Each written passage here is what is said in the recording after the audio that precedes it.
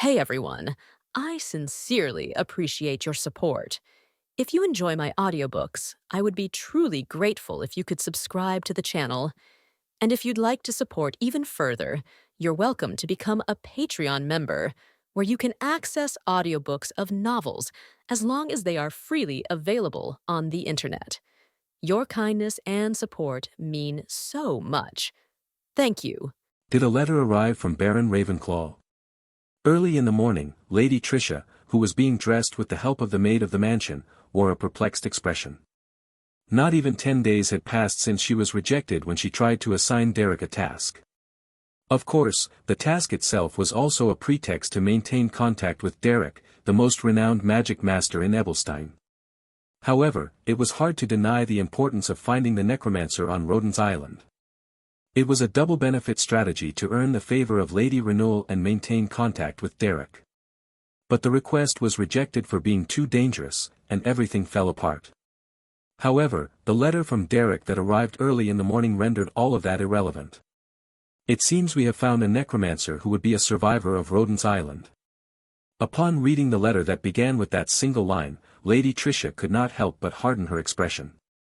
Almost 10 days had passed since Ellen's house arrest began, and finally, unable to endure it any longer, Count Belmiard summoned his high vassals, immediate family members, and most trusted servants to the study of the Count's mansion. No matter how much they examined the clues in Ellen's room, the only conclusion they reached was that Ellen had been researching necromancy. "Your Excellency." Brianna looked worriedly at Count Belmiard's expression. The Count's face was as haggard as Ellen's, as if he too were cornered. As time passed, public opinion toward Ellen worsened. Thinking about it, testimonies accumulated that Ellen had been seen wandering the mansion late at night, when no one was around. In reality, all she had done was go out to gaze at the moon because she could not sleep.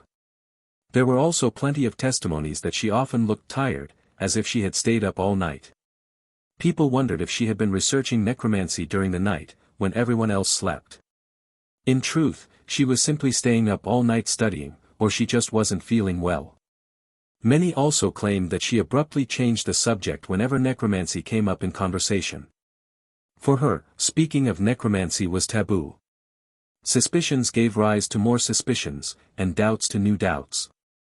Leonard, who was watching the situation from a corner along with the vassals, quietly lowered his head. He had to suppress the urge to smile. In reality, there were only two direct pieces of evidence of that conspiracy: the laboratory found beneath Ellen's room and the letter that seemed to have been written by her. The laboratory had been prepared by Leonard. The secret room beneath the heir's chambers was known to the head of family and some high-ranking vassals. It was a hidden space for emergency evacuations. However, for decades the authority of the Belmiards had never been threatened, so that room had fallen into oblivion. Leonard slowly transformed it into a necromancy laboratory and left incriminating traces against Ellen when she was not there. The letter too had been cunningly fabricated by Leonard, mixing numerous truths and lies. He knew Ellen had visited the Duplain family, so he altered the facts in a way that made it difficult to discern where reality ended and invention began.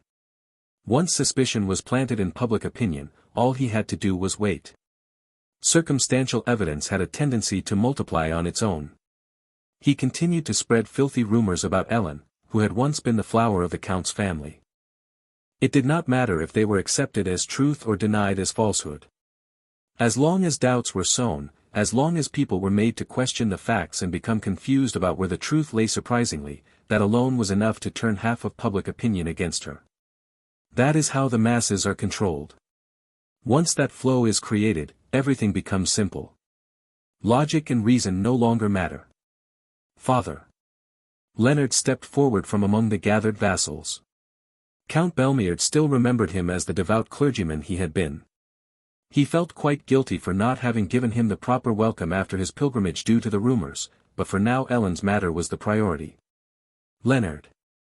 You must be strong, father."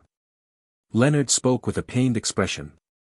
Outwardly, he was nothing but a lamb pursuing faith, uninterested in the family's succession rights. It was something no vassal could say, but Leonard, as the only blood relative present, could. "Ellen too is a lamb. Sometimes, she loses her way. Leonard. It pains me to say this, but isn't this the situation we are in? Leonard spoke through clenched teeth, his chest trembling. Seeing the emotions mixed in his face, Count Belmierd held his breath. Perhaps it is a blessing we discovered it early. Remember the tragedy of the Duplain family, don't you, father? You want me to doubt Ellen?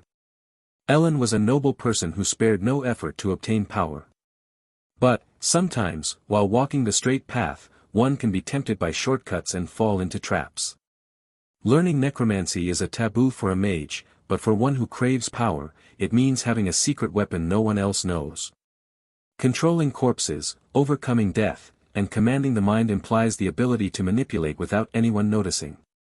On the path to power, the temptation to obtain such a secret power often arises.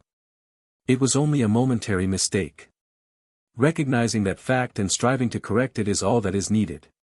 Ignoring reality will only make things worse. Father. Leonard. Father. I beg you to hear my counsel. Leonard pushed his way further forward and bowed respectfully before the desk. The position of successor? I have no desire for it. Let anyone take it. You may even call my brother Linus back and make him the successor. Linus would never return to the Belmierd family. Either way, once Ellen fell from power, no matter how much he pretended to worry and dither, Count Belmierd would have no choice but to designate Leonard as successor. It was a bluff he could afford because he knew that fact well. Leonard was acting perfectly as a lamb without ambitions of succession. It must be corrected now.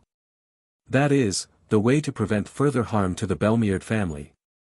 Leonard twisted his expression as if giving sincere advice. Count Belmierd, watching him, could not raise his voice. The majority of the mansion's servants already harbored seeds of suspicion against Ellen. At this point, if even the head of family turned his back on her, it was impossible to foresee how the situation would unfold.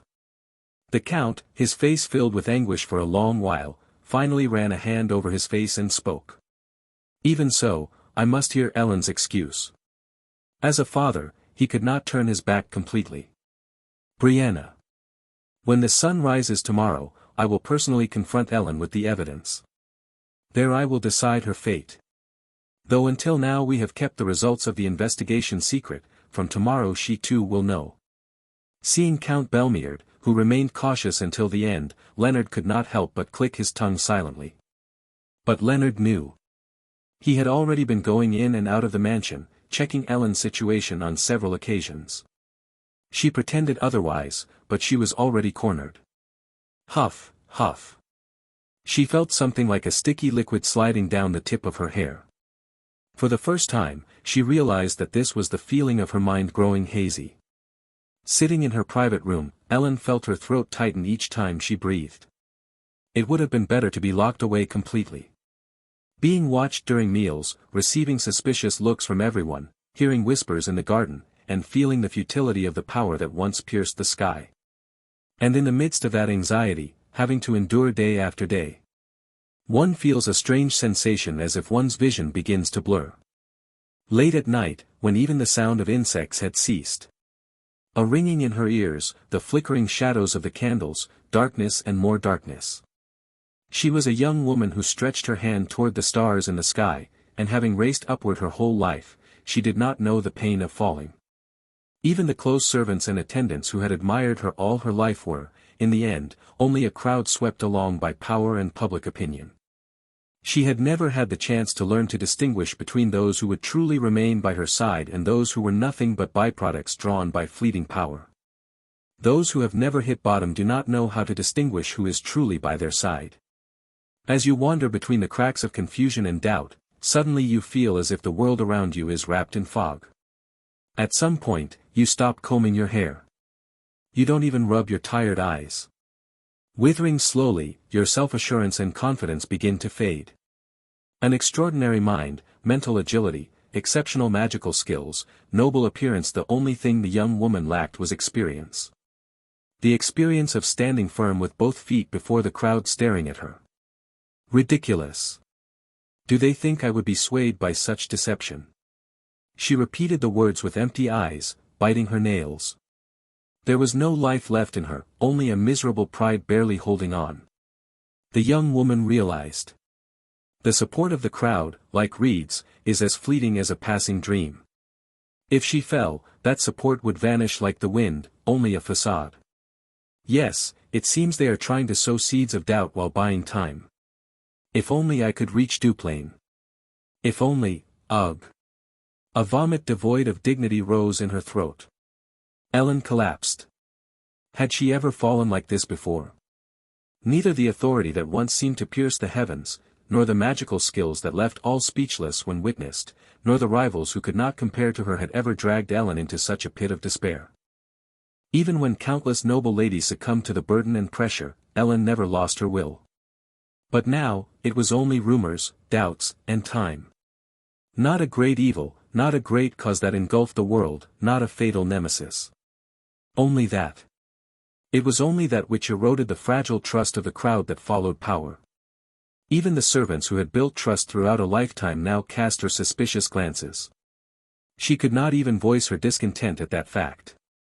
A play she had seen in her childhood at the Callumford Theatre came to mind. It was the day Ellen left the theatre with a scornful grimace. The moving song of the protagonist on stage, who chose love over power, tickled her ears. Had the playwright understood it subconsciously? No flower blooms forever, and in the end, the essence of that flower called power is to wither. She had spent her entire life chasing that facade called power. Those beings who walked calmly toward the throne seemed admirable, and she had wished to sit at their side. Tap, tap. The rain that had begun to fall struck the window. At first intermittently, but soon the downpour began to mirror Ellen's heart. For what have I lived? Why did I cling so desperately to the sand that would slip through my fingers the harder I clenched my fist? I don't know. I know nothing. The young woman who had run unhesitatingly down a well-paved path for so long was, for the first time, experiencing the depths of being lost. It left such a void in her heart that she could not even think of the false accusation of necromancy weighing on her. Swoosh! The rain outside the window grew completely fierce, and even lightning began to strike intermittently. Suddenly, the ceremonial dagger in the corner of the room caught the young woman's attention. If she yielded to her misery and pressed the blade to her neck here and now, would the servants understand her innocence? If they found her cold and lifeless in the morning, with tears of anguish in her eyes, would the servants then understand Ellen's injustice? Such an impulse is irrational. How could one end a noble life over a false accusation? It makes no sense. Yet, that forbidden impulse always came regardless of reason or understanding. Those who end their lives do not do so after calculating everything. They simply fail to withstand the impact of the moment, the dark impulse that enters their heart right now, leading them to an irreversible end. If they could endure that instant, there might be a way out, but countless people choose to end their immediate suffering. Cornering one's own heart was something like that. When Ellen took up the dagger with clouded pupils and gazed at it, her once blazing red eyes had turned ashen, as if they no longer had the strength to burn. Her fingers trembled as she held it. Eventually, she shut her eyes tightly. Lady Ellen, as you clash with various enemies in noble society, surely a time will come when you stumble upon a stone or face everyone's suspicion and ridicule. Even if it is not a crisis that shakes your life as mine did, it could still corner your heart and mind. These were the words of a certain lady, who had faced such great pain that such trials seemed trivial, spoken while seated in the corridor of Elfontaine Hall. She smiled broadly and extended her fist toward Ellen. That is the moment to look around you. Crash! Swoosh! Bang! At once, the window shattered and rain poured into the room. Ellen's room was protected by numerous guards, making it difficult for anyone to enter easily. However, the unwanted guest created the illusion of thunder with a confusion spell to mask the sound of breaking glass and then burst through the window from the outer wall as if it were nothing. The man, seemingly accustomed to moving in such severe weather, dropped his soaked cloak as he straightened inside the room. And without hesitation, he firmly grabbed the blade of the dagger in the young woman's hand. Drip, drip. Red blood flowed down the blade. Ellen was so shocked she could not even scream. Clang! Clang! The man wrenched the dagger away and flung it to the ground, then pushed Ellen back. As her posture collapsed without strength, the man shook his hands and pulled a letter from his chest, setting it on Ellen's table. There were 2 letters. One bore the seal of the Duplain family, the other the seal of the Renewal family. Ugh. As Ellen barely regained her breath, the white-haired man roughly wiped the blood from his hands and straightened his stance. A lightning bolt flashed, and his red eyes shone with intensity. If you can claim you have lived a life of worth, even if all turn their backs on you, there will always be someone who remains by your side. As if to prove that fact, the man stood firm with the rain pouring down behind him. Though no explanation had yet been given, the gaunt girl lying on the floor with wide eyes instinctively sensed it. For some reason, she thought, that man was Ellen's ally. Why did you break the window? Shoo. Thud.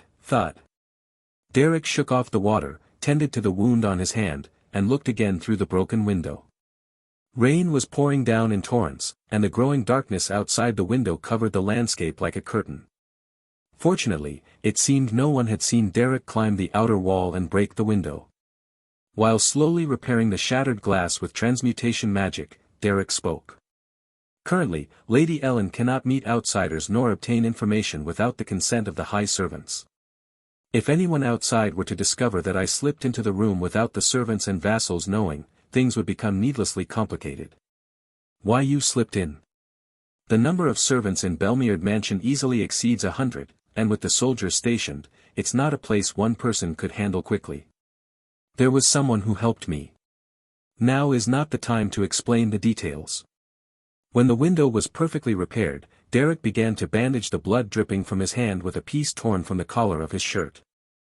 I had not planned on making such a fuss by breaking the window, but I had to burst in a little violently, fearing that Lady Ellen might make a rash decision because of the situation.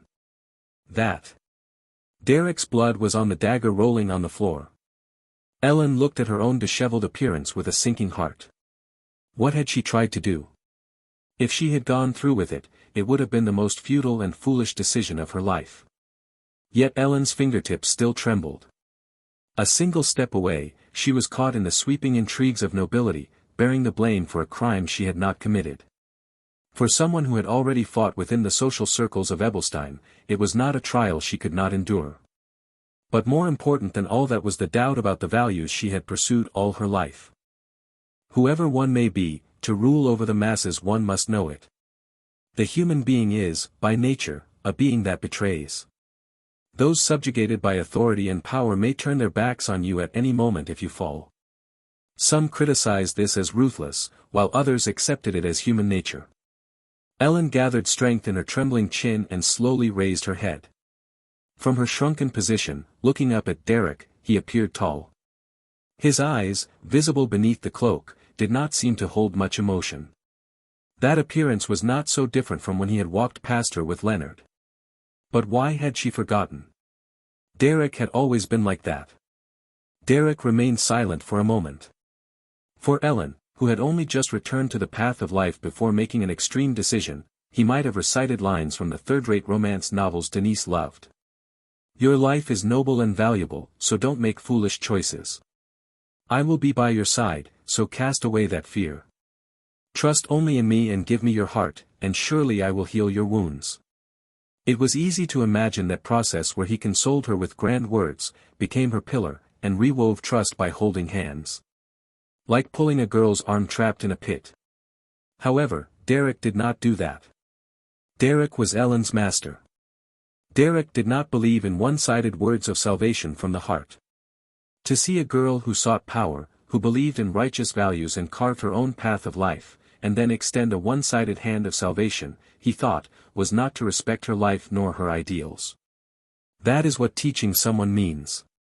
The one who unilaterally pulls the arm of someone trapped in the mire is not a teacher. A true teacher is one who rolls up their sleeves, presses against the ground, and teaches how to climb out of the mire by oneself. That was why Derek did not lift Ellen up, but knelt on one knee at her side and met her gaze. Ellen, who was sitting on the floor, raised her head and met his eyes. Her appearance was gaunt. Her tangled hair clung to her cheeks, and her dull eyes were like those of a living corpse. You have understood loneliness. In an empty room, the experience of seeing those you believed would follow and believe in you for life turn against you one by one left a void and a hollow in the heart. Those who advance to reign over the masses must experience it at least once, sooner rather than later. Ellen was also in that process. Even those who reigned over the world from on high had lived it at least once. But there was no one to tell her. So Derek whispered quietly, without the need for many words. "You have grown again." At hearing that, Ellen's eyes widened. Seeing the blood dripping from Derek's fingertips, she finally felt as if cold water had been poured over her. One who would be the next head of Belmeard must always live with dignity, like a single flower. However, mental strength is a consumable resource. Sometimes, you must let it all go and prepare a place where your mind can rest. Only now, feeling a great doubt about the purpose of life and as if she had hit rock bottom, could she understand the importance of that. Derek. She pressed her nose tightly and held back the tears that were about to burst. Ellen stood up on her own without Derek's help. Then, after lifting her chin again, she raised her still gaunt eyes, but now with a spark of life regained. "I made a fool of myself. I'm sorry, Derek. It's fine. Anyone would be cornered mentally in a situation like this. Ha ha ha. Such slander can be refuted by gathering evidence and responding logically. For a moment I nearly went astray thinking it was difficult, but it was only an illusion. As heir of Belmeard, who has reigned for so long, I will not be swayed by such a small obstacle, so." Ellen, who was once again speaking fluently, revealing her strong character.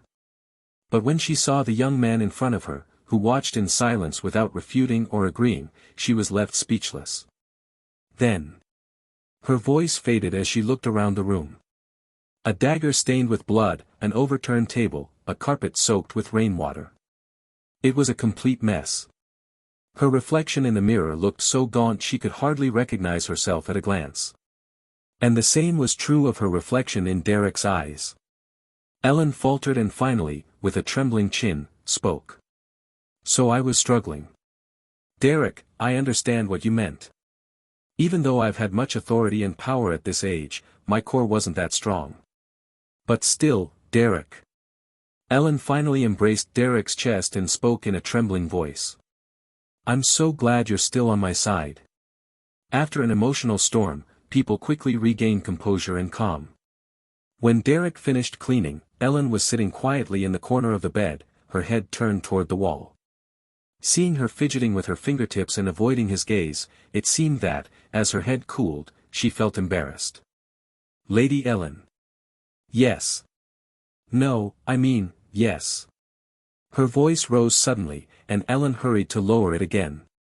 The calm that comes after an emotional jolt, as if one had become a sage.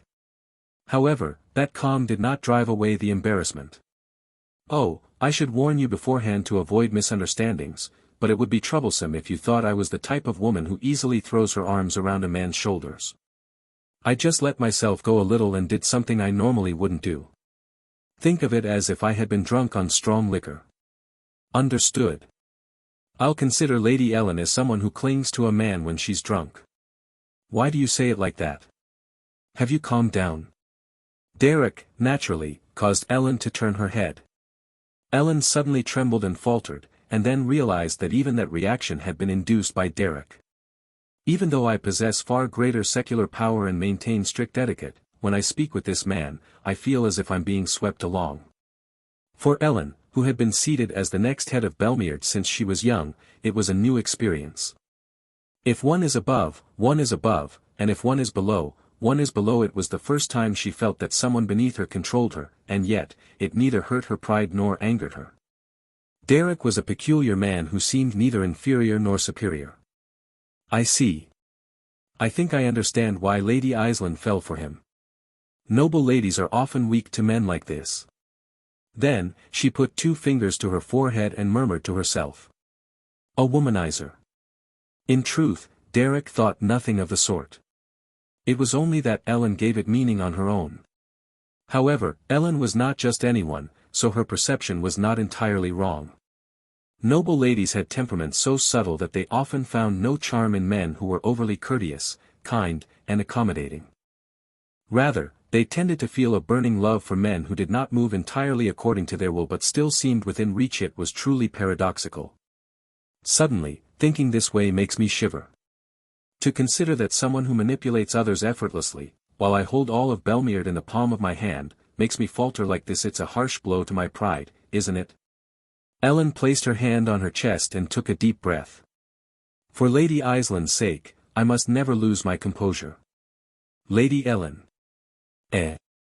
However, as soon as Derek suddenly approached and called her name, Ellen broke into a cold sweat and stepped back. She leaned against the wall and spoke with wide eyes. Don't approach me so suddenly. I only just recovered from a state of mental and physical weakness, and even a light stimulus can startle me. Sorry. I was inconsiderate. No. Strictly speaking, it's not your fault. No, I'm the one who should apologize. Ellen shook her head and fanned her face with her hand. Derek, after arranging the letters on the table, spoke in a slightly quicker tone. Staying here too long only increases the risk of being discovered by the guards, so I'll quickly deliver the necessary information and then leave. Leave? You're going to leave me here alone? Well, it's not as if I could stay here forever. No, I was just asking. It's natural. Ellen lifted her gaze and sat on the bed. Alone, the darkness of that private room seemed to weigh on her shoulders, but she didn't want to show such weakness before Derek. As mentioned, she was in a state of mental and physical weakness. In such a situation, saying strange things would only create problems later. I'm pretending to cooperate with young Master Leonard while probing him. Do you remember when Lady Tricia visited Baron Ravenclaw? Lady Tricia? Yes, she asked us to investigate the necromancers who escaped from Rodent's Island. Necromancy is not something ordinary mages can easily access, and its nature is difficult to grasp. But having encountered it in the Duplain family, I can understand it. Derek, with arms crossed, quickly reviewed the information. The necromancy lab in the basement is quite different from the necromancy I saw during the Duplain family disaster. It seems highly likely it's related to Rodent's Island's necromancy. Of course, it's not a story with solid proof. So Leonard wasn't on pilgrimage all this time. For some reason, he came across necromancy and studied it on Rodent's Island. The six-star necromancer Fina is a person who has written numerous books on necromancy. The necromancers of Rodent's Island gathered to study the books written by Pine, venerated her somewhere on the continent, and sought her writings scattered across it.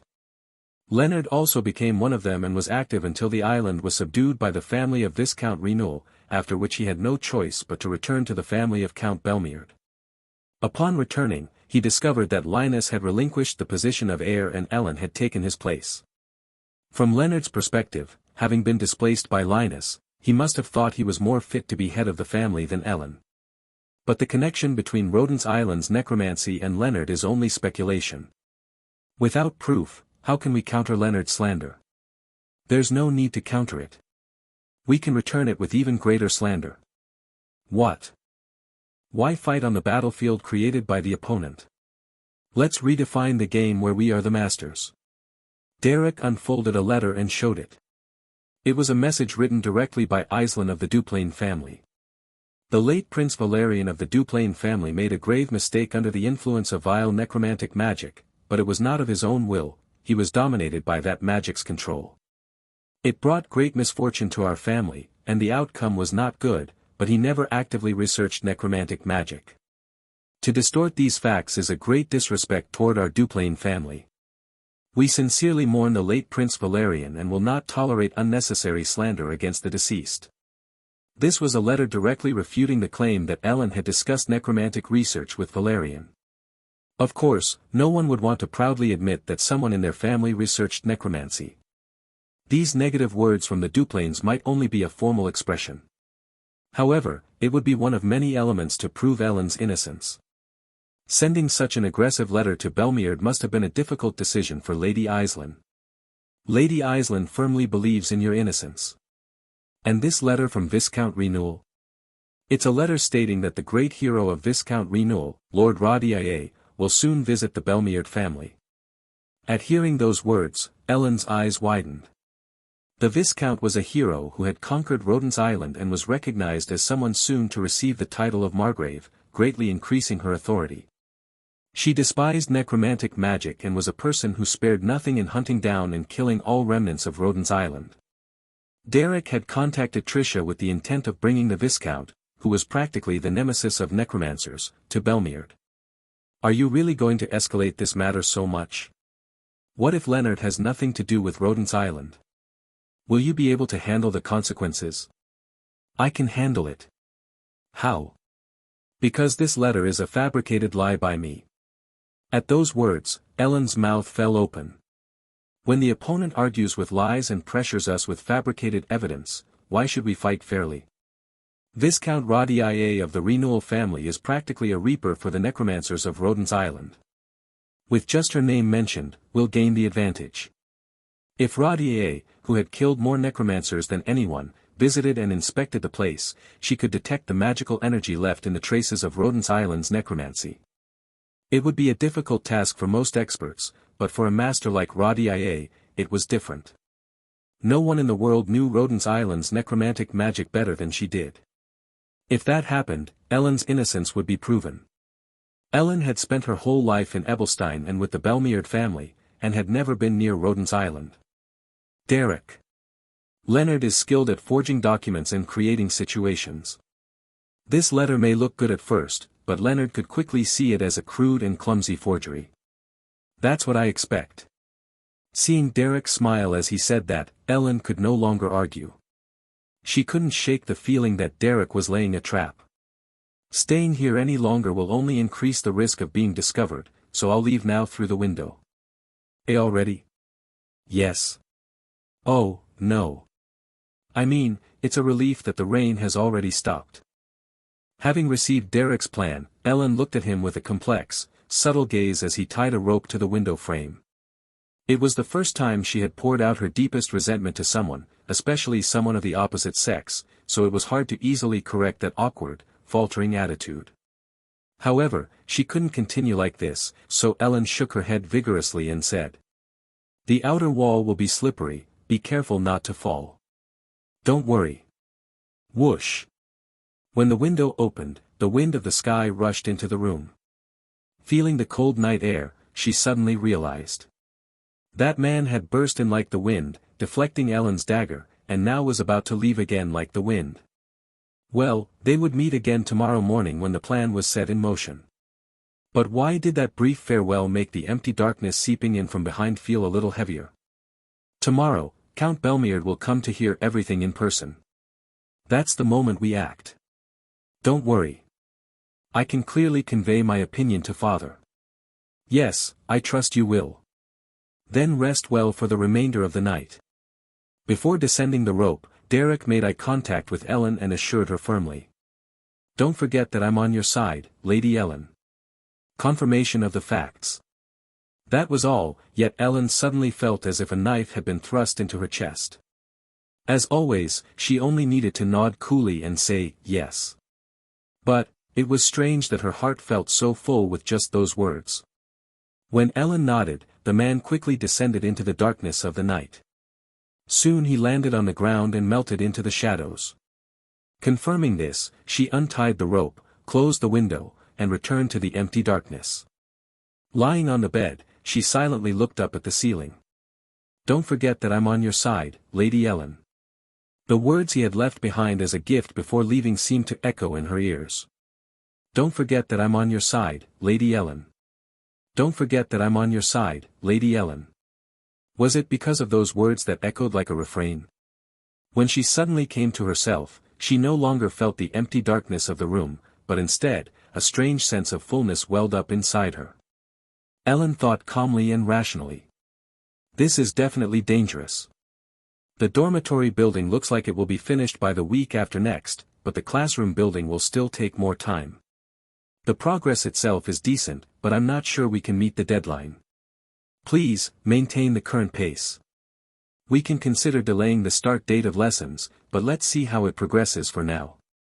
Aislinn was sitting at her desk, twirling her hair, with a pile of account books, architectural blueprints, and workers' reports.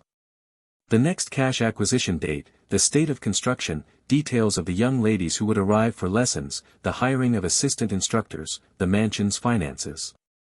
She was deeply immersed in all that vast content, looking in every way like a businesswoman. Outwardly, Feline played the role of Baroness, but she couldn't even read an account book, while Iceland seemed to have already taken full control of the finances. Why can't this person just be the Baroness? Feline was sweating in a corner of the office, dressed in an outfit that didn't suit her at all. Despite the hot weather, Iceland was completely absorbed in the work of the training center, going back and forth between the construction site and the office without concern. Oh heavens! Feline. I'm sorry. As you can see, Baron Ravenclaw is undergoing a great transition. I haven't been able to properly attend to our guest. No. Technically, I'm the hostess and Miss Iceland is the guest. Oh, right. I'm sorry. When I get too absorbed in work, I sometimes lose track of things. This young noblewoman, who was practically the pillar of the Duplain Duchy, was buried in the account books of this remote barony for unknown reasons, but Feline assumed Derek had some purpose. As I mentioned, Miss Feline, you must play the role of hostess at the training center's inauguration. As Baroness, you will receive the utmost respect. But, where is Derek? Lord Derek is currently at Count Belmierd's estate on urgent business. He said he would return soon after finishing his work, so we need to settle the important matters before then. Belmierd's estate. It wasn't exactly close, so Feline couldn't help but tilt her head, puzzled by the sudden visit. I heard Lady Ellen is in great danger. I'm truly worried. They say necromancy is involved, which makes it even more frightening. Iceland had heard the details from the Belmierd estate and had written a letter as Derek had requested. She wrote content that would help defend Ellen. Derek took the letter and returned to the Belmierd estate, so the main issues would soon be resolved. Why is Derek helping with Count Belmierd's affairs? Well, partly due to some coincidences. Also, the former heir, Lord Linus, asked Derek for a favor. The former heir, Linus, had asked Derek to support Ellen during her crisis in exchange for helping him obtain the Baron title. So it was natural for Derek to actively support Ellen, though there were some unsatisfactory aspects. Come to think of it, why did Lord Linus relinquish the position of heir of the Belmierd estate? And how did he predict that Lady Ellen would fall into such a crisis? It's also strange that he specifically asked Lord Derek for help. If he needed a noble to back her, there were many others he could have asked. The actions of that young man named Linus, who seemed free-spirited, were too difficult to understand at face value. In any case, since he had been one of the most decisive people in helping Derek secure the Baron title, Derek didn't seem to have many questions. I hope everything ends well without major problems. Thinking that, Iceland moved her pen again. As Feline watched from the corner of the office, she wondered if that girl was really the flower of the Duplain Duchy. When observed quietly, she only looked like an employee of Baron Ravenclaw. The next day, the Margrave of Belmierd gathered all the high-ranking vassals and direct blood relatives in the main hall of the mansion. Behind the butler and the head maid, several key servants stood in line with their heads bowed, and from the Grand Administrator, the mercenary commander, the treasurer, the legal officer, the intelligence officer, to the magical advisor, the veteran vassals who were like the arms and legs of the Margrave of Belmierd were seated. They were all busy people, but the reason for forcibly gathering them in one place was obvious. It was to decide Ellen's fate that day and announce the result to the whole family. Depending on how the Margrave of Belmierd, her father, handled Ellen's case, accused of dabbling in necromancy, the direction of the family would be greatly shaken. Creak. Thud, thud. The main door opened, and the wife of the Margrave of Belmierd, Leancloth, entered. The middle-aged woman, whose hair was beginning to grey, asked the Margrave with a heavy expression. Why did you gather the vassals like this? Have you made a decision? Countess Linclair was a submissive and gentle person. She rarely voiced any objection to the Margrave of Belmierd's educational policies or direction of family management. This time too, Linclair simply lowered her gaze in silence with a somber expression. Seeing her, the Margrave of Belmierd couldn't help but feel a small pain in his heart, but he didn't show it. He simply spoke in a grave voice, tightening his mouth. Go inside. When Countess Linclair went and sat in the upper seat, the youngest son, Leonard, also followed. Leonard also wore an infinitely heavy and somber face. After greeting politely, he went to sit in a corner. When almost everyone who was supposed to be present had arrived, the key figure of this meeting finally appeared. She entered, escorted by her servants, with her red hair flowing down and her back straight like a noble rose. Without changing her expression, Ellen positioned herself right in front of the vassals. Regardless of the situation, everyone present thought the same thing. She perfectly fit the expression beautiful. Since early morning, everyone has gathered in such a rush. Being confined to a room for so long is so exhausting that I almost welcome the current situation. Before anyone could say anything, Ellen spoke to the assembled people in a soft voice. I haven't heard anything, but it doesn't seem like you all gathered here to apologize for some misunderstanding. Is it safe to assume you gathered to condemn me? That depends on you, Ellen.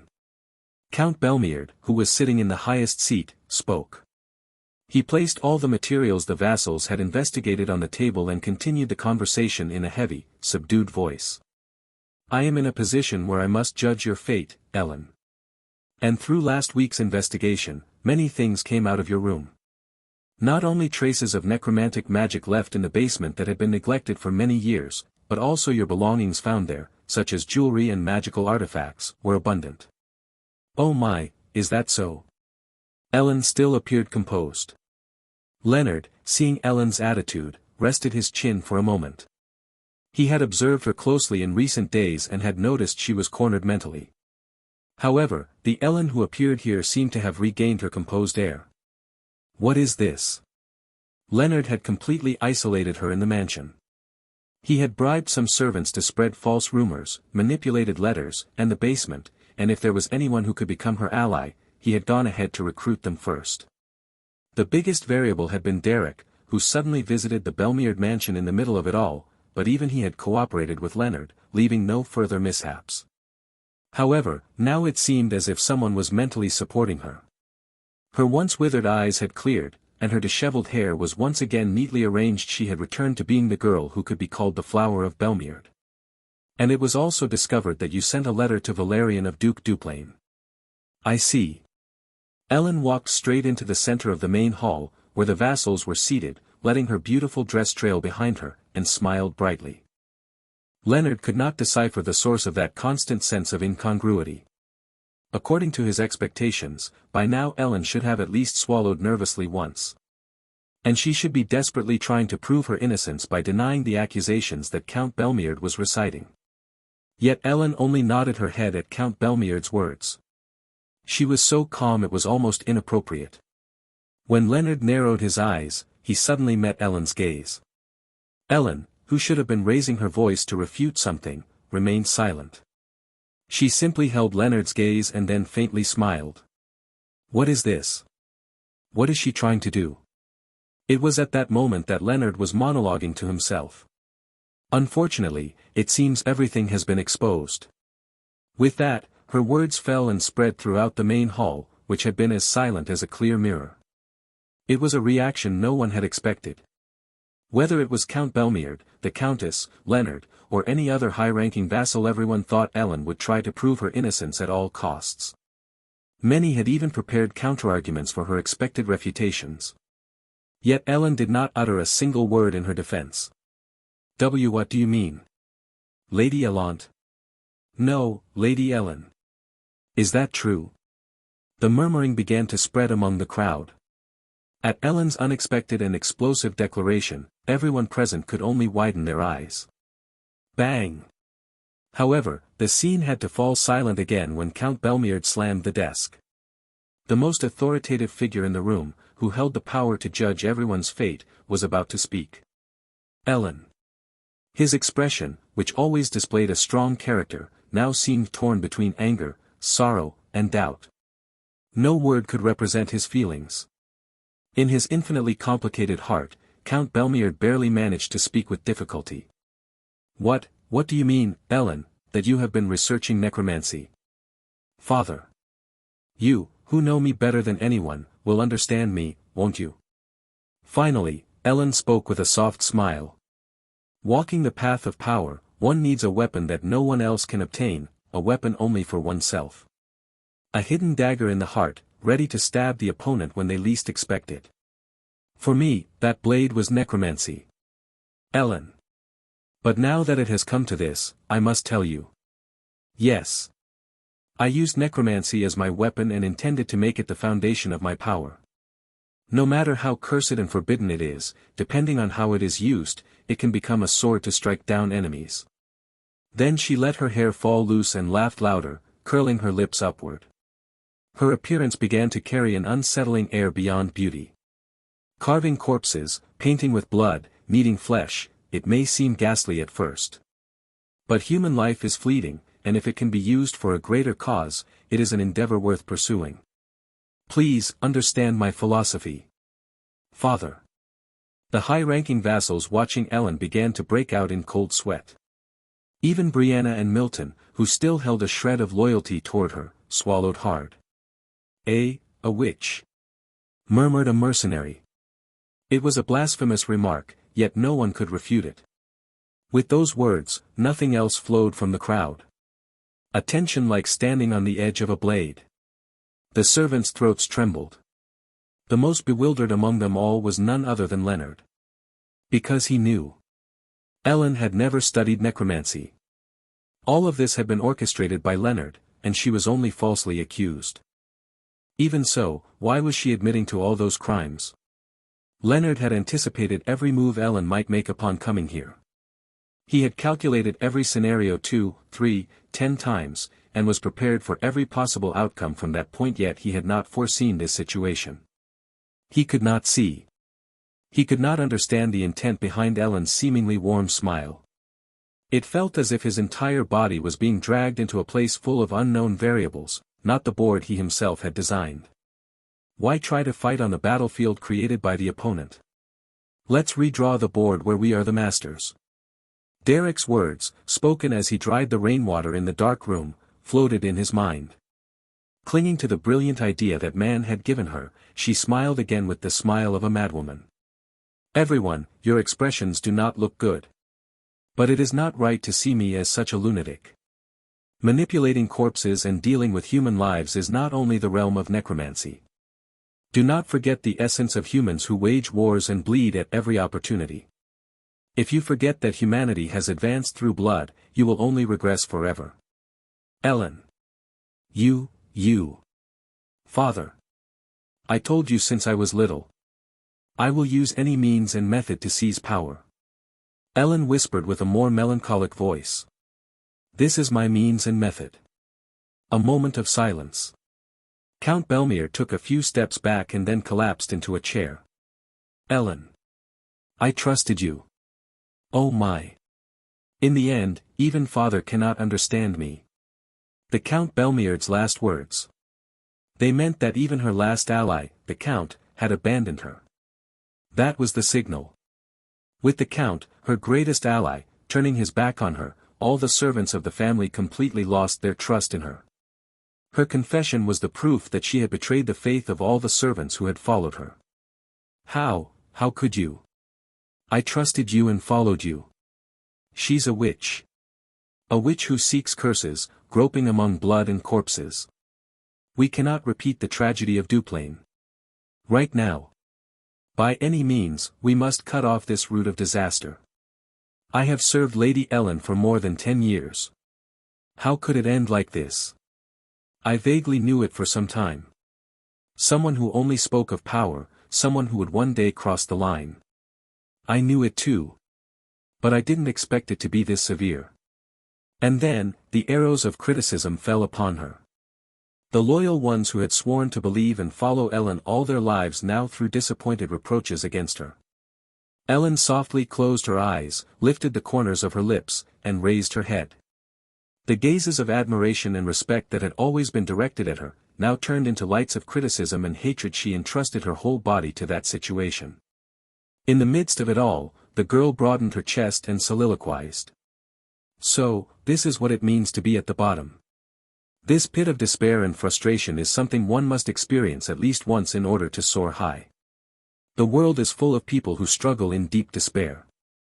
There is a girl whose half of her family was devoured by necromancy overnight, and a boy who crawled his way up from the very bottom of the slum since birth. Compared to that, how sweet and comfortable this pit of fire feels. If one cannot endure this temporary pain, how can they speak of great ambitions? Ellen smiled even more radiantly. And then, she fixed her gaze directly on Leonard's eyes. Thud, thud. Leonard walked quickly down the hallway. At first glance, he had the elegant appearance befitting the young master of the Belmeard family, but his steps were twice as fast as usual. What is this? What the hell is happening? Things were slipping out of Leonard's control. The situation itself seemed favorable to him. Just as he had planned, Ellen was falsely accused of researching necromancy, abandoned by all her vassals, and falling into ruin. After the meeting in the main hall, the desperate Count Belmeard had left first. After that, the vassals raised their voices, arguing over what to do with Ellen, and standing silently among them, Ellen looked like a sinner. All of that was within Leonard's plan. However, Ellen's conduct was completely unexpected. Without a doubt, there was something hidden in her scheme. But Leonard still couldn't see her trick. That was clearly a bad sign. He had to find out what she was aiming for. This was no time to get drunk on victory. So Leonard headed quickly toward the successor's private chamber. It was a large room that Ellen had used until now, and one that Leonard might soon use himself. In the basement connected to that room, Leonard had installed facilities by bribing a servant. The laboratory, stained with corpses and blood. The servant who had helped Leonard prepare that place was already mixed among the pile of bodies in the basement. Leonard was a man who left no loose ends. There still might be something I haven't uncovered. I must thoroughly inspect every place that may have been influenced by my sister Ellen, starting with the private chamber. He couldn't lower his guard. Leonard clenched his teeth and pulled the secret lever behind the bookshelf in the private chamber to open the door. Creak. The heavy secret door opened, and he descended the stairs to the basement. While racking his brain trying to anticipate what Ellen might do, everything remained uncertain. What could she possibly do in this situation? The girl who only knew how to give orders to her vassals, what could she do when they had all turned their backs on her? In truth, she could do nothing, right? This was not the battlefield Leonard had designed. Reaching the bottom of the stairs, the view of the basement appeared, still permeated with the stench of blood. Just as he was about to open the wooden door and step inside. Creak. Oh. There was a guest. In the darkness of the basement. A pair of red eyes glowed between white hair, briefly observing Leonard. The man, draped in a cloak, adjusted the sleeves of his leather tunic and, seated on a chair, polished his sword. The man's blade gleamed blue, reflecting the light coming from behind Leonard. What the hell? Young Master Leonard. Baron Ravenclaw, what are you doing here? Who knows? Leonard felt an ominous sensation and instinctively stepped back. The man, hunched over and merely polishing his sword, seemed like a beast before its prey. Then, who was the prey? In the instant Leonard instinctively asked himself that question, Derek rose to his feet. Though it was the warm season of late spring, it felt as if an icy chill filled the basement. She's a witch is happening. She acted more noble than anyone under Belmeard's protection. Shoo. She'll hear us. Ellen walked gracefully down the corridor. After the meeting in the main hall, she climbed the central stairs of Belmeard Mansion to receive her final death sentence and headed for the Lord's office. As she passed, the high vassals, the servants, and even the squires began to murmur. Some high-ranking vassals lamented the years of loyalty to her and began to reconsider their future plans. The housekeeper closed her eyes and avoided her gaze, and even the visiting collateral relatives looked at her with contempt. Had she followed the straight path, she could have walked the road of a powerful one whom no one would envy, but the life of the girl who chose the wrong path was now full of critical voices. The image of the young lady, as she passed through all of it, remained always elegant. Accepting even the thick malice and the criticisms, she walked, and walked, and walked. When she came to her senses, she was already standing before the imposing entrance of the office. The squire who escorted her opened the door, and inside she could see the figure of Count Belmierd sitting with a complex expression. Holding with one hand the hem of her lace-trimmed dress, she stepped inside the office, and Count Belmierd spoke. For you alone, more than 30 vassals who handled all the dirty work entered Belmierd mansion. There were 9 squires assigned as your personal guards and more than 20 servants attached to your mansion. Did you encounter them on your way here? The tone of Count Belmierd, who always spoke with a voice drenched in sweetness to his beloved daughter Ellen, was cold that day. Ellen hesitated for a moment and then nodded. The vassals glared at her and frowned as soon as their eyes met hers, the guards looked at her with disdain, and the servants who had been at her side in the mansion now barely showed faces of betrayal. They had already labeled her a witch. There were those who dedicated more than 10 years of their lives. But now, there is no one at your side. Ellen lifted her gaze again toward Count Belmierd. His expression, burdened with the weight of responsibility, was tinged with sorrow. Count Belmierd was a lord who loved Ellen more than anyone. When Linus left the main house, and Leonard also abandoned his post, it was Ellen who bore the weight as successor, staying by his side until the end. Ellen understood the burden of that sadness and held her breath in silence. Baron Derek Lydorf Ravenclaw has brought letters. 2 of them. What? In the empty office, Ellen drew 2 letters from her chest and placed them on the desk. What is this? They are from the Duplain family. One letter asserts that Prince Valerian did not investigate necromancy. And the other reports that the Viscount Renewal's family will come to our Belmierd mansion to investigate the necromancy. At hearing this, Count Belmierd widened his eyes in surprise and unfolded the letters. The content was not long. He read them quickly, but his sharp eyes soon began to show signs of doubt again. Did you read them all? At first glance, it looked like a letter that proved Ellen's innocence. If Valerian had not investigated necromancy, the letter found in Ellen's room could be circumstantial evidence that it had been forged. However, the letter from the Viscount Renewal's family was different. It was meticulously crafted, but Count Belmierd, who had reviewed Viscount Renewal's seal on official documents many times, noticed immediately. This is a forged letter. Such a crude forgery could not deceive him. Moreover, a coldness began to settle in his gaze. Young Master Leonard, what brings you to this basement? My sister Ellen has admitted to all the suspicions. Now, my sister will lose her power, and this basement will return to its original state. An icy chill permeated the basement. The 2 men present there stared fixedly at each other. Leonard felt a strange unease as he looked at Derek, whose eyes radiated a chilling gaze. Surely he thought Leonard was already convinced, but now it was hard to trust him so easily. Still, perhaps it was just Leonard's sensitivity. Because everything was over. Ellen had confessed her sins, so it would not be easy for anything to be overturned now. But that unease never disappeared. That's why I came to check one last time. Just in case my sister Ellen left any suspicious trace. I see. You are thorough. What were you doing here, Sir Derek? The same as you. Just giving a last look before this basement is emptied. At saying that, Derek sheathed his sword and stood up. A cold sweat slid down behind Leonard's ear. He had the hunch he had to uncover the identity of that unsettling sense of crisis. Young Master Leonard, you are truly an angel sent by God to save me. What a fortunate event.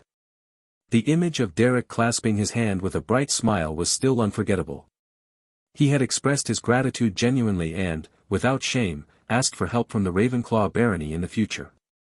That Derek who claimed to be a devout believer, like Leonard, and this Derek who now had the eyes of a beast in the shadows of the basement, it was hard to believe they were the same person. So Leonard, restraining himself from trembling, forced his words. Sir Derek. There is nothing to worry about. The work has been completed well, and the Ravenclaw barony will also see the light in the future. Sir Derek, should we not both be as wise as serpents and innocent as doves in this noble society? I hope we can be good nourishment for each other. A serpent and a dove. An interesting metaphor. I understand. After replying indifferently, Derek walked past Leonard and headed for the stairs leading to the surface. Leonard, who was about to let him go, suddenly turned his head to look at him. Derek, about to ascend, stopped at that strange reaction. Is something wrong? Is this the first time you hear that metaphor? The Holy Scriptures of Lord Rulon, chapter 7, Behold, I send you as sheep in the midst of wolves, therefore be wise as serpents and innocent as doves. It is the first verse of chapter 7 of the Scriptures that every believer of Rulon learns first. Leonard said this as he took a step back. Are you not the Lamb of Lord Rulon? I too am a devout believer. Those were the words with which Derek had smiled to gain Leonard's trust. However, Derek tilted his head even after hearing the most famous verse of the Scriptures. You were never a believer of Rulon from the beginning. Creak. Bang. Derek, who was about to leave the basement, slammed shut the heavy wooden door. His fierce eyes turned toward Leonard as he looked at him again. You are truly perceptive. At last, Leonard tried to flee quickly from the basement. But Derek drove his boot into his solar plexus. Crash. Bang. Arg. Leonard, thrown against the corner of the laboratory, screamed in pain. The bookshelf at the side into which he had been flung collapsed, and dust began to rise in the dark basement. Derek. When my father comes to question my sins tomorrow, I plan to confess everything in front of everyone. Aren't you going to ask why? After Derek had explained the whole situation and before leaving the room. In the dark chamber of Belmeard Mansion, where the rain still fell, Ellen spoke to Derek in an almost whispering tone. Sitting side by side on the bed, the darkness of the night no longer seemed so terrifying. It was enough for someone to be at her side for that blackness, which before felt like an endless void, to suddenly feel close, almost familiar. It was surprising. That way Leonard will think something is wrong and grow restless as if he had fire at his feet. Then, for you, Derek, it will be easier to catch the tail of that cunning man. Do you really plan to bear the blame just for that? Well, to be exact, that's only a pretext. In truth, bearing the blame is the purpose itself. Derek looked at her with bewildered eyes. Ellen no longer had the haggard expression of someone cornered. They say only when you are in ruin and hit rock bottom do the true people remain with you. I don't think that's a lie, but I don't think it's entirely wise either. What do you mean? It's natural for people to be around me when I have power and strength. The fact that those people support me means that my power and strength are real. With bright eyes, finally regained, the girl spoke to Derek. Yes, that's right. How could I rule over others as someone who wields power if I become pessimistic and break because of this? The worse the situation gets, the more I will make use of my current solitude. Having lived half her life as Belmeard's heiress and 4 years at the peak of Ebelstein's social circle, perhaps she had gained some understanding in the process, for her eyes shone more intensely. If I must fall and hit rock bottom, I will fall with all my strength to the very depths. Even so, Derek, you'll stay by my side, right? Ellen smiled sweetly. From the lowest point, I will endure the criticisms, the trash thrown at me, the mockery and the disappointments.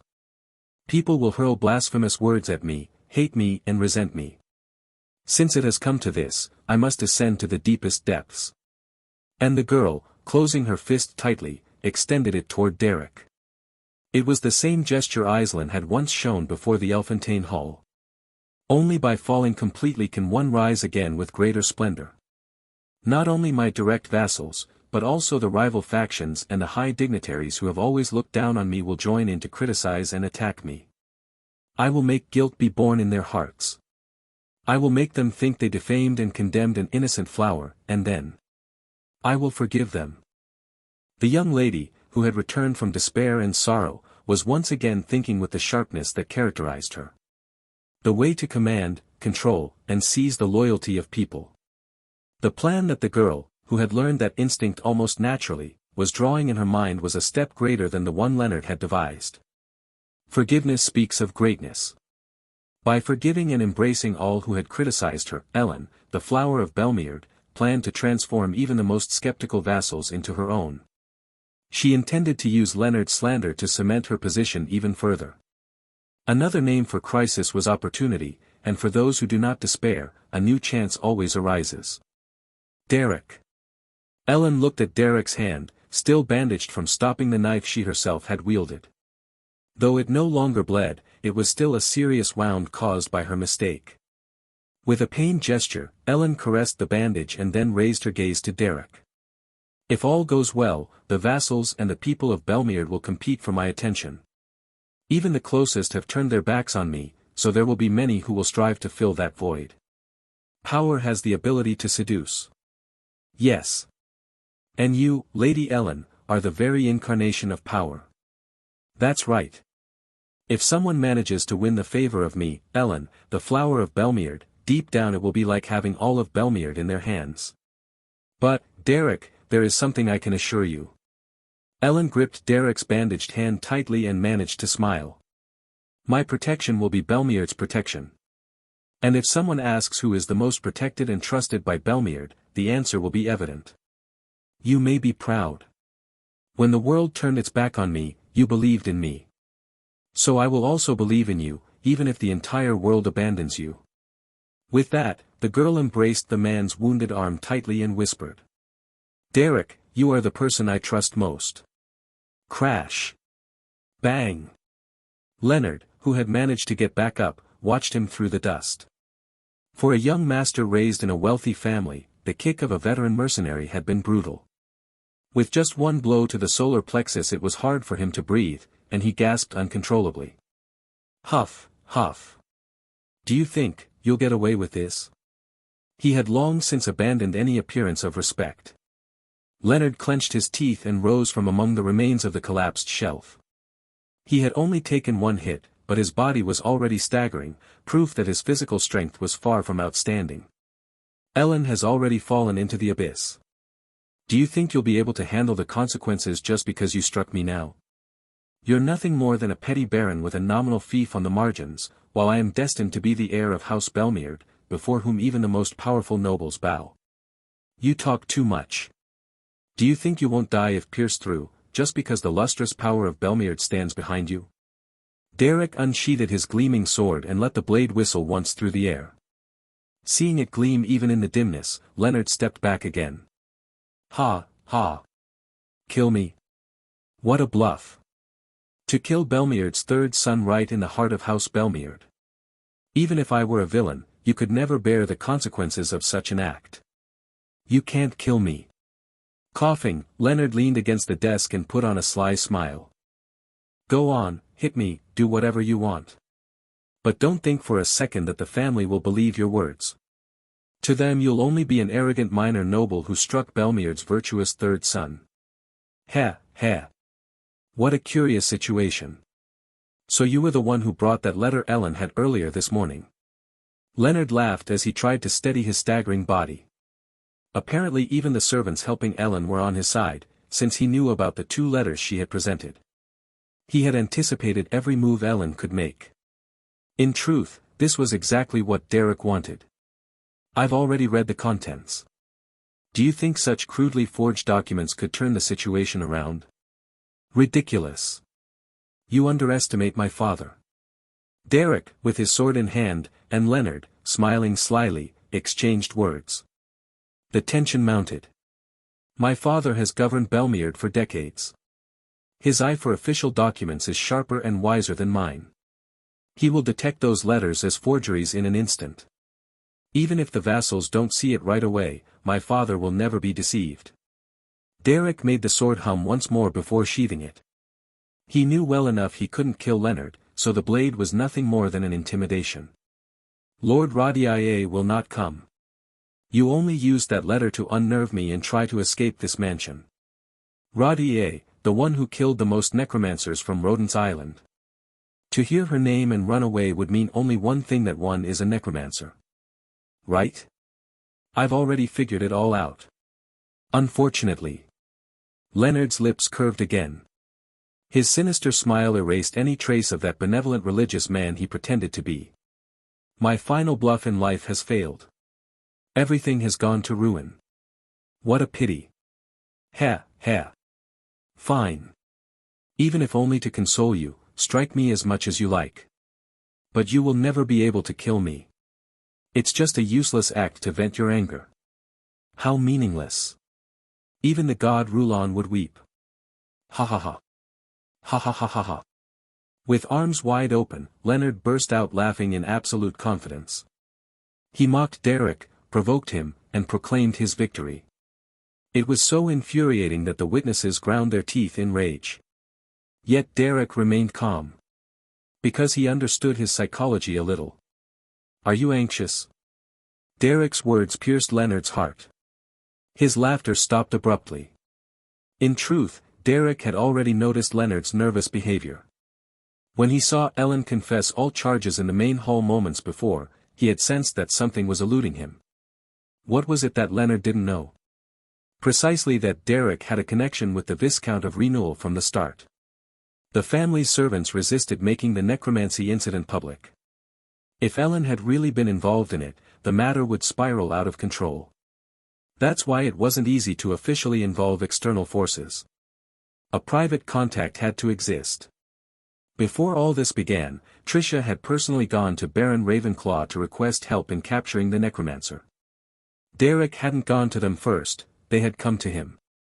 Therefore, when it came to Derek, he could directly influence the Viscount of Renewal. From the beginning, I had already contacted the Viscount of Renewal privately. They trust my words. What did you say? The hero of Rodent's Island, Rodier, is coming straight to Belmeard Mansion. Does my word sound like a lie to you?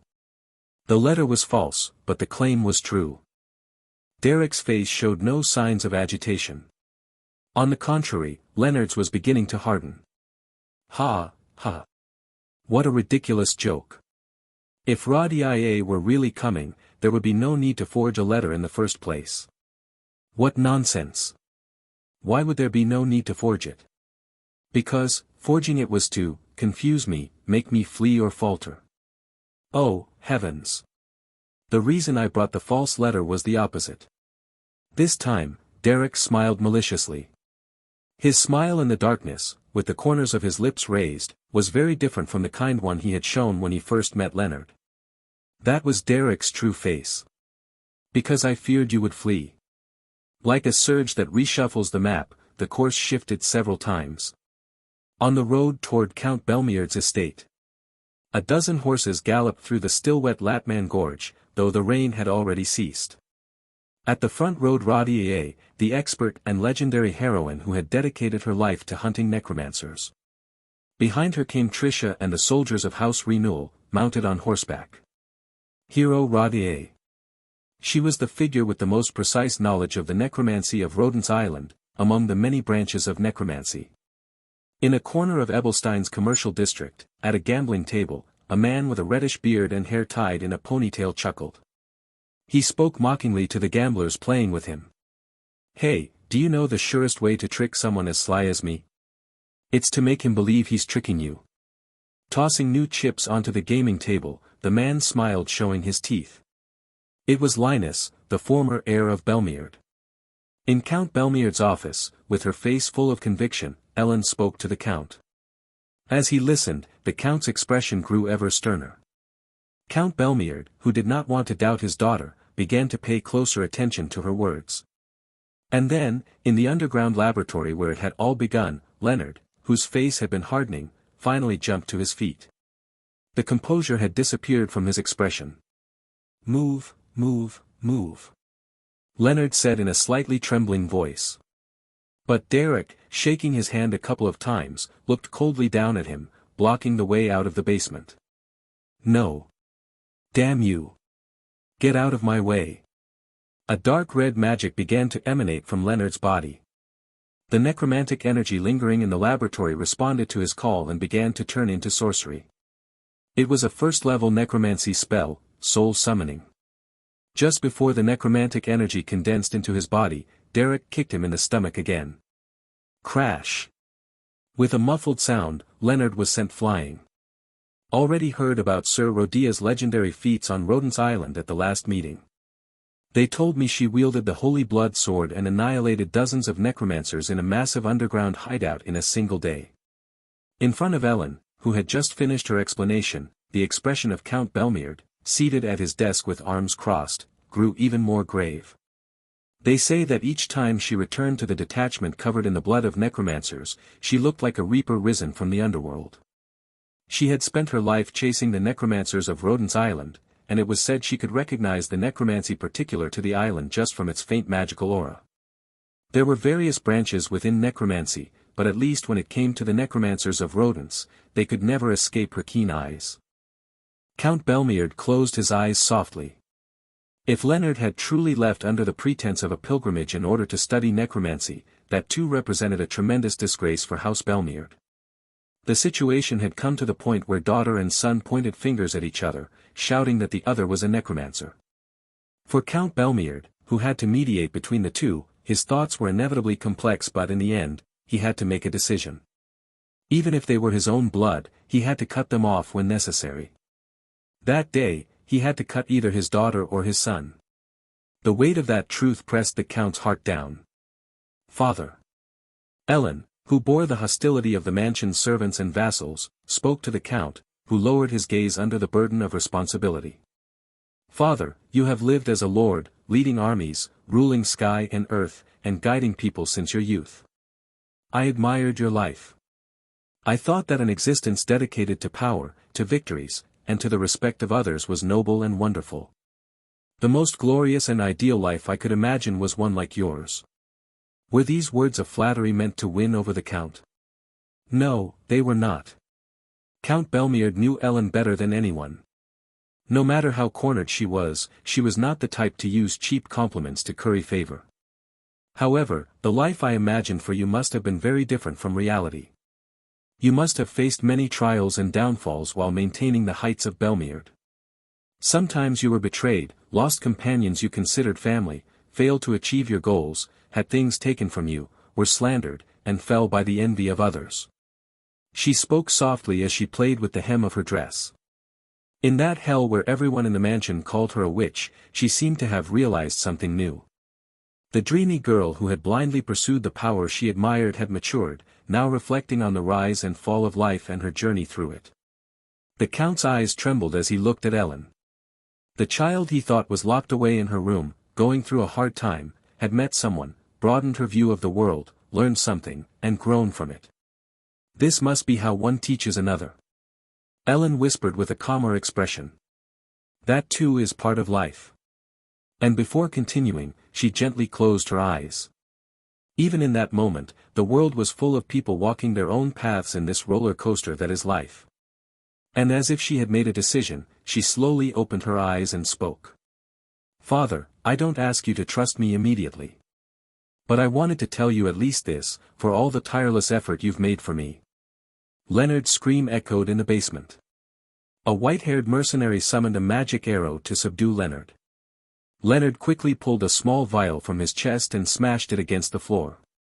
With a crash, the vial shattered and smoke began to fill the narrow underground laboratory. Derek covered his nose with his sleeve and summoned wind magic to regain his vision. When he could see again, the corpses Leonard had raised through necromancy moved grotesquely and lunged at Derek. I am a foolish and lacking daughter, so I still have much to learn. The only fortunate thing is that I met someone I can truly call a worthy master, something that will never happen again in my life. Derek's unsheathed sword cut swiftly through the horde of corpses. However, Leonard used the momentary restriction in Derek's movements to unleash a shockwave of first-level combat magic, break down the wooden door, and escape to the surface. Derek quickly neutralized the corpses and pursued him without hesitation. Leonard cursed as he looked back, seeing Derek ascending the stairs. A murderous gleam crossed his eyes. Even in the darkness, his hostility was evident.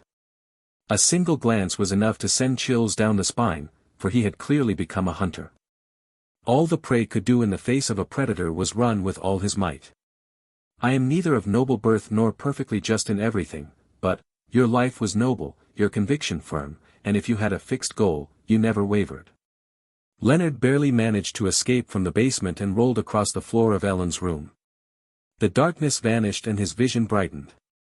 As he caught his breath in the sunlit room, Derek too climbed out of the basement stairs.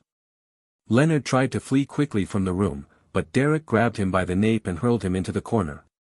With a thud, Leonard rolled on the floor and groaned in pain. Derek, sword in hand, approached him, while Leonard trembled and raised his voice. Fine. I lost. You won. I'll give you everything you want. Just don't hand me over to that woman Radia, who looks like a reaper. If you help me escape this mansion right now, I'll do anything. I'll give you money, I'll restore Ellen's honor. He tried to persuade Derek with a long speech, but Derek didn't listen and kicked him in the face. With a muffled sound, something flew out of Leonard's mouth along with fresh blood. When he looked at the object rolling on the floor, it was a white molar. I think a good teacher is someone who walks ahead.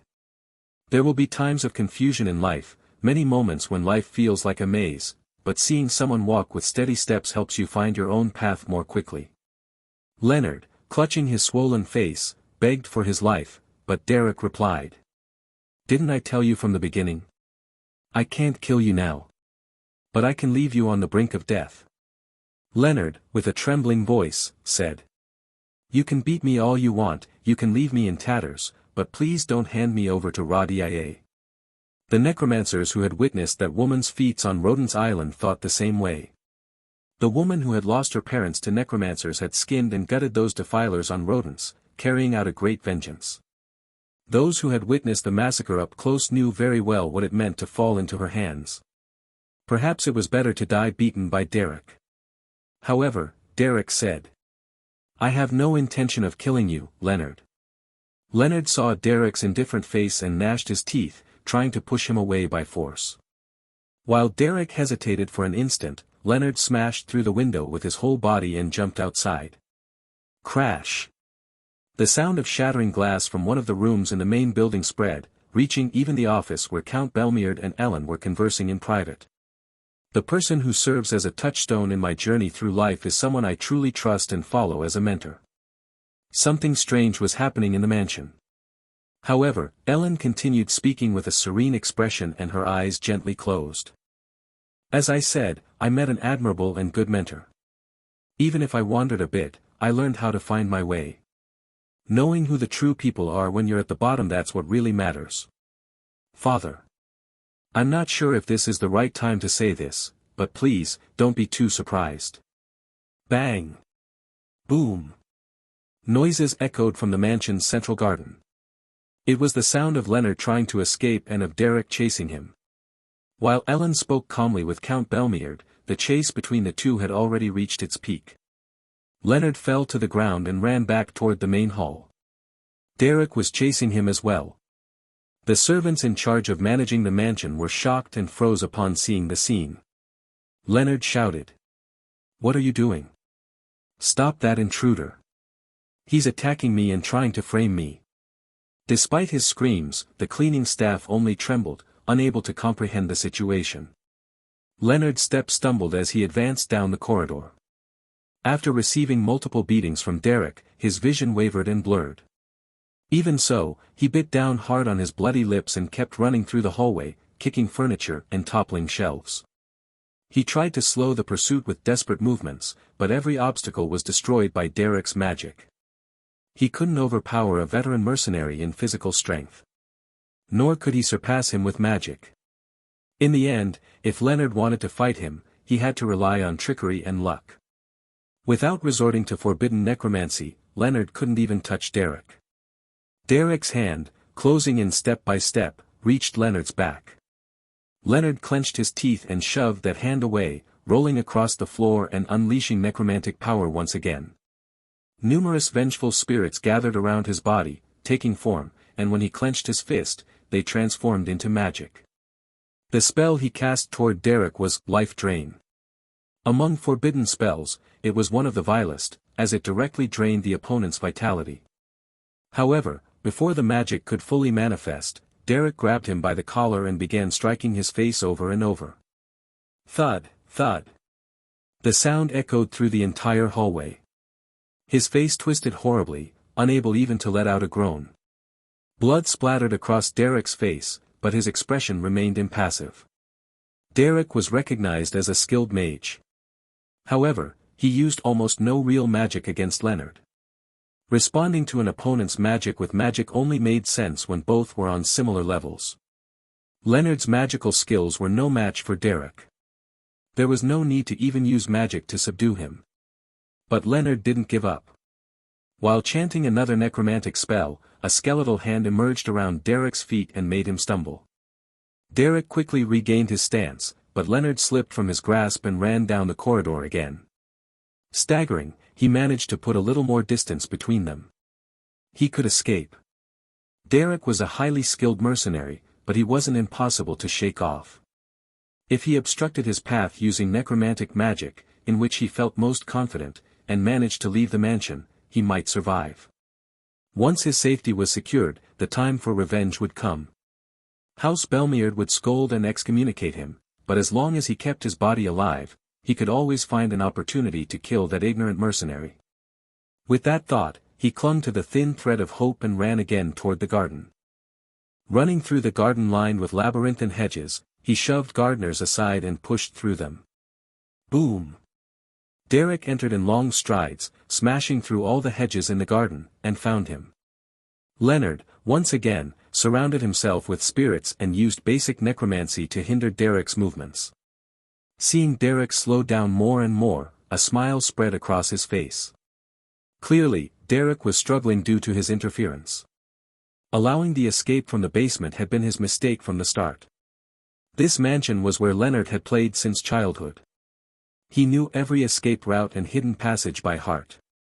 If he made proper use of the environment and necromancy, getting rid of that slow mercenary was no big deal. Before the servants or soldiers arrived, he had to escape the mansion quickly. If he took a horse from the stables and galloped away, he could reach the plains before a real pursuit began. That was when he looked back to gauge the distance between himself and Derek. Thud. The magic in the surroundings fluctuated, and his movements became so fast they couldn't be followed with the eye. It was 3-star transformation magic, acceleration.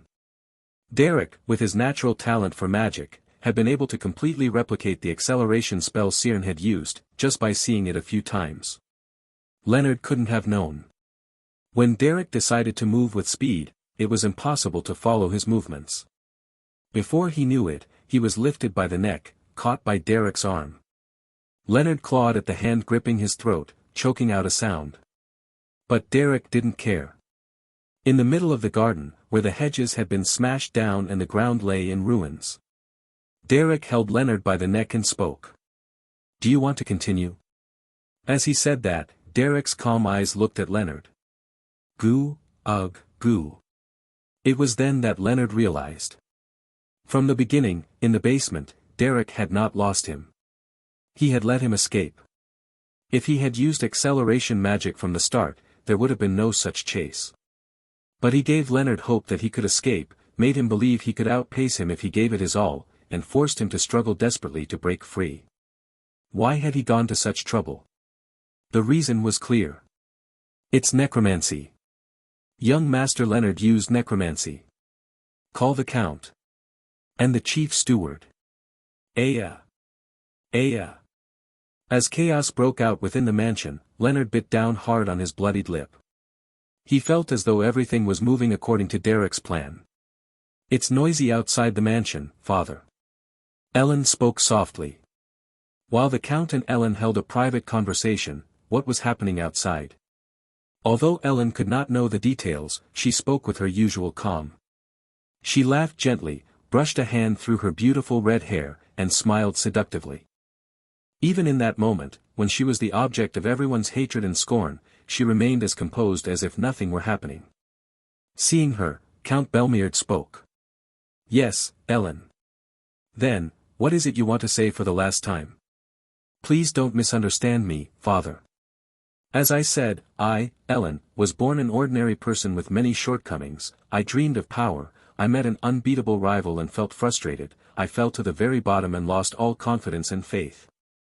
Ellen's gentle tone seemed to conceal a deeper meaning. Count Belmeard, hearing his daughter's confession, felt something was amiss. "Even so, I believe all those processes had meaning. Because I met a good person. Yes. In every trial, the one who stood by me was, in the end, Baron Ravenclaw. What more can I say? I have come to believe without a doubt that he is truly trustworthy, worthy of faith, and that he will be a great ally for life if I keep him by my side." Count Belmeard nodded and finally replied. I agree that he is a good man. Many people wish to have him as a mentor, but that lone wolf would never swear loyalty to another. Yes, father. But I am not saying I want that man as my mentor. Then what do you mean? At the new question, Ellen fell silent. As their eyes met for a moment, she lowered her gaze awkwardly.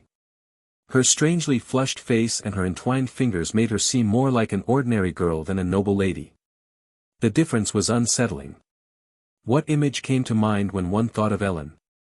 At the height of power, commanding her vassals, exuding such a noble aura that it was intimidating to approach her. She was like a rose blooming on a cliff. But now, who was this unmistakable girl before him? Seeing her like this, the expression of the bewildered Count Belmier began to harden little by little. Soon, drops of cold sweat began to run down his neck. With a grating sound, Leonard ground his teeth. He clawed at Derek's hand, which was gripping his neck and lifting him up, trying to break free, but the sturdy arm did not budge an inch. Leonard's eyes were bloodshot, drool dripping as he couldn't breathe properly. Still, with a desperate determination to survive, he struggled to free himself from Derek's hand. After a long struggle, his strength finally gave out and his body went limp. With a choking sound, a flash of determination appeared in his eyes for a moment. At the same time, Leonard's already white hair began to turn completely white. What? As Derek frowned and looked at him, an incredible amount of mana and vengeful spirits began to burst out from the area around Leonard's heart. Whoosh! The sudden explosion of physical force pushed Derek back, and Leonard, freed from his grip, fell to the ground sneezing. Cough, ack, cough. As he resumed breathing and let air fill his lungs, life returned to Leonard's eyes. However, blood leaked from his nose, ears, and mouth. Seeing this, Derek narrowed his eyes and took a combat stance. The necromancers of Rodent's Island had fields of specialization different from common necromancers. Their specialty was sacrificial necromancy, which produced strange miracles using flesh and life as mediums. Although they usually used wooden dolls or mammal corpses as offerings for their rituals, in the end, the most efficient method was human sacrifice. However, when cornered, there was no practical way to find someone to sacrifice. That's why, when the Rodent's necromancers were driven to the wall, they began offering their own flesh and body as sacrifice. Their end was usually horrific. Many of them bet everything just to drag their enemy down with them before being captured and executed. After all, those who practice forbidden arts usually end up either executed atrociously or spending the rest of their days in prison. In that case, they preferred to take their enemy to the grave, even if it cost them an arm or a leg. Perhaps Leonard thought the same, for one of his legs had vanished without anyone noticing. Only fresh blood poured from his thigh. Propping himself up with his arms from the ground, he vomited blood and shouted. "Do you think I'm going to die here? I can't. I can't die here. After living in the shadow of my brother Linus, unable to spread my wings, I finally gained an opportunity, and now my sister Ellen stands in my way. Ugh. Ugh. If you thought I'd give up because of that, you're dead wrong." Leonard exuded a strange aura, letting blood drip onto the garden floor. "Do you think I'm different from Sister Ellen? I wanted power too. I wanted to stand above everyone and give orders. That's all. How am I different from Sister Ellen? So this is your plan. So what? Baron Ravenclaw. Life must seem easy to you. Born with innate magical talent, you can master new magic just by seeing it, leaving your peers behind with extraordinary marks. You don't understand someone like me." As the aura of vengeful spirits engulfed the garden, skeletal soldiers reeking of rot began to emerge from the ground. The swirling group of spirits around Leonard was so ghastly that all the servants began to scream and flee. The high officials shouted to call the soldiers, and the squires, without even thinking of drawing their swords, collapsed as their legs gave out. Derek stood firm before them, clutching his fluttering cloak tightly. Leonard, crawling on the ground, glared at him with bloodshot eyes. "I am not like you. I know how harsh and shitty life can be. To achieve your goals, you must use any means. Push your rivals over the cliff, deceive those who would deceive you, be ruthless, cold, and relentless. Without heaven's blessing, it's better to be a despicable winner than live shoved around and miserable. The reason Sister Ellen can act so noble and elegant is because she's been blessed with talent. You still don't understand. Do you know why Brother Linus gave up his position as heir and left the family? Amid the whirlwind of spirits, Leonard spoke each word like a curse. Brother Linus, from the very beginning dash. I don't care, you talk too much. Derek cut off Leonard, who was spitting resentment and rage in the howling wind. Seeing Derek's expression, Leonard's pupils dilated for an instant. Then, gritting his teeth, he tried to scream something filled with hatred. Thud, thud. 2 magic arrows pierced his shoulder. Although it was a first-level spell and its power wasn't high, Derek's magic was different due to its destructive force. In that instant, Leonard realized the nerves in his shoulder had been paralyzed. Crack. Arg. Derek then crushed the skeletal soldiers one by one and rushed to the center of the garden. His figure, advancing through the furious wind, looked like that of a reaper. When he reached Leonard, he kicked him in the head, causing fresh blood to gush out again. And when he lifted him by the head, Leonard, his eyes completely white, kept bleeding. Yet his determination was chilling. Leonard, who quickly regained clarity, gathered his magical power. The reason the necromancers of Rodent's Island were so troublesome was because, when cornered, they all used high-level necromancy. Even a criminal who had barely reached the level of a 1-star could use 3-star spells or higher if they were willing to burn their entire body and life. Watching them use their body as a projectile was sheer madness. 3-star necromancy, advanced soul absorption. He stretched out his hand toward Derek and tried to snatch his life in an instant. Slash. Leonard's right hand vanished. It was not sacrificed for necromancy. Derek's sword, which had already done its work, was returning to its sheath.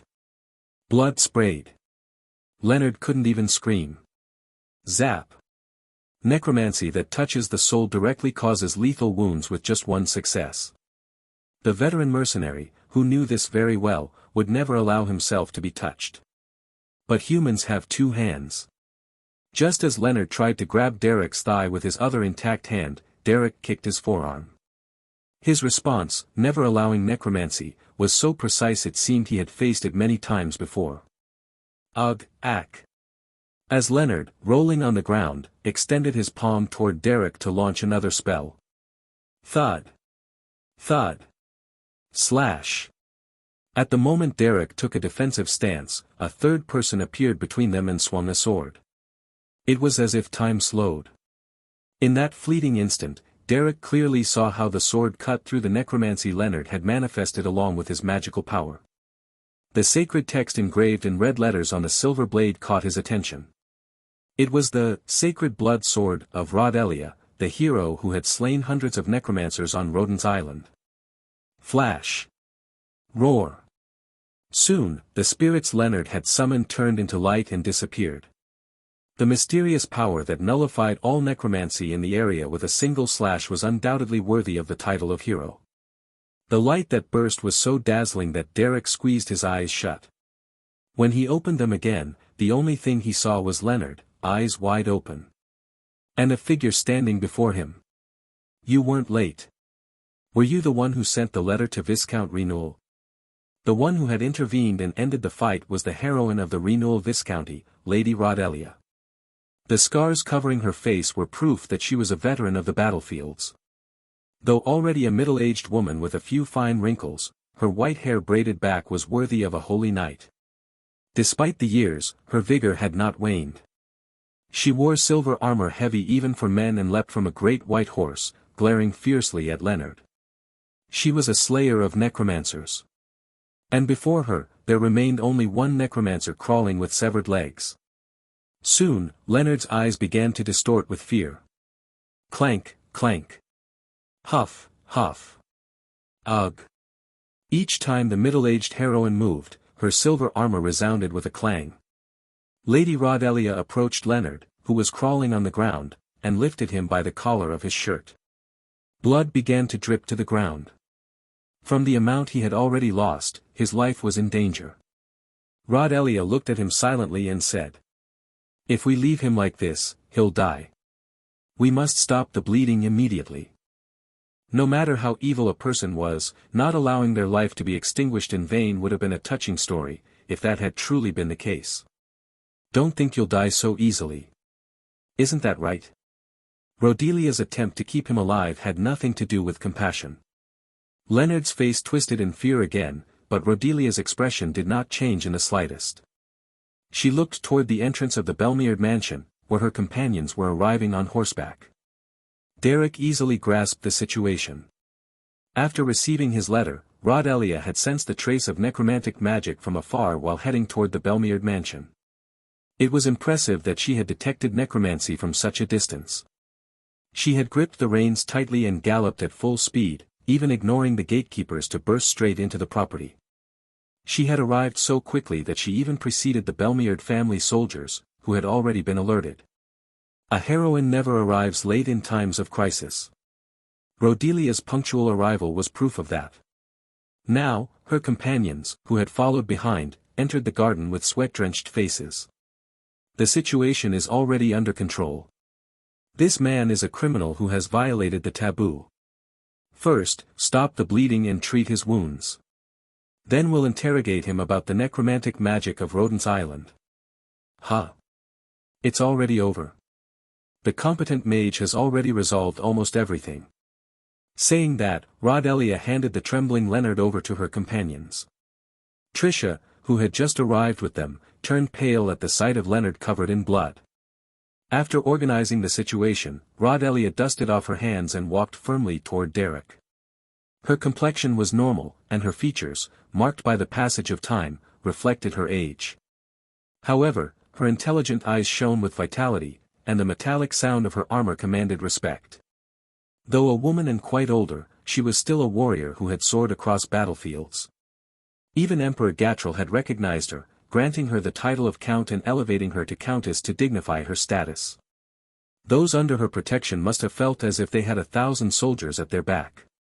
Of course, if she became an enemy, she was more terrifying than a demon from hell. When it came to killing necromancers, she was a ruthless figure, capable of ripping out intestines or flaying without a blink. Her kind appearance was merely a mask to conceal her ferocity. As if to confirm this, Rodelia greeted Derek with a warm smile like sunlight. You seem skilled at dealing with necromancers. Are you Baron Derek Lydoff Ravenclaw, who made a great contribution during the disaster in the Duke Duplain's household? It is an honor to meet you, Lady Rodelia. Yes. I thought it would be nice to meet you someday, but I did not expect it to be under such circumstances. Rodelia let out a short laugh while wiping the blood off her silver gauntlet. It seems my foolish daughter Tricia went alone to the Ravenclaw household. If her insolent attitude caused any trouble, I apologize as her mother. At those words, Tricia, who was giving orders to the attendants, turned pale. Though she usually overflowed with arrogance, in front of her mother Rodelia, she became like a meek lamb. The brat who had thrown tea at Ellen in the Rose Hall now simply stood there, her face blue. Raised under a heroine like Rodelia, it seemed the only thing she had learned was cunning. Usually, when faced with necromancy, people panic and flee, or freeze in terror. But you seem to have calmness carved into your soul. You look like you have real combat experience. Thanks to my long life as a mercenary, I rarely lose my composure in real battle situations. Ah, is that so? Rodelia rested her chin on one hand and observed Derek carefully from head to toe. Though her satisfied smile was unsettling, Derek simply remained silent, hiding his discomfort. From experience, he knew well that when a powerful person smiled that way and their eyes gleamed, it meant something bad was about to happen. Well, there are many things I want to ask you in person, but now is not the time. Although it was an emergency due to the necromancy, I entered the Belmeard mansion on horseback without requesting permission, bypassing the gatekeeper. That could be considered a grave disrespect toward Count Belmeard. Given the circumstances, it seemed unlikely anyone would question that breach of etiquette. Still, Rodelia valued order and rules greatly. As she sheathed the sacred blood sword, she said, "First, I must present myself to Count Belmeard and apologize. It would be better to speak with you later, Sir Derek."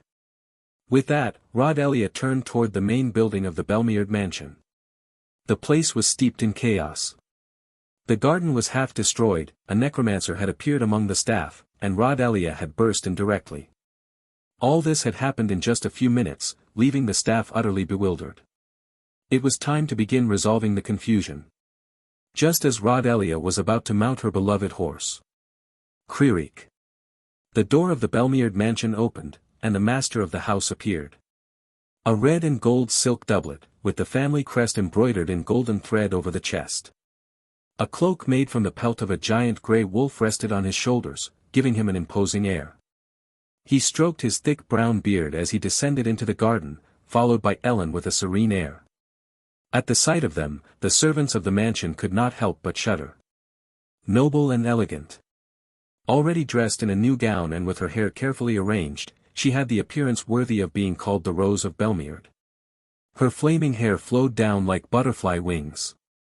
The haggard look from her long confinement had vanished, and walking alongside the Margrave of Belmeard, the message was clear. She had been scorned as a witch, but now she had regained all her authority. Rod Elliot of the Renewal family greets Count Belmeard. Upon sensing necromantic magic, I entered the mansion without permission, committing a grave discourtesy.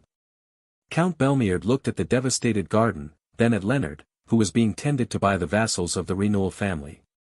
A dense emotion weighed in his gaze. He closed his eyes for a moment, then opened them and spoke slowly. Lady Rod Elliot, soon you will be in a rank equal to mine. It will not be necessary for you to treat me as a superior. Even so, compared to the dignity of Count Belmeard, I am insignificant. Authority is born of discipline, and as the leader of a humble viscounty, how could I not bow before you? You are still as rigid as ever, Lady Rod Elliot. I am grateful you say that I value principles, Count Belmeard. Rodelia's smile was infinitely gentle. But the Margrave of Belmeard knew well. He must not be deceived by that appearance and think she was simply a kind woman. On the battlefield, Rod Elliot had shed more blood than he had in his years of glory. I thank you for coming to assist in Belmeard's affairs, but as you can see, today I have lost a son. The Margrave of Belmeard's face was somber. He was in no condition to maintain a pleasant conversation with Rod Elliot. Knowing this, she avoided any trivial remarks. I would like to speak with Leonard.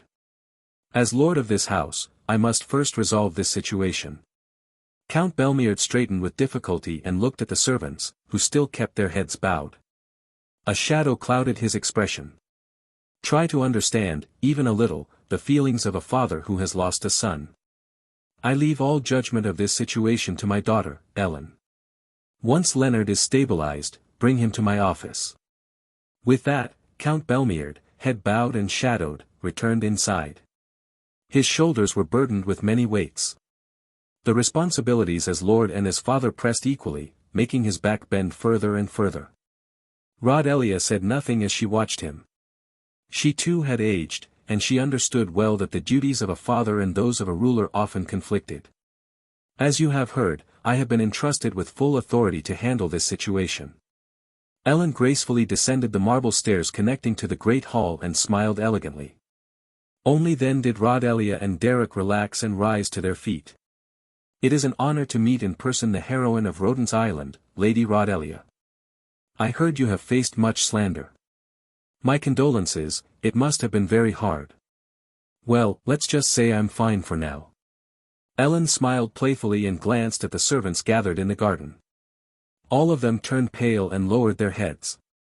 Many had not criticized her openly, but some of the higher officials had indeed blamed her for her conduct. Was it time to pay for rash judgments? Watching them swallow nervously, Ellen adjusted her hair. It would not be appropriate to keep Lady Rod Elliot standing in the midst of this chaos after her long journey. Why don't you rest in the reception hall, and then we'll give you a more detailed explanation. It is a great honor to receive such consideration. I have brought some companions, I would appreciate it if they could also rest. Of course. It would be best if they recovered their strength. With that, Ellen elegantly led Rod Elliot into the mansion. The servants, drenched in sweat, quickly picked up the luggage, and the idle attendants began tidying up the garden. As he watched everything, Derek thought that at last the situation had come to an end. The matter of the necromancy Ellen had been involved in had been resolved, and everything had returned to normal. What had been the original goal again? So much had happened that he had nearly forgotten. He had gotten entangled in unnecessary trouble and wasted time, while the inauguration of Ravenclaw's Magic Academy drew near. Wasn't he planning to invite Ellen, one of his most outstanding students, to make an appearance? After all this fuss, surely she would accept such a trivial request. With that thought, Derek felt more at ease. The training center Baron Ravenclaw was building must be nearly complete. While Aislinn gave her all, Derek too had faced his own difficulties. Now that Ellen had regained her authority, it was time to get to the point. But Ellen was busy, managing the mansion and attending to Rodelia. He thought it would be better to ask the favor at the right moment. Just as he was turning to leave, he heard a voice. Derek. Ellen, whom he thought had already gone, had delegated the task to the butler and returned.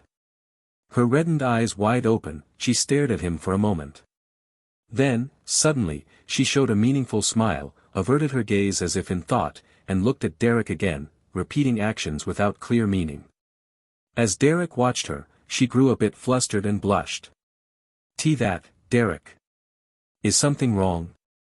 Noticing all the gazes, Ellen took a deep breath and spoke again. It's nothing. I just wanted to say that. We'll talk later. With that, Ellen fanned her face quickly and ran toward the hall. As she was, that figure of hers seemed so unfamiliar, the dignified bearing she had shown in the Rose Hall felt like another person entirely. Derek too was surprised at this side of her. Sir Derek, you are behind schedule. The inauguration is near. For her part, Aislinn had already finished almost all the construction and left the documents ready, requiring only approval. The study, which had practically become her office, was filled with documents. She had truly managed this enormous project on her own. Seeing all that the daughter of Duke Duplain had accomplished, Delbritton was left speechless. Aislinn Eleanor Duplain. She truly had a talent for business. T/N. As you noticed, I made some changes since the translation did not specify Rodelia's gender very clearly. It has now been clarified in this chapter, so her name went from Rodia to Rodelia. Only well into the afternoon did the commotion at Belmeard Mansion begin to settle down. When Ellen, who had naturally assumed control of the situation over Count Belmeard, began giving orders to the servants, everything proceeded smoothly.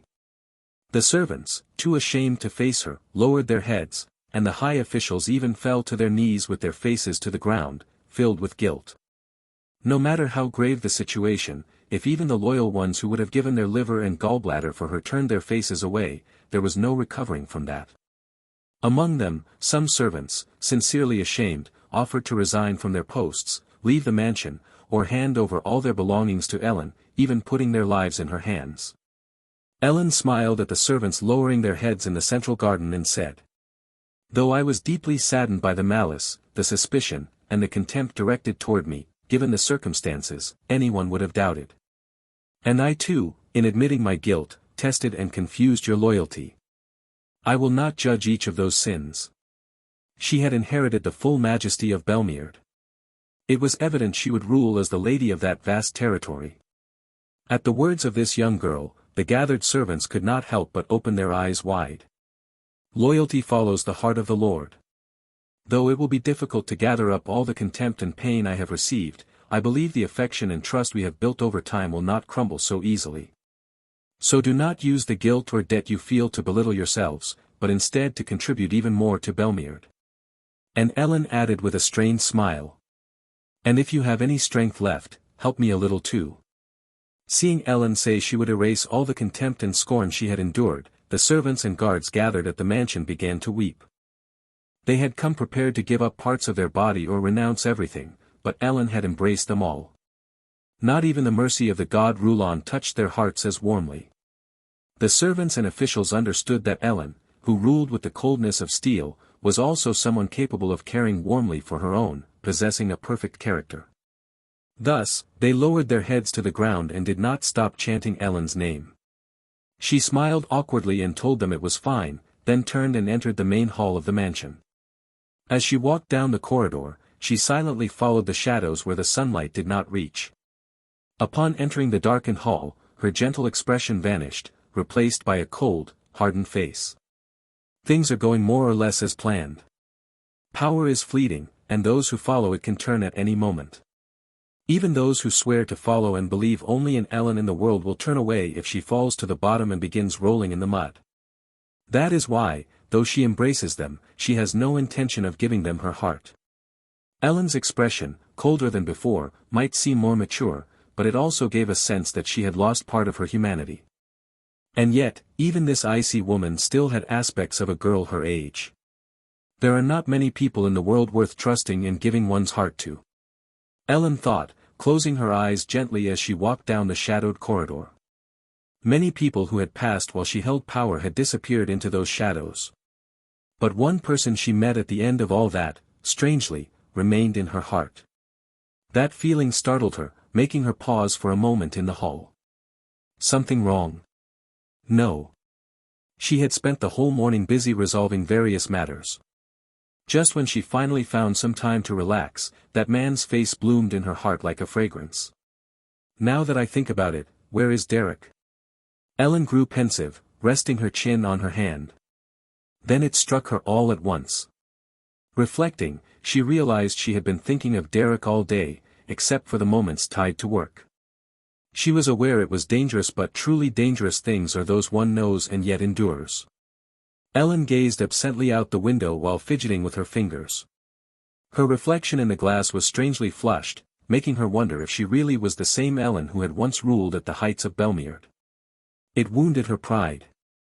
In a position where marriage proposals flew in daily, she had long felt repulsed by those who tried to tie everything in the world to romance. And yet, upon coming to her senses, she realized she too was being swayed by a single man.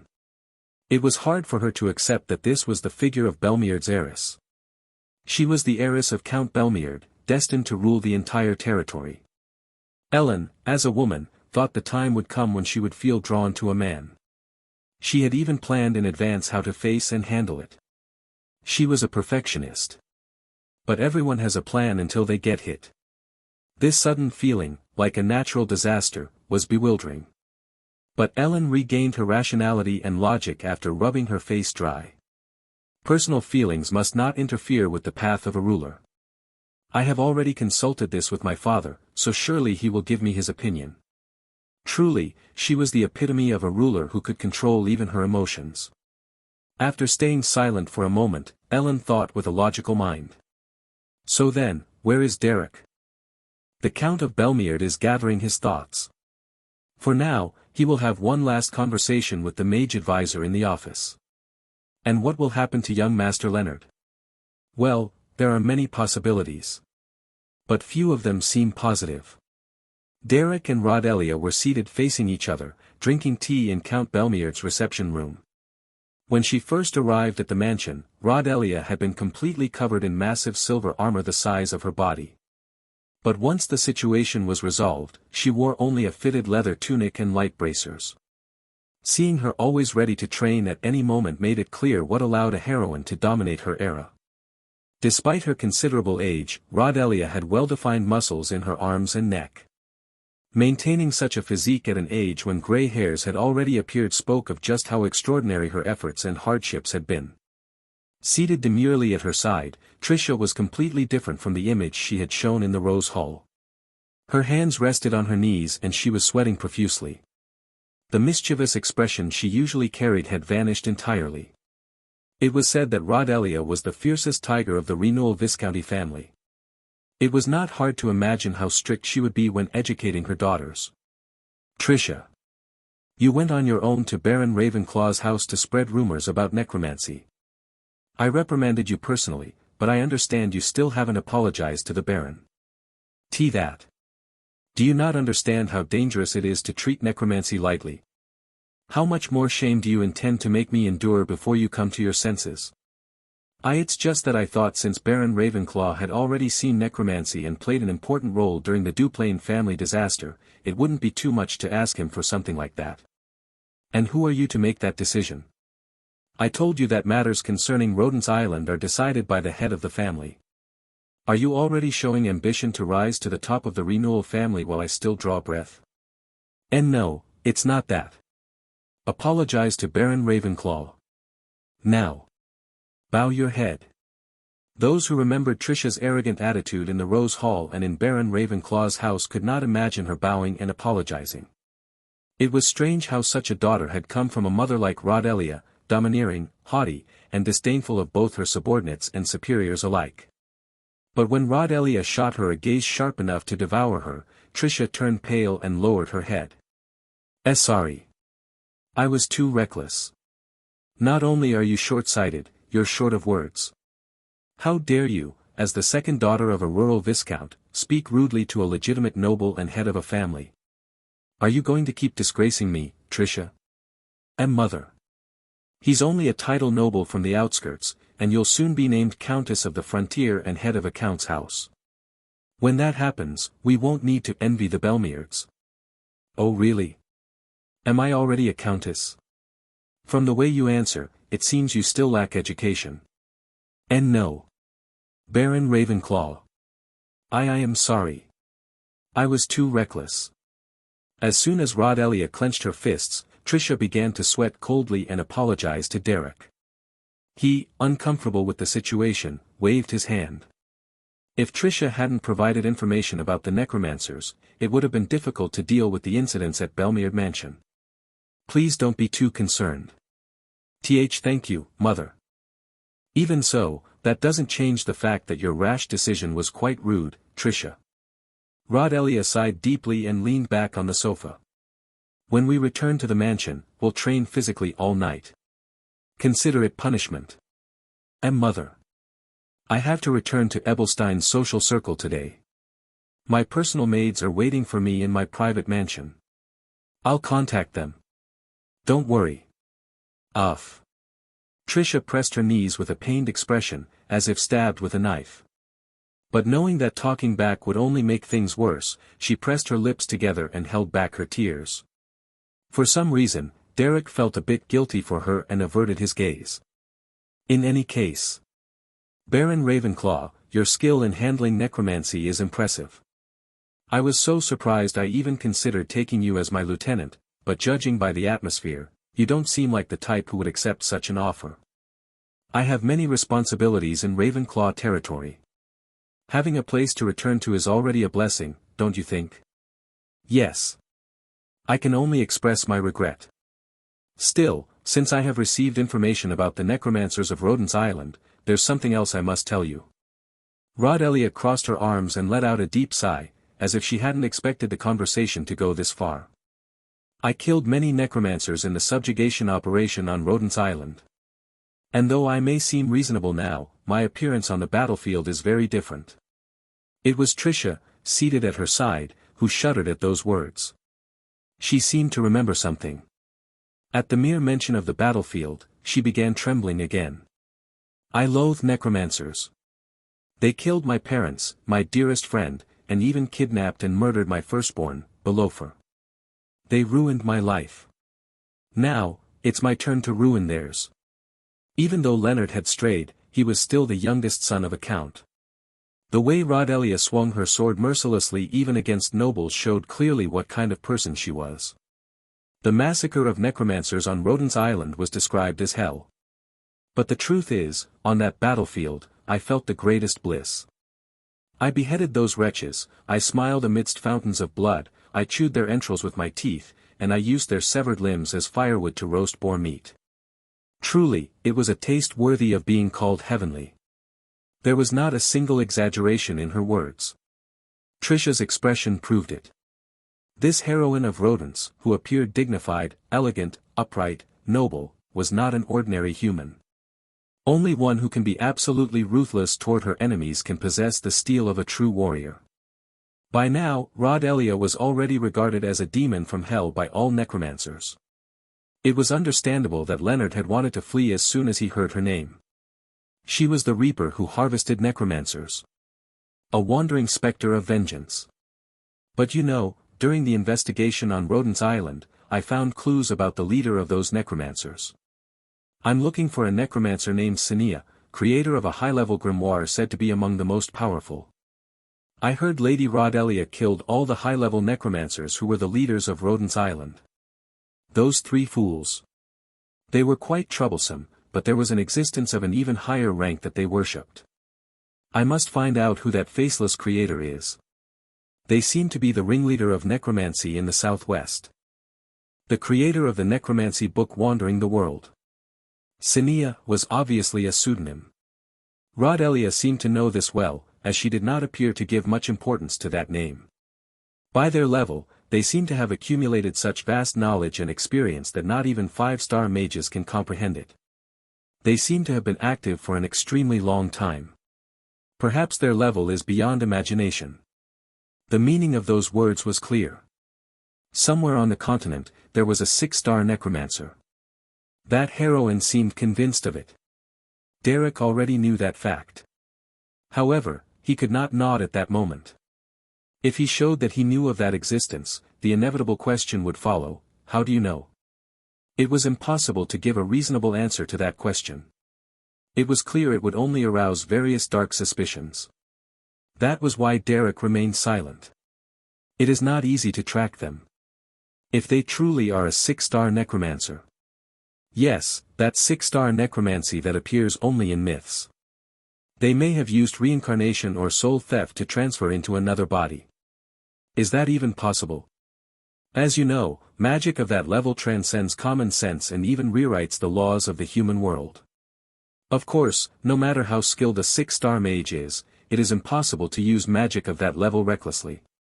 Even Dreist, a master world-renowned for tracking magic, requires several months to use 6-star tracking magic just once, vision of the future.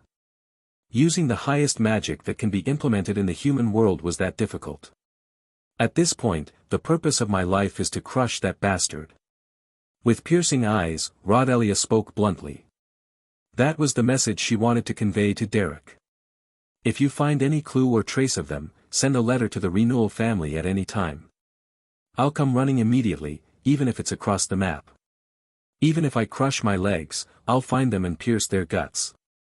The legendary existence all necromancers followed was the sworn enemy Rodelia had decided to eliminate. In Rodelia's eyes shone a sharp aura that seemed capable of cutting at any moment. She was a demon who harvested the lives of necromancers. That fact could be felt undeniably. Creak. Where were you? I see you were talking with Lady Rodelia. Derek had just finished his conversation with Rodelia and was about to step into the garden for some air. Ellen, who had been anxiously pacing the hallway, lit up like a child when she saw Derek. She laughed like that, and then suddenly, as if startled, put on a neutral expression again and cleared her throat several times, as though realizing there were many eyes watching. Lady Ellen. You must be busy with many matters inside and outside the mansion. No, this is nothing. The servants are working harder, and my father has given no further orders, so I can take a breather. I see. That's a relief. I was quite worried when you were under house arrest. Worried, you say? Were you really worried about me? Yes. Isn't it obvious? As they walked down the corridor, Ellen looked out the window for no particular reason and said.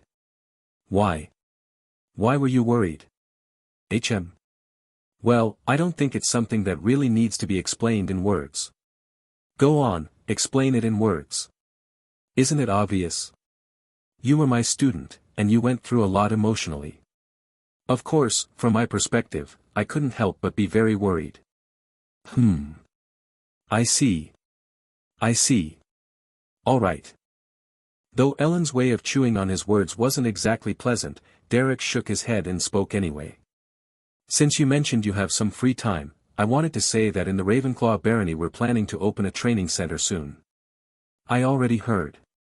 Now that I think about it, you're quite a busy person, and I've taken too much of your time with my personal matters. No, that's not it. In fact, I came to ask you a favor. I was wondering if you could visit the training center soon. Of course, if the future head of Belmeard makes a personal visit, it would be a great help for authority and prestige. Since I owe you, at the very least I can do that. Ellen accepted Derek's request without hesitation. In fact, Derek hadn't expected her to refuse. Derek sincerely thanked her. Speaking of that, I suppose many noble ladies will visit Ravenclaw's training center. Yes. Indeed. Lady Aislinn herself plans to give etiquette lessons, so it's more popular than expected. Really? Along with all those lovely noble ladies of the continent, and Lady Aislinn too. Ellen, resting her chin on her hand again, looked at Derek with a meaningful expression, her eyes forming crescents. Now that I think of it, Derek, you're quite lucky with women. How many of those noble ladies, whom one would treasure for a lifetime even if they knew only one, have you taught? If it's called luck, perhaps, but it's not necessarily a good thing. Really? Why not? The more distinguished and noble someone's background is, the less lightly they can be treated. In the social world, a simple gesture or a small lapse in etiquette can ruin your impression and make you seem worthless. Lady Ellen, you know this better than anyone. Derek maintained a courteous tone as he shared his opinion with Ellen. The more noble they are, the harder it is to feel at ease. And since I'm human too, I can't help but feel more comfortable with someone I can speak to familiarly. I see. Hearing Derek's words, Ellen immediately thought of Baroness Feline, who was nothing more than a facade. In fact, there were no barriers in the relationship between Feline and Derek. The problem was that there were no barriers, and yet, their relationship had a bond that high-ranking nobles could not break. They were comrades who had grown from the bottom together and had gone to battlefields on extermination missions that risked their lives. In truth, the only one who could have such a relationship was Feline. Ellen held her breath for a moment and asked with difficulty. Derek. Do I make you uncomfortable? The fact that his answer was slightly delayed already ruined it. Ellen couldn't help but hold her breath. From Derek's perspective, he couldn't say no, that he was comfortable, nor that she was like a friend. That would be a huge discourtesy toward a high-ranking noble. That was why Derek gave the closest answer he could think of. Although I have received a noble title, how could a mere minor noble of the outskirts compare with Lady Ellen? You don't need to try so hard to raise me up. It was an almost artistic response, but Ellen held back the urge to pout. Still, she couldn't get angry either. Otherwise, she would be seen as a hysterical, fussy woman. In that case, Derek would see her as an annoying or troublesome woman. And she didn't want that. Her own behavior, unable to do this or that, felt very unfamiliar to her. How could the future mistress of Belmeard be so shaken by a mere baron of the outskirts? Ellen pressed her temples and let out a deep sigh. Anyway, thank you for your consideration in many ways. I've finished my business, so I should return to my mansion. Return? Yes. Do you have something else to say? No. First, my father. No. Not that. Count Belmeard seems to need some time to sort out his feelings, so we should give him a breather. I'll just leave a letter. No. But still. Don't leave yet. Ellen suddenly wore a bewildered expression and said. Well. I don't know how to explain it. Would you consider staying in the mansion for a few more days? I mean, just a little longer. Ellen wanted Derek to stay. She felt that if she let him go to Ravenclaw Barony like this, it would be a long time before she could see him again. Meanwhile. I think I should go see how Derek is myself. Seated in the office of Ravenclaw Baron's mansion and tapping with her quill, Aislinn finally declared to the head butler, Delbritain. The scheduled construction work was nearly finished, and most of the important tasks were already done. All that remained was Derek's final approval, the master of Ravenclaw Baron's mansion. Everything else was stalled waiting for his approval. She had planned for everything to be completed with Derek's arrival, but he had been delayed longer than expected. She feared he might have gotten involved in something else within the Belmeard family. If things were delayed further, it would be troublesome, so Aislinn decided to pack all the documents that required Derek's signature into a leather satchel and head personally to the Belmeard family, where he was staying.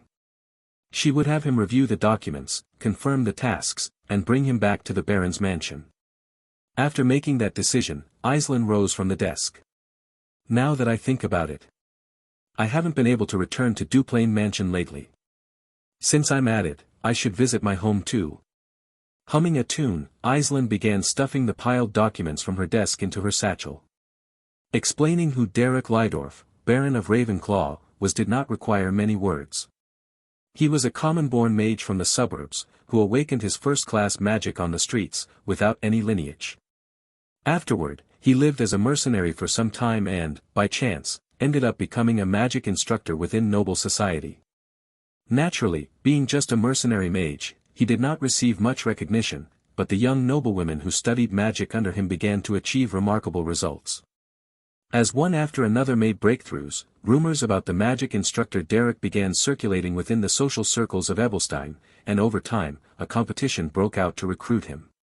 It was not long before he started to build a solid reputation among the nobility. Then, during the necromancy disaster that occurred in the Duplain family, he contributed decisively by saving the lives of many nobles. Finally, under the protection of Lord Melverod of the North, he was granted the title of Baron and became a noble with his own territory.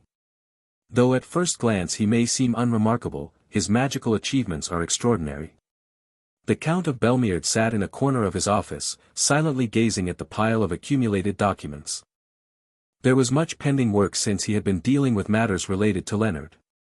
His youngest son had delved into necromancy, and when the time came to cut him off with his own hands, his mind had been so filled with anguish that he could no longer continue his work. Leonard. What a tragedy, but there is no other way. Leonard's body was already broken, there was no way to help him. Even covered in blood, he had begged the Count to trust him just one more time. While offering pathetic excuses and saying he could explain everything, even the last spark of compassion had vanished. However, the Count of Belmeard could not simply nod and say that it was all Leonard's fault. It is said that a son's fault, at its core, is the father's fault. He had only paid attention to his heirs, Linus and Ellen, without caring for the ambitions or goals of his youngest son. For that reason, the Count of Belmeard could not be angry with Leonard. He could not say he bore no responsibility for the dark path his son had taken. Thus, facing his own lack of virtue, the Count of Belmeard softly closed his eyes and spoke. Leonard. I have asked Viscountess Rodelia to at least spare your life. Ah, father. However, I told her that nothing else matters. So, as a form of atonement, you must bear the weight of your mistake. The Count of Belmeard, without scolding or yelling, simply closed his eyes with serenity and informed him. Seeing Leonard's face turn pale again only made his heart ache even more. Falling into the hands of Viscountess Rodelia was, in truth, a curse disguised as forgiveness. He had seen countless necromancers on Rodent's Island beg to be killed. Leonard screamed, but the Count of Belmeard averted his gaze and ordered his servants to take him away. With Leonard's matter settled, it was time to move on to the next, though his heart was heavy. There was much pending, but what he needed to analyze now, was none other than the shocking declaration of his beloved daughter Ellen. In fact, reading the reports and documents about Baron Derek Lydorf Ravenclaw was a direct extension of that matter. The Count of Belmeard thought that Derek was, certainly, a talented and useful man, but he was not interested beyond that. From his lofty position, he was used to occasionally seeing extraordinary people like Derek emerge. It was enough to think impressive and let it pass. However, because of Ellen's surprising declaration, he could not simply ignore it. I asked them to stay 3 more days. So. I need some time to sort out my thoughts. Ellen, who always behaved as the mistress of Belmeard Mansion when handling household affairs, began to stammer and falter clumsily whenever she spoke about Derek. The Count of Belmeard, who had spent his entire life watching Ellen, found this side of his daughter so unfamiliar that cold sweat ran down his nose every time he saw her like that. I have many things to consider, but, does it really have to be Baron Ravenclaw? The Count of Belmeard pushed all the documents on his desk aside, composed himself, and spoke. Derek was not a man with any glaring flaws, but Ellen, being a lady of her stature, could meet men more noble, more capable, and more handsome. Marriage proposals arrived at the private residence and the main house in Ebelstein in such numbers that both hands could not count them, and among them were names known by all. The heart does not always follow logic, but how was it possible that a noble among nobles, who could be compared with anyone save the Crown Prince, insisted on Derek. Moreover, he was already officially married. According to information gathered by the maid Brianna, he was married to a commoner archer from the mercenary district of Ebelstein, and he had a family, which was not easy to deal with either. From the Count's perspective, who adored his daughter, he thought that the perfect and flawless Ellen could easily remove that commoner archer, but public opinion could be different. The flower of the Belmeard family, the lady of the house, was infatuated with a rural baron who tended vineyards on the outskirts, and moreover, a married man. No matter how prestigious the Count was, should Ellen not also consider her dignity? Taking all that into account, the Count of Belmeard spoke calmly. Ellen. I must tell you this. Baron Ravenclaw is a good man, but there are many others just as good among the nobility of Ebelstein. Do you know Robinault, the eldest son of the Beltus family? He is a Grand Duke, handsome, and has the support of his family. I heard about him from Lady Denise at the Rose Salon. But I also heard that his magical achievements are insignificant, and that he lacks manly spirit, always swayed by his servants. Is that so? In truth, Ellen, more active than anyone in social circles, knew far more about noble families. Ellen fiddled with her fingers, embarrassed, and murmured in an almost inaudible voice. And Derek is quite handsome, don't you think? He has a strong build for his age, and ambition, his magical achievements are excellent, he has firm convictions, and he is not rude. The Count of Belmeard's vision blurred. He had raised 2 sons, but this was the first time he had raised a daughter. Seeing this side of his daughter for the first time, he could not find a single flaw in Derek. It was what people call blindness from love, but he could not understand what had led Ellen to this, and it was baffling to him. He's picky with food, which has its charm, the veins that show when he rolls up his sleeves are strangely attractive, he's meticulous with equipment maintenance, and he stands firm even before powerful people, and enough already. Ellen. Realizing she had said too much, Ellen held her breath, combed her hair back with her fingers, and gazed out at the innocent window. It seemed that making eye contact was uncomfortable, so she deliberately avoided looking at the Count. The Count of Belmeard rubbed his temples, lost in thought. For his beloved daughter Ellen, he would be willing to pull down the stars from the sky, but conquering Baron Ravenclaw was not an easy task. He was a man whom even the Duplain family, in its days of glory, had given up on. A man with a deep thirst for freedom, who would leave without hesitation if his environment interfered with his magical achievements. And more importantly, whether Derek felt anything for Ellen was another matter. Of course, from the Count's perspective, Ellen was an angel fallen from the heavens, and even if all the beauties of the world were gathered, they would only be ugly women in comparison. Naturally, this was only from his perspective. In any case, because of his profession, Baron Ravenclaw would have had many opportunities to meet noble ladies, so there must have been a reason why he had married a mercenary from Ebelstein. If his ideal type was a simple and strong person, then Ellen was the complete opposite. More than a wise and virtuous wife, she was like a noble saint, and more than a resilient housewife, she was a trustworthy ruler. And above all, if Ellen, who always had to be at the center of attention, paired with Derek, it seemed she would end up being dragged along by him. Of course, to be honest, all of this was nothing but excuses. No matter how good a man he is, it is a waste to give Ellen away. Ellen is the treasure I have protected all my life. As happens to many fathers with daughters, the Count of Belmeard had to hold back tears of blood.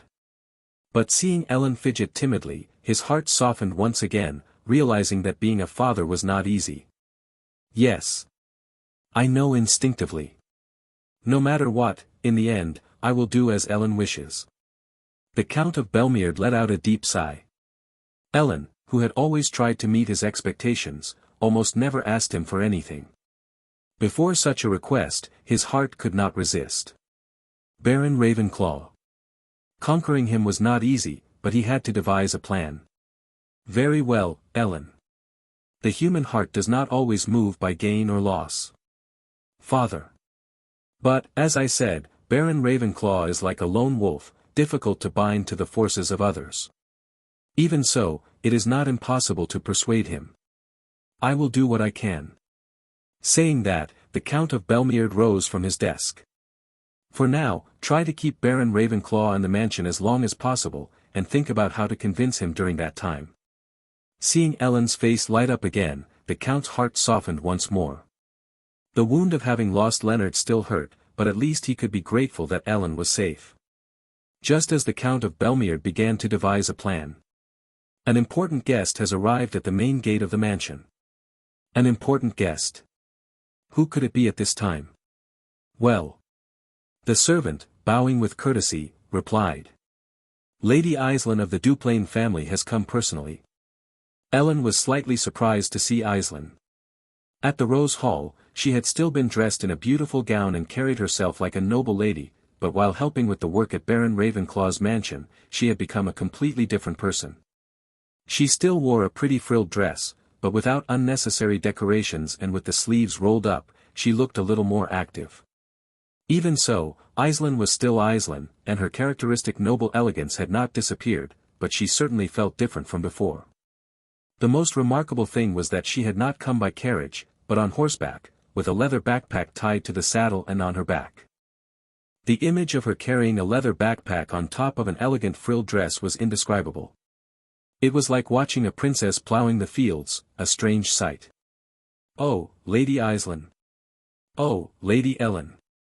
It's been so long since we've seen each other. I haven't been able to attend the recent gatherings at the Rose Salon, so I haven't seen you much, and it's really sad. Seeing her smile so gracefully and speak so elegantly, it was clear this girl was indeed Aislinn. However, Aislinn, who had dismounted with a slight groan, set her leather backpack on the ground and wiped her sweat. The servants of Belmeard Mansion who saw this were shocked and ran out to take her luggage. Aislinn handed them the luggage and greeted them with a radiant smile. Thank you. The servants of Belmeard Mansion are very kind. With that said, Aislinn handed over the rest of the luggage tied to the saddle. Inside were basic items and a leather blanket used during the trip. It must have been her first time traveling such a long distance on horseback, but she had completed the journey without major problems. A noble lady traveling without a carriage was unheard of. While Ellen looked at her with a surprised expression, Aislinn laughed awkwardly. I did not expect Lady Aislinn to come all the way to Belmeard Mansion. If you had sent a letter in advance, I would have sent a carriage. Oh, just hearing you say that makes me feel so apologetic and grateful. But it was an urgent matter, so I couldn't. Urgent? Has something happened?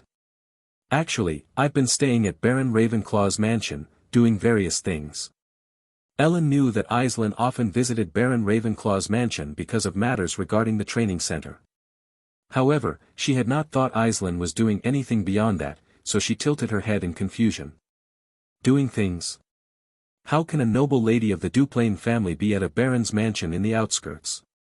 Oh, well, if I went around saying things like this, it would affect the family's prestige. Lady Ellen, could you please keep this a secret? Oh, that is not difficult, but, doing things. Well, the family is going through a difficult time these days, so I've been studying a lot. While helping at Baron Ravenclaw's mansion, I've been practicing and applying what I've learned. It's quite fun. The expression on Aislinn's face as she said this was so bright and refreshing that it was hard to believe she was a fallen noble carrying her family's crisis on her shoulders. I've been doing practical work like financial and personnel management within the mansion, taking care of the servants, overseeing major projects related to the training center business, and also keeping an eye on the Rose Salon, attending social events. These days, even 10 bodies wouldn't be enough for me. Ha ha ha. So much. Ellen looked at Aislinn with wide eyes. No matter how it was, going to another noble family's house and overseeing their internal affairs, wasn't that practically like being the lady of the house? Even though there was a proper baroness named Feline, seeing her move freely through the mansion almost made it seem like she was becoming the true power behind the Ravenclaw barony. At times, it seemed her intention was to swallow the entire barony, but when she sought Derek's approval for important matters, she gave off a different impression. Lately, Sir Derek has been very busy, so he hasn't been able to give final approval for the matters being developed in the Ravenclaw barony. There are quite a few things that could be resolved with just his confirmation, but waiting indefinitely is not an option, so I came first. No matter how it was, a duke's daughter traveling to a rural area just to obtain work approval was something for which no law existed. Aislinn, however, seemed completely unconcerned with such matters of authority, and smiled boldly. Watching her, a strange sense of crisis began to grow within Ellen. At least Feline did not see Derek as a man at all. If she were asked to give up her position as Baroness, she would gladly do so, cheerfully humming as she returned to Ebelstein. But with Aislinn, things were a little more complicated. I see. So, the reason Lady Aislinn brought her precious self all the way to Belmeard Mansion is... Yes. I need to take Sir Derek with me. Aislinn replied enthusiastically. Hearing that, Ellen's face stiffened for a moment. Suddenly I feel a chill on my back. Derek, who was sitting in the guest room of the mansion, reading a magic book, shuddered for a moment. Soon after, he put down the magic book he had borrowed from the Belmeard Mansion library and sighed deeply. As expected, unlike the Duplain family, there are no suitable high-level magic books here in Belmeard. In fact, from the 4-star level onward, there were limits to what could be learned from magic books. Finding a good teacher was the most efficient method. Derek crossed his arms, leaned back in his chair, and closed his eyes. Derek's magical achievements, which had soared like a rocket, now seemed to have entered a slight stage of stagnation. In fact, it was a barrier that every mage faced at least once. And now it had arrived for Derek. He was thinking about how to wisely overcome that obstacle. He had learned 1-star magic from a shabby old man in the slums. 2-star magic, from a fallen noble girl of the Flameheart family. 3-star magic, from an old archmage wandering aimlessly through the world. So then, where could he find someone to teach him 4-star magic? Derek, who was considered a teacher by countless mages, could now find no teacher for himself. It was a problem tied to the fate of those born with extraordinary talent. Ellen had an intuition. The woman called Aislinn Eleanor Duplain, standing with her hands on her hips and a bright smile on her face, her eyes shining, was a vessel destined to devour Derek and rule the world if left alone. In truth, she couldn't explain exactly what the connection was between being close to Derek and ruling the world, but one thing was certain: she was a tiger disguised as a rabbit. The mere fact that she had come personally to fetch Derek, even though he had only been away from the mansion for a short while, was already unusual. Therefore, Ellen's reaction was, in fact, appropriate. Derek will be staying at the Belmeard Mansion for a while. There is something we need to ask of him in the name of the Belmeard family. Oh, really? But Derek is also the rightful lord of a territory, and the final authority over the decisions of his mansion. While the affairs of the Belmeard family are certainly important, neglecting the administration of his own land is a great disgrace as a noble. Ellen decided to take her to a separate reception room, serve her tea and expensive refreshments, and speak calmly step by step. I think we should first see Derek and inform him of the situation of the mansion. However, the logical arguments that Aislinn laid out were irrefutable from Ellen's point of view. It was also questionable why the young lady of the Duplain family was doing something akin to the work of an advisor in the Ravenclaw barony, but if Derek approved it, there was nothing more to be said. Ellen pressed her knees with her hands and glanced sideways. Seeing her sweating and avoiding eye contact, Aislinn tilted her head. The Lady Ellen I saw in the Rose Hall always seemed confident and noble, but here in her own house, she seems more intimidated than I thought. Seeing that, Aislinn thought with a radiant smile. That difference is so charming. People who have hidden sides that others don't see always have a mysterious allure. To be precise, Ellen was intimidated by Aislinn. Ellen had always lived in Aislinn's shadow since the days when the Duplain family still held power. Now, authority had passed to the Belmeard family, but Aislinn was a girl who shone on her own, regardless of her family's power. If the world were a story, this girl would undoubtedly play the role of protagonist. Aislinn was someone who knew how to shine brighter than anyone else in any situation, to the point that such thoughts were inevitable. Seeing her smile so full of life, Ellen suddenly lowered her gaze, and her expression darkened. Every time I stand before this girl, I feel like a withered rose. Ellen was always among the audience, and Aislinn was always on stage. Aislinn Eleanor Duplain was like the leading role in the play, with the ability to turn everyone around her into mere supporting characters. She had spent half her life trying to surpass her. The years that had piled up only fueled the sense of inferiority that lay deep within Ellen's heart. Aislin's natural temperament was something people like Ellen, marked by the hardships of the world, could neither easily follow nor respect. Geniuses born with that kind of temperament were often the downfall of those who struggled to climb from the bottom. If at least they were arrogant or vain, one could criticize their character. But these people usually had perfect personalities too. Ellen slowly closed her eyes and opened them again. Since they have everything, it is only natural they shine. But if they have everything, couldn't they at least yield a single thing? Having always lived in Aislin's shadow, Ellen's competitive spirit, bordering on obstinacy, flared up once more. Feeling cornered like that, her mind grew even hotter. Unfortunately, Lord Derek will not be able to return to the Ravenclaw barony immediately, Lady Aislinn. What? Because I plan to propose marriage to him. And with that, her world ended. The lady of the Duplain Duchy has visited the Belmeard mansion. It seems she wishes to meet with Lord Derek. Can you spare some time? Lady of the Duplain Duchy. You mean Lady Aislinn? Brianna, a high-ranking maid of the Belmeard mansion, nodded her head. Brianna, known as Ellen's loyal servant, continued looking at Derek with an expressionless face. Strangely, she was more courteous than before. Come to think of it, the servants and officials of the Belmeard mansion have been more respectful to me these past few days. Derek rested his chin on his hand and tilted his head slightly. In the past, the servants and squires would simply bow their heads in greeting, but lately, they had begun bowing at a 90-degree angle as soon as they saw him. As a noble only in name and with no real power, Derek understood why the high officials of the Belmeard mansion had treated him somewhat informally. Especially the attendants closest to Count Belmeard, who were often older men with faces full of wrinkles, their number of subordinates and authority could not compare with that of a rural baron, so many times they only observed the bare minimum of etiquette. However, lately even high officials such as advisors and legal counselors had begun bowing their heads to Derek, which felt rather uncomfortable to him. Although he had contributed to the recent incident at the mansion, he didn't believe he had done enough to deserve such treatment. Come to think of it, I haven't been able to review the affairs of the Ravenclaw barony. Surely Lady Aislinn came here for that.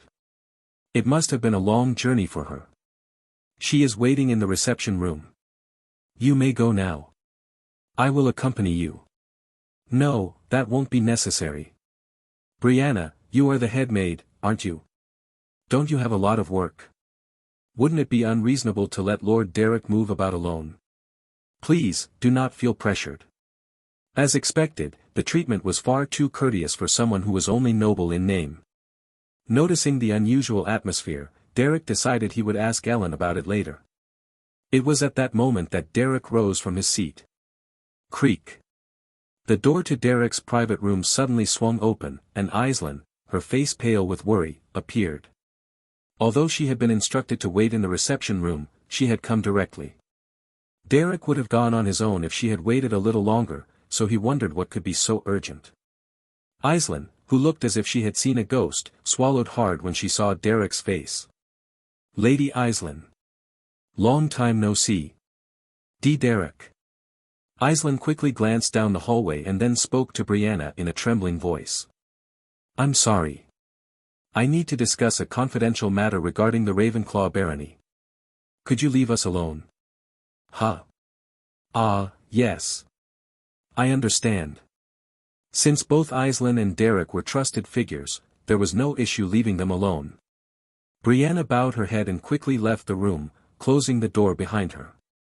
Aislinn, still pale-faced, opened the window and nervously looked around.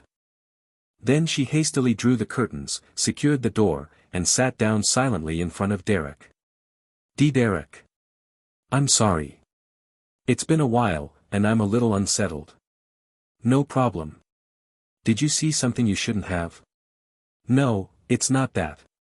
Derek, you've been staying at the Belmeard estate for quite some time. I've come to tell you it's already time to return.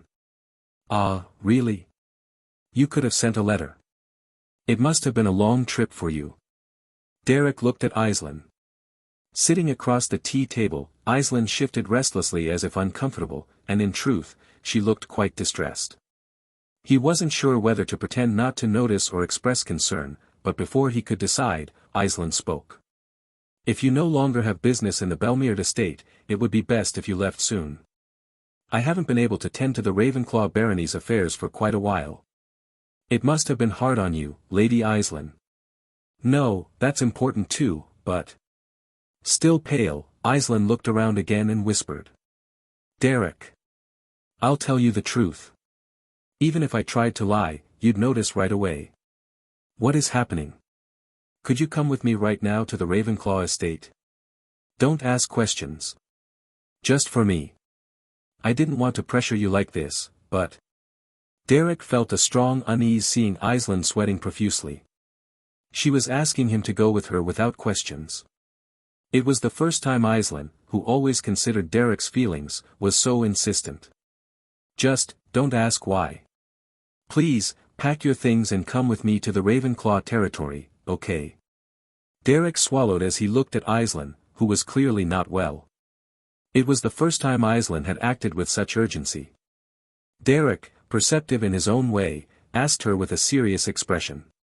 "Are you being threatened by someone, or is there a secret you can't reveal because you're being blackmailed?" "Ugh." Aisling shook her head vigorously at those words, but she looked on the verge of tears. Seeing her expression, as if begging him not to ask further, Derek did not press her. In truth, there wasn't much more for him to do in the Belmeard mansion, and he had planned to leave even if Aisling hadn't come to fetch him. Since it was the first time Aisling had insisted like this, it wasn't too much to yield to her this time. In fact, saying he was yielding wasn't exactly right. He had already been thinking of leaving. When Derek nodded, Aisling leapt to her feet. "Then, shall we pack right away? Right now? The proper thing would be to say goodbye to the Count. I'll leave a letter. I'll say monsters have appeared in the Ravenclaw estate and immediate aid is required. I'll say it's a matter of life and death. Is that true?" "No, it's not true. But let's go to the Ravenclaw estate for now. Okay?" Seeing Aisling rushing as if fire were at her heels, it looked as though someone were chasing her to snatch away a treasure. Then Aisling rolled up her sleeves and began packing Derek's mercenary supplies into a leather backpack. What kind of noble lady packs such rough items herself? But Aisling was not one to care about such things. "This is the first time I've seen Lady Aisling with such a stiff face." After her conversation with Aisling and upon returning to her room, Ellen felt an inexplicable joy rising in her chest. Even when her family fell into disgrace, when tea was spilled on her, even when she was slapped, Aisling had never lost her dignity. But now, her face was completely pale, and her eyes darted uneasily.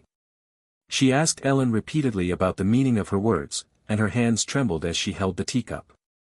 As soon as she returned to her room, Ellen ordered her maids to wipe her sweat and fix her slightly disheveled hair. Then she tossed a few magic books onto the bed and sat by the side table, letting out a deep sigh. She recalled Aisling's expression during their recent conversation. When Ellen said she would take Derek, Aisling's whole body trembled, and she even stammered. In philosophical debates or political conversations at gatherings, Aisling had never reacted like that. She was more noble and radiant than any other lady Ellen had ever known. Seeing Aisling like that made Ellen feel as if the disease of inferiority that had gnawed at her heart for years was slowly fading away. Yes. If she could have Derek, even Aisling would be shaken. The value of the man called Derek, in Ellen's heart, was growing ever greater. That meant the heir of Belmeard desired him. Ellen sat in a shadowy corner of the room, imagining herself walking through Belmeard's garden with Derek, and came out of her daydream with a twisted smile. It was not fitting for the lady of Belmeard, who always had to be dignified, to wear such a sinister smile. Yet, the wings of imagination refused to fold. The young woman could not help but lose sleep, thinking of how to capture Derek along with Count Belmeard. The Belmeard mansion was entirely Ellen's domain. As long as he stayed there, she could devise countless ways to trap him. Chirp, chirp, chirp. And the next morning, Derek was no longer in the mansion. He had too many things to do to remain still. He was like a wandering wind. There was no way to lock away a wind that could not be caught. However, he was not the type to vanish without a word. Surely, someone must have informed him. Iselin. Before the empty guest room, Ellen's eyes blazed with fire. These are the 3 necromancy books recovered from the Belmiard family. I heard that the sacrificial sorcerers of Rodent's Island revered them as sacred scriptures. Good work, Rubric. In the central part of Gremfurt Palace, where Emperor Gatrell resided, the 3 necromancy books were placed in the personal study of the chief magical advisor. Indeed, if the magical power is not properly incinerated, it will become a great problem in the future. The position of chief magical advisor, the highest academic authority among the royal mages, was held by Coella Dianalt Elvester, a 6-star transformation mage, even before Emperor Gatrell's ascension to the throne. The elderly mage, said to have reached the pinnacle of transformation magic, mastered various forms of sorcery. For this reason, she was the first to examine magical artifacts that were difficult to handle. In her vast magical study, the largest in the entirety of the sprawling Gremfurt Palace, various magical weapons were lined up. Each one easily exceeded the value of a mansion, and some were beyond the reach even of the wealthiest nobles. Transformation mages excelled in the creation of magical equipment and weapons. Among them, the meticulously crafted weapons of Coella, a 6-star transformation mage, held astronomical value. In a world where magic was the symbol of power, she stood at the top of the magical hierarchy. The elderly mage sat alone in the corner of her study, leafing through the book known as the Necromancy Tome of Rodent's Island. Though its content was monotonous, the magical energy infused within it was undeniably extraordinary. It was not the first time she encountered research books of necromancers scattered across the continent. However, the grimoires circulating near Rodent's Island were of a different quality compared to those written by amateurs. The name of the creator was recorded as Sinia, but it was obvious this was a pseudonym. This creator was someone Coella had desperately tried to trace, but not a single clue had been found over the years. Not even Dreist, a 6-star search mage, had been able to completely evade Coella's tracking. It wasn't simply a matter of hiding well, the degree of concealment was such that it seemed impossible to find that person. At times, she even wondered if they truly existed. Even so, over the years, by following the traces of the research books of the necromancer known as Sinia, Coella was able to partially interpret her intentions. She was exerting influence over necromancers scattered across the continent, including Rodent's Island, and what she was researching was the resurrection of corpses. If it were only about making a corpse move, that wouldn't be difficult with the current level of necromancy. But a necromancer of that caliber wouldn't be studying something so simple.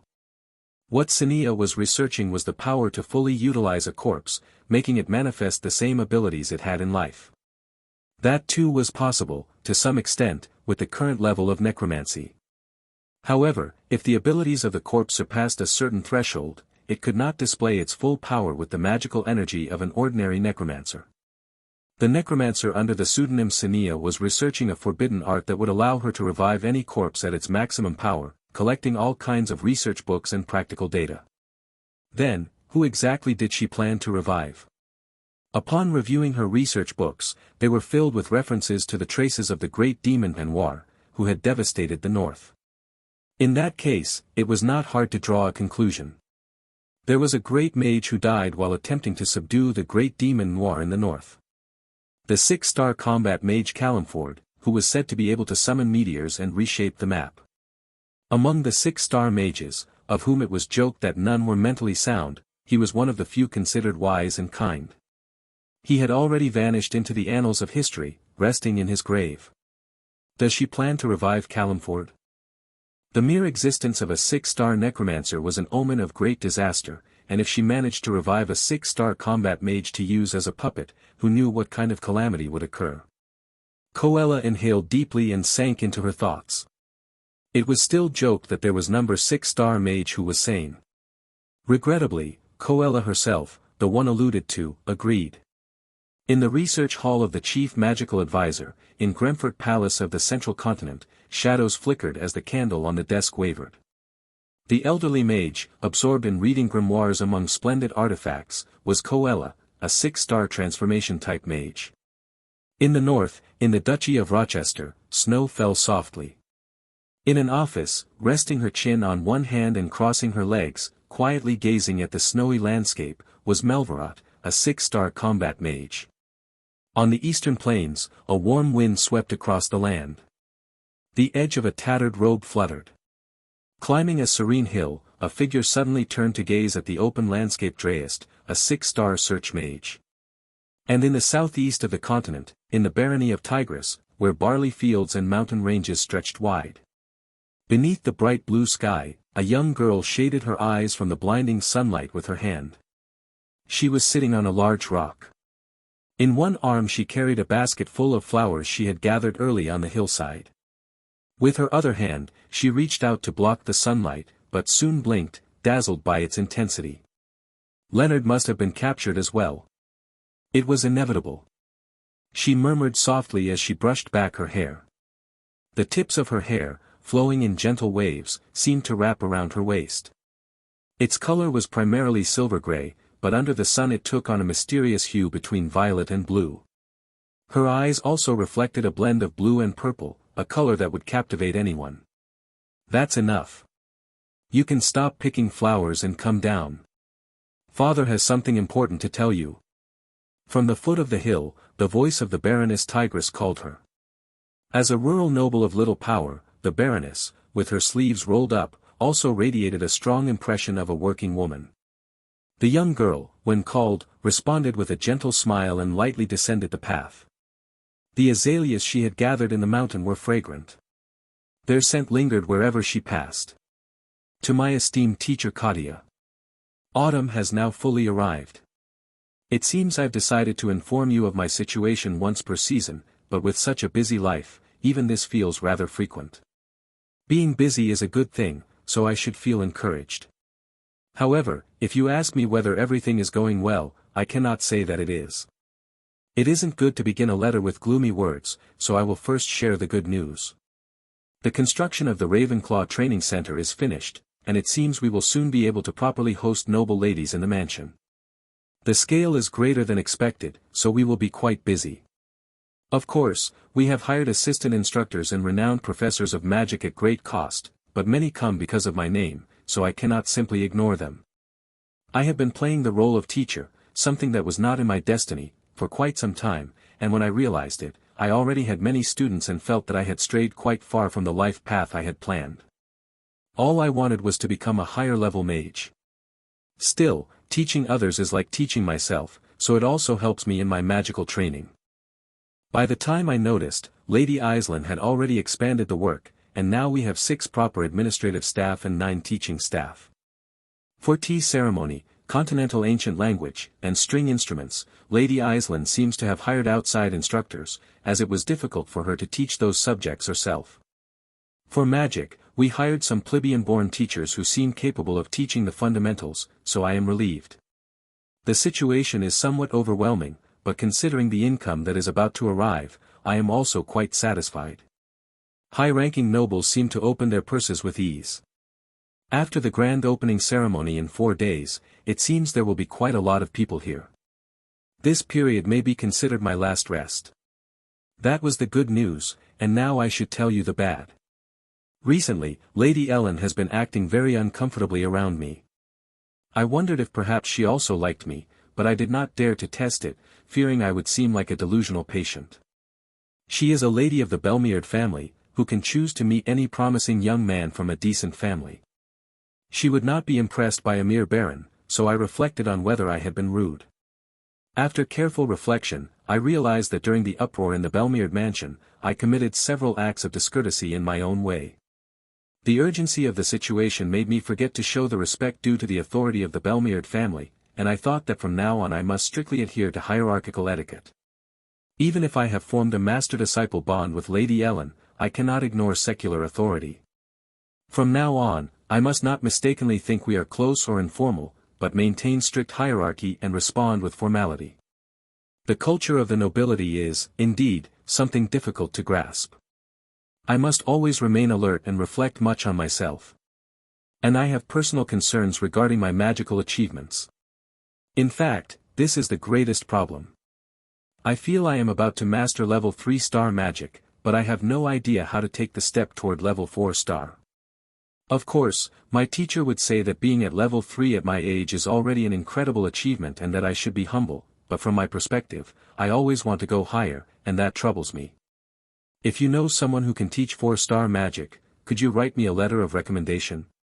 The high-level mages I know personally are not the type to teach others, so it is quite a difficult situation. If you have any contact in mind, I would be grateful if you introduced me. This letter has become longer than expected.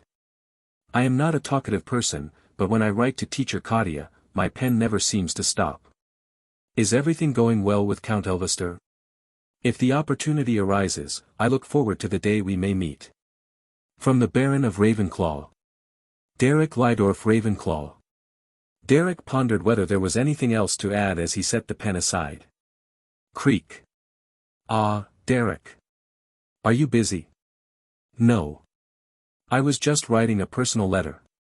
A personal letter. This is the first time I've seen you so focused on writing something. Derek nodded as a greeting, and Aislinn gestured with her hand to show it didn't matter.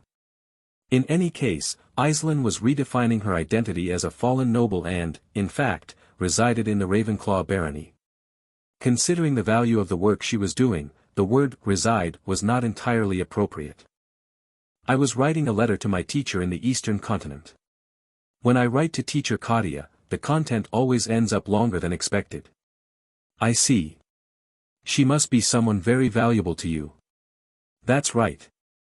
I received much help in my days of weakness, said Derek as he neatly folded the letter he had already finished. Since his urgent return from the Belmeard mansion, there had truly been many things to attend to, and he was very busy. It was understandable why Aislinn had called him so urgently. Of course, her haste was not only because of the piled-up work in the mansion, but from Derek's perspective, it was not something of great importance. In fact, the list of young ladies who will attend the upcoming opening ceremony has already been finalized. Since you have been busy and haven't had the chance to review it, I arranged it so you could see it in advance. Those kinds of documents could be handled by the administrative staff or the servants. Are they not people I must teach directly? I must start memorizing their names right away. Ahem. Saying that, she rolled up her sleeves again and breathed with force, truly looking energetic. Watching her silently, Derek felt a strange pressure to muster energy as well. He accepted the list and began reviewing the names. Viscount Royntel, Viscount Sidmare, Count Pluter, Baron Caldiorn, Baron Lodtech, Viscount Bletton. The list feels a bit imposing, doesn't it? But they are all kind-hearted people. Do you know them? Half are people I've seen at social gatherings, and the other half I've heard of to some extent. Of course, I don't know all the young ladies from small and distant families. In any case, Derek also had to memorize those names. As he scanned the list of the various families, a familiar surname caught his attention. Derek's eyes widened slightly, and he held his breath. He didn't make a loud noise nor show great surprise. However, it was rare for him to show such a strong reaction. He was someone who maintained composure even amid the collapse of the Duplain mansion. Seeing such a reaction from Derek was not easy, so even Aislinn was startled, trembling in surprise. Derek? Aislinn called him, but received no answer. Derek leaned back in his chair, rested his chin on his palm, and sank into deep thought. Could there truly be something in this world that unsettled this man, who fell behind no one in cold-bloodedness? Even Aislinn, bewildered, had no choice but to wait for Derek's reply. He had to look again at the list Aislinn had brought to make sure he hadn't imagined it. Baron Tigris. The name of that family on the list was familiar to him. The Tigris family was a typical rural border family, which meant they were insignificant. The territory was large, but mostly barren, and what remained were wheat fields. There were no major cities or towns in the Baron's domain, so he was more like a village chief than a feudal lord. The head of the family, Leopold Oswin Tigris, was just an old soldier who had risen by luck, a former quartermaster. It was a family that represented the archetype of the low nobility. Anyone would wonder why such a family would cause surprise. However, the important part was not the name of the head of the family. Fina Raffaella Tigris, Baroness. Derek brushed his fingers across his lips and fell into deep contemplation. Fina was a 6-star necromancer, a figure Derek already knew even before arriving in this world full of magic. Even someone like him, who had little interest in typical game scenarios, could not avoid hearing about Fina. The waves and influence she would cause worldwide in the future were impossible to ignore. There were only a handful of 6-star mages, and among them, she was a master of forbidden necromancy. She dealt with vengeful spirits and corpses, stepping into the forbidden realm without hesitation, and was the queen among piles of bodies, smiling with sinister satisfaction in the midst of massacre and ecstasy. She could not be killed. Having already manifested the 6-star necromancy, mark of reincarnation, even if she lost her body, she would be reborn as a descendant of another noble family, keeping her soul intact. No one knew how many years she had lived, since she had repeated the cycle of beginning life anew equipped with all her memories, experiences, and magical talents. Contacting Lady Rodelia doesn't seem like a very good idea either. After asking Aisling for understanding, Derek was left alone in his office, lost in thought, with a more serious expression than usual.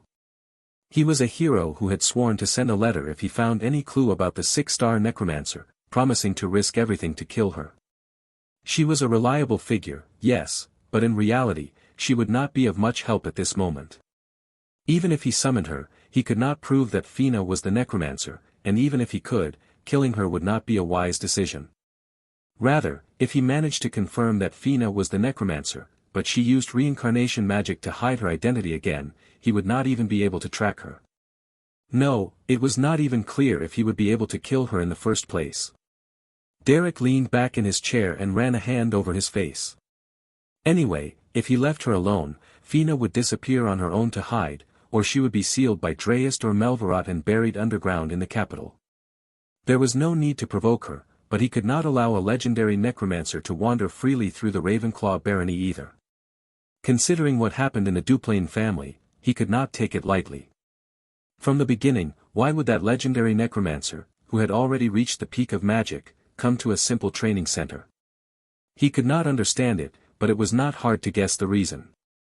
Perhaps her main family is preparing her social debut. From her position of hiding her identity, she could not openly refuse. If the head of the Tigress family decided to send her, she would have no choice but to act according to instructions while concealing her identity. That was how she ended up attending a training center she never intended to go to. He did not know how to interpret this ironic situation, but the priority was to calmly establish a countermeasure. Trying to solve it by force would be a stupid idea. She was an opponent against whom even Melvarat, the ruler of the North, would have to risk his life. Therefore, there was no choice but to confront it in another way. The fortunate thing was that he knew a little about her situation. Fina's ultimate goal was to perfect advanced necromancy and resurrect the 6-star mage Calenford. Until she achieved that goal, she would conceal her identity and infiltrate noble society, pretending to be a proper lady. If she were cornered, she would reveal her true nature, but at least she would not want to provoke unnecessary friction. After all, she was attending the Ravenclaw training center by her family's orders, so she probably did not want to attend a place where such basic magic was taught. Therefore, the conclusion was quite clear. Regardless of physical strength, Derek had far more social authority. Derek was the head of a noble house, and she was only a lively lady from a rural family. Derek was the director of the Ravenclaw training center, and she was only a student seeking to learn. Derek was a recognized instructor in Ebelstein's social circle, and she was only a girl who had not even debuted in society. So, he would subdue her with social authority. Derek adopted a terrifying expression. Clasping his fists together and resting his nose on them, he stared into the dimly lit room. I'll find a pretext to expel her. At the very least, he had to protect the Ravenclaw barony. His determination burned strongly. When the day of the inauguration of the Ravenclaw training center arrived, the barony's servants began moving busily from early morning. Just today, more than 30 distinguished guests would visit the barony. Each of them had grown up as queens in their respective territories, so there could be no mistakes in their reception. Moreover, they would not stay only 1 or 2 days, most would live in the large dormitory building located beside the mansion. Many brought their own personal servants or assistants, but additional staff still needed to be assigned to each group. As a result, the number of servants under Butler Delbritton's command had exceeded 50. I thought I had joined a promising mansion as butler, but I didn't expect it to grow so much and so fast. Butler Delbritton was polishing the golden chain of his monocle. As the sun began to rise, he felt a strange emptiness while standing in the garden, accompanied by birdsong. That place, where once there had only been a small mansion, now housed a large garden, a 3-story dormitory for noble ladies, a classroom building where lessons would be held, a building intended to function as an auditorium and magic practice hall, an annex for the servants accompanying the distinguished guests, a stable, an open field, and many other facilities. These were not structures that could have been built in just a few months, but Aislinn, who had rolled up her sleeves from the beginning, had pushed the project forward with overwhelming drive and had truly made it a reality. Not even the administrator of Rochester's territory was that efficient. Seeing Aislinn work while sleeping less than 4 hours a day, it was hard to say whether she was a noble lady or a royal bureaucrat. With that respect in mind, he went out into the garden, and there was Miss Aislinn, sitting on a bench in a corner. "Ah, Miss Aislinn. Oh, Chief Butler. It's still very early, but you're already up. Haven't you slept?" "Eh. Of course I did. On an important day like today, not sleeping was not an option. I slept a little more than 2 hours earlier. My room felt a bit stuffy, so I came out to get some fresh air." Saying this with a smile, Delbritton felt the respect he had for her beginning to transform into a kind of fear. What defines a person's strength? Outstanding physical condition? Overflowing mana? Imposing charisma? All could be factors. However, the strength Aislinn possessed was impossible to categorize. Delbritton, a veteran who had met countless people over the years, sensed an inexplicable aura in Aislinn, who sat quietly with her hands on her knees in that corner of the garden. Was 2 hours of sleep enough for her? The intellectual energy radiating from her bright eyes did not match someone who had spent the night without rest. Even diligence, when it surpasses a certain limit, can provoke fear. In fact, I feel a bit of emptiness. Emptiness. But isn't today the day when all your hard work bears fruit? Well, yes, but... Aislinn nodded, then spoke with difficulty. When I woke up this morning, there were no documents to review, no account books to approve. There wasn't even anything concrete to study. Basic finance, kingdom studies, magical theory. I've already read most of the books in the mansion. The ones on tea ceremony and continental language are in the main house, so I can't see them now. I've already memorized the personal details of all the servants and students. Since I've handled all the matters, there's nothing else to review about the mansion. I've checked the semester's start schedule several times. I went out to the vegetable garden to check the crops, but there were no pests, the nutrients seemed sufficient, the humidity wasn't lacking, and the leaves were green. I went to check the servants' work, but there was nothing to point out. All the documents were organized. How strange, why is there nothing to do? It's so strange, why is there nothing to do? Delbritton swallowed dryly, his face pale. He understood why some of the mansion's servants called her the monster of diligence. Oh, Delbritton. About the dishes left after yesterday's tea party. Have they been washed yet? Has everything been cleaned? We cannot allow a noble lady to wash dishes. I see. Then, I noticed some dust in Lord Derek's private study. The cleaning is the same. Miss Aislinn, please, be mindful of your status. Work does not distinguish class. Work does distinguish class. I am a fallen noble. A fallen noble is still a noble lady. When Delbritton spoke firmly, Aislinn looked disappointed and shrank a little. She knew she had workaholic tendencies, but seeing her like this made it clear that she was truly willing to take on all the household chores by herself. Aislinn sighed deeply and nodded while still sitting on the bench. All right, then I'll rest without doing anything. Should I at least write the letters to send to the main house, or review the status of the support funds? Though it hadn't been long since she said she would rest, she had already pulled out a quill and parchment and was reviewing the status of the support funds to be sent to Duplain. Derek had decided to give her part of the funds coming in as operating expenses from the training center, and she planned to use them as reconstruction funds for the Duplain family. If the center's income increased, the amount she sent to her family would naturally increase as well. Rumors were spreading everywhere that the Duplain family was collapsing. I wonder what will happen. Del Britton adjusted his monocle as he watched Aislinn move her quill. Now that I think about it, weren't the noble ladies of the three great families supposed to come today for the inauguration ceremony? In the end, Miss Aislinn was someone who only felt at ease when she had work to do. Therefore, she needed something only she could do. Yes, now that you mention it. Weren't those the ones I used to see at the Rose Hall?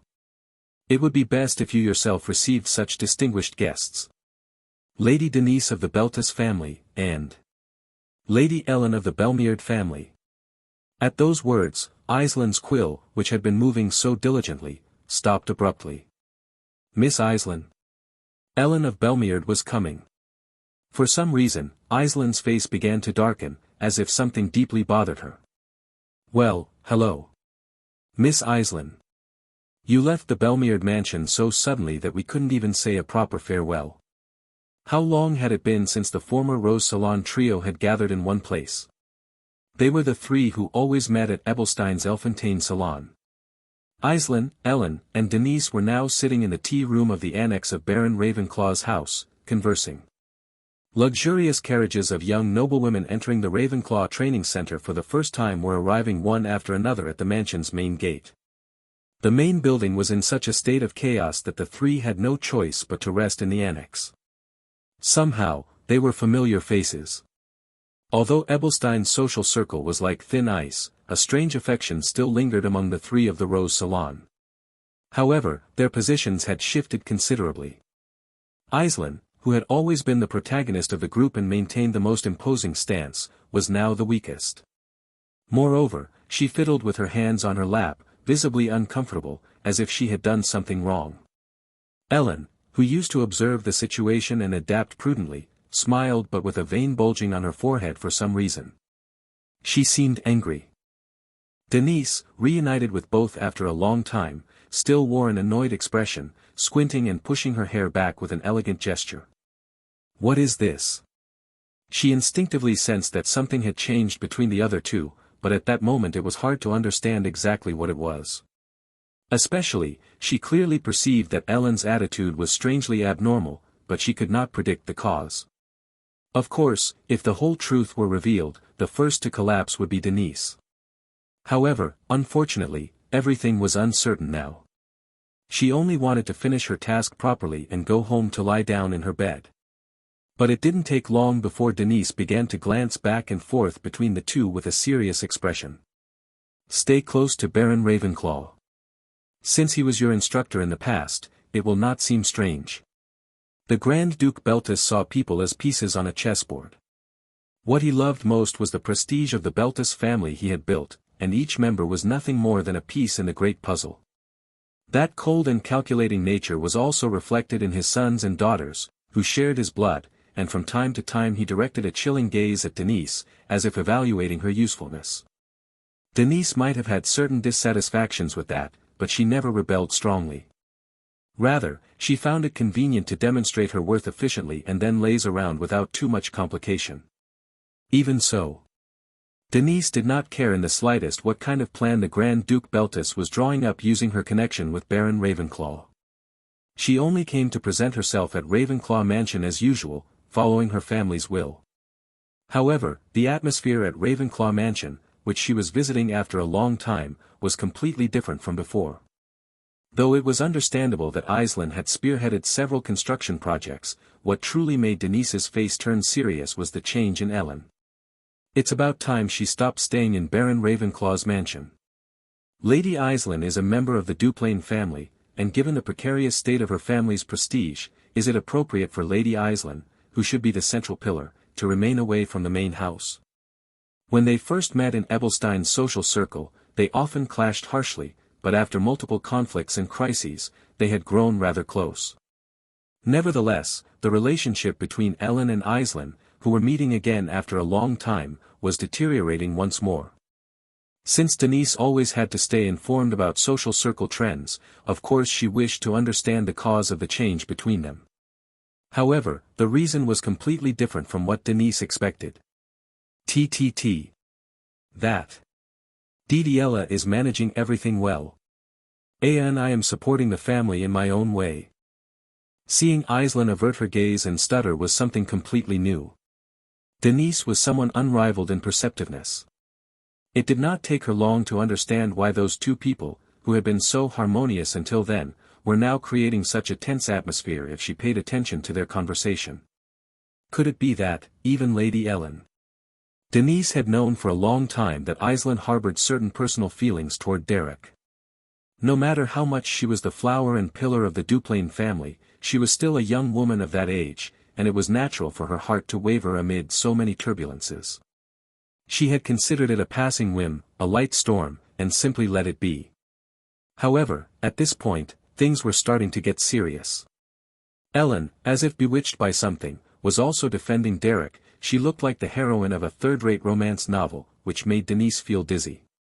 The romance novels Denise used to read passionately in her spare time at least showed their emotions brazenly, but Ellen was hiding her feelings in her own way, which made it feel even more realistic. Denise's brain, simplified into the schemes of a cheap romance novel, now drew a triangle between Aislinn, Ellen, and Derek. I don't know if I should think this, but the structure is interesting. Unable to suppress her instincts as a novelist, Denise felt a strange excitement welling up inside her. In any case, Derek was a man with no interest whatsoever in women and truly obsessed with achieving magical success. The facility he had built to teach noble ladies was probably just a means to perfect his magical skills and secure funds to maintain family prestige. Seeing two noble ladies from the most powerful families in the southwest of the continent fighting over such a serious and stoic man gave Denise certainty that incidents and accidents would not stop occurring. Just imagining it brought her endless inspiration, to the point where she could not predict the impact it would have on her unfinished work, the arrogant Lord Robine. Of course, those involved were on the verge of collapse from the tension, but what did that matter to Denise? It was someone else's problem. Thinking so, Denise's eyes shone even brighter. Yes. As long as I strictly remain in the role of observer, what could possibly go wrong? With that thought, Denise leaned back and watched the two with a satisfied expression. All sorts of ideas were already sprouting in her mind. Of course, she could not let herself get completely absorbed in those fantasies either. Father seems to believe that behind Baron Ravenclaw's actions lies a great purpose. Leaving behind Aislinn and Ellen, who were still locked in a battle of nerves, Denise put down her teacup and sank back into her thoughts. The Grand Duke Beltus was extremely cautious about the emergence of new forces or unexpected figures who might gain influence in the nobility. His vigilant attitude toward Derek, whose influence had grown rapidly in recent times, was probably due to his exclusive nature. Denise knew well that Derek had little interest in worldly power, but people can change at any moment. When the place you stand in changes, so does your perspective. In any case, she felt she had to observe the situation in the Ravenclaw barony carefully, so she had no choice but to rise from her seat. It's quite late already. I will go check the training grounds and greet the other ladies. Death walks. The steps of the six-star necromancer Fina were steeped in the resentments of countless spirits. The legendary necromancer who broke taboos and dealt with corpses and vengeful spirits could create an army of the dead with a single gesture and snatch away the life of a defenseless person with just a snap of her fingers. There was no one on the continent who knew more of necromancy than she did, and even death itself feared her and hid away. The incarnation of death arrived unhurriedly. Tap, tap. She descended the steps of Baron Tigris' carriage one by one and silently observed the entrance of Ravenclaw barony, which, though not grand, had everything necessary. Her silver hair, streaked with purple-tinted highlights, seemed to testify to the aura of death surrounding her. However, in appearance, she was just a simple, bold daughter of a rural baron. She looked like a beautiful country maiden who had grown up running through meadows and hills, surrounded by affection. This is Ravenclaw barony. Many high-ranking noble ladies have come, so, miss, please maintain proper conduct. Fina smiled, slightly lifting the corners of her lips. The coachman and servant looked tense, but she walked calmly, her eyes softly closed. Her demure bearing, with her hands clasped in front, did not seem out of place among the highest-ranking nobles. Third-rate nobles who only relied on family prestige lacked elegance in their behavior. By contrast, even someone from a humble barony on the outskirts could radiate an aura that imposed distance. Fina was the perfect example of that. Her half-closed eyes shone with an indescribable, ancient aura. Despite her youth and not yet having debuted in society, she already possessed an atmosphere that made even the lower-ranking nobles of Ebelstein's social circle hesitate to speak to her. She smiled gently and addressed the guard at the entrance of Ravenclaw Barony in a calm voice. "I come from Baron Tigris' household. My name is Fina Raphaela Tigris." The gatekeeper listened to her words, asked for a moment, and checked the list of visitors. Upon confirming that her name was registered, he turned his gaze back to Fina. For an instant, the guard holding the spear held his breath. Compared to the guard, who was already an older man, Fina looked less than half his age. She barely reached his chest in height, and her slight figure forced him to lean down to meet her eyes. Yet, her lavender-colored eyes held a captivating power. It seemed as though just by looking into them, one could lose their soul.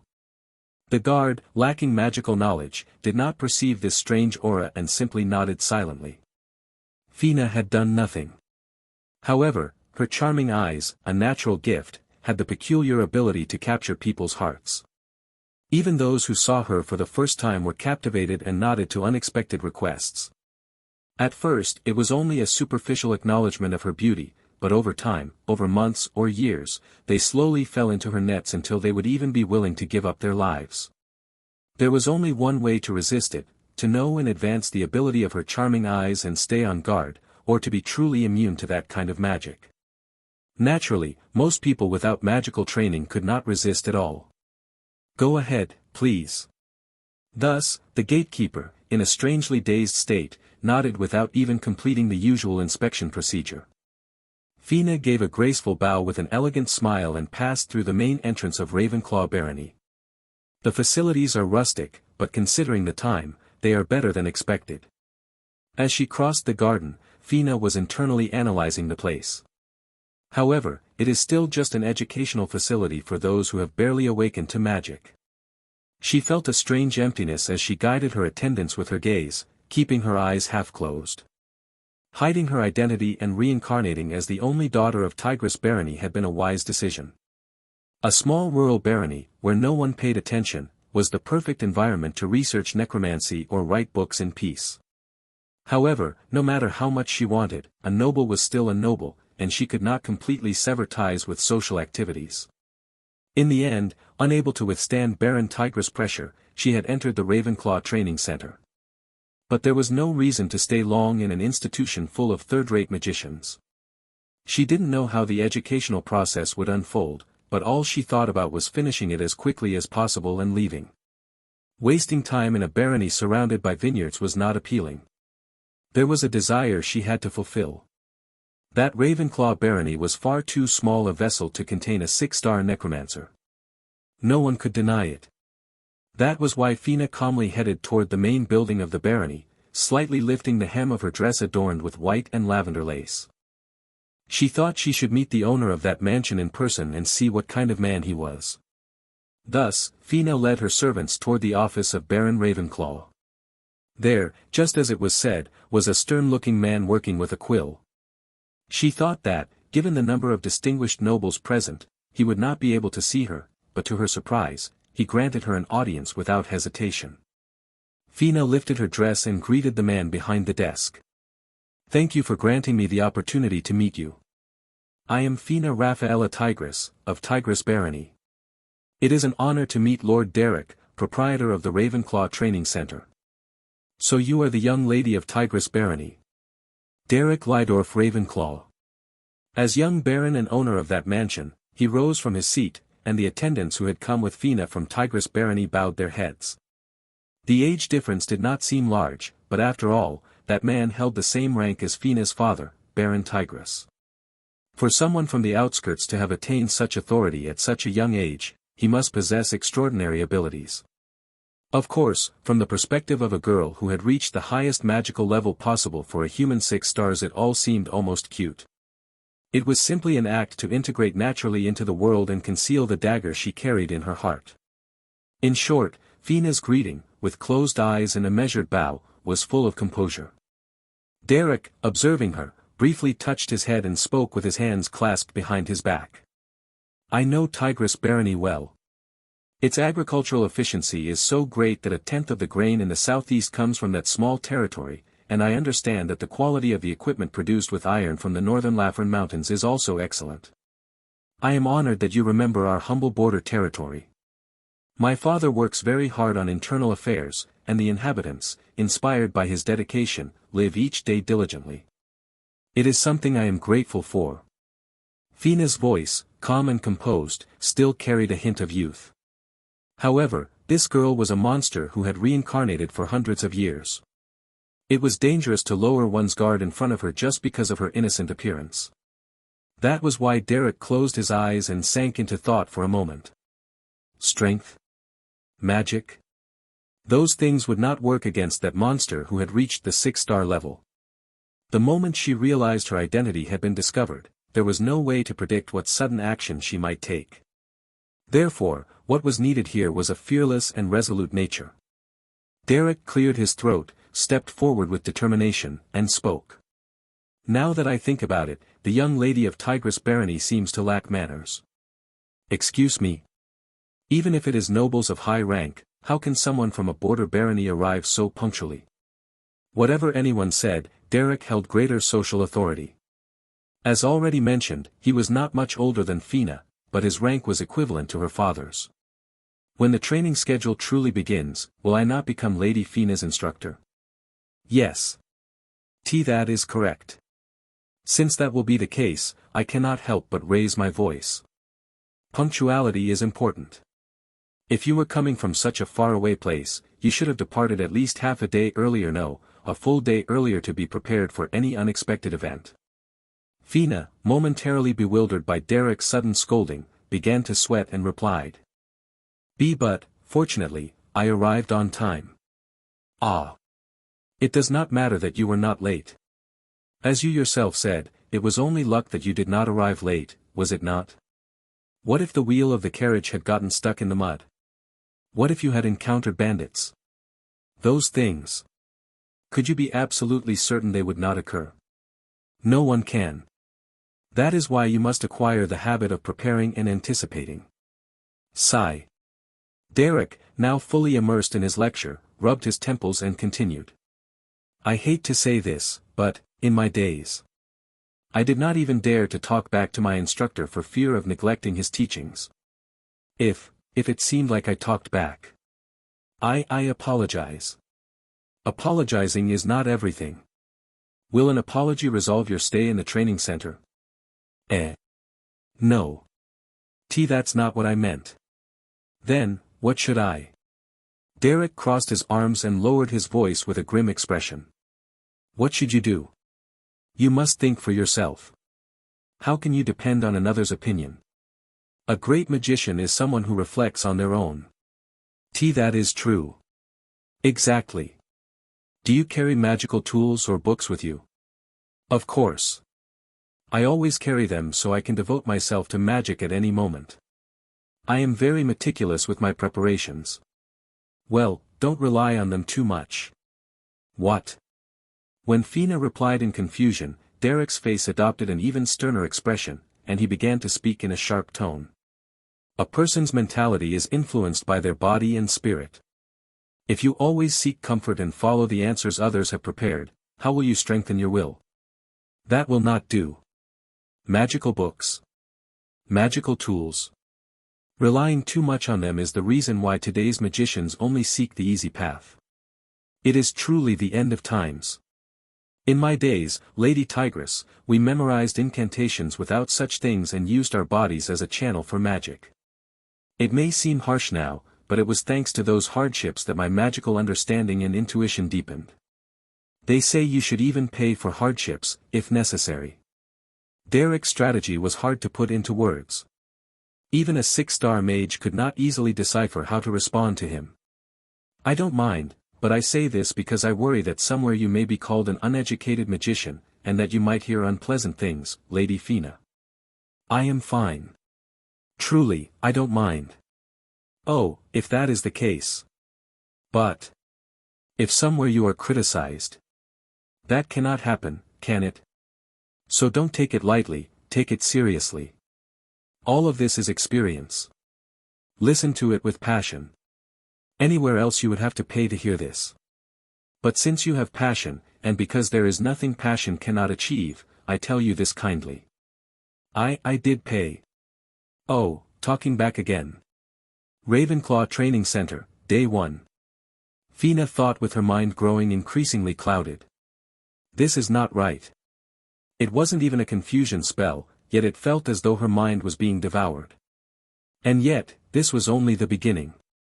At the Ravenclaw Training Center, we offer the best learning conditions for our distinguished guests. I am Aislinn Eleanor Duplain, eldest daughter of the Duplain family, in charge of the Ravenclaw Training Center, and a friend who will study ladies' etiquette with you. It is an honor to greet you all. After greeting Derek, the director of the Ravenclaw Training Center, Fina Raphaela Tigris, the Baron's daughter, moved to the auditorium and training hall building to attend a brief opening ceremony. The beautifully arranged round tables filled the auditorium, and the sumptuous banquet served upon them was luxurious. Most of the tablecloths and tableware were high-end, making one wonder where a rural baron had obtained so much money. Although it was called an opening ceremony, in reality, it seemed more like a sort of tea party. Aislinn, who was seated in the front row, gracefully stood, clasped her hands, and spoke with a radiant smile. Let us strive to understand the elegance of a lady and the depth of magic together at the Ravenclaw Training Center, and let us become valuable friends to one another. It had been quite some time since the tragedy of Duplain. Even the lesser nobles of the borders had heard of it, so most knew how cornered Aislinn was now. However, many of the young nobles looked at her with eyes full of admiration. From the beginning, when she was active in the social circle of Ebelstein, she was not a person who showed value only through the power of her family. The fact that even Tricia and Ellen felt jealous of her was proof that she had the power to captivate on her own.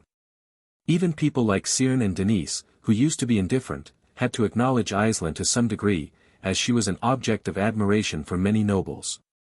The mere act of seeing Aislinn up close was an enormous motivation for many young girls. Learning social etiquette directly from her was something extremely valuable. Nevertheless, as much as she was, Aislinn could not handle all the classes by herself.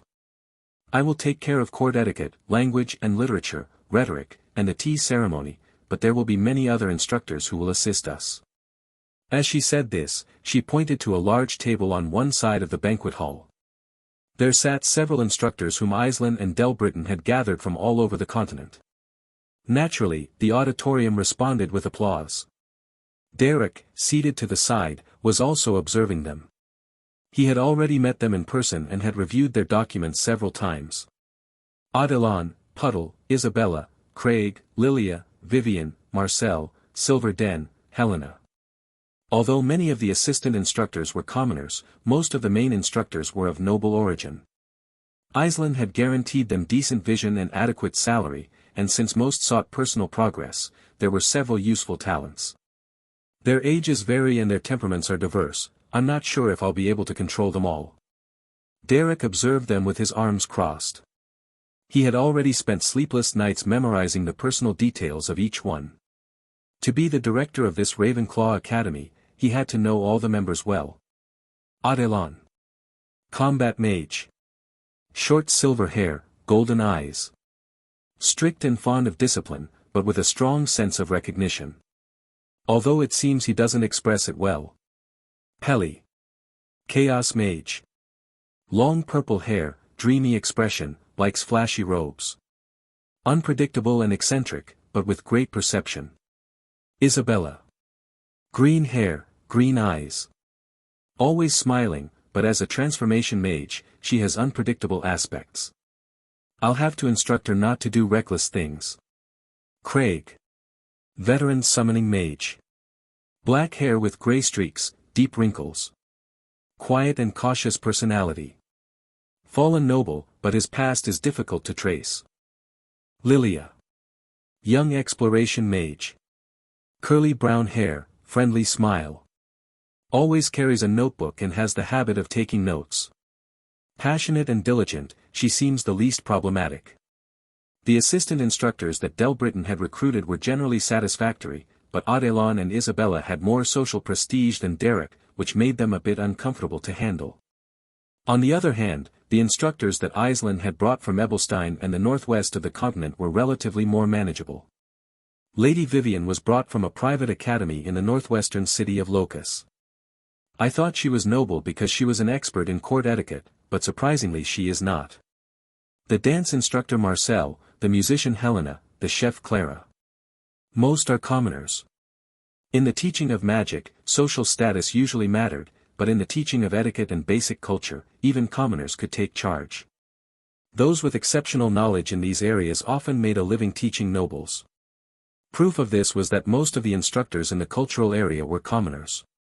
After the applause for each instructor, finally appeared Baron Derek, owner and director of the Ravenclaw Training Center. Most had heard rumors about Baron Ravenclaw, but few had spoken with him directly.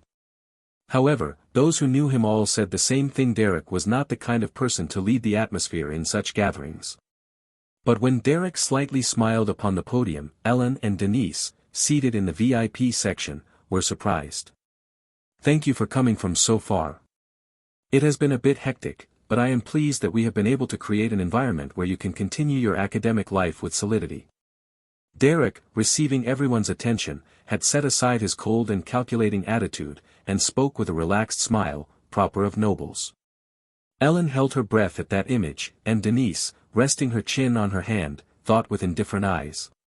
He can make those expressions, and yet behaved like a stone statue when teaching. Even those who did not know Derek well usually described him as cold, emotionless, and pragmatic. However, ignoring that public opinion, Derek spoke gently.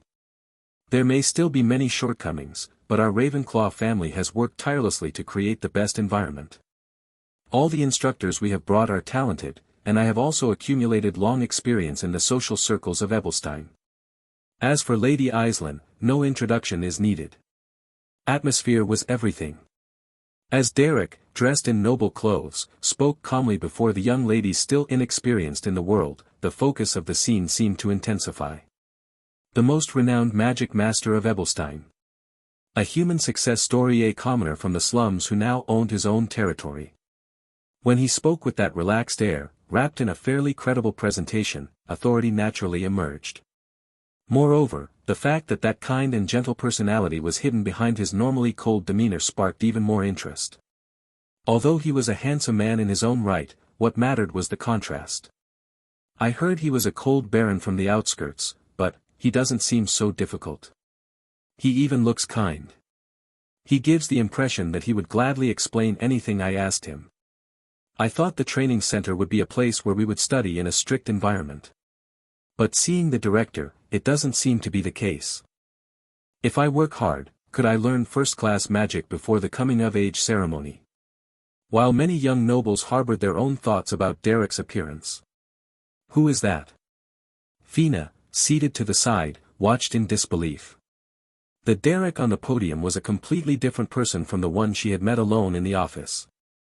"I am Veronica, of the family of Viscount Rental. The exploration magic of the Rental family is truly famous.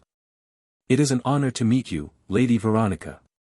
After the opening ceremony, it was time to move to the dormitory buildings where they would be lodging, guided by the assigned attendants. Derek was standing at the exit, greeting each of the young nobles one by one. "Baron Ravenclaw is truly competent. I feel like I am in a land of learning, and my academic enthusiasm is soaring. I really want to learn a lot. I feel that I am learning more thanks to the passion and academic fervor of Lady Veronica. We will meet again in class tomorrow." As Derek greeted her politely, the young lady who had introduced herself as Veronica also slightly lifted her skirt and gracefully bowed. Young ladies from families with some influence usually had basic knowledge of etiquette, even if they had not yet been formally introduced to society. Derek treated these young women with impeccable aristocratic manners. On the other hand, that was not always the case. "Ah, hello. I am from the family of Viscount Sidmare, I mean, there is no need to be so nervous. I'm sorry. I'm shy. There is no need to apologize. A cautious and prudent nature can prevent crises for a mage. You already possess excellent qualities as a magician. To Esmeralda of the family of Viscount Sidmare, so timid she could barely speak, Derek showed appropriate consideration and encouraged her sincerely. Are you Derek? I am Amelini of the family of Viscount Bletton. It is an honor to meet you, Lady Amelini. I have heard of the greatness of the Bletton family, but unfortunately, the principle within the training center is mutual respect. Ah, is that so? Well, if the other ladies show respect, I cannot rely solely on authority. I understand. I will show respect. He also seemed to have a talent for communicating words that, under other circumstances, could have sounded discourteous. Though he had lived a long life as a mercenary from the outskirts, he had already adapted quite well to the culture of aristocratic social circles while teaching various noble ladies. He had witnessed many power struggles and tensions among them and knew well that human aspects were more beneficial than harmful even in the barren landscape of nobility. Thus, Derek left a good impression on each young noble thanks to his excellent social skills. At the very least, for the Ravenclaw Training Center to continue, its representative figure could not afford to have flaws. As the young nobles left the banquet hall and headed to the dormitories, their faces shone with excitement. At first, they were anxious, but both Aislinn, the queen of the social circle of Ebelstein, and Derek, the most famous magic master, seemed like reliable figures for many reasons. Perhaps it had been a wise decision to travel there in search of knowledge. With hopeful thoughts, they went to the personal rooms that Butler Delbritton had prepared with care. And finally, the last person to leave the hall was Fina of the family of Baron Tigris. That was a good speech, Sir Derek. It left me deeply impressed. I look forward to accomplishing great things at the Ravenclaw Training Center. It is a pleasure, Lady Fina. With that said, Fina smiled again. As soon as her eyes met Derek's, she blinked with her mysterious eyes. The enigmatic energy of her purple eyes, shining softly under her pretty lashes, seemed to envelop Derek's body. Even ordinary illusion mages could not easily deal with those eyes that captured the hearts of people. Many did not even realize it. Since Fina was already a beautiful and charming girl, that mysterious power that enchanted others was often interpreted as mere natural charm. After making eye contact with Derek, Fina spoke in a whisper. I apologize for my rudeness in the office earlier. I am still young and inexperienced, so I make many mistakes. A voice that slid like a snake's tongue, whispering directly into the mind. An enchanting aura hard to believe could come from such a young girl. Since she had reincarnated into Fina's body, there had been few who had not succumbed to it. Thus, she slowly seeped into people's hearts. Those who fell into her spell felt as if they were wandering in the fog. Fina spoke to Derek in a low voice, with a rapping tone. Sir Derek, you are a kind, understanding, and respectable person. Please, with your kind heart, help this girl who needs guidance. Of course. I will. Ha. At Derek's response, Fina smiled with satisfaction and continued. Yes. If you ever face difficulties or need help while living in the Ravenclaw Training Center, please, Sir Derek, grant me that favor. Of course. If it is truly necessary. Fina was left speechless. It was the first time someone under her spell had interrupted her. She trembled slightly and then raised her gaze again to Derek's face, which now had the same cold expression he had shown in the office. But, didn't I already say it? The difficulties in youth are worth going through. I saw you earlier on the podium. You were sitting leaning to one side. Is it due to a deviation in the lumbar spine or is it just a habit? That's not good for your back. Sit straight. Excuse me. That is. Habits formed in youth carry into adulthood, Lady Fina. All those small things, which seem insignificant, are what build a person's impression. How could it not be shameful for the daughter of Baron Tigris to sit with bad posture? However, you don't need to be so embarrassed. You came to the training center to learn precisely these things. Ignorance is not shameful. Seeing Derek speak again with that fast and direct tone, Fina could not help but feel bewildered. Even if her spell did not work, Derek, who had been kind, courteous, and considerate with all the other ladies, was being especially severe with her. However, he was not cruel or malicious. Derek was only telling the truth. I am very worried, Lady Fina. Health is the foundation of all learning. If your posture is bad and your body is small and lacking strength, you will not be able to properly practice what you learn. This is not good. I will not be able to sleep at night from so much concern. What are you saying?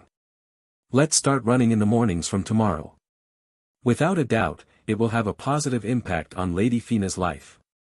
Derek crouched down, took Fina's hands, and spoke to her with sincere eyes.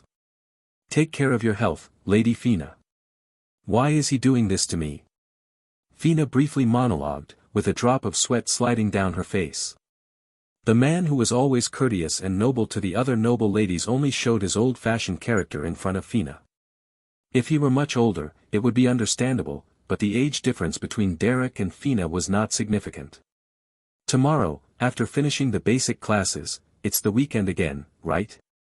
Do you know the Plantrix Forest in Ravenclaw territory? No. I think I've seen it once or twice on a map. Oh, you are missing out on life. Observing the scenery of that slope, with its broadleaf trees placed just right, all the stress of the week disappears and your heart feels renewed. Let's climb it together this weekend. I will also bring Delbritain. Is it climbing a mountain? That. Do you not want to do it? And no. It's just that, my health. Your health is not good. Derek raised his voice even more. Fina immediately flinched and then shook her head. She could not predict what he would do if she said her health was bad. I see. If your health is fine, then let's climb it this weekend without fail. It's an impressive view, too good to see alone. If you drink a cup of tea from Mount Alfrain at the top, you will feel, it was hard to climb, but it was worth it. This is what it feels like to accomplish something. This is what they mean by the suffering in youth is worth it. You will feel it deeply. As Derek spoke with enthusiasm, Fina began to sweat profusely. Below, Baron Ravenclaw's mansion was visible at a glance. The young nobles, who lived together in the dormitories and built friendships, were already practicing how to establish connections before entering the social circle of Ebelstein. Eating and sleeping together, going on excursions to Ebelstein on days without class-forming ties in advance was very important. They say that the social center of the eastern continent is the mansion of Count Elvester. At this rate, the mansion of Baron Ravenclaw will fulfill a similar role. Where many nobles gathered, that place became the social circle. Margrave Elvester of the eastern continent had already understood this and had built cultural centers, banquet halls, and various facilities for social events in his territory. Over time, it became almost impossible to debut in the social circle of the eastern continent without passing through Count Elvester's mansion. The headquarters of the eastern continent's social circle, the territory of Count Elvester. Fina thought that its initial form must have been very similar to Baron Ravenclaw's territory at that moment. That was Fina's impression. However, Fina frowned in solitude. As someone who had already reached an unmatched level in magic, the magic she found there was so basic that it did not even make her laugh. The magic classes were so elementary that she had to suppress yawns, and even the humanities classes, which were more tolerable, seemed like mere nonsense to Fina, who had already accumulated years of experience. But there was one thing she simply could not endure: the scoldings of Baron Derek, owner of this training center. What really infuriated her was that with everyone else he was perfectly kind, but with Fina he was particularly strict. The other young nobles usually spoke very well of Baron Derek, considering him a respectable and trustworthy person. Some even blushed when speaking of him. He was truly a multifaceted man. However, for Fina, it was the complete opposite. Why? Why is it only me he is strict with? Phew! The air is so fresh. It feels revitalizing down to the lungs. Lady Tigress, you should also breathe this morning air deeply. Everything is good for your health. Health. Health. Health is the best. Thus, on a morning of rest, Fina lay sprawled on a rock on the side of the mountain, sweating profusely. Whether aware or not of Fina's struggle, Derek was simply standing on the summit, stretching his arms and inhaling deeply the cold morning air. No matter how advanced she was as a great mage, there were physical limits when inhabiting the clumsy body of a young girl. Drenched in sweat, with her fingertips trembling, Fina thought, "I can't just let this continue." Finally, she came to the conclusion that she could not leave Derek alone. She could no longer endure the arrogant nature of that young man. The truly subtle point was that, in reality, Fina was hundreds of years older than Derek. He is about to do something. I need to adjust things here. While enjoying the fresh air on the mountain top, Derek also hardened his expression. In truth, considerable courage was required to be constantly scolding someone knowing she was a 6-star necromancer. Fina did not want to reveal her identity easily. She wanted to avoid leaving traces of necromancy and being hunted by the Empire. And Derek knew that. That knowledge was Derek's greatest weapon. What mattered was maintaining the right balance. It was something very difficult and frustrating, but she could not simply react actively nor reveal her identity, and remaining passive was also exhausting. Maintaining that subtle and ambiguous balance was the most crucial point. Thus, she had to keep him on edge, alternating between warmth and coldness, driving him crazy. I can't just let this continue. Those who knew him already knew Derek was a difficult person to deal with. If he could not dominate someone by force, he would use social authority and hierarchy to crush them. He was a man who would not stop at anything. Many remembered the image of the great demon Noir, who roared with enough force to overturn the entire northern continent and reduce the world to ashes. The War of Dawn, one of the greatest disasters in the history of the Empire, was still spoken of among the people, and those who commemorated that horrid devastation were scattered across the continent.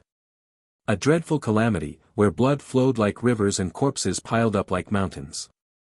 The brave group that stopped that great catastrophe known as humanity's crisis was still mentioned as legend. Melvorat, Perea, Reveltone, Lusric. And the 6-star battle mage, Calamford, who led them at the front.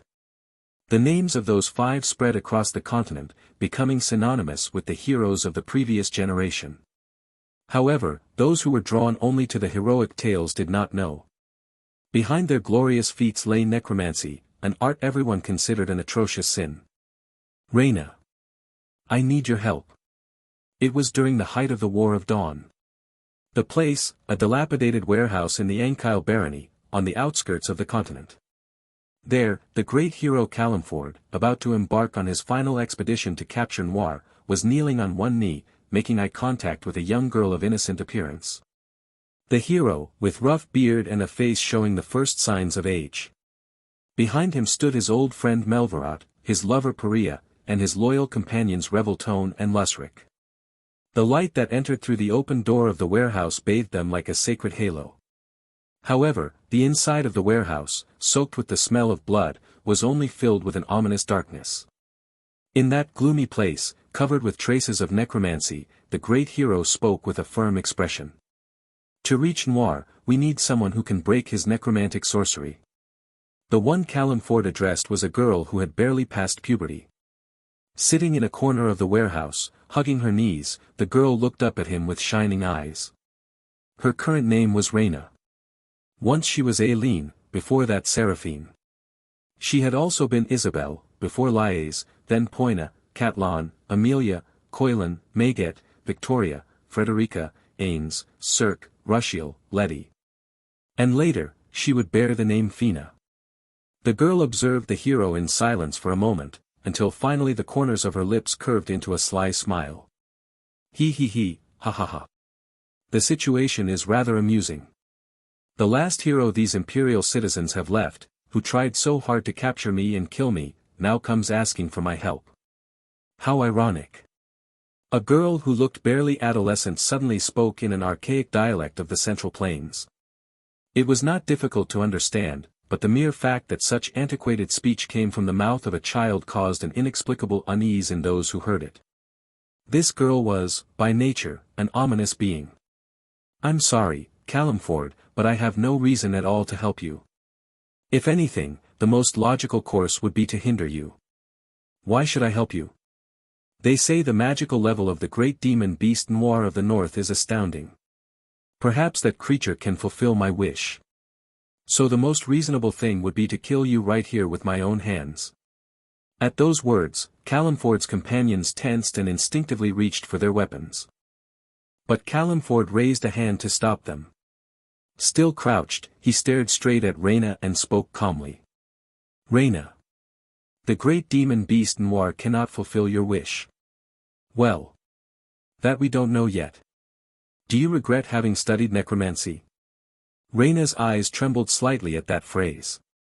In silence, she kept watching him, until he spoke again in a low voice. The mark of reincarnation is a blessing that guarantees transcending death, something all beings long for. But, it seems you have already understood as well. Shut up, Calenford. It is not a blessing. It is a curse. Reyna clenched her teeth. Her hollow eyes cast an even longer shadow. The repetition of reincarnation. Even if you die again and again, you are reborn as a noble lady and continue your life. That magic grants eternal life, something everyone covets. When you lost your youth, whether at 20 or 30, you died for whatever reason, and life continued, always with the same young face. It was, in appearance, a perpetual youth. However, as the centuries passed in that endless cycle, you eventually came to understand. Once you touch necromancy, you cannot help but live with blood-stained hands. And wandering in that shadowy life countless times, you eventually forget who you are. Who am I? Am I Reyna? No, that is only my current name. Then am I Isabel? Or Lies? Poina? Catlon? Amelia? Coilan? Maget? Victoria? Frederica? When you trace back the origin of the origin again and again, you end up forgetting, unable to give meaning to your existence. Your original self, what it was, what it lived, all becomes dust buried in the distant past. Sunk in that absence of meaning, you become a wandering ghost, unable to find purpose. Death, which comes to all alike, is denied to you. To reach the pinnacle of necromancy means that the mark of reincarnation, once engraved on the soul, never disappears. During the first 200 years, you might consider it a blessing. But in the end, you only wish for one thing: rest. And no matter how exhausted you are, the world never allows it. Alone, in the curse of necromantic magic, living only among blood-stained shadows, she longed for one thing above all else: rest. I can kill you. Not just your body, but also your soul. And then, before that wandering spirit, the legendary hero and 6-star battle mage Calenford spoke. His body aged, but his eyes still shone. 6-star battle magic incineration of the soul. Calenford, who had reached 6 stars by contemplating the constellations alone from the Rotan Mountains, mastered the technique of erasing even existence itself. It was said that, with a few months of preparation, he could erase a 6-star necromancer from the world. It was his own domain, completely different from other 6-star mages like Melvarot, Coella, or Dreist. And, paradoxically, it seemed like a lifeline.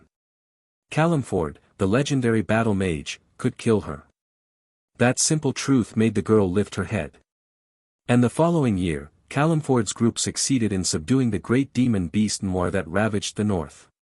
However, Calenford could not keep his promise. Because he died together with Noir. Whoosh. On a rainy and grey day. In front of the main entrance of Gremfort Palace, where Emperor Gretel resided. A huge portrait of the legendary hero who had perished with Noir was displayed high above. During the funeral, countless citizens of the empire shed tears before that portrait. His old friend, the icy Melvarot, also bowed his head. All the companions of the legendary hero remained silent with somber expressions. At the back of the crowd, a girl, with her hood up, silently stared at the portrait of the hero. At last, she turned around and clenched her teeth. Damn, bastard. As she slipped away into the crowd and vanished into the streets of the capital, a chilling aura still surrounded her. Calenford had not kept his promise. And so, a persistent coldness settled in the girl's eyes. In truth, no matter how renowned Master Derek was, and no matter how meticulous Aislinn was, the first training center they opened was bound to have problems. Aislinn had envisioned countless unexpected situations in her mind, but even so, she believed that once the center began operating, all sorts of issues would arise. And she was fully prepared to deal with whatever problems came up. However, the Ravenclaw Training Center was running far too smoothly.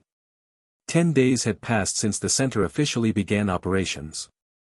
Aislinn was sitting in her private room within the mansion that Derek had prepared for her, silently looking over class materials.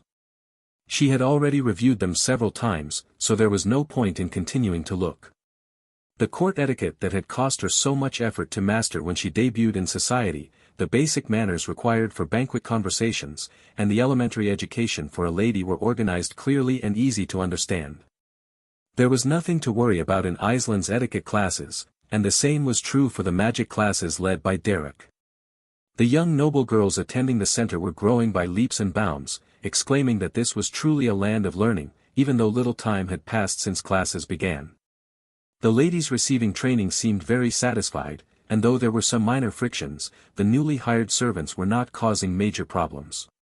The instructors brought in from outside were highly individualistic, but they seemed to be fulfilling their roles with dedication, and there appeared to be no serious conflicts within the mansion. Everything was running smoothly. There was no inconvenience. In other words, there was nothing to do. Lady Aislinn, do you have any worries? When Chief Steward Delbritton approached and asked, Aislinn answered with a dull expression. I'm worried because I don't have worries. Delbritton had come to know Aislinn quite well since preparations for the training center began. At first, he thought only Derek, the master of Ravenclaw Mansion, was peculiar, but upon observing carefully, he realized Aislinn was no less eccentric. People obsessed with something tend to achieve success faster than others. In any case, it meant they weren't entirely sane. Now that I think about it, is Lord Derek having any difficulties?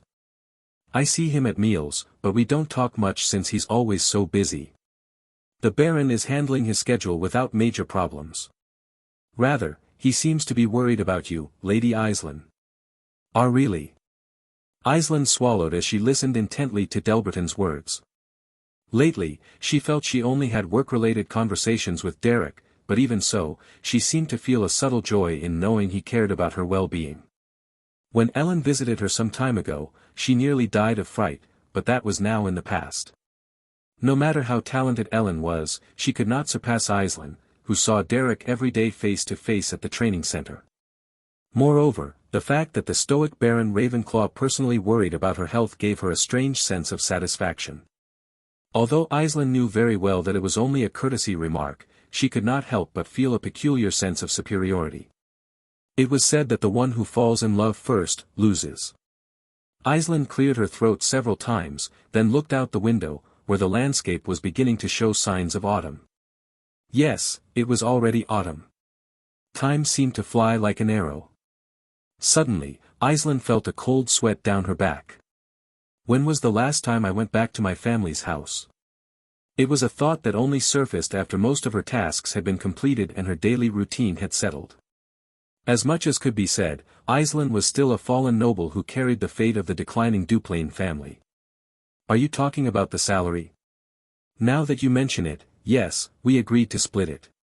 Talking about money like this feels a little uncomfortable, but in any case, we must account for it. Breakfast the next day. Derek, sitting at a rather large dining table, was eating simple vegetables, bread, and fruit.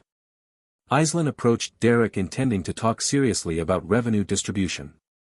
Derek, for his part, was reviewing the schedule for the day's basic magic training, as well as planning supplementary classes for a few young ladies whose recent progress had been slow. Despite everything, once he took on a task, he completed it diligently, a trait that had not changed since his mercenary days. One of the reasons Aislinn valued Derek was precisely because of his diligence. This quarter's tuition fees have already been collected. I'll give you half, Lady Aislinn. I'll take the other half. What? You'll give me half. That's a little. Too little. If you want to negotiate, I won't object. But let's discuss it properly with a notary in the office. No, it's the opposite. You're giving me too much. Aislinn spoke with some hesitation. In truth, Aislinn was usually quite firm in such matters, but for some reason, her voice always grew smaller before Derek. Derek looked at her in silence, then set his fork aside and pushed the plate away. At that moment, the servants quickly came forward to clear away the remains of the meal. Lady Aislinn. I am aware. Yes. Derek spoke while pressing his temples. This Ravenclaw training center was established in Derek's name, built on his land, and he was listed as director. However, Derek only taught magic and did not actually function as the administrator. Instead, Aislinn was the one who sat in the dean's chair, managing all the administrative work alone. From the start, Aislinn had laid the foundation of the center and was the one resolving all the scattered problems. Now that the center had just opened, many things were unstable, but frankly, it seemed that even if Derek were absent from the territory for a while, Aislinn could manage it well on her own. At that point, it was a little strange for Derek to monopolize all the center's income. And besides, don't you need money? You have to rebuild your family. Well, that's true, but the Duplain family will need many assets readily available. If the center goes well, the flow of money to the Duplains will also increase. So, in a way, working hard here is saving your family, don't you think? Derek's words were true. The amount of gold coins provided by more than 30 noble ladies was enough to be considered a fortune. If half of that could be taken to the Duplain family, it would be enough to put out all the urgent fires for now. It was something good and something to be grateful for, but Aislinn had never imagined Derek would yield so easily. Territorial nobles were usually stingy with such divisions, so there was hardly anyone like Derek who would willingly give up such a large sum. Aislinn's eyes began to shine. She silently watched Derek, who was brushing his clothes at the end of the long table, and then spoke with a radiant face. Derek. Yes. I am going to bury my bones here. There's no need to go that far. In fact, even Derek was beginning to find Aislinn a little frightening lately. After the Duplain family fell and she accepted that she was a fallen noble, she seemed to have awakened in many ways. Derek also lived intensely, dividing his day into minutes, but even he found it difficult to keep up with Aislinn. By the way, when the first term ends this autumn, I plan to hold supplementary classes with some of the young noble ladies. Oh, yes. There were a few whose performance fell somewhat behind. According to the center's policy, we never leave anyone behind. Lady Sidmare, Lady Rosfeld, and the lady of the Tigress family. I think I'll give them separate lessons. Really? Aislinn knew that Lady Sidmare and Lady Rosfeld were somewhat timid and lacking in confidence, which slowed their progress. But she had not thought that Lady Fina of the Tigress barony would also be included among those receiving supplementary lessons. Lately, Derek has been paying a lot of attention to Lady Fina of the Tigress family. It was also out of a sense of duty, but Aislinn felt something subtle. She herself was too busy fixing the problems she had caused, so she hardly had private conversations with Derek. Derek, on the other hand, seemed particularly attentive to Lady Fina of the Tigress family. Even after all the classes ended, he stayed behind to give her countless pieces of advice or even went to the dormitory to give her lessons about life. Sometimes, they even went on outings together during holidays, spending much time together. Of course, from Fina's perspective, those were trials as painful as punishment. As if that weren't enough, he even planned to give her special supplementary lessons separately. Of course, from Fina's perspective, it was torture comparable to death. In short, Derek was almost completely neglecting Aislinn. How cruel and heartless. That thought briefly crossed her mind, but Aislinn immediately opened her eyes wide and came to her senses. Cruel. What had Derek done to deserve being called that? Derek was simply fulfilling his duty. Aislinn felt momentarily confused by her own thoughts and shook her head, bewildered. Derek, seeing Aislinn like that, looked at her with a strange expression, wondering if she was uncomfortable. Considering Aislinn's workload, it would not be strange if she were exhausted. Receiving such sincere concern, Aislinn immediately blushed and shook her head vigorously. I was just distracted for a moment. Sorry. I'll go check the morning schedule right away. You always work very hard. Not as much as you, Lord Derek. Anyway, thank you very much for the revenue distribution. I'll do everything I can to represent the Duplain family. Saying that, Aislinn clutched the documents tightly and quickly walked into the hallway. Fanning her flushed face with one hand, she was utterly confused. Aislinn, who was quite naive about such matters, could not realize what was happening to her. The same had happened with Ellen and with Fina. For the first time in her life, Aislinn was awakening the emotion of jealousy. Before this autumn ends, I'll expel Fina. If I handle the justification well, Fina probably won't have much to complain about. After Aislinn left the dining hall, Derek once again reviewed the schedules of the supplementary lessons he had organized. Fina was enduring Derek's subtle trials better than he had expected. Though Derek behaved like a textbook authoritarian, Fina's social skills, polished over the years, were much more adept than he had anticipated. To think she would endure so well. A necromancer is like a virus. If left alone, it will surely infect the group and bring about disaster. The tragedy of the Duplain family was more than enough proof that, if not eradicated in time, great calamities would follow. This level of action was still not enough. It was time to take more drastic measures. Derek was ready to act. When this term ends, I plan to give additional supplementary lessons. Lady Tigress still has areas where her performance is lacking, so we'll do more lessons together. During the sessions, I'll teach her wise ways to face life's adversities, how to respect her elders, and the truths and subtleties of existence. That same afternoon, after finishing his classes, Derek called Fina and told her that. Oh, heavens! Thank you. I truly regret that you must take the time for me. Fina endured the stiffness in her expression with almost superhuman patience. Seeing her barely manage to keep a cheerful face, even Derek couldn't help but be impressed. She was by no means an easy person. She was as tough as Derek. And when two tough people meet, the situation tends to escalate to the extreme. Sorry, Derek. I inquired, focusing on Count Elvester's side after hearing your request, but I couldn't find a master who could teach you 4-star magic. Don't be too discouraged and try to reach new heights through your own contemplation of the world of magic. I am an insufficient master, so it seems difficult for me to help you further. Always take care of your health, and I wish you constant happiness. Katya Flameheart. Now, the breathing technique is important. Inhale, exhale, inhale, exhale, inhale, exhale. Follow me. Inhale, exhale. Inhale, exhale. If you do it like that, it will be even harder. Even if you are short of breath now, keep the breathing technique. In the long run, it will help you conserve energy for longer. Come on, inhale, exhale. What is a holiday? It means a day off. Even though it was a day without classes at the Ravenclaw Training Center, Fina couldn't understand why she had to run up the hill behind the mansion, alongside Derek. The path itself felt like a gentle trail, but running for so long with her small body was extremely difficult. As always, Derek spoke to her with a refreshing expression. How is it? It's hard. Yes, it's hard. Is he crazy?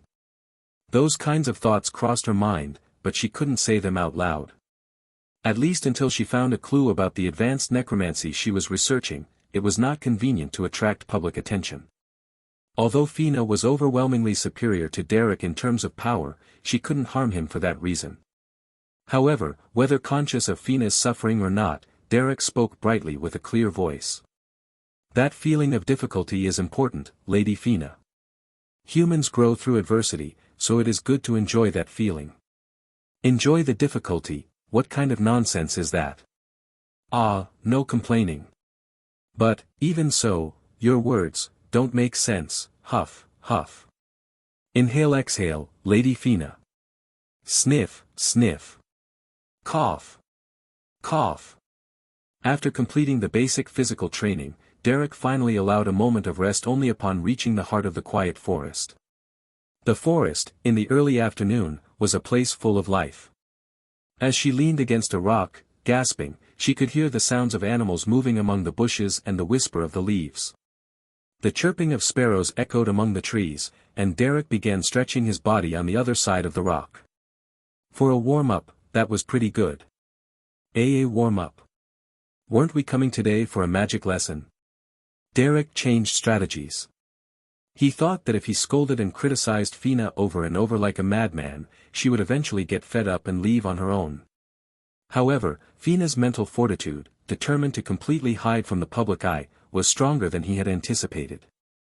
After living hidden in that way so many times, it was no wonder she became skilled at it. Realizing that this approach would lead nowhere, Derek had no choice but to devise a new strategy. If expulsion was not an option, then graduation would suffice. In fact, I have observed Lady Fina's eyes several times during classes. Your eyes. Lady Fina is diligent in everything she does and seems to devote much time to mastering magic. Other young women who study with you often praise you, saying that you are very dedicated and that they have much to learn from you. Huff, huff. Thank you for the compliments. I was just doing what I had to. But I have seen the true nature of Lady Fina. The most renowned magic master of Ebelstein. Fina couldn't help but wonder if that reputation was undeserved as she looked at Derek. Lady Fina is hiding her true abilities. At that, Fina's fingers trembled slightly, and a chill ran through her gaze. He had hit the mark. If Derek had really noticed Fina's true identity, then many assumptions wavered from that point. Fina rarely left alive those who discovered her identity. In this era, a master of necromancy was treated the same as a criminal who should be executed immediately. Hiding my abilities. What do you mean by that? Even if you speak calmly, I have already noticed everything. The bored look in your eyes during classes, the kind smile you show everyone, but with an emptiness hidden beneath it, I have felt it all. There is a naturalness in the way you handle magic during training, something only veterans possess. I wonder if Lady Fina is aware of that. His tone was somewhat theatrical and pompous, but he had certainly struck home. Fina was someone who found it difficult to take deep interest in worldly matters, even in trivial conversations. Although she currently pretended to be the naive daughter of a rural baron out of necessity, she could not erase the emptiness ingrained within her. However, she was surprised that this man had noticed it. She had considered him frivolous, meddlesome, and old-fashioned in his way of thinking, but he had an unexpectedly perceptive side. In fact, it is not unusual for young noblewomen to hide their abilities. Some do not want to reveal their exceptional talents due to family internal circumstances. In reality, Denise had hidden for years the fact that she was a second-class exploration mage. From Derek's perspective, he was not lying. So, I will not ask why Lady Fina is hiding her abilities. However, isn't it a shame? You came all the way to Ravenclaw territory, and it is a waste to simply pass the time. That's why I will teach you higher-level magic. At those words, Fina sneered inwardly. Indeed, this man had noticed that she was hiding her abilities. His insight was admirable. But he still thought she was only a second-class mage. That was natural.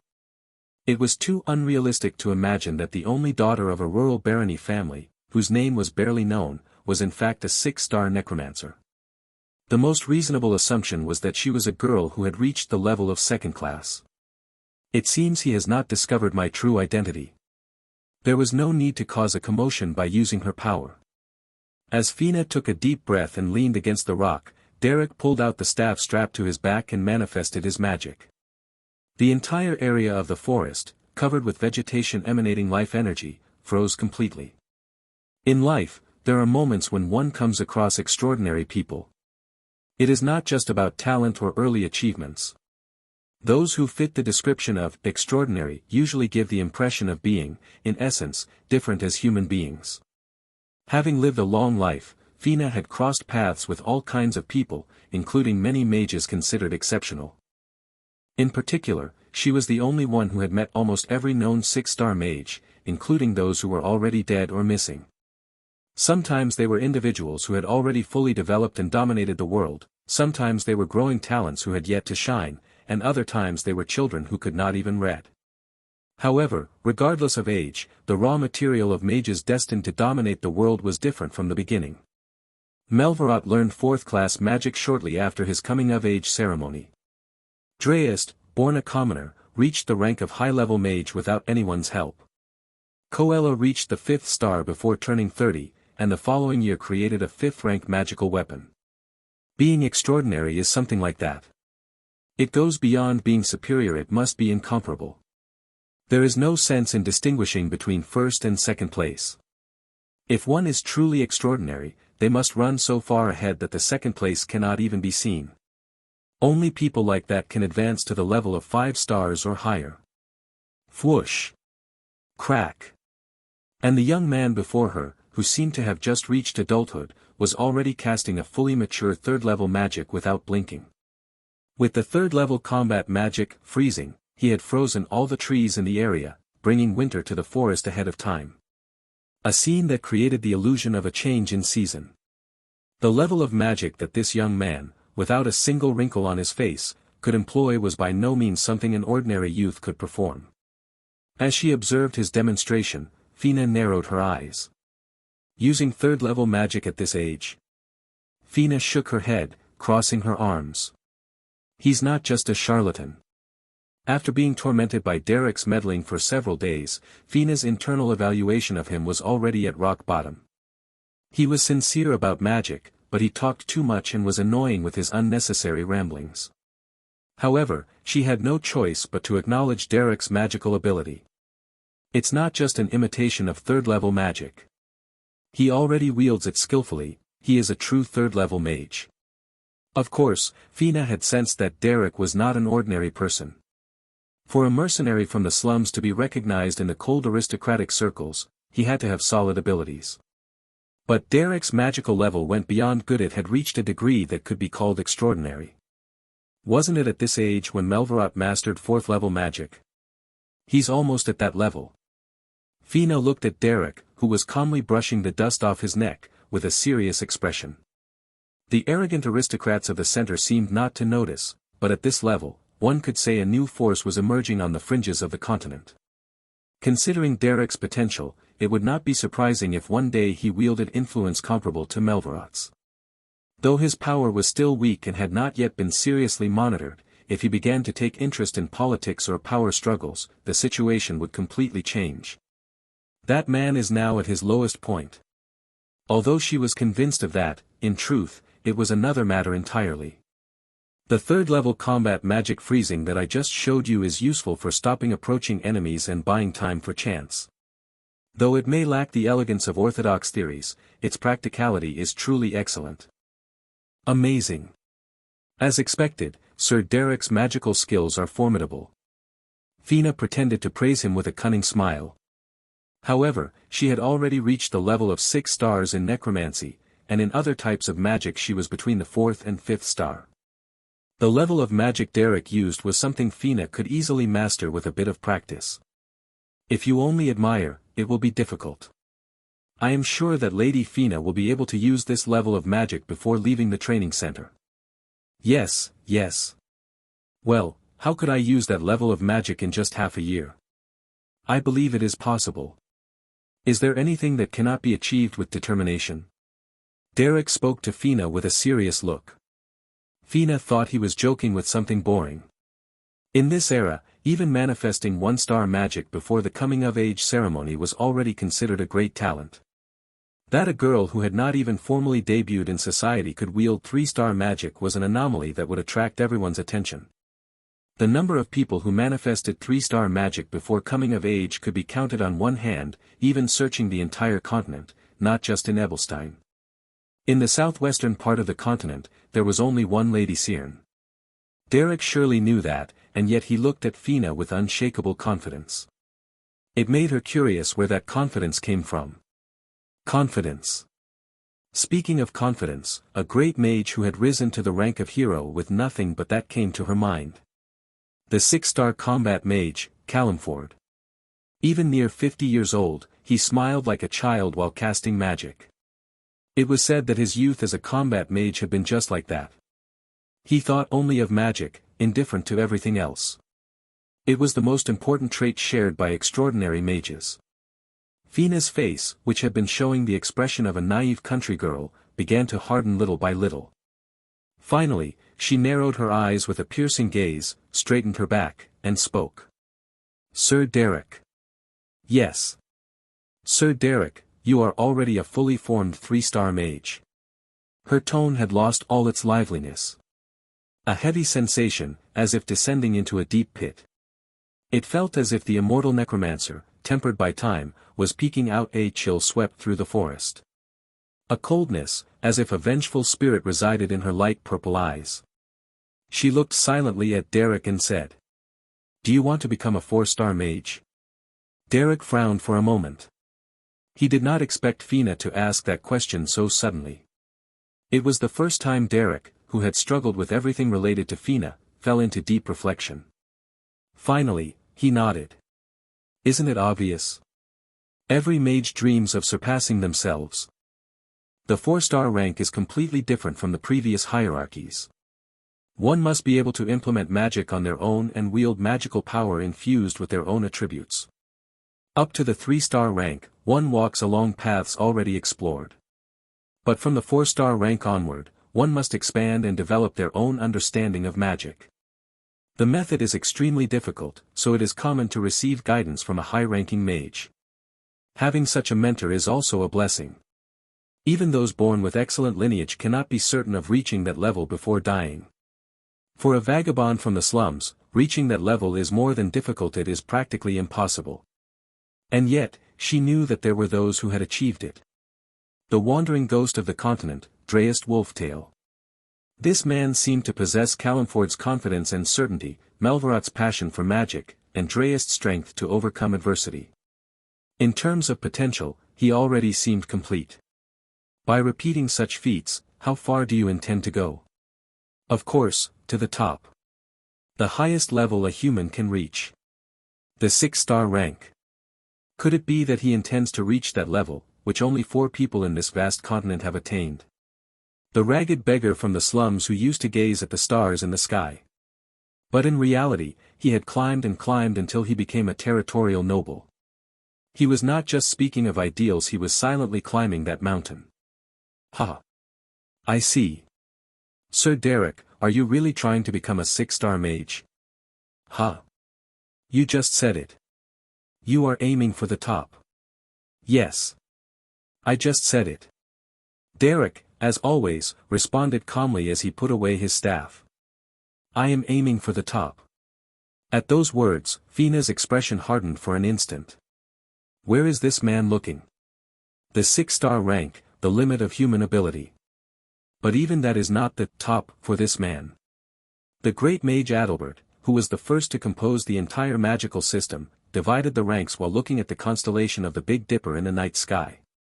In the end, the summit is beyond those stars. It would be the North Star, the center of the firmament. And, after immeasurable time had passed, in a corner of a stream attached to the slums, late at night, when not even the crickets sing, a disheveled child, with white hair, dressed in rags, looked up at the Big Dipper in the starry sky and extended his hand. From the deepest bottom of the world, where only darkness dwells, toward the highest peak of that starry sky. The upper realm, whose very existence is still uncertain. That is the place where that man's gaze is directed. It is not about idealistic phrases like a man must have great ambitions or that aiming high helps achieve more. That man's eyes are completely serious, without a single trace of exaggeration. The man who always spoke grandiosely and meddled unnecessarily now does not say a single word. He is simply stating the truth as it is. A forest full of life. Ironically, not a pleasant place for a necromancer who deals with death and souls. The 6-star necromancer, who remained seated in silence among the spaces of life, looking at Derek, finally spoke in a cold tone. You truly are a curious man. Derek's eyebrows arched for an instant. At some point, Fina had stopped using honorifics with Derek. And her eyes were also much sharper than before.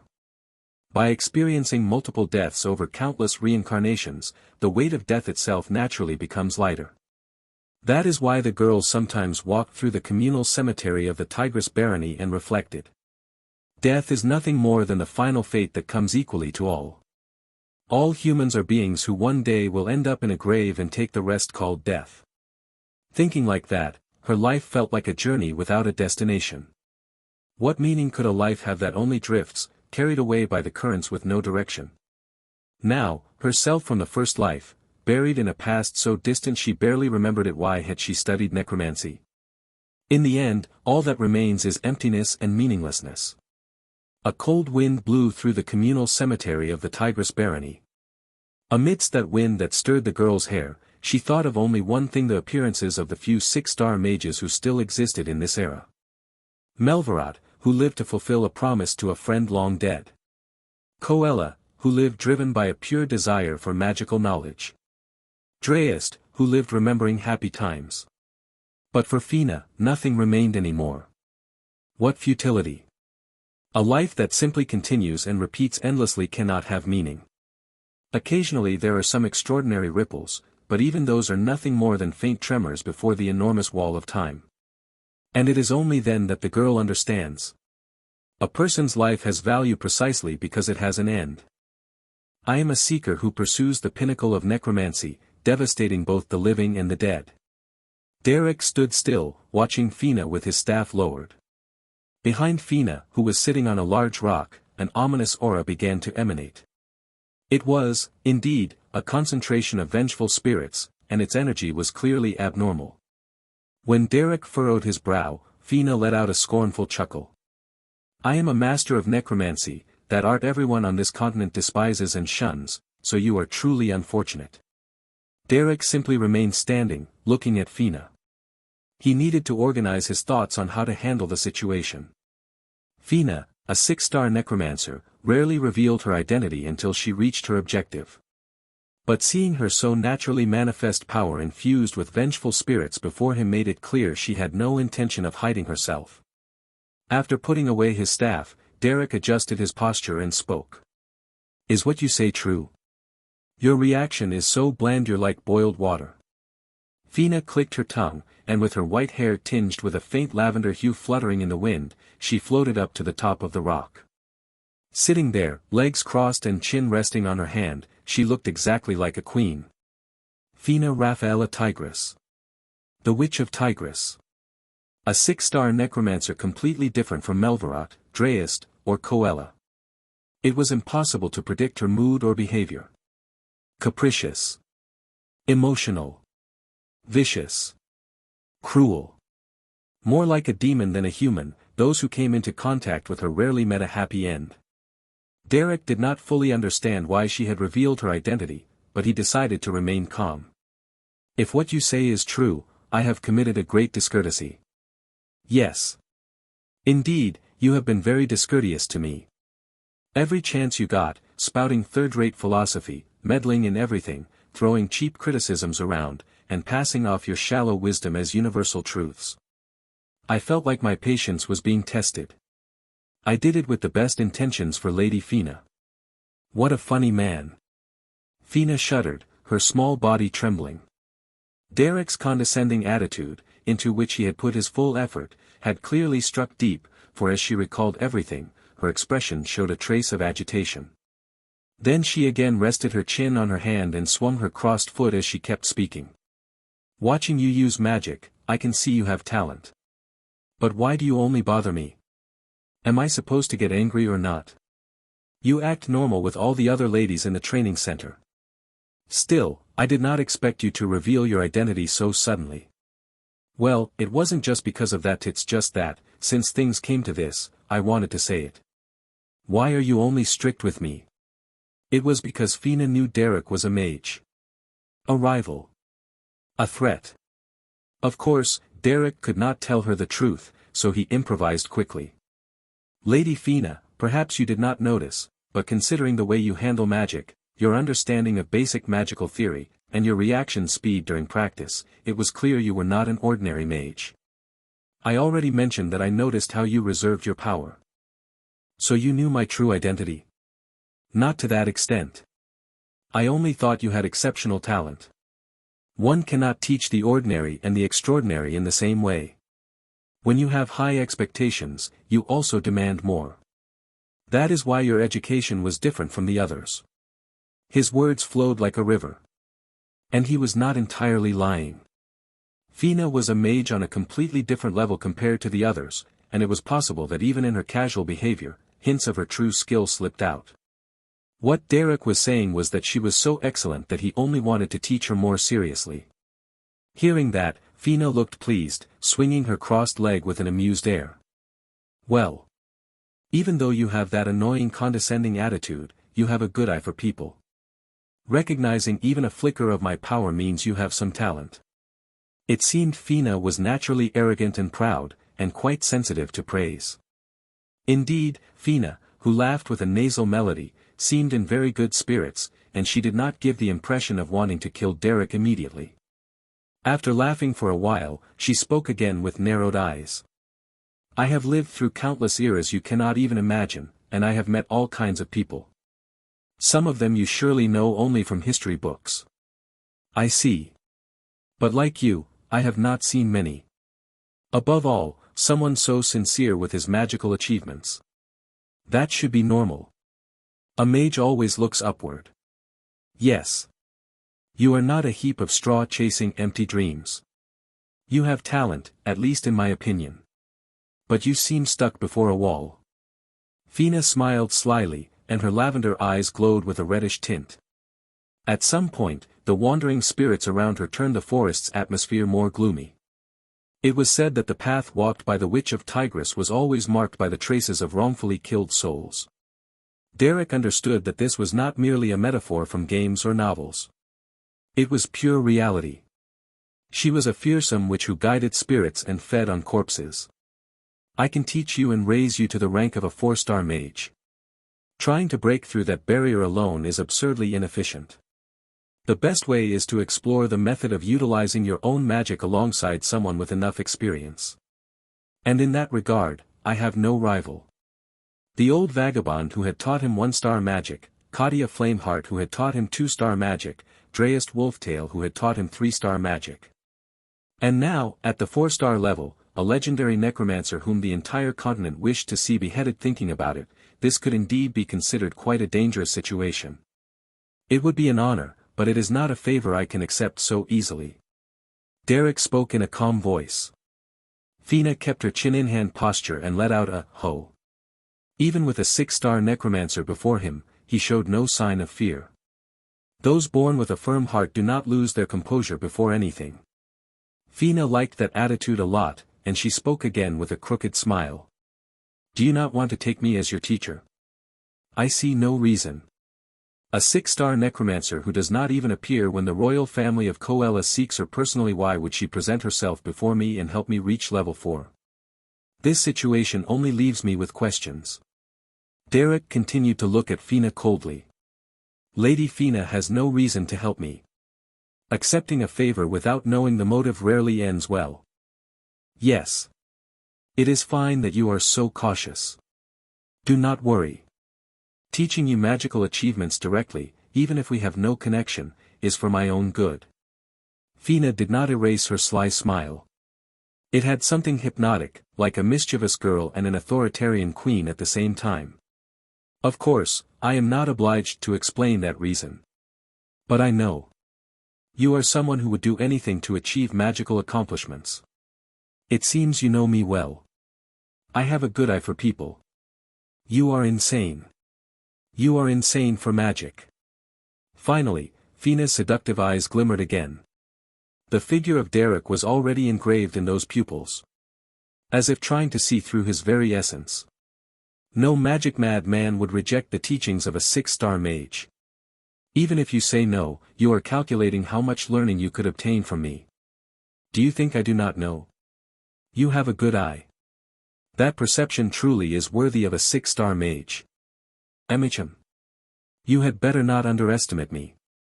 When Derek acknowledged it sincerely, Fina hummed in satisfaction and lifted her chin again. By this point, Derek already understood clearly. This girl was vulnerable to flattery. But you must at least know this. Sometimes she smiled with the innocence of a young girl, but immediately her eyes shone again with ominous energy. And each time she spoke seriously, the spirits around her trembled and stirred. I am a villain. I kill people, desecrate corpses, and need blood and flesh. I take life from others and commit evil acts to satisfy my own selfishness. I violate death, ignore taboos, and break laws without hesitation. Fina lived a life steeped in the stench of blood. In that process, she killed many. It would not be strange if the blood on her fingers formed a river. I am the witch who dwells in the Tigris barony. I do not know if the fact that you learn magic from me will be beneficial or not for you. Well, that is not my concern. I too have killed many people. The number is not the same as mine. I am accustomed to looking at the world from atop a mountain of corpses. Derek was sitting on a rock, watching Fina with satisfied eyes. Seeing her hair float, carried by the energy of the vengeful spirits, it felt as though he were looking at a ghost rather than a person. What does it mean to learn magic from the Witch of Tigris? Depending on the situation, if that fact became public, Derek could also become an enemy of the Empire. I am not sure that learning necromancy is a wise choice. I do not even intend to teach you necromancy. And let me warn you, it is better not to touch it out of curiosity. That was an unexpected declaration, and Derek tilted his head. He thought that Fina, who had dedicated her entire life to the study of necromancy and had become a master, would naturally try to spread the greatness of that magic. However, Fina wore a complicated expression and, while still swinging her legs, said, I do not care about the commoners of the Isle who cannot even understand half of my writings. But you, who have a deep understanding of magic, great capacity for learning, and the potential to become someone great in the future, you should not touch my writings nor my magic. May I ask why? Necromancy beyond the level of 5 stars is a curse, not a blessing. Usually, it ends up devouring even the one who uses it. Well, if you truly desire it, I have no reason to refuse to teach you. Fina said that and then smiled mischievously, offering no further explanation. Derek watched her in silence and nodded, asking no more questions. I am a person with merciful and kind aspects. If you accept my offer, I will help you achieve your goals in every possible way, to the point that you will shed tears of gratitude. What are the conditions? Lady Fina does not seem like someone who works for free. How perceptive. Well, it is not even a bad condition for you. Fina chuckled and said. In the future, if you manage to become a talent of level 6 stars, you must grant me one request without conditions. A request? It will not be anything difficult. If you are worried, I can formally promise that my request will not negatively affect your life, status, body, or soul in any way. Derek listened to Fina's words and could not help but tilt his head. From any angle, it was a favorable proposal for him. And when things sound too good to be true, his principle was to be suspicious. However, in reality, he had no choice. Fina had already revealed her true identity. If Derek refused now, it was unpredictable how she might react. In any case, Derek was also stuck, blocked by the barrier of the 4-star rank. Since it had come to this, perhaps it was best to steer things in a direction that was also beneficial for him. This is also something good for me. However, there is something that must be promised for mutual stability. Are you proposing a negotiation with me? Your courage is admirable, but I do not see why I should accept it. Well, Lady Fina, you cannot ignore this. After all, are you not hiding from the eyes of the Empire? Derek continued with a serious look. It is good for me to serve Lady Fina as a teacher and receive her teachings. But we must take public perception into account. To the world, I am the director of the Ravenclaw Training Center, and you are a young noble from the outskirts who came to receive instruction. In reality, Fina was an overwhelmingly powerful figure, a great mage without equal who dominated the world. But her hidden identity was nothing more than that of a low-ranking noble lady from the remote Tigris barony. For Derek, serving her as his teacher would raise suspicion among those around them. Fina listened in silence and then nodded, as if in agreement. Yes. Although I may be your teacher, we cannot ignore appearances. Exactly. Therefore, During the day, I will act as the master of the center, and when there are no curious eyes, you, Lady Fina, will teach me as my teacher. It is a reasonable suggestion. I also agree. When there are many eyes upon us, you will be my teacher. Perhaps it was not a conventional master-disciple relationship, but given the circumstances, it was the best they could do. At least during the day, when the center is active, I will act as the master. When the sun sets and all sleeps, Lady Fina, you will teach me as my teacher. Hee, it sounds like roleplay, which is rather fun. I am starting to get excited. Yes, I will also be one of the nobles attending the training center. Fina jumped down from the rock where she had been sitting and landed softly on the grass. Her movements were so fluid it seemed as though gravity barely affected her. The magic classes in the center are terribly boring, but the etiquette and culture classes have some value. Perhaps my values have become outdated with the years, but I find the tea ceremony and history interesting. That girl, Aislinn, has quite a persuasive way of speaking. Oh, really? Yes. So playing the role of disciple during the day and enjoying the roleplay does not seem so bad. If you have something to teach me, go ahead. Her satisfied smile and the way she puffed out her chest arrogantly were striking, but in truth, it was an absurd demand to teach anything to a 6-star mage. As Derek looked troubled, Fina again raised the corners of her lips. The most renowned magic master of Ebelstein and pioneer of noble education seems worried. I thought you had a great sense of professionalism. I am disappointed. Lady Fina, you are a very special case. Although my past is complicated, it is still a fact that I am a noble lady. Did you not always say that there are no bad girls, only wrong ways of teaching? Fina put her hands on her waist and looked at Derek with narrowed, seductive eyes. Her relaxed attitude was like that of a stray cat that had settled into its territory. Yes, in a way, perhaps I am the one who will test your values. They say there are no bad girls in the world, but I am the living proof that contradicts that motto. Did I not tell you? I have no qualms about killing people, desecrating corpses, or doing anything for my own benefit. Fina let out a loud laugh, then returned to her seductive smile and continued speaking. I am a villain. There was not a shred of hesitation in the girl's words. Yes. The most renowned professor of Ebelstein tries to rehabilitate someone like me. Fina's confident smile had clear foundations. In the entire vast continent, only 4 people had reached the level of 6-star mage. Considering the monstrous 6-star mages Derek had encountered in his life, it was understandable that Fina showed such confidence. While Derek thought about how to respond, Fina spoke in a slightly softer tone. Well, I think we have reached a conclusion. And it seems an unexpected guest has arrived, so let us leave it here. Swoosh. Oh. There you are, Sir Derek. There was a change in next week's schedule and I need your confirmation. Forgive me for disturbing you on your day off. As soon as that voice was heard, the ominous energy that permeated the forest vanished instantly. The peaceful scenery of lush vegetation returned to normal, and Aislinn appeared through the bushes, carrying a bundle of documents in her arms. Ah, were you exercising? Just the 2 of you, Lady Tigress. Lady Aislinn. I am sorry to have made you come from so far. If you had left it in the office, I would have reviewed it later. No, it is a rather urgent matter. For her part, Fina had already erased her arrogant air and had resumed her elegant and confident demeanor as Lady Tigress. Making a polite bow to greet Aislinn, she was the very image of a refined noble lady. Forgive me, Lady Aislinn. My lack of talent has made Sir Derek use part of his day off on me. It is nothing, Lady Tigress. It is something that should be done from the Ravenclaw Training Center. By the way, you are sweating a lot. Yes, yes. I am not used to physical exercise. I see. Aislinn looked alternately at Derek and at Fina, nodding nervously. After finishing fixing his staff, Derek spoke to Aislinn.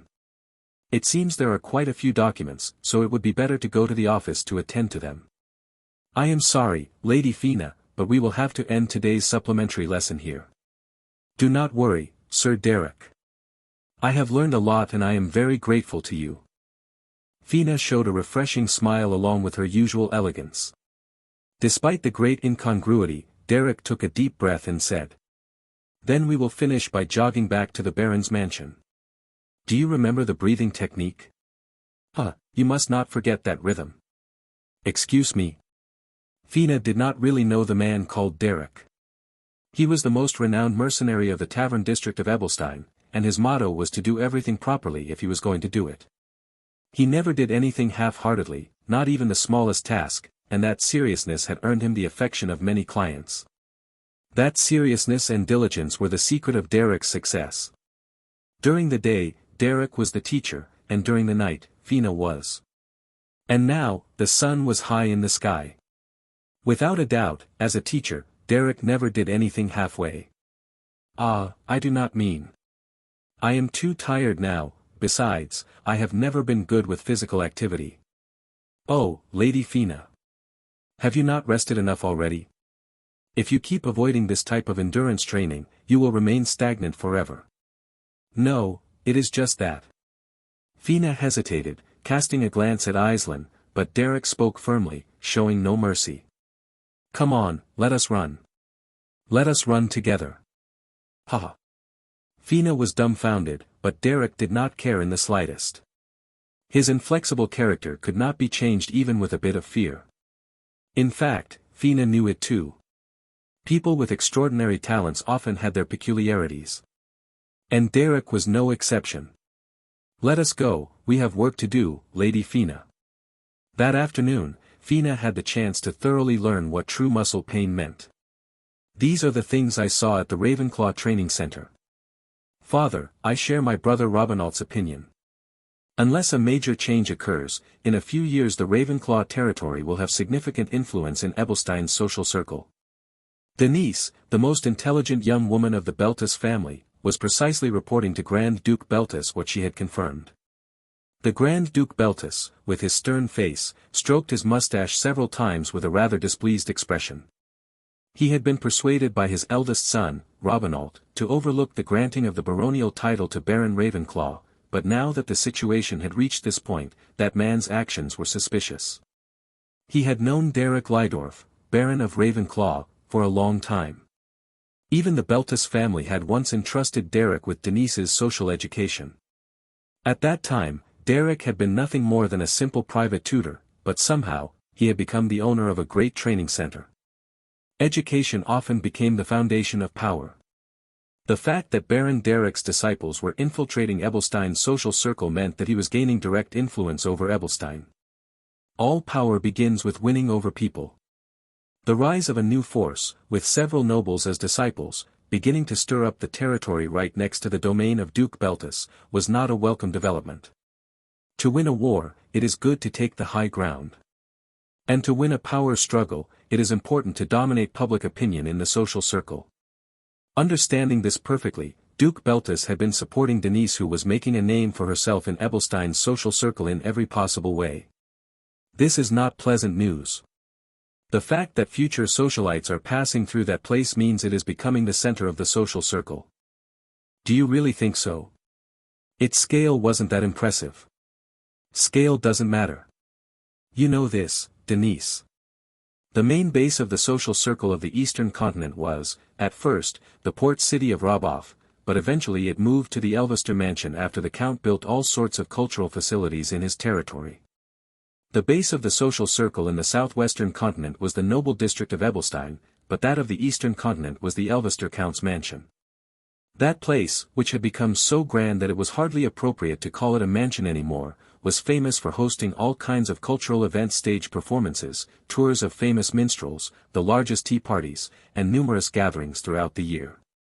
With that place within his territory, Count Elvester stood at the pinnacle of noble culture, and his only daughter, Freya, was regarded as the noblest figure of all. If Aislinn was in the Ebelstein social circle, then Freya was in the eastern one. To the point that it was easy to name Freya as one of the queens of the social circle, it was not difficult to understand how important it was to seize the center of such a circle. And Freya's personal teacher was Claudia Flameheart, former lady of a fallen Viscount family. She was now famous as the greatest instructor of magic in the entire Eastern Continent. Not long ago, Duplain, who was the most troublesome, lost power. The throne of the Ebelstein social circle remains vacant, and this is a transitional period. I do not want unnecessary variables to arise just when the Viscount of Renewal is on the rise. Duke Beltis spoke solemnly from his office chair. It seems we cannot leave that training center unmonitored. Denise's face began to darken slightly. She seemed to know what the Duke was about to say. Find any pretext. We must restrain the growth of the Ravenclaw territory. For now, it's not easy to find a good pretext, but if anyone can find one, it's you, Denise. You've been in contact with that Baron and have maintained a close relationship. Duke Beltis intended to restrain Baron Ravenclaw and put Denise in charge of that plan. Since Denise was the one with the widest reach in Ebelstein's social circle within the Beltis family, it was a natural choice. Create a pretext to control that man. Meet with him as often as possible, stay close, and find his weaknesses. Seeing Duke Beltis's confident smile, Denise lowered her head and replied softly. Understood. Creak. After finishing her morning greeting and stepping out into the corridor, Denise wore a tired expression. Though she had just woken up, she already felt exhausted. Lady Denise, are you feeling unwell? No, Bella. Denise replied that she was fine, waving her arms a little, then stood for a moment in the corridor with a complicated expression before finally letting out a deep sigh. I expected this, but it ended up like this after all. The mountains of the Beltis domain, visible through the window, were already adorned with brightly colored autumn leaves. Autumn had fully arrived. Aislinn enjoyed autumn night walks. Sitting in the cool night air neither cold nor warm and gazing at the bright full moon made her feel as if she had arrived in another world. Especially because, unlike her home, the Duplain mansion, Baron Ravenclaw's mansion lacked a splendid or luxurious atmosphere. The small but well-kept garden couldn't remain perfectly neat, so there was the occasional pleasure of finding wildflowers growing beyond the flower beds. Sitting in the tranquil night air, organizing the schedule for the next day, the overwhelming workload and family crisis felt like stories from a distant dream. This small pastime enjoying a dreamlike sense of escape was one of the secrets that allowed Aislinn to always smile so naturally in social circles. So Aislinn sat on a small bench in the garden of Baron Ravenclaw's mansion, gently closing her eyes and listening to the sound of insects. This is dangerous. This place is starting to feel like home. In any case, she must not forget her goal of working hard to earn money and save her family. For the sake of Lee and Diella, who were also working hard today for the reconstruction of the Duplain family, she had to stay focused. Even so, it was also important to let go of everything and rest when one took a breather. As Aislinn silently gazed at the mansion with a slightly lighter heart, she heard footsteps. Step, step. It was quite late at night. However, there was someone walking near the garden. Since guards stood near the mansion, it was not particularly dangerous, but it was still not a good idea to wander around at that hour. Looking more closely, she saw that the person was wearing noblewoman's attire, so Aislinn focused her gaze. As her eyes gradually adjusted to the darkness, she finally recognized who it was. It was Lady Fina of the Baron Tigris family. The clumsy girl, apparently suffering from muscle pain in her thighs and shoulders, was walking toward the main building of the mansion with a hunched posture and a deathly expression. However, her steps were so quick that she disappeared into the main hallway before Aislinn could call out to her. Why is she going to the main building instead of sleeping in the dormitory at this hour? The only people awake at that hour would be the servants on night duty. Most of the lights in the main building were off, leaving only darkness. When she looked at the mansion's windows, only a few rooms had their lights on. One of them was Derek's office. Aislinn looked toward the mansion with a complex, subtle expression. The section where most mages stagnate is the transition from 3 to 4 stars. In terms of proportion, that wall is much thicker than the one between 4 and 5.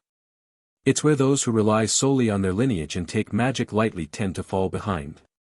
Late at night, Fina, who had come to Derek's office, was sitting at the guest table, rubbing her knees. Her whole body screamed in protest from the walking she had done during the day.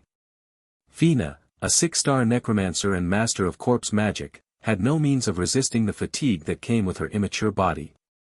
Even while complaining about the pain, she kept her promise and recited her knowledge of magic. This is an era where the authority of nobles comes from magic. That's why most nobles, intoxicated by the power of their lineage since childhood, aspire to become masters of magic. But ironically, most end their lives satisfied with being 3-star mages. Most nobles I've met also seem to have a limit at 3 stars. Yes. The realm of 4 stars is a level that only those chosen once more among nobles already chosen by birth can reach. Even in great noble families, there are rarely more than 5 4-star mages.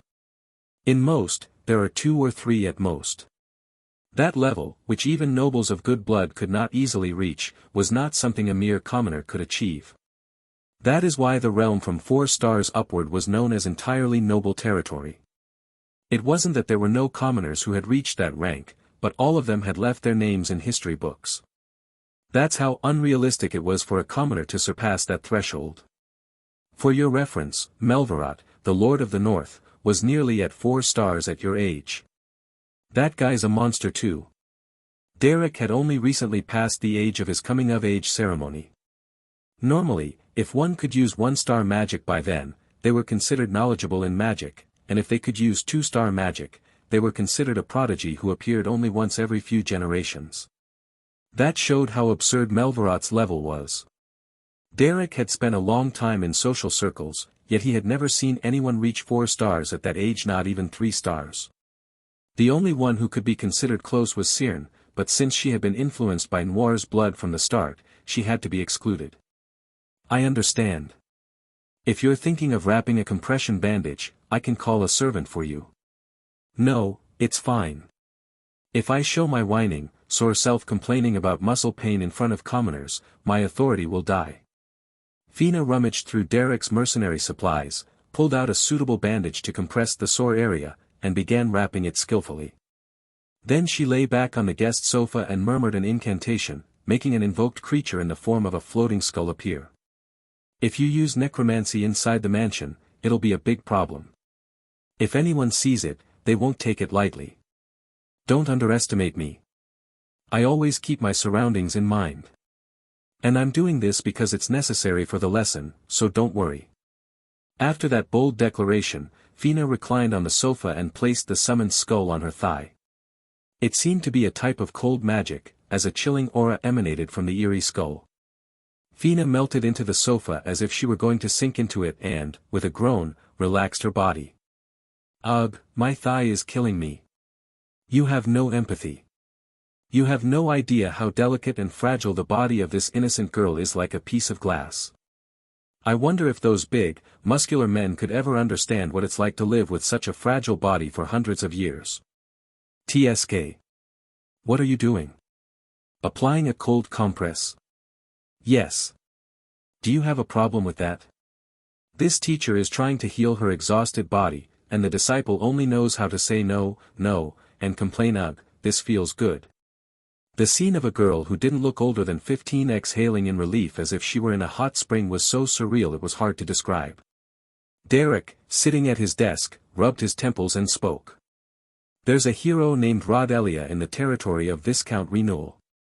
She's already noticed the presence of a 6-star necromancer and is determined to find and kill her. Oh. That nobody grew that much already? I know her well. I heard she turned Rodent's Island upside down while wielding the Holy Blood Sword, thanks to which most of the vagrants claiming to be my followers were wiped out. I'm truly grateful. I met her in person, and she sensed necromancy from a distance it would take a horse several minutes to cover. So you'd better be careful using necromancy where nobles gather. That's quite amusing. As I always say, don't worry. I'm far more advanced than you think. Fina let out an arrogant laugh and, surrendering her body to the cold air emanating from the summoned skeleton, looked at Derek through narrowed eyes. Does this look like necromancy to you? Is it ordinary summoning magic? Yes. Exactly. You're quite perceptive. Fina groaned and twisted her body to change position. Apparently, moving too abruptly caused her muscle pain to flare up again.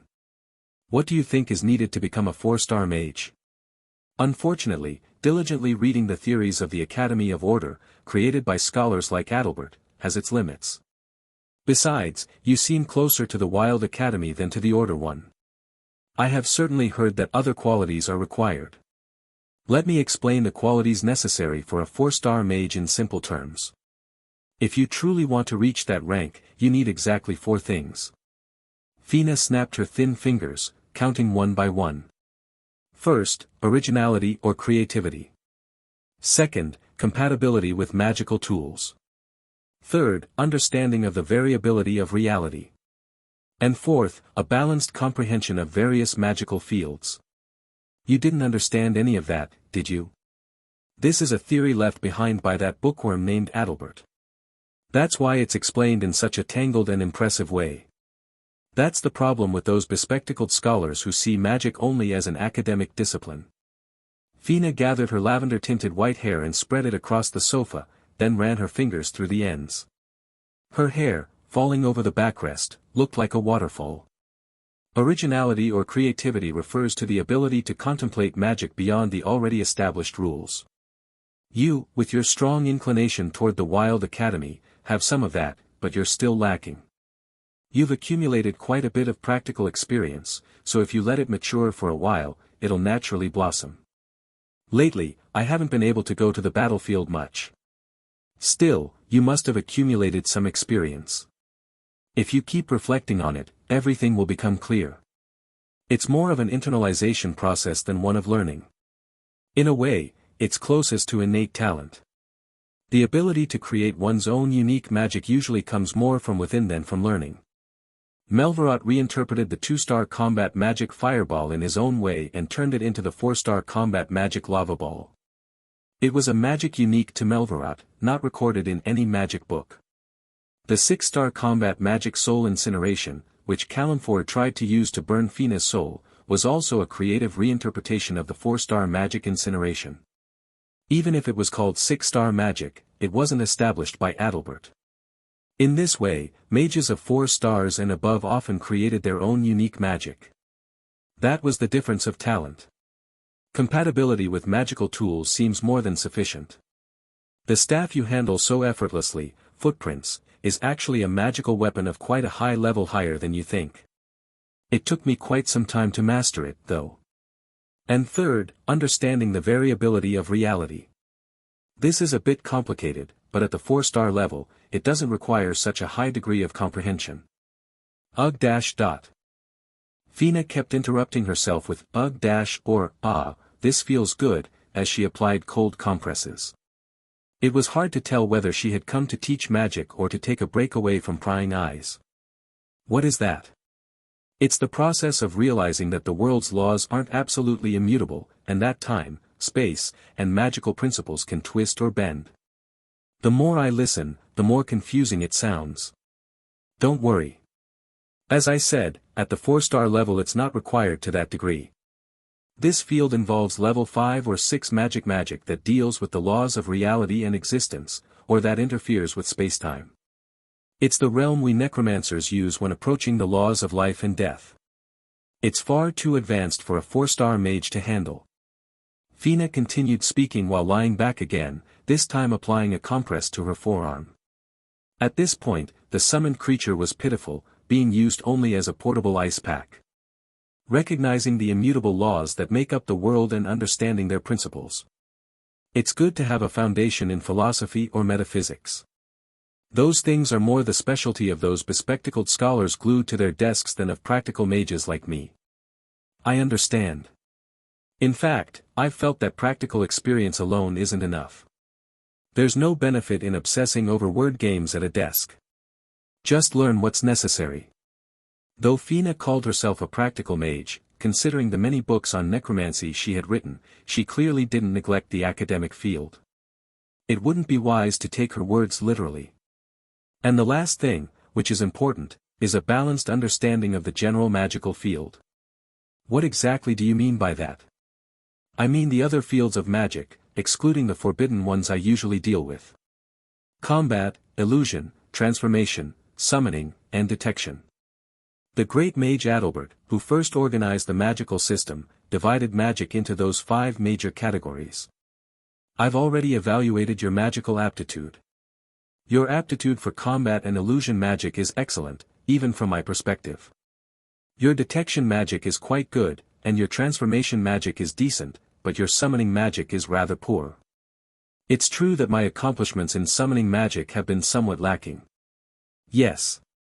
Well, you don't need to become a Grand Master of summoning, but you should at least bring it to the level of 2 stars. While it's important to excel in 1 or 2 fields of magic, it's also crucial to raise the overall level. Derek nodded and said. Then, did you summon that creature to make a demonstration? Ugh dash. Yes. And to soothe my muscles, startled thanks to you. However, despite your blessed talent, your aptitude for summoning is still somewhat ambiguous. So it seems inefficient to start directly with biological summoning magic. Summoning magic is divided into 2 categories, biological and non-biological. The biological system allows one to summon and control beasts, spirits, creatures, or monsters at will, while the non-biological system consists of auxiliary spells to summon equipment or alter the environment. For now, it'd be better if you focused on learning summoning magic. I can teach you some non-biological magic, or it wouldn't be bad to find a biological summoning creature with which to form a contract. In any case, if I show you a demonstration, you'll understand quickly since you learn fast. After saying that, Fina dismissed the floating skull-shaped summoned creature. The skull, already eerie just to look at, clattered its teeth before fading into mana. Oh, that was good, very good. I feel like the muscle pain has eased a little. Anyway, I'll summon it again, so watch the mana flow carefully. Now, huff. Derek prepared to carefully observe Fina's mana flow. At that moment, Fina's face paled, and her expression turned serious. Derek flinched and asked in surprise. What's wrong? Is there a problem? Listen without misunderstanding. What is it? I've been sitting in a twisted position for too long, and now I have a cramp in my leg, ugh. Press hard on the 3rd point below my thigh. Because of the muscle pain, I can't lower my arm, ugh, huff. Derek silently watched Fina, who was lying on the sofa, stretching her arm out with trembling fingers. Watching her shake with her arm buried in her hair was like seeing a silkworm buried in its cocoon. It was hard to describe that scene in words, so he simply said nothing.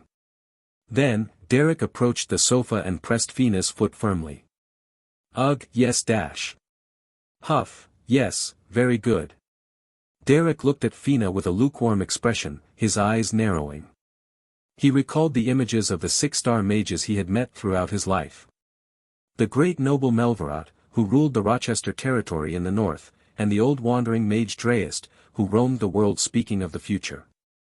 They were grand figures who reached high levels thanks to their firm philosophies and deep contemplation, leaving their names in the history of magic. Remembering those dignified mages, he suddenly lowered his gaze toward Fina, who was trembling on the sofa from a leg cramp. Is this what a 6-star mage is supposed to be? He wasn't crazy enough to say such rude words out loud. You. When you look at your teacher as if she were the sky, you should have a more respectful gaze. Ah, yes. Apparently, everything had been reflected on his face. Aren't Lady Fina and Lord Derek spending too much time together lately? Aislinn thought as she carried materials on court etiquette and left the classroom building. While she had been absorbed in her work, autumn had suddenly settled in completely, with clear blue skies and a pleasantly mild climate. After the start of the semester, Baron Ravenclaw's mansion had been full of chaos, but now the weekly schedule had stabilized, and a sense of calm was beginning to spread among the young ladies living their academic lives. It was an afternoon when the weekly schedule was about to end and rest time was beginning. In the central garden of the Baron's mansion, where a cool, pleasant breeze blew, many young ladies were having tea or chatting. Some got into carriages to visit Ebelstein Street during the break, and other more diligent students practiced magic on their own in the training field without taking the day off. Before she knew it, Baron Ravenclaw's mansion had grown quite large. After all, many families, since their daughters attended there, spared no expense in supporting it. Aside from tuition, several wanted to use their own funds to build additional convenience, cultural, and academic facilities for them.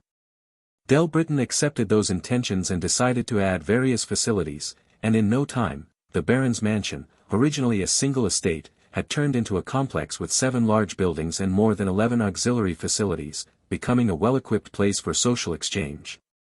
If one were to ask who had contributed most to all of this, without a doubt, it was Aislinn. She walked down the corridor of the mansion's main building with a somber expression, unaware that she herself was already the true power behind the Ravenclaw Training Center.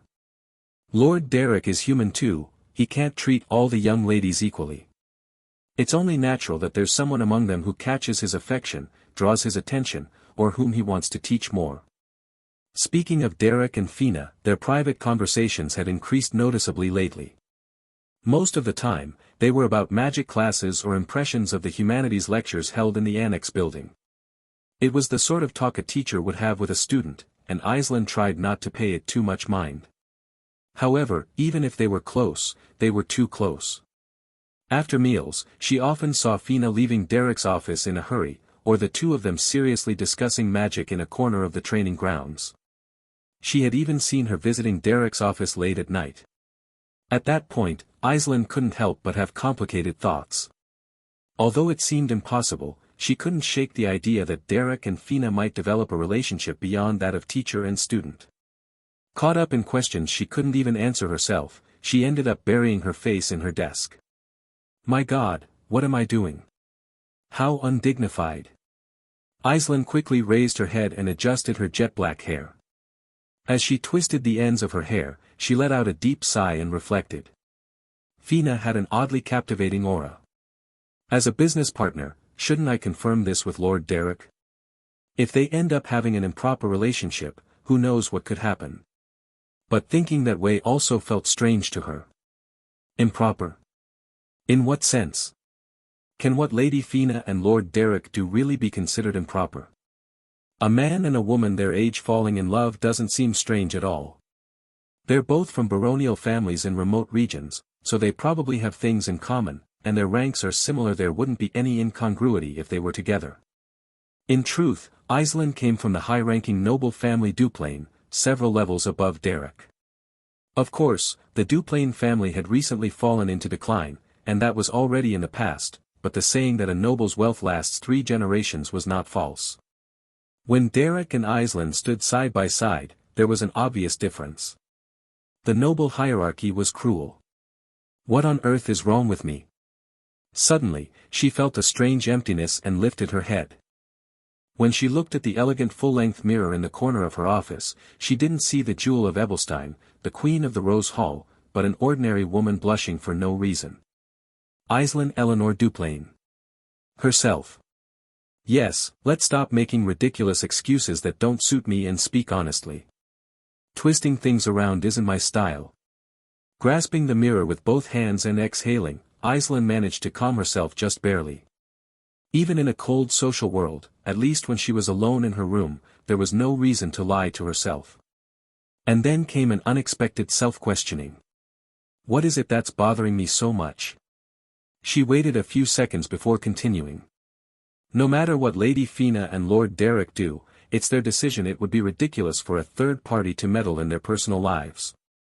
So why am I so restless and upset to the point of pacing around? She remained silent for a while as she looked at herself in the mirror. There was a girl with a completely red face, nervously touching her hands. I have no choice but to admit it. I'm jealous. Ugh.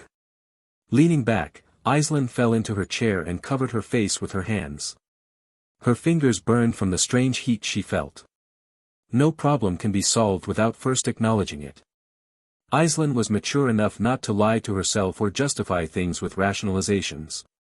But that didn't mean the problem was solved. How ugly, but I admit it. I'm jealous. I'm envious. For someone who had been the flower of House Duplain and the Queen of the Rose Hall, envy was an unknown emotion.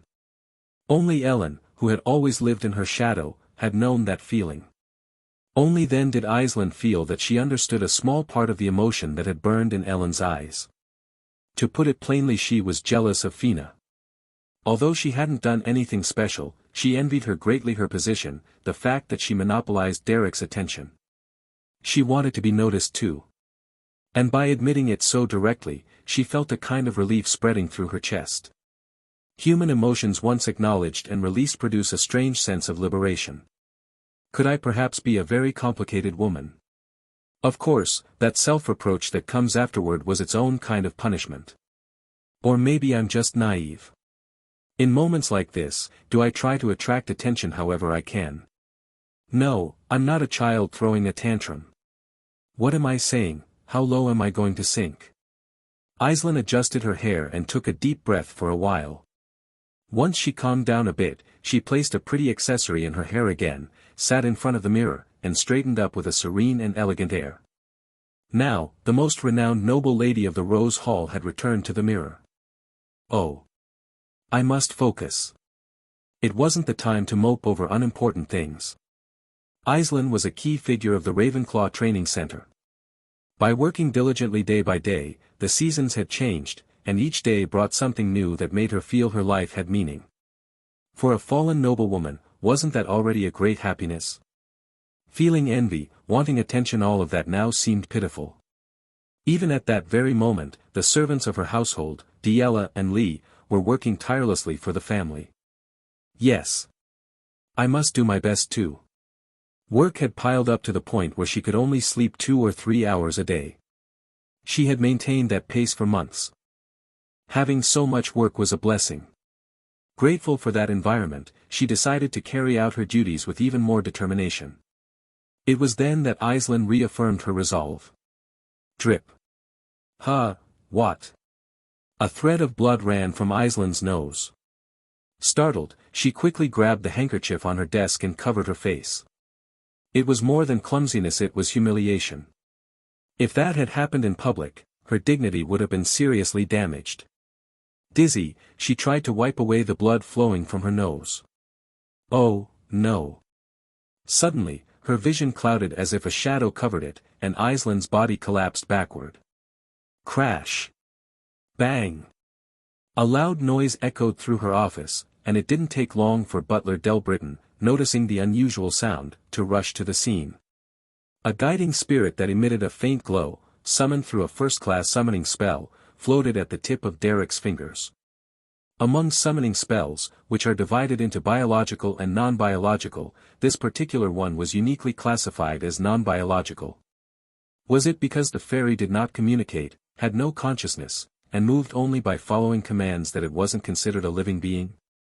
In fact, the fairy summoned by that spell followed the summoner's orders completely mechanically, without making any judgment. It could do nothing more than trace the path taken so far or observe the surroundings and report possible dangers. Even those supposed dangers were usually limited to detecting the presence of monsters. It's not versatile and useless in combat. Although it's helped me a few times during labyrinth exploration, I definitely need to learn at least level 2-star summoning magic. The weekly schedule was nearly complete, and Derek was sitting alone in a corner of the garden, silently watching the glowing fairy. Well, it seems Lord Derek has a great interest in summoning magic. With a mischievous laugh, Fina approached from behind and raised her voice. It was hard to believe that this girl, who now smiled so boldly while calling out to Derek, was the same necromancer who, at night, watched everything with narrow, piercing eyes. Did you finish your humanities class? Of course. As I said, there are many interesting things to hear, so I'm quite satisfied. Although it doesn't exactly match actual history. When Fina said that, her tone took on a meaningful nuance. After all, that girl had personally witnessed several of the events considered historical. Someone could be listening. That's why I'm being so respectful, isn't it? For me, Lord Derek is like a lofty master in the heavens. You seem to be enjoying yourself.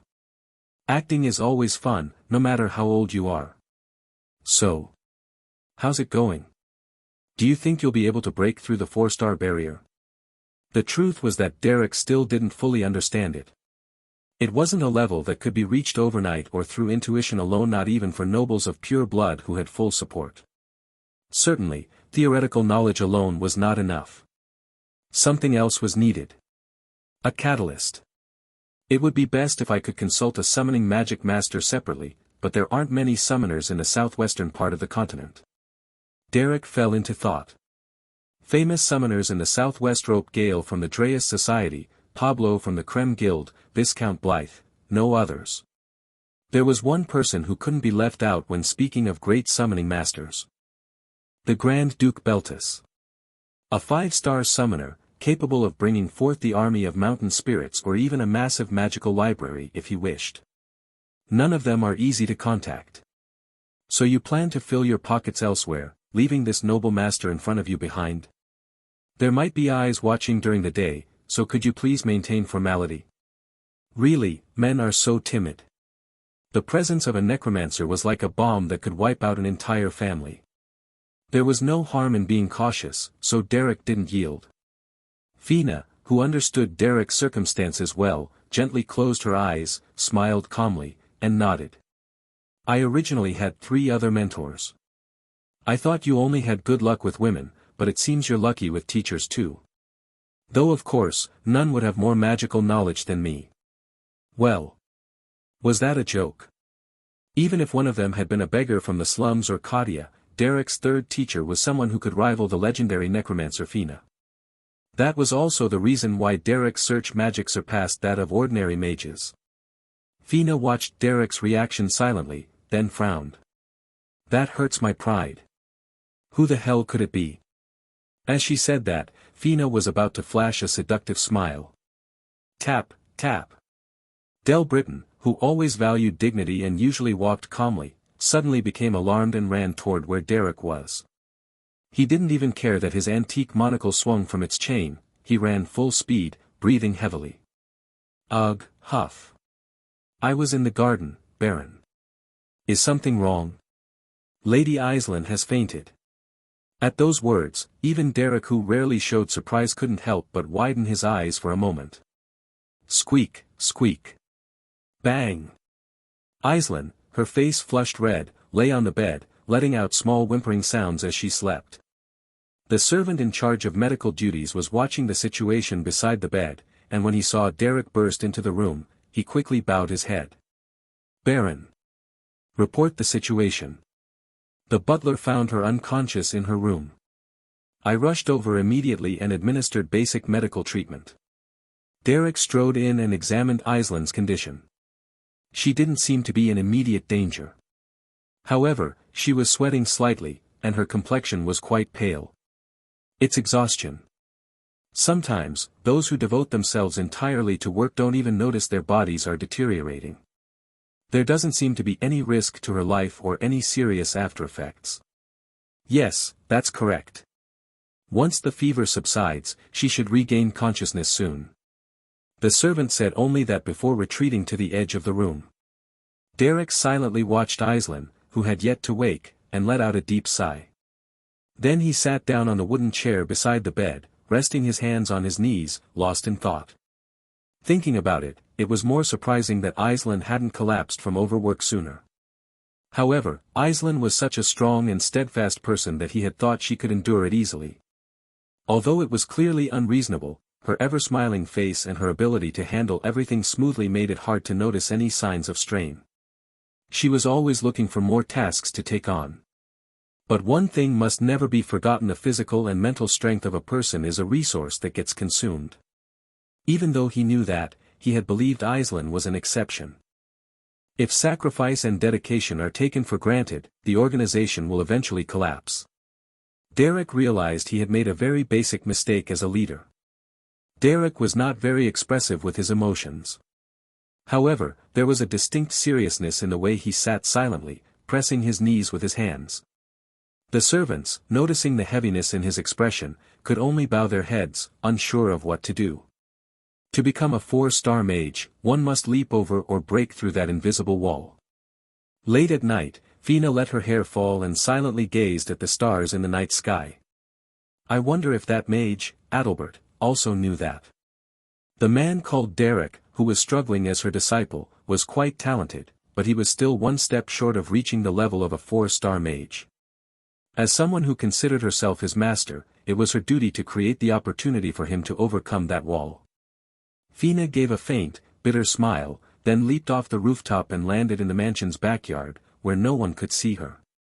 And as she hid among the shadows, she blinked a few times, letting her eyes glow faintly. Ha! When Aislinn opened her eyes in bed, the sun was already high in the sky. The autumn breeze coming through the window, rustling the curtains, gave her a warm sensation. What?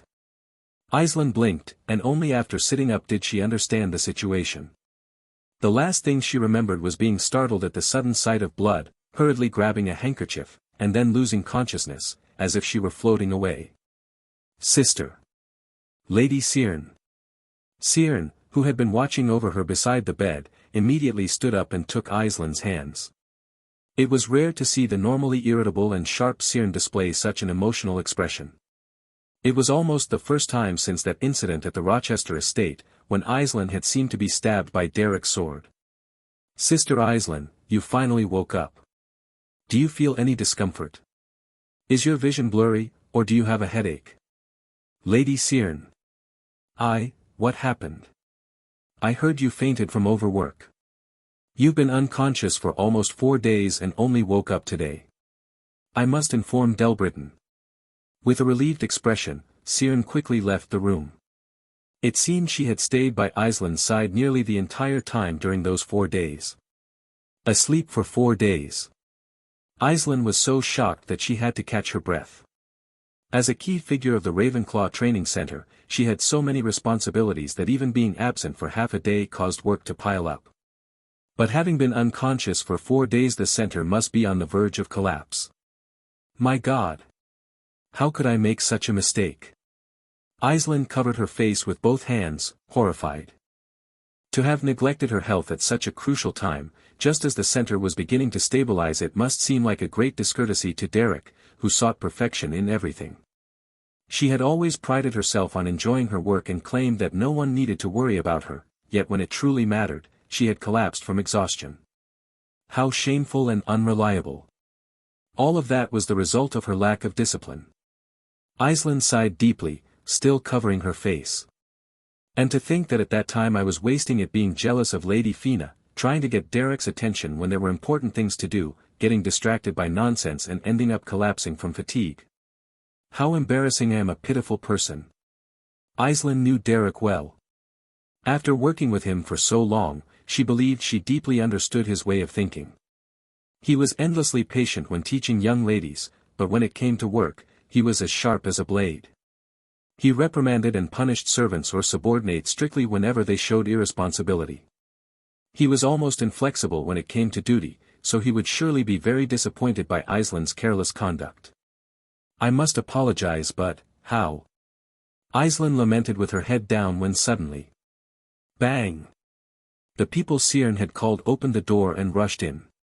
There was the person in charge of medical matters, the butler, the deputy director of the center, Lady Cyrne, and at the front of them all, leading the group, stood Baron Derek Lydorf Ravenclaw. It seemed that everyone had dropped what they were doing. Some still held pens, others still wore their work coats. They had run over as soon as they heard the news. Miss Aislinn, you've opened your eyes. Yes. Lord Derek. It's just that. What a relief. Derek stepped forward and sank into the wooden chair beside Aislinn's bed. Then he spoke slowly, looking into her eyes. Do you feel any discomfort? Any other pain? No. I was just tired. I'm sorry. I didn't expect it to end up like this. Apologize? For what? Well, for the work schedule. Derek silently looked at Aislinn, who stared down guiltily, and then pressed a hand to his forehead with a heavy voice. Miss Aislinn. This isn't something you should be apologizing for. But many people must have been affected by my 4-day absence. Who in their right mind would blame someone who collapsed from overwork? If anything, this is largely my fault as the person in charge. I knew that Miss Aislinn was always burdened with an unrealistic amount of tasks, and yet I overlooked it. No, that's not. Derek firmly took Aislinn's hands. Her face flushed at the sudden contact. She barely managed to suppress a small gasp as an electric shiver ran down her spine. Miss Aislinn. This incident has made me realize something. There's a limit to governing only through criticism and reprimand. Only by deeply understanding the circumstances and the way each person works within the barony can one truly lead. No, you don't have to say all that. By the way, Derek's hands were really large. He wasn't particularly tall, but his body felt incredibly solid. And his hands so warm. Even his face was very close, and his fragrance a mix of wood and wild roses surrounded her. Trivial, insignificant details filled Aislin's mind, tormenting her. Her brain felt like it was about to overload, her head burned, and she had to take a deep breath. Seeing her like that, Derek frowned. It seems your body hasn't fully recovered yet. No, it's just, yes, you're right. In any case, I've reflected deeply because of this incident. I should have treated you better while you were here. I took your sacrifices and dedication for granted. No, you mustn't think that way. I truly enjoy what I do besides, it helps my family too. Derek, still seated in the wooden chair, spoke with an even more serious expression. During these 4 days, I came to see you every day whenever I had a free moment. I don't know what Miss Aislinn might think of that, but seeing you collapse because of my negligence made me reflect. Every day, you came to see me. Derek was just as busy as Aislinn, barely having time to breathe. Often, to make time for such things, he had to sacrifice part of his schedule, but the fact that he came every day to check on her condition and watch over her made Aislinn feel strangely moved. It was a tacit confirmation that Derek truly cared for her. Please rest this week. It's best to be cautious until you're completely sure your body has recovered. I am fine. No, you're not. I'll come regularly to check on you myself, so focus solely on your recovery. Every day. Aislinn, lying diagonally across the bed, let out a small hiccup. It was already difficult to see Derek's face even once, but now he was saying he would come every day, sit beside her, ask how she was, talk about trivial things, and spend time with her. No matter how busy his schedule was, it was absurd for him to go to such lengths for her, so Aislinn tried to shake her head, but it was as if something had caught in her throat, and she couldn't move it. That's. Derek is right, Aislinn. You have to rest. Siern, who rarely raised her voice, also stepped forward with a worried expression and looked at Aislinn. Siern, who always had tea with her whenever she had time, had been taking etiquette lessons and felt that life in the mansion would become empty without Aislinn. Her already tired face showed genuine concern. Even the other servants and the butler, Delbritton, bowed their heads guiltily as they looked at bedridden Aislinn. What is this feeling? Aislinn felt a thick, warm sensation forming in her heart. The young woman had no way of understanding it, yet the regret, loneliness, and obsession that reside in the human heart. I feel satisfied, somehow. Why? This is wrong. The sinister sense of fulfillment inherent in human nature confused her, and she could only keep questioning it. For someone as composed as Aislinn, that emotion was completely new. After that, Derek truly began visiting Aislinn's room every day to check on her condition and ask if she felt any discomfort. He would sit by her bed and tell her what had happened at the training center or mention that many young ladies were worried about her while waiting for the temporarily suspended etiquette classes to resume. They also talked about holding a tea party in the garden, but since the Baron's mansion is smaller than the estates of the great nobles, it seems a bit difficult. Ha ha ha. That's true. Mr. Delbritton also suggested expanding the garden, and I think it would be good to consider it positively. The budget has become a bit more flexible, I'll suggest it to the administrators. After a few days, Aislinn, who had been weak, regained some strength and was able to sit at the table. The servants also took care of her meals, so her previously gaunt appearance became elegant and beautiful once again. It was as if she were surrounded by a garden of flowers every day. And above all, Derek visited her daily. Talking with him gave her a strange sense of fulfillment, as if she were enjoying the finest vacation. Thus, Aislinn drank tea and basked in the sunlight with Derek. The difference between now and when she had been running endlessly between tasks at the center was immense. She spent her days doing nothing, just resting or chatting with the people who came to visit her, and that was all she did. There was a limit to how long she could keep people busy around her, so she decided to convince herself to enjoy that happiness for a few days and spent pleasant moments with Derek. Lady Ellen is scheduled to visit next week. And just like that, the happiness that had soared to the heavens disintegrated in an instant. What? We've informed the Duplain family and the Rose Salon that Lady Aisling has been unwell. It's the proper thing to do. If anything were to happen to you, we must notify them immediately. Well, that's true. My family would want to know how I'm doing, but why Lady Ellen? When they competed at the Rose Salon, Ellen had been wary of Aisling. However, recently, that relationship had reversed. Although it was hard to explain, Aisling felt a strange reaction whenever she heard Ellen was coming. Her breathing would catch, and her gaze would go blank. Although it's been some time since Lady Aisling was removed from the Rose Salon, she still has many acquaintances. Many wanted to visit you, and although I declined most of them, there were a few I couldn't refuse. Ellen, the rightful heir of House Belmeard, was not someone a rural baron could easily manage. Lady Denise as well. Aisling felt a chill run down her spine.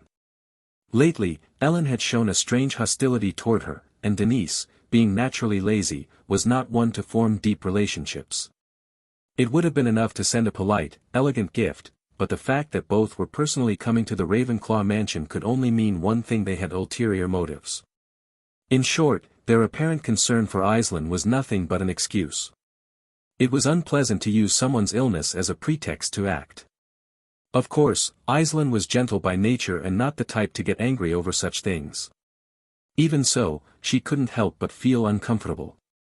Ellen perhaps just wanted to see Derek's face. But why would Denise come? While Ellen's intentions as an influential woman were understandable, Denise as a strategist were a complete mystery. And that made Aisling feel even more uneasy.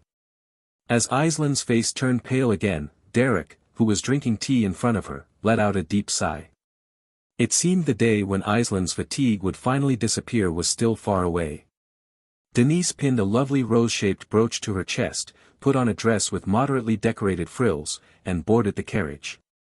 Once seated inside the luxurious vehicle, she held her breath for a moment, furrowed her brow as if something weighed on her mind, and let out a long sigh. I told you, Derek. I'm just a chess piece. Inside the carriage heading toward the Baron's mansion of Ravenclaw, the young woman murmured softly, though there was no one who could hear her. The Grand Duke Beltus was attempting, one way or another, to control and bring down the barony of Ravenclaw. And in any case, Denise was in no position to oppose his will. Even though she was on her way to reunite with her long-awaited teacher, she felt as though a great weight hung over her chest. If the opportunity arises, strike Derek from behind. Until then, earn his trust and stay close to him. The heavy message of the Grand Duke Beltus weighed upon the girl's shoulders. The arrogant Lord Robine gazed at the dawn over the mountains of Rodenheim. The sunlight filtering through the morning air seemed to symbolize a kind of hope. Feeling as though he had reached a turning point in his life, which until now had been like turbulent waves, he lowered his blood-stained sword for a moment and took a deep breath. The monsters had been exterminated, the family crisis was over, and life would go on. In the end, all he held in his hand was a bloodied sword and a bit of honor. He wondered where his true happiness lay in that life. The young and arrogant noble finally understood. Whenever he wished to rest from his journey through life, that humble girl who always patted his back with a steady gaze would return to his mind. Walking unsteadily with his wounded body among the blood-soaked corpses of monsters, the arrogance that once reached the heavens faded away. And at the end of that long, dark trial, he wandered, searching for the small woman he had wanted to hold in his arms. He remembered that moment when they had laughed together under a blanket in a hut on a stormy night, and he also saw himself pushing her away because he could not overcome their difference in status. At the end of the battlefield, he found the girl covered in blood, lying among the corpses of trolls, and fell to his knees before her. Lord Robaine's chin trembled as he began to sob, holding Tracy's body. As he embraced her with trembling arms, the blood flowing from the girl's abdomen ran down his forearm. With his warrior's experience, Robine instantly understood that the wound was beyond any hope of aid. Miraculously, Tracy opened her eyes and saw the arrogant noble weeping. With her weakened body, the girl managed to touch Sir Robaine's face and gave him a faint smile. "I'm glad I could see you one last time," she whispered. Robine, through his tears, spoke to her. "Forgive me for rejecting you. Forgive me for letting my pride and the difference in our status force you to sacrifice yourself. I hesitated to marry you because of my family's will, and I pushed you away. Yet, you stayed on the battlefield for me. As Robin poured his apologies upon Tracy, she simply smiled sweetly, even as she bled out. Instead of apologizing, tell me that you love me, Sir Robin. Even if my journey through life was short, I want to hear you say that you love me before I go. At those words, Robin, crying, repeated to her again and again. I love you, Tracy. You are the only meaning left in my empty life. It wasn't because of my family's will or our difference in status that I let you go. You were the only woman I ever truly loved. At those words, Tracy smiled one last time, as if she were happy, and slowly let go of his hand. Robin looked with trembling eyes at the girl, now without strength. Soon, the vitality disappeared from those eyes that still smiled as if in peace. Even so, the soft corners of her lips, slightly curved, seemed to tell Lord Robin, it's all right. That smile lodged in the noble's heart like a thorn. Robin wept over and over, holding the small lifeless body in his arms. The war against the monsters was over. The sun rose radiant, dispersing the dreadful air of the battlefield that had lasted all night. And among it all, one man remained alone, sobbing. Tap. Later that night, in the noble district of Ebelstein, in Denise's private residence. Denise set down her pen with a snap, leaned back in her chair, and pursed her lips in thought. She was in the middle of writing the final volume of her self-proclaimed epic, The Arrogant Lord Robin, after years of research and reflection. Lord Robin, tormented between his status, his family, and his love for Tracy. In the end, he wasted his time in anguish and let Tracy go, a tragic love story hurtling toward its conclusion. When she imagined the scene in her mind, she felt quite satisfied, but when she wrote it down, something was missing. She wondered if she was ending the story on too somber a note, but if she didn't, the message she wanted to convey wouldn't come across completely. Denise crossed her arms and sat in thought. In the end, it was something she had forgotten over time what she truly wanted to convey. When she asked herself what she wanted to express with the arrogant Lord Robin, she arrived at a somewhat embarrassing answer. She didn't really know. She just wanted to write a story about a handsome, talented, cold-blooded noble who showed warmth only toward his beloved, a romantic tale that would make the heart race. How much philosophical depth or inner message could there be in something that was, at its core, merely the expression of a personal desire? If she started looking for profound meaning in something so simple, she felt her back burn with shame. So when she imagined the white-haired mercenary reading it seriously, she couldn't help but shudder. If it were a distant reader, someone she would never meet, it would be different. But showing this to her teacher, whom she saw every day, was more embarrassing than showing him her naked body. Even so, the young woman couldn't help but stare once more at what she had written, lost in reflection. She wanted to find a better direction for her work. Though she pretended to be lazy and indifferent to everything, when she held a pen, her eyes became more serious than anyone's. However, it seemed difficult to find a clear answer. Lord Robin's torment and inner conflict were not born from a deep understanding of the human soul, but rather from a collection of striking ideas gathered from various places and molded to seem convincing. Even so, it was said that the characters in a story inevitably reflect the mind of their creator. In the tragic love story between the noble's suffering, the will of the family, and Tracy's low status, Denise couldn't help but wonder what she should reveal and what she should conceal. Finally, Denise sighed deeply, gathered her shining silver hair, and collapsed onto her bed.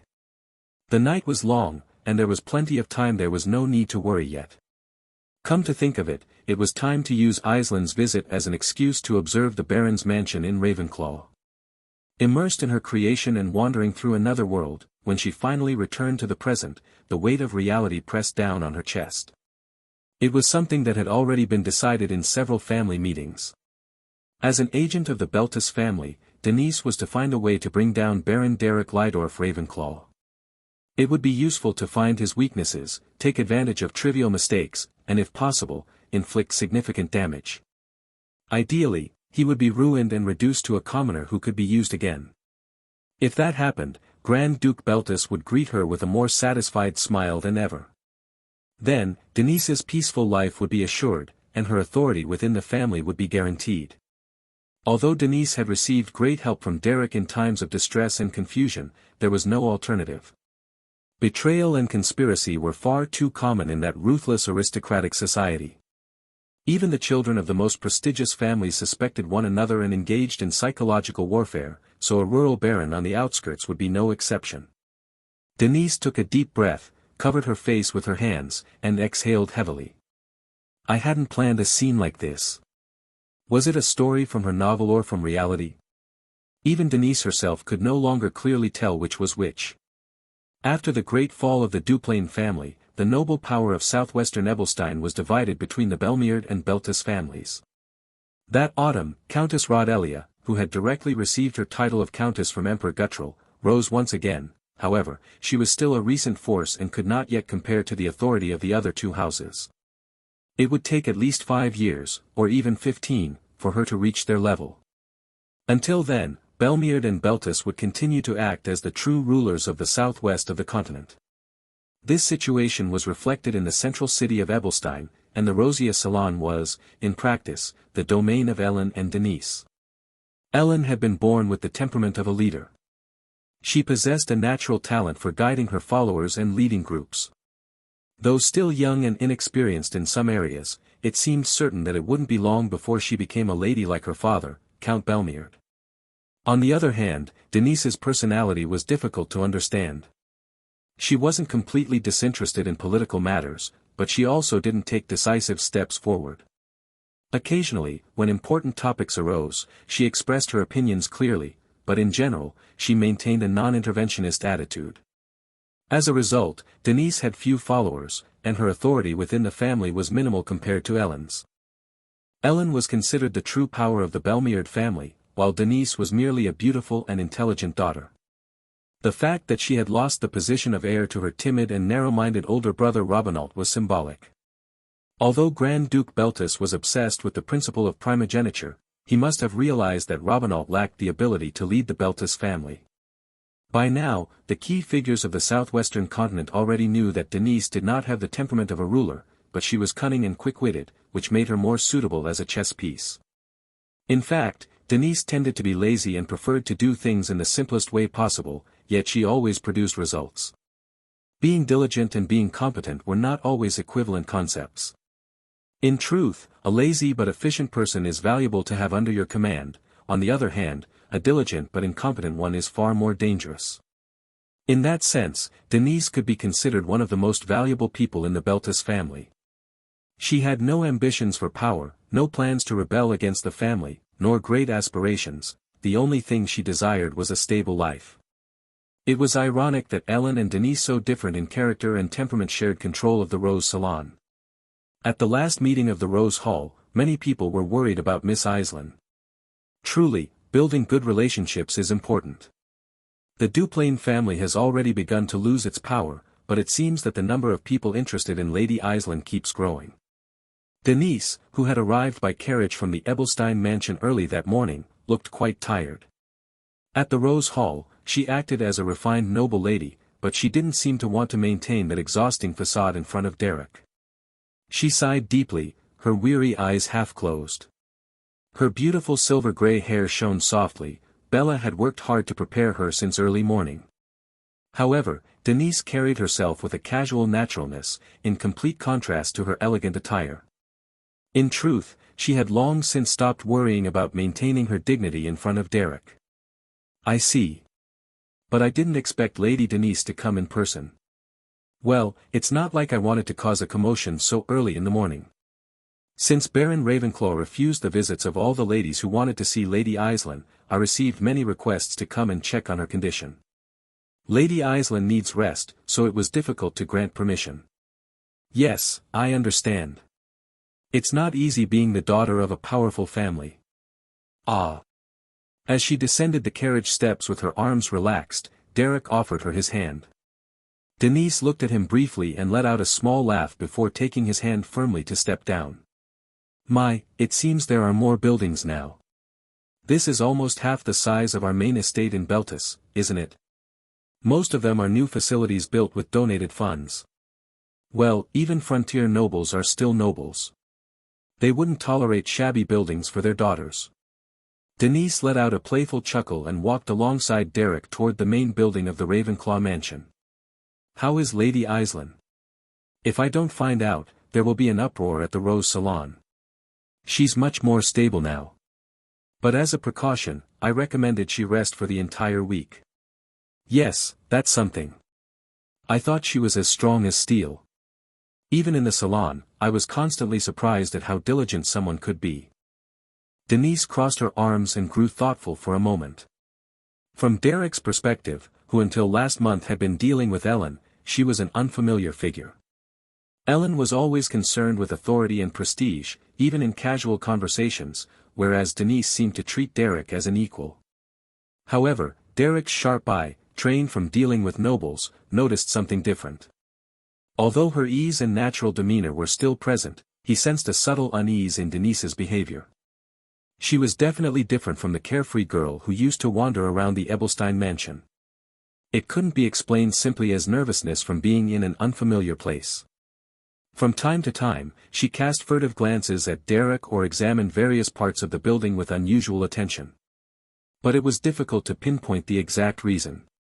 Derek wasn't a mind reader. So he asked directly. Is something wrong?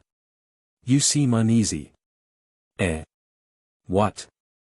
Denise was startled and, after bringing a hand to her shining silver hair, fiddled with the ends. Did I give you that impression? No, it's just that the mansion is larger than I expected, so I feel a bit overwhelmed. Ah, really? Yes. When I first met Derek, he was just a mercenary without a fixed residence, remember? It seems like only a few years ago, but seeing you prosper like this is something moving for someone who's seen it up close. Thank you for thinking of it that way. Oh, it's nothing. Denise shook her head and looked toward the main building of the Ravenclaw barony. My throat is dry after the trip. Let's have some tea to relax. All right. As she said that, Denise quickly moved ahead, her attitude slightly different from before. She's lying. Derek thought, resting his chin on one hand and frowning. But why? Noble ladies were, by nature, unpredictable. It didn't seem like something to worry too much about, but still, it was better to stay alert. Derek seems more reliable since he received his title. Denise, naturally perceptive, had noticed that both Ellen and Aislinn harbored personal feelings for Derek. The fact that the precious daughters of Duplain and Belmeard were competing for the attention of a single man was a spectacle as troublesome as it was fascinating. She was probably the only one aware of it, so whenever she met with Aislinn or Ellen, she deliberately mentioned Derek. As a writer of romance novels, Denise couldn't help but be even more interested in the love intrigues of high-ranking nobles. She thought that somehow, they could serve as inspiration. They say people change when their status changes, and it seems that saying isn't just empty words. That was what she said to the newly arrived Ellen when she visited the barony of Ravenclaw under the pretext of checking on Aislinn's health.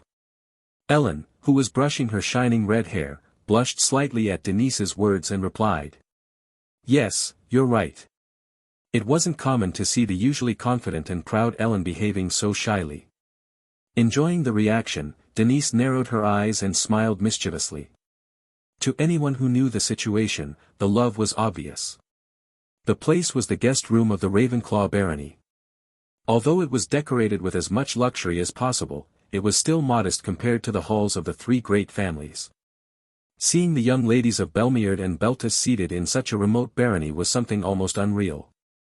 In any case, since there was a connection through the Rose Hall, both had come to visit Aislinn. The topic of Baron Ravenclaw would come later. Well, catching up with Derek is important, but today we came to see how Lady Aislinn is doing. They said she collapsed from overwork, and many people in the salon were worried. That's right, Lady Ellen. The butler will come soon to report on her condition. Shortly after Denise's arrival, Ellen had also arrived.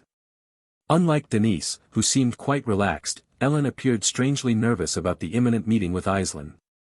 What else could be expected? They were rivals. Denise merely watched from between them, exhaling softly through her nose with amusement. The young ladies of Duplain and Belmeard fighting over the same man. There wasn't a girl in the world who wouldn't be interested in such a love story. Besides, for Denise, it was like watching a fire from across the river. There's nothing more entertaining than witnessing a quarrel, and for girls their age, a romantic rivalry was irresistible, especially when they could see it up close. In the end, opinions were divided on who would win Derek's heart, Ellen or Aislinn. But Denise leaned more toward Aislinn. No matter how much of an heiress Ellen was, could she compare to Aislinn, who was like a noble lily? She thought so, even without realizing it. Although, now that I think about it, maybe not. They say love changes a woman. Even this Ellen, who always seemed more like a monarch than a girl, would blush and act shyly when speaking of Derek if love was truly difficult and complex. Denise, who spent her days writing romance novels, had never truly felt the mysterious nature of love. Naturally, she had never experienced it. Reading cheap romance novels at the Ebelstein bookstore and listening to the excited conversations of young noblewomen at the salon wasn't enough to understand how love could transform a person. Even so, she had thought about it a lot, and her view of love had become distorted. She believed that love meant waiting for a prince on a white horse to come, take the princess into his arms, and whisper sweet words. It was almost childish that she wrote novels based on that idea. In short, Denise had learned about love only through books. But unfortunately, she considered herself an expert on the subject just because of that. Lady Ellen's love is sincere, but who knows how it will work in a relationship between a man and a woman. They say whoever falls in love first loses. So, whether it's Lady Ellen or Lady Aislinn, both will end up losing to Derek.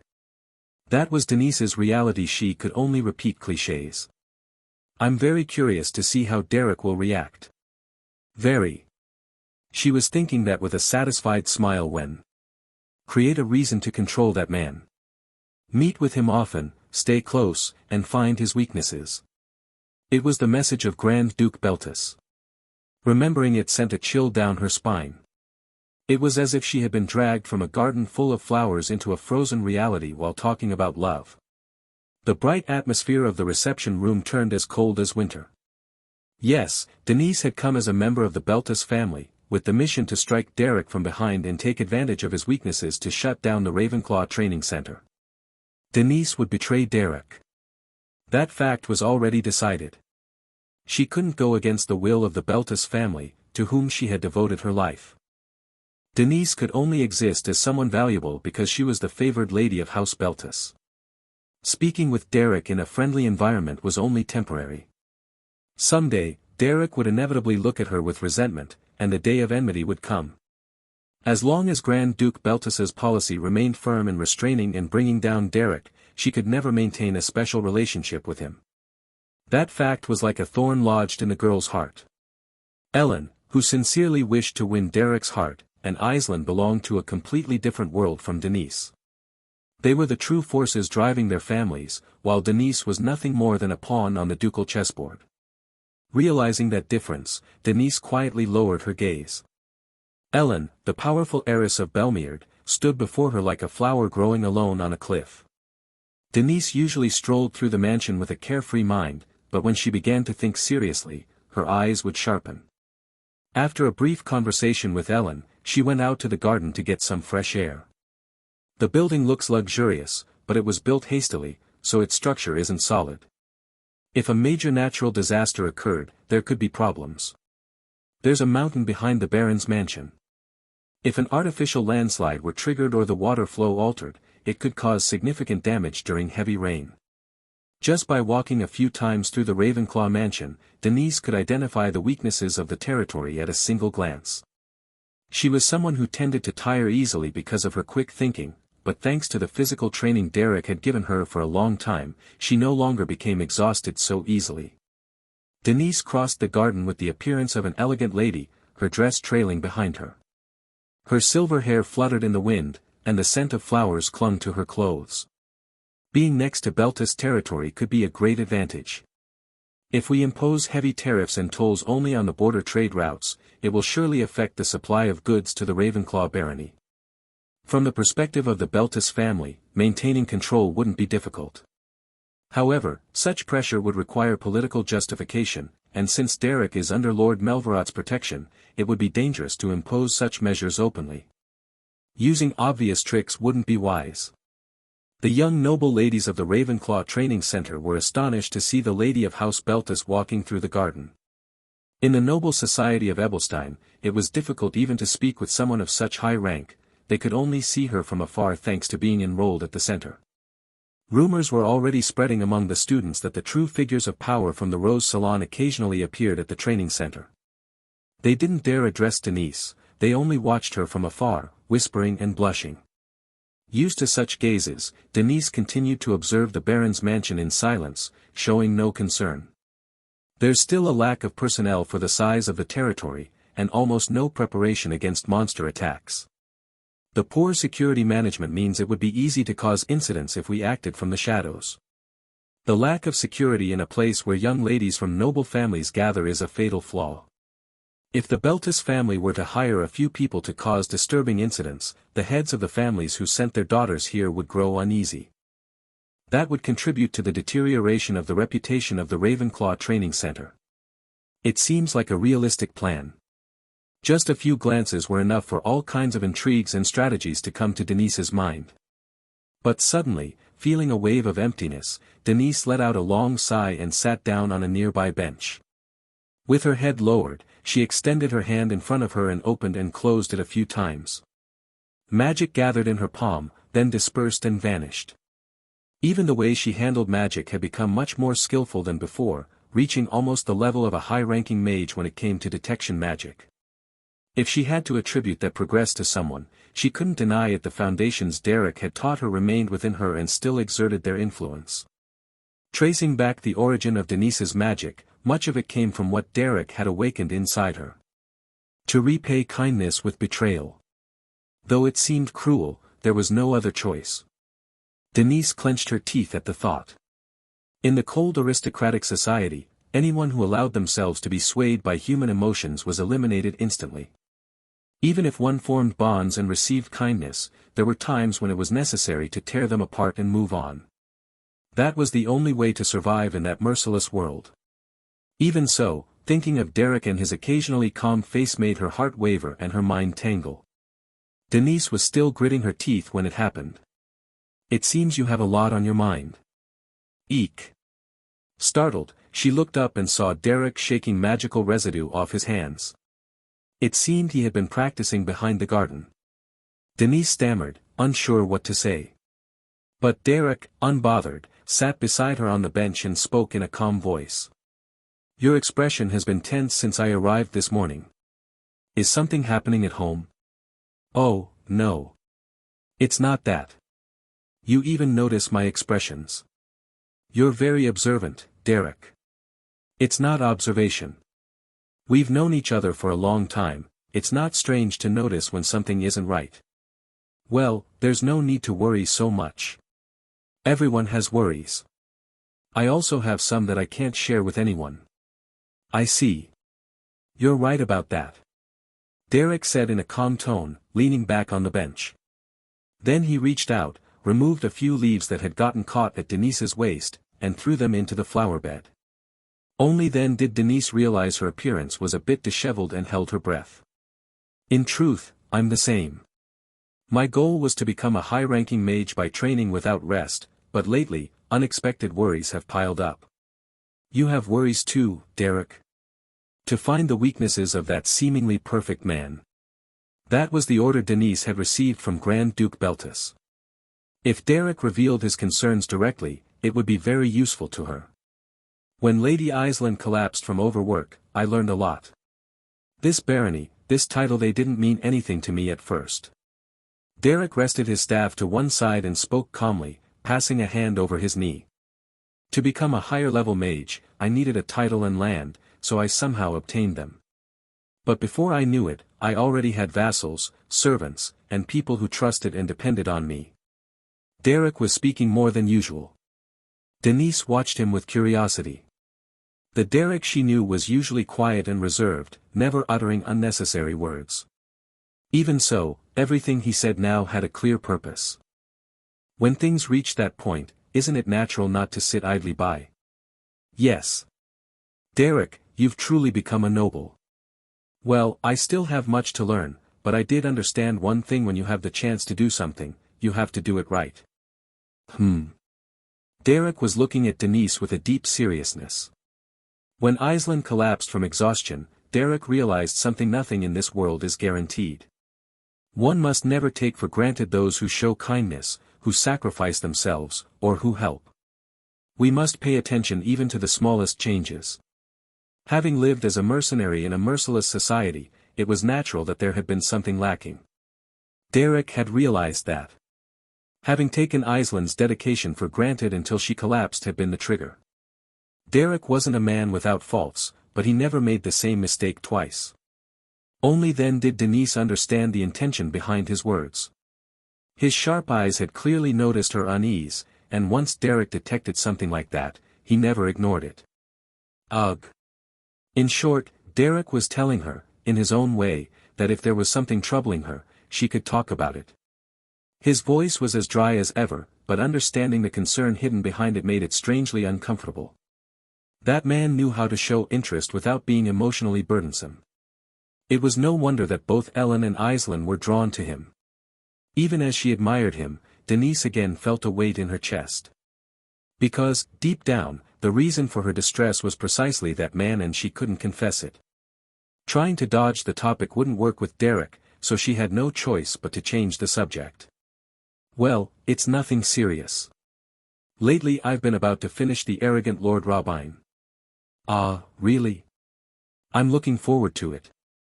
Well, there's not much to look forward to. But the ending I wrote is a little different from what I originally thought. I wonder if it's all right that way. That's why you saw me looking so pensive. I see. If it's that kind of concern, there's not much I can do. That's why I told you it was nothing. Denise let out a small laugh and also leaned back on the bench. As they sat side by side under the warm late autumn sunlight, she felt a strange sense of calm. That man called Derek was bothersome and troublesome, yet by his side she always felt at peace. If your worries show so clearly on your face, you should reflect on that. Even if your heart is full of anxiety, you must maintain the appearance of a dignified flower. Well, as you said, everyone lives with some worries. Exactly. It's not something worth tormenting yourself over. Why? Are you afraid I'll faint like Lady Aisling? Ha ha ha. Denise said this laughing lightly. Her expression seemed innocent, but at the same time carried a mischievous nuance, making her a girl of 1,000 faces. She wasn't inherently noble like Aisling, nor was she born with Ellen's natural authority. But she was a fox with her tail hidden beneath her frilled dress, lazy by nature, though when she used her mind, even the most experienced hunters gave up trying to catch her. Well, Lady Aisling will soon finish getting ready and come out to the reception room. If you want to talk to her, you should go now. Oh, thank you very much. Since I've come all this way, I should speak with Lady Aisling as well. Derek, are you busy with your training? I have some free time today, but there are still pending matters. Sorry for not being able to properly attend to you. Attend to me? This is already more than enough. After exchanging a few formal words, Derek stood up. In any case, the fact that he worried about her was something she appreciated, so Denise felt a little relieved. Though she couldn't tell him that he himself was the cause of her worries, confirming that Derek trusted her gave her a strange sense of satisfaction. Thus, Denise smiled, pleased to have handled the situation perfectly. Ah, Lady Denise. Now that I remember, I should tell you something.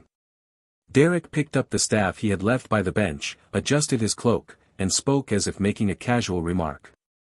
Just as Denise, with a relaxed expression, was about to ask what it was about, she heard. If it ever becomes necessary, you can hit me on the back of the head. At that instant, Denise's breath stopped. She held back the sound that almost escaped reflexively, but she couldn't immediately decide how to respond to those words that pierced straight through her. She stood up abruptly, eyes wide open, staring at Derek. However, he didn't seem to give it any importance. I understand your situation. Before Denise could utter a word, Derek was already putting away his things and leaving the garden. She could only watch, eyes still wide, as he slung the leather bag over his shoulder and headed toward the training center. It seems the Beltis side will start watching us. It was about time. On the path of power, there are always those who try to bring you down. Derek, with the leather bag over his shoulder and his staff strapped horizontally to his waist, walked steadily toward the main building. I don't know what method they'll use, but right now there are too many gaps in the residence. We need more personnel, and it's far too difficult to fight a battle of wills against someone like the Grand Duke alone. Although Melvarat, from the Rochester territory, protected him, the physical distance was immense. He lived in the snowy lands at the far north of the continent. Unless the enemy acted openly, it would be impossible to defend against all his schemes. Before the psychological warfare intensified, it was necessary to secure the support of an influential figure in the southwest with authority comparable to that of Grand Duke Beltis. But who could stand against the head of the Beltis family, one of the most prestigious in the southwest? It was hard to name anyone like that, but luckily, there was one person within Derek's reach. Creak. Good morning. Derek opened the door to the guest room and entered. The red-haired young lady, who had been reading a book alone, immediately turned her head. Seeing the man suddenly appear startled her, and she hurried to fix her disheveled appearance from resting. The unexpected visit from Derek wasn't good for her heart. Derek? It's been a while, Lady Ellen. The only power in the southwest of the continent capable of challenging Beltis's authority was the Belmeard family. Some might consider it arrogant, but Derek was quite sure. Belmeard would side with the Ravenclaw barony. Derek. It seems you've become busier since the last time we met. It didn't seem like such a big deal during the opening ceremony of the Ravenclaw training center. That's how things turned out. But when winter arrives, I plan to take a period of rest, so I think I'll have more free time and be able to focus more on my training. It seems that the finances of the barony have also stabilized quite a bit. The issue of livelihood has already been resolved. It's a considerable improvement compared to when I was wandering through the slums. Derek took off his coat and hung it on the back of the chair, then sat down in front of her with a polite greeting. Although he could already be considered an expert in magic, he couldn't handle the situation surrounding Ebelstein on his own. His power was still weak compared to that of the great nobles. Therefore, if he was going to involve himself in a psychological war with the powerful, he would inevitably need the help of other forces. Fortunately, Derek was in a position to maintain a fairly solid relationship with the Belmeard family.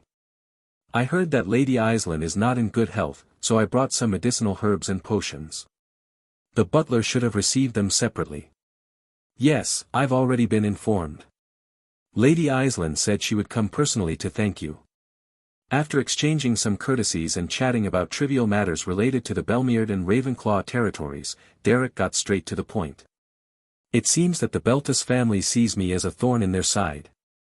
At those words, Ellen's fingers trembled slightly. It seemed she too had anticipated a similar reaction from the Beltis family. Since the Duplain family faced a great crisis, the Belmeard and Beltis families have ruled as the true powers of Ebelstein. To be honest, if the Beltis family decided to crush me, I'd be in serious trouble. Derek spoke frankly, looking downward.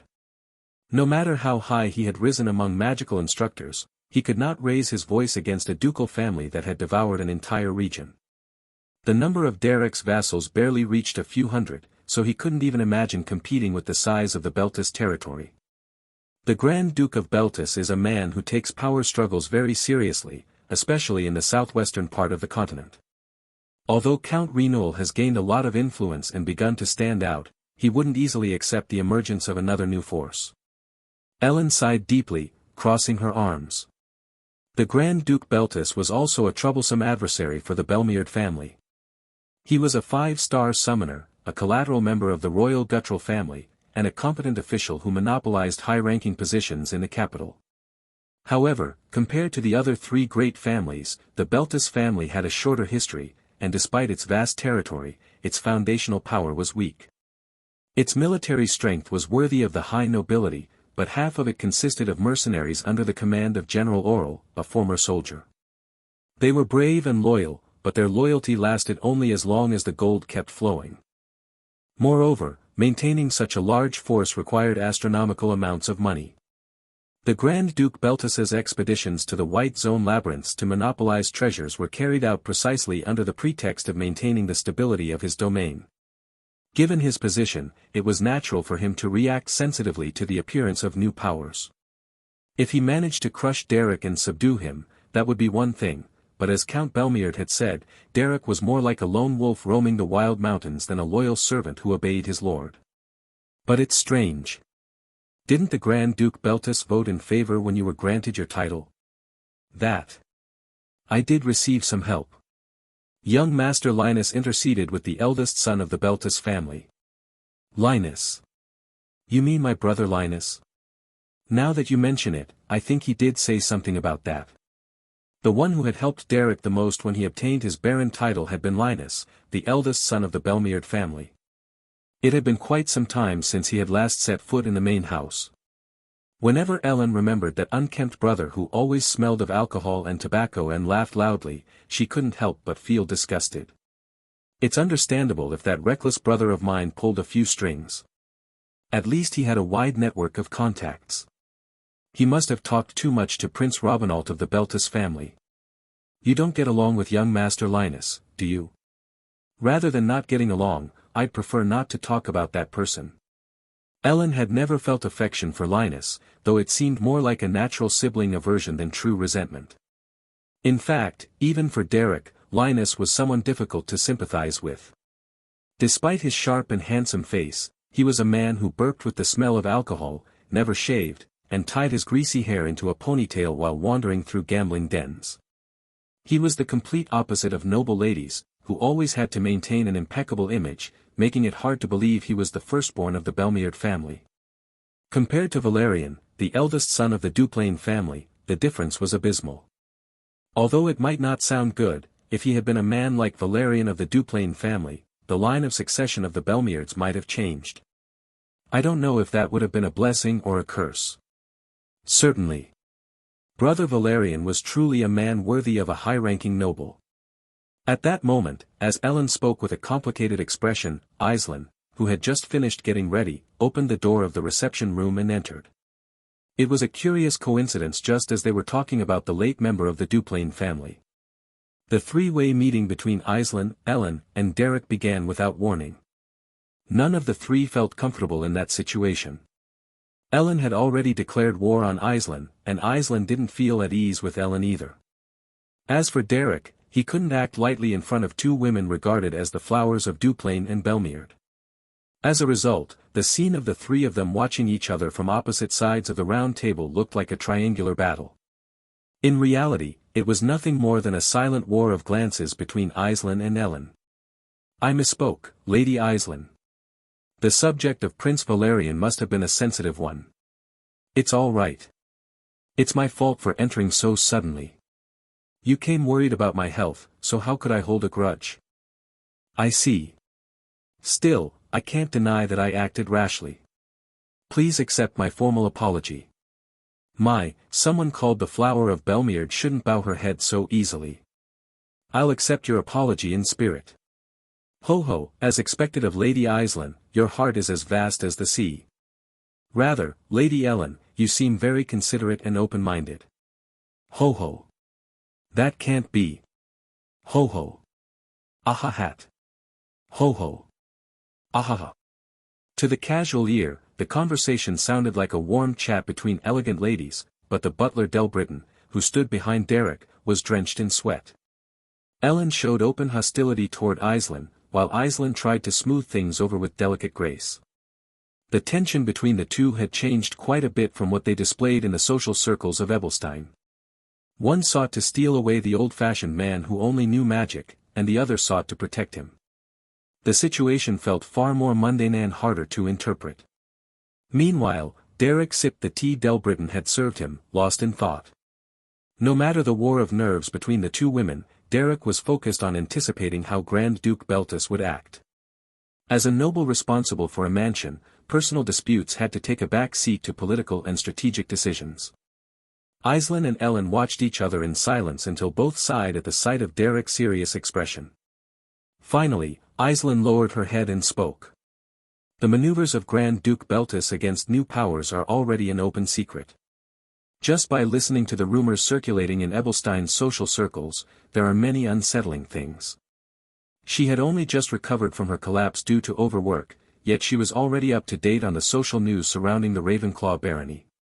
Baron Lotoal, famous for his labyrinth conquests, and Lady Krella, who was once an adventurer, both suffered severe setbacks from the pressures of Grand Duke Beltus.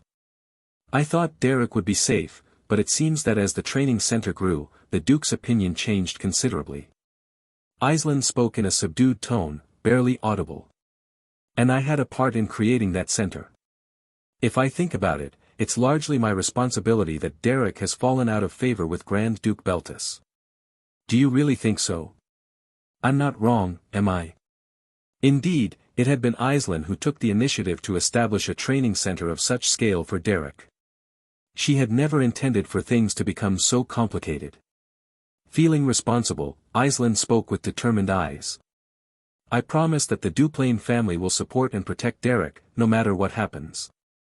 It seems Lady Aisling trusts Derek deeply.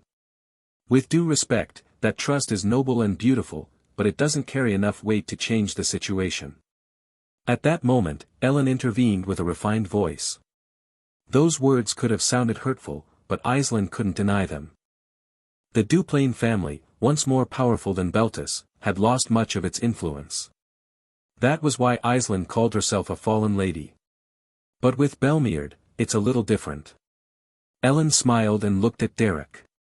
My father, Count Belmeard, holds you in high regard. And at this point, he has delegated nearly all of his political authority to me. I also believe you are someone who can be completely trusted. Whatever their pasts, Aisling and Ellen now stood on different levels. To emphasize that, Ellen brushed her red hair aside elegantly and smiled with confidence. I told you before, didn't I? Derek, you are the person I trust most in this world. While Derek hesitated, unsure how to respond, Ellen stood up, leaned forward, and looked straight at him. And I am Belmeard. Her seductive smile was full of meaning. Whatever the Duke of Beltus tried, Belmeard would not stand idly by. That was as good as gaining 1,000 allies, but even so, it remained uncertain what kind of moves the Grand Duke would use. Lady Ellen, thank you for saying that. Yes. Exactly. Aisling, who had remained quiet, suddenly cut in with a sharp, nervous voice. That's right. Lady Ellen's words are very encouraging for us in the Ravenclaw barony. Us. Us.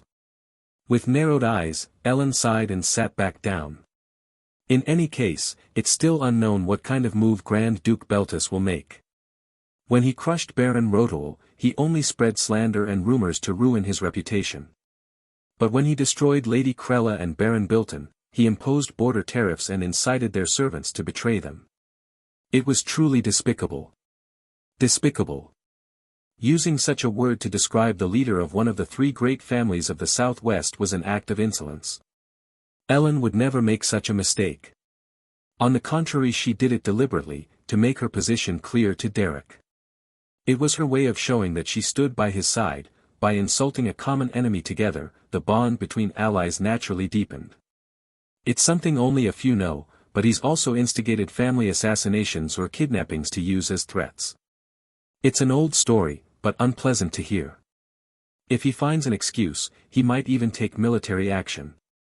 He's the type of person who would. Seeing Aisling lower her head without surprise made it clear that this was already a well-known rumor among the high nobility. Grand Duke Beltus was desperate to maintain his power. Once someone fell from his favor, something inevitably happened. If it's just rumors, Lady Aisling and I can handle them. We have influence in social circles. But if it goes beyond that, Derek, your reaction will be crucial. But Derek has a lot of experience as a mercenary, right?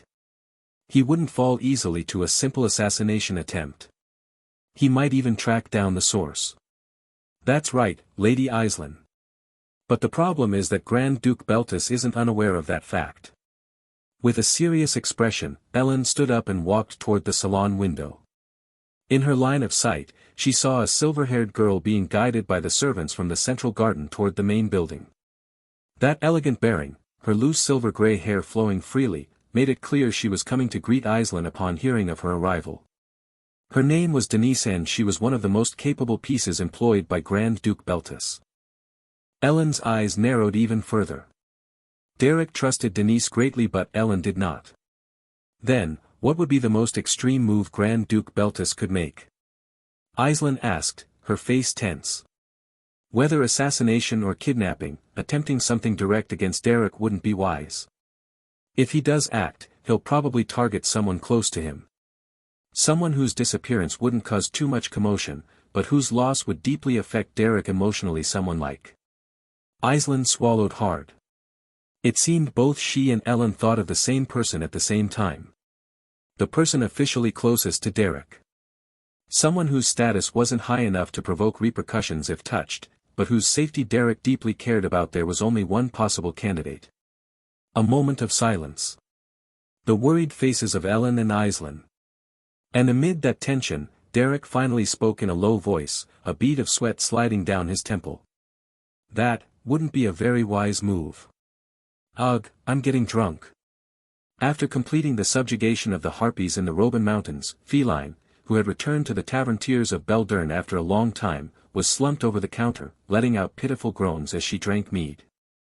The place was almost empty, as closing time was approaching. A few mercenaries were still drinking beer and swearing, while at a table in the back, a suspicious group in cloaks watched Feline. The tavern owner, Jaden, had already gone to prepare for closing. It was nighttime, the hour when even the moon seemed ready to sleep. Amid the tavern's noise, if a drunken girl were enchanted with a confusion spell and disappeared into the dark streets, few would notice. 3 hooded men approached the counter where Feline was still groaning. They watched her from behind as she hummed an unfamiliar tune, and just as one of them was about to place a hand on her shoulder. Thud. Without warning, a dagger sank into his shoulder. Blood sprayed into the air. Wadash. The man reacted, but a sharp pain shot through his shoulder. The strike had been measured precisely not to be fatal, but the pain that followed was anything but merciful. Ugh, ugh. Do you want to die? Beneath the bloodied shoulder, a pair of red eyes glowed. She had the delicate appearance of a noblewoman, but beneath that skin lurked a bloodthirsty wolf. She was a comrade who had shared half her life with Derek on the battlefield, surviving in the brutal mercenary world without a single scar. A beast raised on the streets is born with a sixth sense for detecting hostility. Proof of that was how Feline, without giving them time to react, kicked the hooded men in the face. Crash. Bang. One of the burly men was thrown against the counter and rolled across the floor with a loud crash. The blood-stained dagger still trembled, embedded in his shoulder. The other 2, still standing, stared at her with trembling eyes. Feline, swaying from drunkenness, steadied herself on the counter as her eyes began to shine again. Ugh. I'm already feeling dizzy.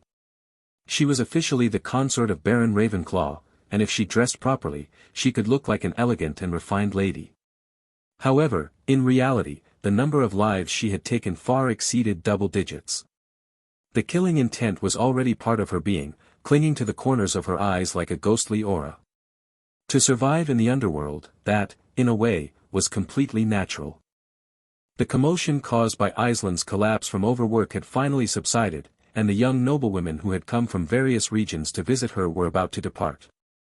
All of them felt relieved after confirming that it was only a temporary condition and that there would be no serious aftereffects.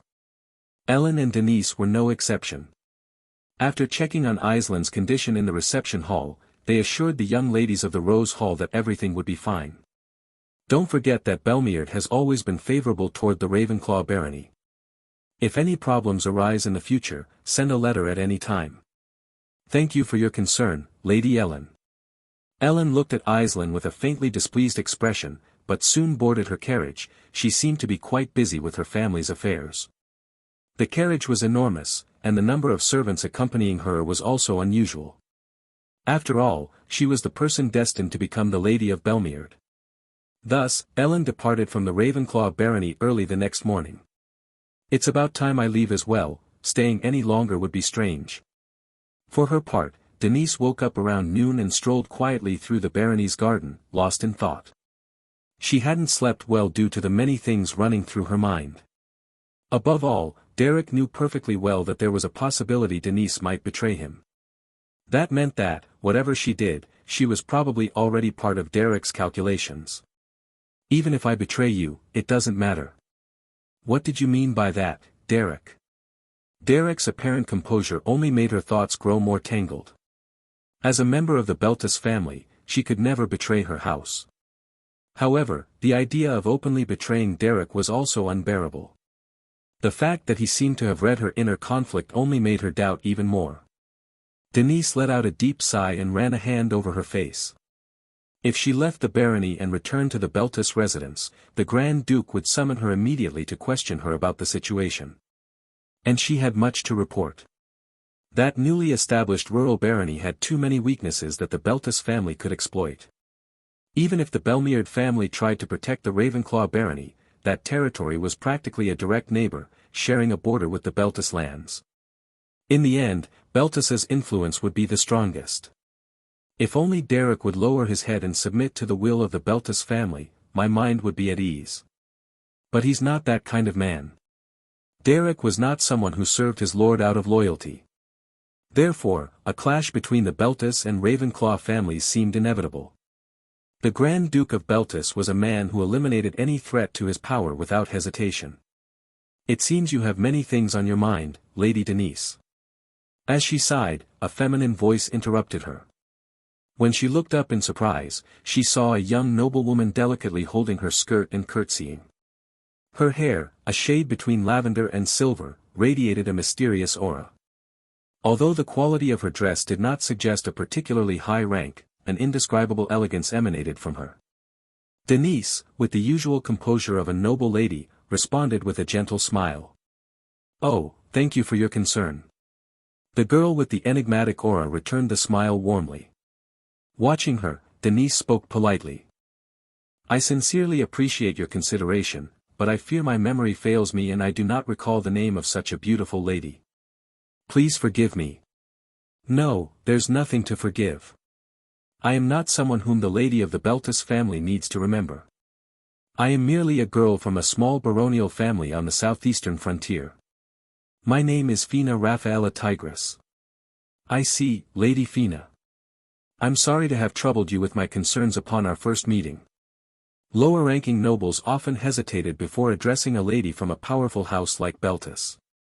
Of course, there were some who, dreaming of advancement, tried to form connections, but such relationships were usually one-sided. High-ranking nobles rarely regarded them as equals.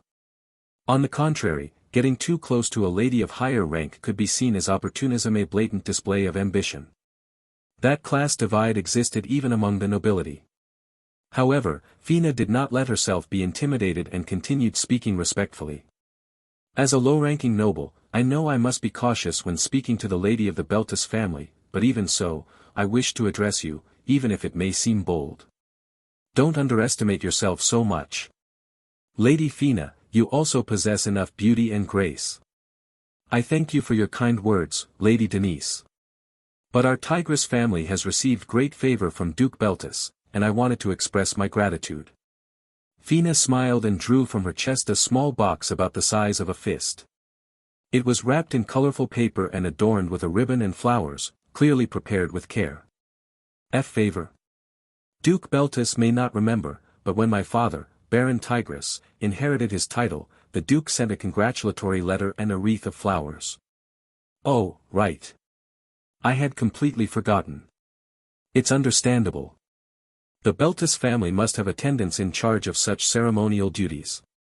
With so many celebrations and condolences to handle, it would be impossible to remember every letter sent to the frontier baronial families." Fina smiled politely as she approached Denise.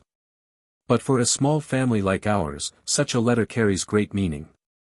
If Duke Beltis hadn't sent it, it would have been difficult for my father to be officially recognized as the leader of our territory, given how complicated the internal situation was back then." "I see. Baron Tigris must have gone through difficult times." "No, as I mentioned, we received great help from Duke Beltis's authority. As his daughter, I couldn't help but express my gratitude." In truth, the Beltis family had never sent such a congratulatory letter to the Tigris. But, as Fina said, with the number of formalities noble houses handled, such a story could easily seem credible. No one could remember the names of all the frontier nobles who had received courtesy letters. After many years in noble society, one learns well how to identify the gaps in bureaucracy. Fina was precisely one of those people. "This is a small gift from me. It's a ring with the most beautiful gems from the Tigress barony, along with a tie ornament. Is it all right for me to accept something like this? On the contrary, it would be a great honor if you did. I hope His Excellency the Grand Duke Beltis will also appreciate our sincerity. Please show him this gift." As Fina handed over the box with a bright smile, Denise returned the gesture with the ceremonial smile typical of nobles. After all, as a member of the Beltis family, she was used to such situations. When all the young noblewomen who had come to see Island's condition returned to their homes and a certain calm returned to the Ravenclaw training center, Derek, who was reorganizing the delayed schedules and preparing a response to the maneuvers of the Beltis family, thought he could finally relax a little. The Baroness of Ravenclaw has arrived. However, with just that single report from Del Britton, the Ravenclaw training center was thrown into chaos again. Who was the Baroness of Ravenclaw? Among the young noblewomen at the center, countless rumors circulated. Much was known about Derek Lydorf, Baron of Ravenclaw. He personally led the faculty and often appeared in practical classes. Handsome, efficient in his work, usually cold in demeanor but able to be kind when needed and assertive when required, a capable man. Because of this, some of the young noblewomen at the center harbored quiet admiration for him. His reputation was good, and his name well known. So then, who was the woman who had captured the heart of such a man? Even in front of the flowers of nobility, Derek maintained an unapproachable attitude. What kind of person had been able to enchant him? In the dormitories, the speculation was already endless. They said she was a commoner, a fragile girl. They wondered what her beauty was like, how much knowledge she possessed, or how noble her bearing might be. Often, when the girls gathered at night in frilled pajamas, sitting on their beds and chatting by lamplight, the subject of the imaginary Baroness of Ravenclaw always came up. "I heard she smells of freesia flowers, and her voice is so soft it caresses your ears when she speaks.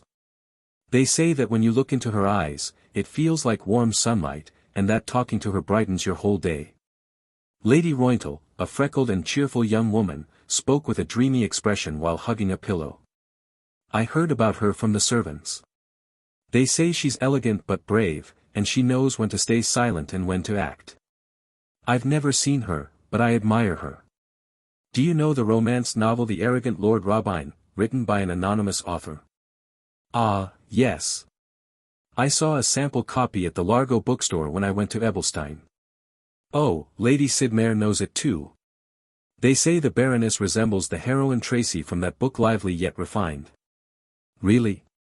I thought she was just a fictional character. If that's true, she might be the perfect match for Baron Ravenclaw.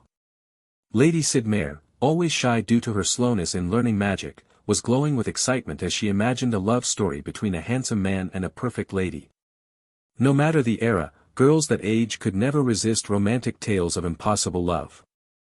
Well, without a doubt, if she managed to win over Baron Ravenclaw, she must be an exceptional woman. We must also work hard and make our social debut as true ladies. Why, yes. But if we could see the Baroness of Ravenclaw in person, it would be so inspiring. I heard she'll visit the barony this time. Do you think we might be able to speak to her, even just once? Now that you mention it, I'm curious. Who do you think is nobler, Lady Aislinn or the Baroness of Ravenclaw? Well, we shouldn't compare them, but, so far, I haven't seen anyone as admirable as Lady Aislinn. Thus passed the night for the young ladies, amid whispers and laughter by the light of a single candle, sharing stories of forbidden love. They dreamed of the elegant Baroness of Ravenclaw and of the day when they themselves would become dazzling ladies. Ugh! If you're going to burp, at least cover yourself.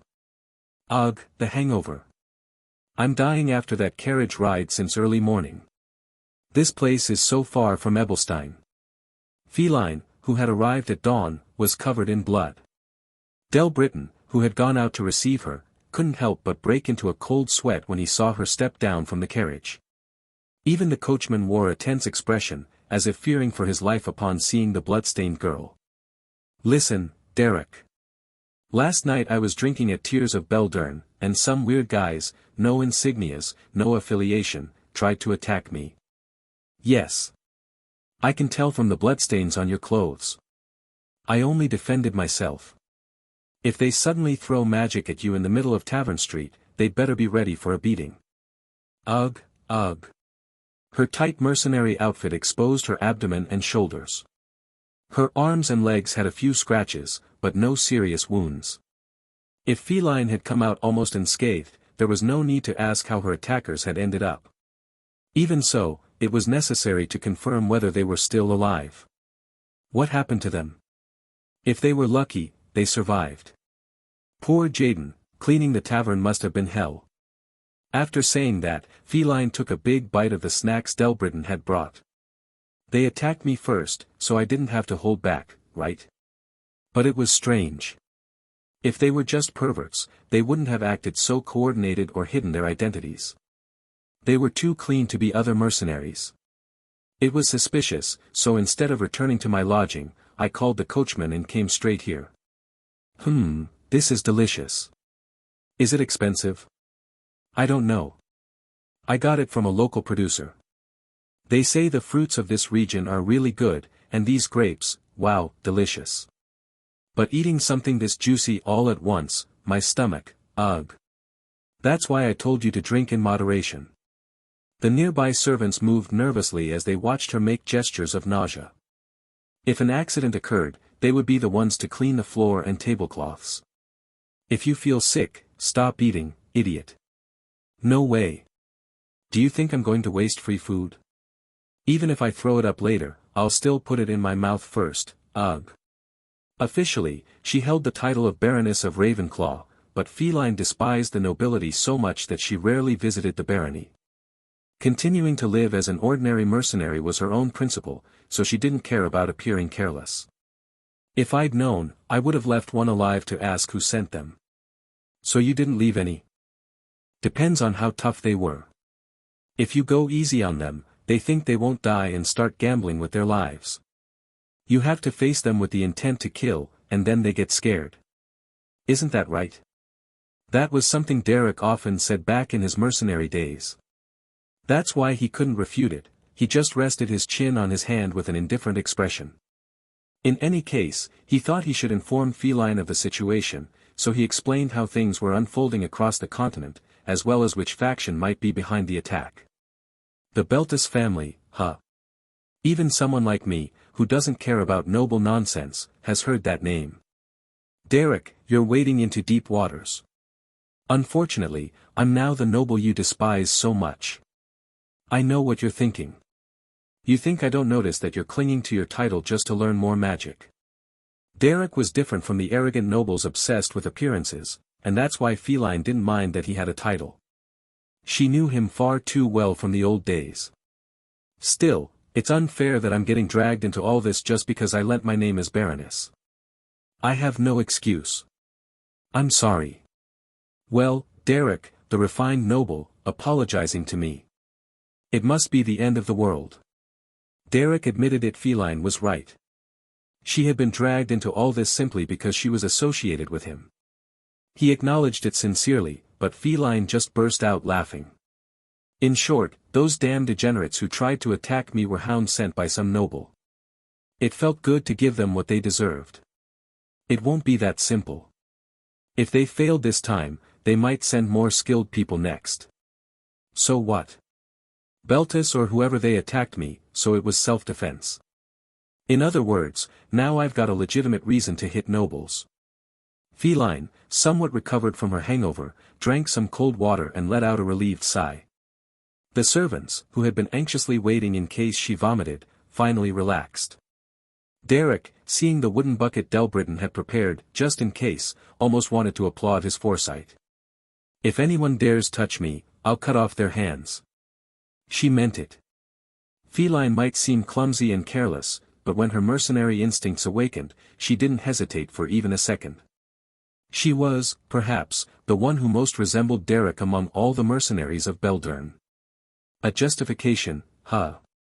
Derek looked at her with a complicated expression, somewhere between pity and concern. In any case, he decided that, for the time being, he had to protect her. Yes, the mind games of nobles all come down to one thing in the end: justification. That night, Fina, who was showing Derek some magical theories, smiled mischievously. The characteristic chirping of night insects filled the Baron's residence. The night, when even the moon slept, was wrapped in darkness. Though candles were lit, a gloomy atmosphere filled the reception hall. In that dim space, Fina, sitting cross-legged, laughed softly and licked the tip of her fingers after brushing her chin a couple of times. In that sense, I like that girl. Someone from the bottom of the pit, full of instinct and ferocity, who instinctively understands the importance of justification. From my point of view, she's worth keeping close. Good, good, very good. You were watching when I met Feline. Of course. My cute disciple is in trouble because that brat of a duke decided to provoke him. How could a master like me sit idly by? In fact, I should take this chance to give you a grand lesson. She reclined on the sofa, placed her bare feet on the table, and began to speak without pause. This master, who has lived as a noble for hundreds of years and gone through all kinds of nonsense, will personally teach you something. What do you have in mind? I already told you. If I put my mind to it, there's nothing I can't teach you. You have exceptional talent in magic, but your summoning magic is a bit clumsy compared to the rest, isn't it? Let's make a major breakthrough this time. Derek rose from his desk and sat across from her on the opposite sofa. Then he narrowed his eyes and watched her suspiciously. Oh, look at those eyes. What's that supposed to be for a master like me? If you have some sort of plan, I'd prefer to know it. Wow, I like that suspicious look. Yes, you shouldn't trust people so easily. But you should trust this master of yours completely. Everything I do is for your sake. Despite Derek's wary gaze, Fina didn't seem concerned. In truth, she was acting for his sake. The problem was that her results were unpredictable. Do you know the fastest way to master summoning magic? Fight against a summoner who has reached the high rank of 5 stars or more. What? I don't know anything about the Beltus family or their affairs, but since we have the opportunity, let's go and beat them up. There's no reason to sit trembling like a child waiting for them to come swinging. When Derek frowned, Fina laughed even louder. Why? Are you scared because you don't have a justification? Don't worry. This magnificent master of yours is a specialist in creating justifications.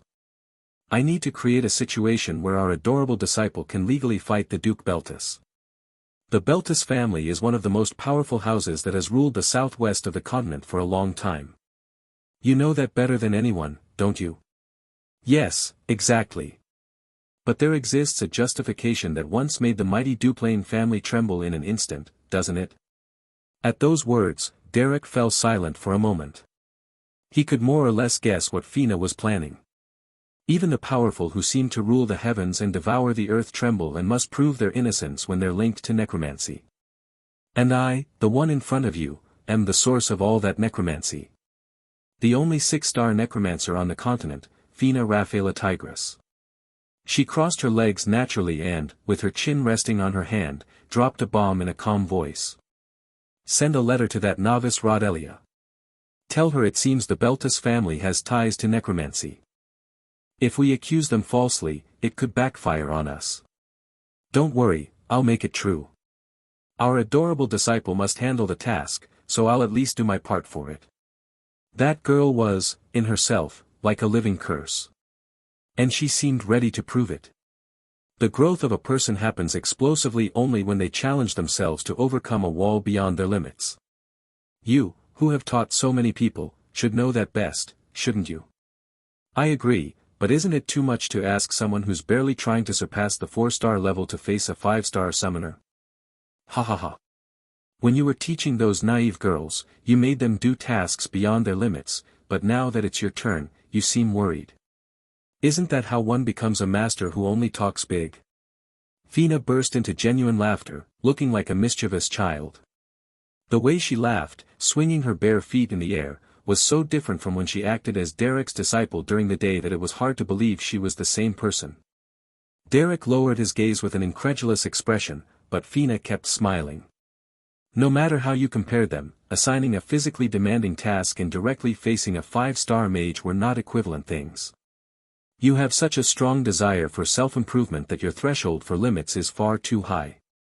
You're like a stubborn guy who clenches his teeth and endures trials that would make ordinary mages roll on the ground and cry pathetically. So, this should be considered a challenge to your limits, right? If I make a mistake, I'll die. Enjoy that sharp feeling. Death is always closer than you think. Derek was someone who had wandered the battlefields as a mercenary. However, he avoided reckless acts that flirted between life and death. That wasn't bravery, but foolishness. Many comrades, heads held high, had walked the tightrope of death and ultimately left this world. Though his work carried a degree of risk, he rarely took the initiative to embrace greater danger. But the necromancer who dealt with death and vengeful spirits seemed quite displeased with Derek's attitude. She pouted her lips and grumbled. You underestimate my judgment. It may still be too soon for you to defeat a 5-star mage, but you will never lose. What do you mean by that? You think you know yourself well, but I can see right through you. You define yourself as a talented mage, but your pure magical ability isn't what matters most. The reason Fina had decided to take Derek as her disciple was partly due to his exceptional magical talent, but there was a much clearer reason. You have a fanatical ambition. Those born with that temperament never give up just because something seems impossible. When you seriously talk about reaching 7 stars, you're already a little insane. A lunatic, a madman, most people live as fools and die in vain. Fina hurled insults at Derek without hesitation, though there was another meaning hidden within the words of this woman who called herself his master. But it's really fun. Those who reach the 6-star rank are usually exactly those lunatics. In the end, it's like spitting while lying down. Aren't you curious how this magnificent master reached the 6-star rank? Derek leaned back on the sofa and observed Fina for a moment. The first 6-star necromancy magic she had learned was the Mark of Reincarnation. It wasn't a level one could reach through mere diligent training. Sitting across from her, Derek watched in silence as Fina laughed arrogantly, with a hint of malice, and then he slowly spoke. In your first life, before reincarnation even began, what kind of life did you lead? Of course, that's a secret. Trying to pry so easily into a lady's secrets. You still haven't mastered social etiquette. Fina laughed heartily and then changed the subject. Well, your will doesn't really matter. I've already planted traps that will become the roots of my necromancy within the Beltis family. If you wait quietly, the bait will come on its own. When the time comes, you'll only need to crush the head of the cruel and arrogant Duke of Beltis who dared to challenge the Ravenclaw barony. Quite simple, isn't it? Why are you doing all this?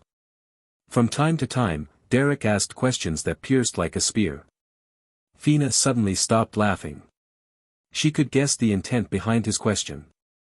No matter how much you can escape the cycle of reincarnation, directly involving yourself with one of the highest powers in the southwest of the continent is risky even for you.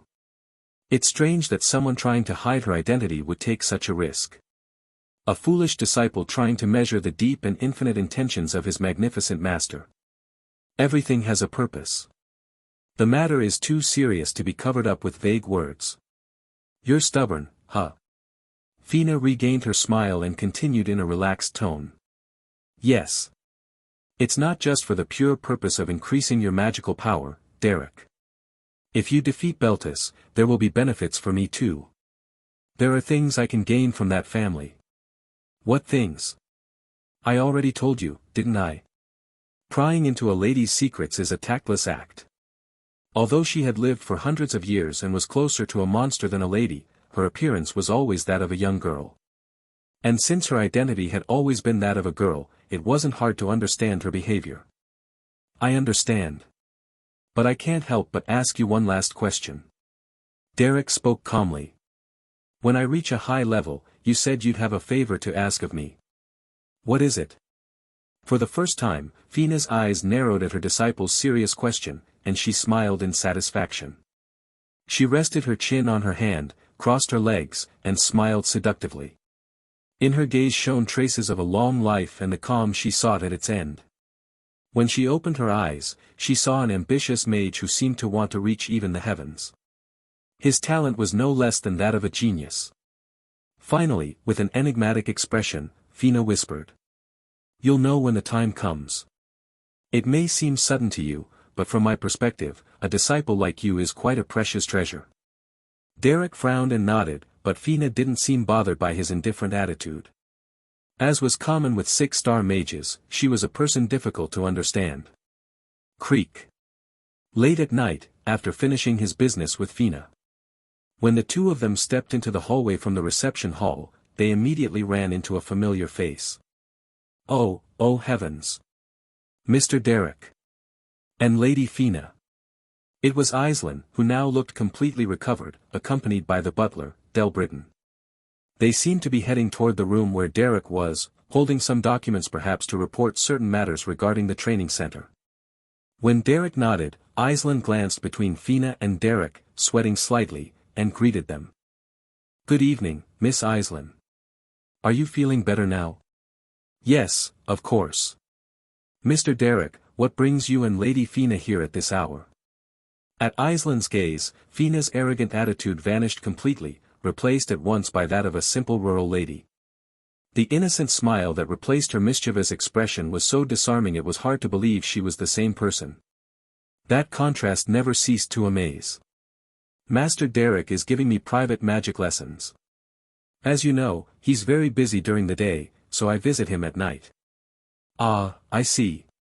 Aislinn swallowed hard, as if making a decision, then gathered her courage and spoke again. Do you have something to tell me? If it's about the training center, we should head to the office first." "That's not it." Aislinn stammered, as if something was caught in her throat. Behind her, the butler Delbritton, holding the documents, also wore a strangely tense expression. Finally, Aislinn steadied herself and spoke firmly. "I don't know how you'll take this, and please. I hope you don't misunderstand or feel uncomfortable.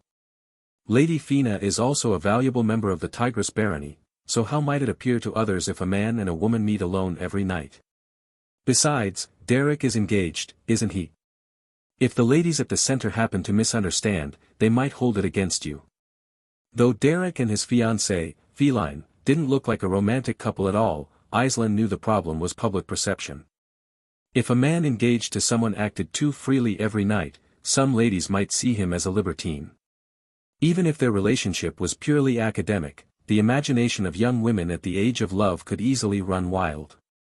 That was why Aislinn had gathered the courage to say what she thought.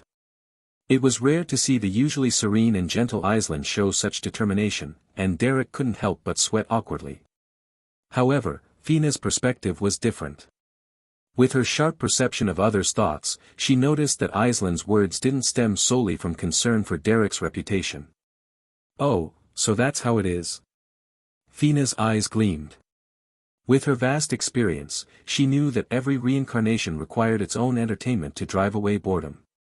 Seeing Aislinn so nervous, Fina's eyes sparkled mischievously, as if she had just discovered a new toy. Before Derek could respond, Fina took a step forward with a radiant smile. "Lady Aislinn, you have quite the vivid imagination." Aislinn looked at her with a tense expression, but Fina continued smiling sweetly. However, her next words were not as gentle as her expression. "Officially, we only have a master and disciple relationship, and everything else is the product of imagination, isn't it? If we let such rumors disturb us and worry too much about appearances, how could we accomplish great things as the future leaders of our lands? We'd only become petty people." "Well, that's true, but... And besides, there are some subtle inaccuracies in your comment, Lady Aislinn." Fina, who always smiled with the innocence of a country girl, lifted the corners of her lips once again. However, that smile was very different from the kind one she usually displayed in public. It was as if a reddish light flickered in her lavender eyes, and Aislinn couldn't help but tremble slightly in her fingers. "Those who despise men of loose morals are only pretending. At least, that's what I think." "What?" "They say heroes are passionate, and for centuries it's been common for women to feel some attraction to problematic men with many lovers. Isn't that right, Master Derek? What in the world is this woman talking about? Derek, however, couldn't find a way to refute her words. He didn't know what kind of romantic fantasies noble girls had, but he, who had read several romance novels including The Arrogant Lord Robane, knew well enough. The protagonists of those stories, broad-shouldered, charming men, were often the type who boasted and had multiple affairs, which often left him puzzled. No matter how he thought about it, he couldn't understand such tastes. He himself was a serious and diligent man, so it was only natural he didn't empathize with that kind of behavior. Of course, I'm not that different myself. With a subtly provocative smile, Fina locked eyes with Aislinn. There was meaning in that gaze, one that required reflection to understand. Seeing Aislinn sweating profusely, Fina almost burst out laughing, but she managed to restrain herself and kept her expression composed. Smiling sweetly, she looked at Derek. Well, see you next time, Master. Preferably, like today, in the deep and ambitious night. With that, Fina rested her chin on one hand, made a slight bow, and disappeared down the dark hallway between Delbritton and Aislinn. Aislinn stood stunned as she watched her go.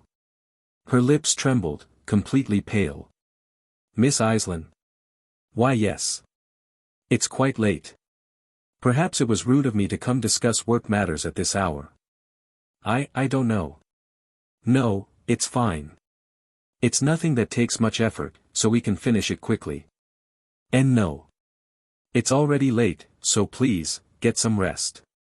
Aislinn, completely flustered, was sweating as she stepped back. She didn't seem able to organize her thoughts. Thus, she too quickly disappeared into the darkness of the hallway. Unlike Fina's calm steps, Aislinn's were clumsy and unsteady. Only silence remained in the corridor. Delbritton and Derek, with the document still in hand, continued in that awkward silence. Do you have something to say, Delbritton? Yes. Delbritton's golden monocle glinted under the moonlight. He had been an exemplary butler since his days at the Rochester mansion and continued to fulfill his duties with the same precision at the Ravenclaw estate. That was why, even in such a situation, he could choose his words calmly. Baron, as the chief servant of this house, I always act with conviction. I have no intention of opposing your decisions or policies. My duty is to carry out my responsibilities with the utmost diligence.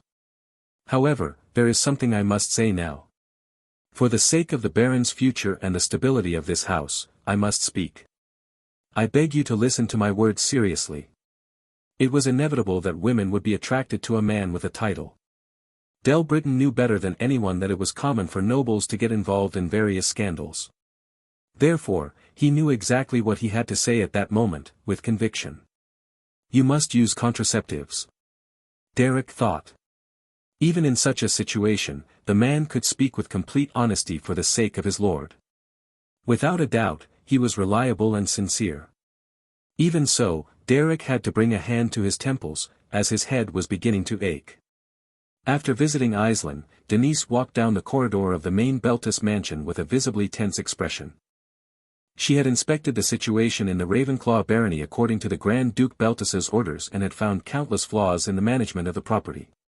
If she were to craft strategies to pressure Baron Ravenclaw based on that information, there would be countless diverse and malicious ways to do so. No matter how capable Derek was, his power as a noble was still relatively weak. If the Grand Duke Beltus decided to crush him, he would suffer to a degree that would almost inspire pity. The Grand Duke is looking for you, Lady Denise. Her personal maid, Bella, approached with a worried expression.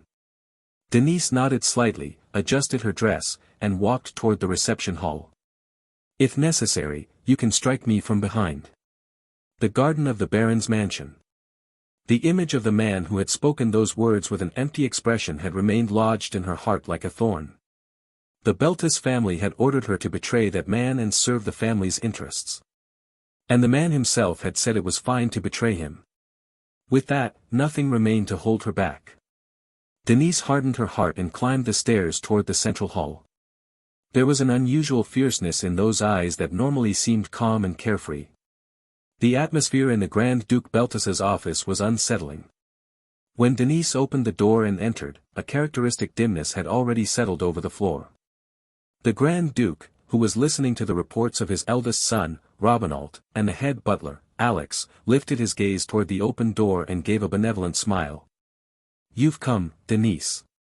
It must have been exhausting to travel all the way to the Ravenclaw territory." The smile was so warm and welcoming that, to an outsider, the family might have seemed as harmonious as the Duplains or the Belmeards. However, the expressions of Robinault and Alex, who were watching the Duke, were tense. After so many years serving the cunning patriarch, both knew very well that his expression should never be taken at face value. Of course, Denise was no different. She lowered the hem of her dress, bowed her head gracefully, and greeted him. "Thank you for your warm welcome, father. Of course I must receive you well. You are the most intelligent, quick, and capable person in all matters of our Beltus family. Moreover, you are my beloved daughter, so it seems I have been blessed with good offspring. You flatter me too much." Although it might have been uncomfortable for Robinault, the eldest son, to hear that Denise was the best, no one dared to comment. Robinault knew. He was weak by nature, lacked ambition, and was not fit to be the head of the family. He held the position of heir only because he was the firstborn, but he accepted with resignation that one day he would hand the position over to Denise. However, Denise had no interest in the family's power. On the contrary, she openly acknowledged Robinault's right of succession. "Brother Robinault, it's been a while." "Yes," he replied quietly, without raising his gaze. Denise took a deep breath. The Duke, sitting elegantly behind his desk and stroking his arm, was a fox tainted by greed for power. To him, the southwest of the continent was nothing more than a great chessboard, and every human under the name of Beltus was a piece to be moved at his whim. In that grand game, any piece that disobeyed had to be eliminated. They weren't just useless if not removed quickly, they could turn into daggers aimed at his throat. Purging was essential, and justification could always be invented. The Grand Duke Beltus was a man capable of using even his own family as tools to preserve his power. He was entirely different from Duke Duplain, strong but protective of his kin, or from the kind and jovial Count Belmeard. And yet, he loved his family too. There is no better chain to bind someone than the bond of blood. "Denise, I have great expectations for you. And you have always fulfilled them. You have contributed greatly to the Beltus house at critical moments in the social circles of Ebelstein. My beloved daughter Denise, this unworthy father will always be in your debt." And under the guise of that familial love, he wrapped her in his web like a spider, using her as a convenient piece. Denise had no words to refute him. This mansion, her luxurious life, the looks of respect, all came from the prestige of the Beltus family. Therefore, betrayal was not permitted. A fleeting bond, a teacher from the slums with whom she shared a faint connection, to turn her eyes from her family's greatness, for that would be foolish. It was a matter of reason, not morality. Besides, Derek had said it himself many times. "If you want to betray me, do it." He knew Denise's circumstances well. He knew that betraying Beltus carelessly would be too risky for her position. So he had told her that if she had to do it, she should do it completely. How magnanimous he was! His kindness should not be mistaken for weakness. Denise was the sharpest and most perceptive in the family, and she always made the right decisions. She might err in form, but never in what was advantageous. As ordered, I visited the Ravenclaw domain. Being a newly established territory, it still has many rough edges, its organizational structure isn't entirely solid. That's understandable, they must have had too many concerns when founding the Ravenclaw Training Center. Then Denise took a breath and continued. However, in the important aspects, Baron Ravenclaw has managed everything with precision. The military system is efficient, public order is well controlled, and they seem to have measures for natural disasters. At first glance, there are no obvious weaknesses to exploit. Having said that, she paused. She couldn't show nervousness. A single drop of sweat would be enough for that fox to smell something unusual. As always, she spoke naturally, as if fulfilling a routine report. In truth, Denise knew the Ravenclaw domain was full of weak points. No matter how meticulous Derek was, a new territory couldn't be managed perfectly. She had thought of at least a dozen ways to destabilize it, manipulating public opinion, staging false disasters, fabricating incidents. There were endless strategies to undermine his authority. Even so, Denise stayed silent. It was the most foolish decision she had made since entering noble society. Why tip the scales in favor of a mere baron from the suburbs, betraying Beltis, who held the true power? A fleeting bond. A teacher who taught her magic. Nothing more. The Grand Duke Beltis, on the other hand, was a cold, calculating man who would not hesitate to eliminate any rebellious piece. A stupid decision. Why did she make it? She tried to find a logical reason but couldn't. Derek Lydorf Ravenclaw was only a minor provincial noble. But he was diligent, dedicated to his training, striving to improve, ambitious, consistent, productive. That was all. And yet why couldn't she turn her back on him? Lady Denise, you are much more valuable than you think. A dusty underground storage room. Those words, spoken by that indifferent man, had pierced the heart of Denise, who had lived a life of being used and exploited. I see. She murmured, lowering her gaze. Unlike her, who lived under the name of Beltis, he was trying to free himself from his fate without hesitation. What weighed her down was merely a powerful family. What weighed him down was the burden of an entire lineage and nobility. And seeing him break those chains without fear, perhaps that had influenced her more than she realized. A teacher passes down knowledge. A mentor passes down the meaning of life. Without realizing it, Denise had learned about life from Derek. So what then? Did that justify protecting him? Once something is taught, it's enough to remember it and move on. And yet, why did she want to stand by his side? That man, hardworking but insignificant, could he really be worth more than the Beltis family? A fleeting bond, how much could it be worth? The most trusted daughter of the great Beltis family, why would she risk her authority? At those words, Lord Robine wept and said over and over, I love you, Tracy. You are the only meaning left in my empty life. It was not the will of my family nor the difference in status that made me leave you. Suddenly, the lines she had once written with her own pen pierced her heart. Her pupils trembled. Lord Robine was only a character in a story. But, whether she liked it or not, characters often reflect the will of the one holding the pen. Lord Robine, who let go of his beloved Tracy because of the chains of nobility, resembled her far too much. Perhaps, without realizing it, Denise had woven her own desire to escape the family's yoke into that story. And, on a moonlit night, a white-haired mercenary reading the book in silence might have closed it, looked up at the moon, and thought. Maybe, upon reading those passages, you understood where Denise's self-criticism came from. That's why you might have read those words seriously, and that's why you allowed her to betray you. That's why, when she walked away, her back seemed free of regret. Everything toppled like dominoes within Denise's heart. She could no longer betray Derek. Even if he himself said it was fine, even if he accepted facing Beltis's will. None of that mattered. It wasn't Beltis's choice. It was her own. And now, she had to accept the consequences. So I believe I'll need a little more time. To find the safest way to crush the Ravenclaw territory, I'll need to carefully study a few cracks. I see. Denise tried to make sure her words didn't raise suspicion, but the Duke interrupted her. At that moment, she felt something strange. She tried to hide it, but the smallest flicker of emotion opened a crack. And the Grand Duke Beltis was someone who never overlooked a crack, no matter how small. Father. At some point, the warm and familiar smile had vanished. The Duke's face was as cold as marble. Butler Alex and Robinault already had completely stiff expressions. They had noticed something was wrong. When Denise lifted her gaze, she saw that the Duke was looking at her with a frozen stare. You're planning to attack Beltis.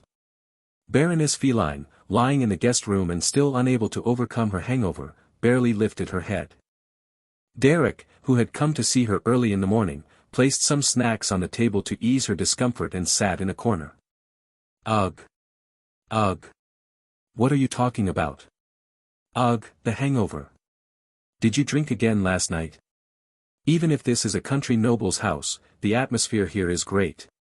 They've got alcohols you can't even find in taverns or back alleys. And you drank everything that was sent as gifts for the border nobles. You don't even like to drink anyway. Someone like me, who knows how to appreciate the flavor, should handle it. That way, the liquor will be happier.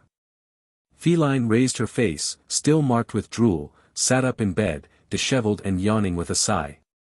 Her clothes were so messy that any stranger would have been embarrassed, but neither she nor Derek cared. They had treated each other for years with the rough familiarity of two people long accustomed to ignoring one another. By the way, attacking Beltis. Even I, who's already sick of the noble world, have heard that name plenty of times. They're the kind of people who do whatever they want and live large, right? Yes. I'm thinking of attacking them. Well, I'm sure you've got your reasons, Derek. But why are you telling me this? I want to ask for help from you and the Beldern Mercenary Corps. Feline burped softly and brought a hand to her temples. Ugh. What? Our help? You don't want to? Do I look like the kind of woman who turned down a chance to legally beat up nobles? I knew you'd say that. Feline grinned broadly and sought confirmation. So, what's your plan? I'm going to openly strike at the Beltis territory. The Ravenclaw barony's military strength is weak, so I plan to gather reinforcements from various places. The Beldern Corps will be one of them. As long as you pay old Jaden well, he'll help you with anything. But tell me, will there really be other forces willing to oppose a family as powerful as Beltis? I plan to gain support from Belmeard and form an alliance with the Viscounty of Renewal. Wow, you're taking this more seriously than I thought. But hey, I don't know much about noble stuff, don't you need some kind of reason or justification to attack other nobles? It was a sharp observation. But Derek had already anticipated that. We'll set a trap for them.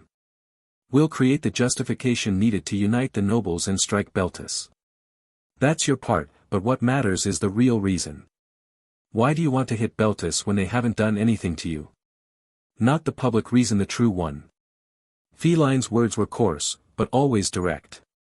After all, she had spent her entire life on the battlefield, thinking only in practical terms. If I stay still, Beltis will be the one to strike first. Derek answered in his own way. The Beltis family hasn't done anything particularly bad, at least not yet. They had tried to ambush Feline, but failed, and no physical evidence remained. Even so, it couldn't be taken lightly. Anticipating them was only natural. They probably don't hate me personally, and even if they're planning something, nothing's been revealed yet. In public, they maintain a polite attitude. Their dignity remains intact, and their lineage is still solid. But you know me, Feline, I am not the type to sit still and wait for the blow to come. Derek spoke with a cold look while still seated. Feline watched him, her expression unreadable.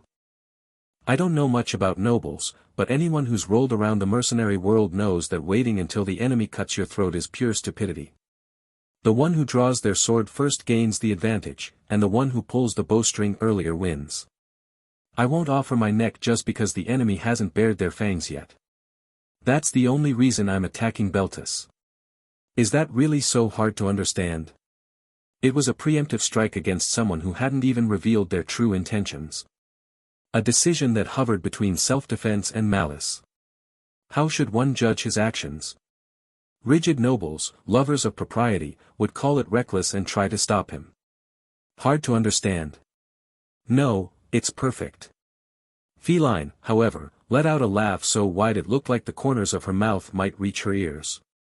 That was just how she was, a woman who, at the prospect of a fight, smiled with genuine delight. The Duchy of Beltis is located in the innermost region of the southwest of the continent, bordering the Roban Mountains to the north, the county of Belmeard to the southwest, and the Delros Plain to the east. The main cities are the commercial hub of Ropelin, the city of transformation magic in the northwest, Stone Crown, and the religious city situated on the outskirts of the Lorm River, Helm. The exact location of the Beltis mansion. It is located in the Abaton Hills, in the center of the duchy. It is surrounded by dense forests that form a natural defensive line, and the estate is vast and heavily guarded, making it difficult to approach. Derek listened to the report from the butler, Del Britton, as he walked down the hallway of the Baron of Ravenclaw's mansion.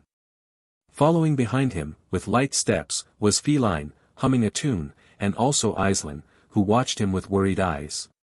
Del Britton, head held high, maintained his dignity as the chief butler while he spoke. "I have visited the Beltis mansion before." "Really?"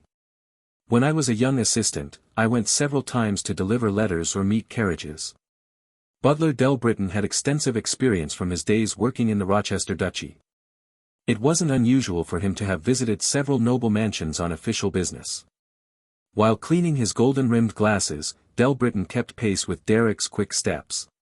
With the 5-story main building at the center, the eastern tower houses a 7-story magical research institute, and the western spire is occupied by the military command. The southern part of the estate is entirely a garden so large that one cannot tell whether it's a garden or a forest. What is the shape of the Grand Duke's mansion like? Derek had also stayed in the Duplain mansion during its golden age. In a mansion of that scale, it wouldn't be strange to feel as though there were an entire forest within its grounds. "Baron." Suddenly, Butler Del Britton called out to Derek in an even graver voice. Derek looked at him with an indifferent expression. "What is it? Are you considering a military action?" To an outside observer, it would have sounded absurd. The Grand Duchy of Beltis's territory encompassed 3 major cities, and if one included the towns and villages, the number easily surpassed 20. It was not something with which the small barony of Ravenclaw, which barely managed a few hundred inhabitants, could compete. However, Del Britton asked Derek with serious eyes. To Del Britton, Derek was a man capable of challenging even a colossal duchy if he set his mind to it. "Of course. Though the barony's private soldiers are modest, I plan to gather forces from here and there. Nobles tend to unite when there's a cause. The structure of the Beltis ducal mansion doesn't seem very different from the ducal mansions of Rochester or Duplain. Although it's larger, the structures of noble mansions share many similar parts when you observe them closely." Derek entered the reception hall and spread a parchment over the table. On the blank parchment, he drew a rectangle with a quill and quickly sketched symbols representing the structures within. Central Building. Eastern Magic Tower. Western Military Command. Southern Garden. Northern Training Grounds. Though detailed information about the internal structure and defense system still needed to be gathered, the general layout wasn't difficult to outline. The Eastern Magic Tower is probably guarded by the eldest son, Robinault. Since it's the facility that manages all the mansion's protective magic, the most important person will be there. "I met Prince Robinault at a social gathering." Aislinn, who had followed into the reception hall, recalled. "His appearance is striking and his manners elegant, which made many young noble ladies favor him, but he had a strange tendency toward self-deprecation and a somewhat sinister aura, which made him unappealing." "And his magical skill?" "Excellent for his age, but honestly, he can't compare to you, Lord Derek." Although his name was famous as heir to the Beltis family, it was said that his qualities as a ruler were far inferior to Denise's. Even so, the Grand Duke Beltis seemed reluctant to remove him as heir. Probably because he was far more useful as a puppet than Denise. Derek organized his thoughts and then turned his gaze to the western spire. The center of the military garrison. That was where the mercenary group led by the retired General Aurel was stationed. Though the Grand Duke Beltis's private soldiers were modest in number, he had installed Aurel's mercenary group within his territory. The maintenance cost was astronomical, but it was said the mercenaries were worth every coin. Feline followed very close behind Derek and whispered softly. "Yes. It's exactly the Aurel Mercenary Corps, led by Aurel the One-Eyed. Though capturing nobles is fun, the thought of seeing the most famous man in the mercenary world makes me smile." A satisfied smile appeared on her face. Uncle Jaden would be thrilled to hear this news after so long. When Derek looked at her with narrowed eyes, Feline cleared her throat and straightened up. With Aislinn and Del Britton right beside them, it wouldn't be wise to show hostility toward nobles. Feline seemed to understand what his look meant, because she began humming again, feigning indifference. "The Grand Duke Beltis should be in his office at the top of the central building. When the operation begins, to bring him down, we'll need to disable the protective magic of the Eastern Tower and subdue the Oral Mercenary Corps in the Western Garrison. Considering the size of that mansion, we'll need a lot of external help. Don't worry, Del Britain. We plan to get help from Count Belmierd and the Beldern Mercenary Corps for the Western Tower, and resolve the protective magic of the Eastern Tower with Viscount Renwell or rather, Count Renwell now. To subdue the Duke's mansion in one strike, it was necessary to form an allied force. And Derek had already mapped out the entire picture. From the moment Beltis showed hostility toward him, his counterattack plan had already begun. In the savage world where enemies lurked everywhere, one never knew when a predator would appear to bite your neck. That's why you bite first before being bitten. Leap and cut off the enemy's breath before being attacked, and strike the back of the neck before they strike yours. That was the law of survival for those who had clawed their way up from the bottom. We're almost ready. A messenger pigeon flew toward the window frame of Count Belmierd's estate. A red-haired girl extended her slender hand and took the letter from the bird perched there. Though she was full of worldly ambition, she had completely fallen in love with a man. She was Ellen, the most prestigious young noblewoman and the treasured daughter of Belmierd. Tavern Alley of Ebelstein. In an old tavern frequented by drunkards, Tears of Beldern. The one-armed mercenary, with a kind face and a loud laugh, looked like a friendly bartender. But even having lost an arm, he was a legendary mercenary who had survived the War of Dawn. And when he received a request for help from a mercenary he cherished as a son, he bared his yellow teeth and smiled. Under the protection of Emperor Guttrell, Countess Rodelia had finally received the rank and title of Border Countess.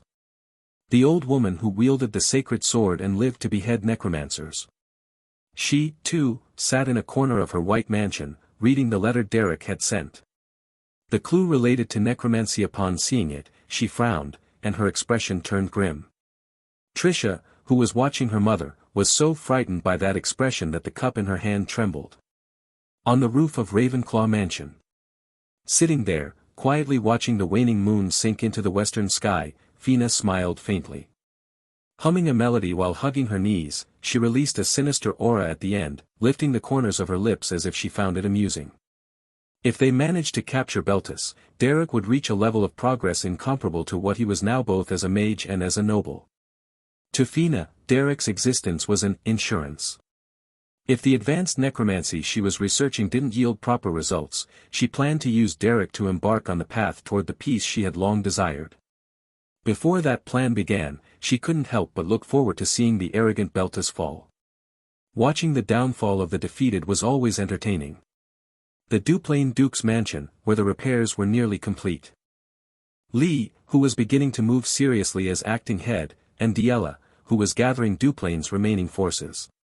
While worrying about Aislinn, who had gone out to earn money, both of them also hardened their expressions upon seeing the letter sent from Ravenclaw Mansion. In response to Derek's declaration to attack Beltis, Aislinn also seemed to tacitly agree. Though Aislinn had always been gentle and soft, she did not seem opposed to Derek's will. To attack Beltis. Aislinn would understand better than anyone what that meant. Moreover, Derek's letters detailing his plans were being secretly circulated throughout the continent.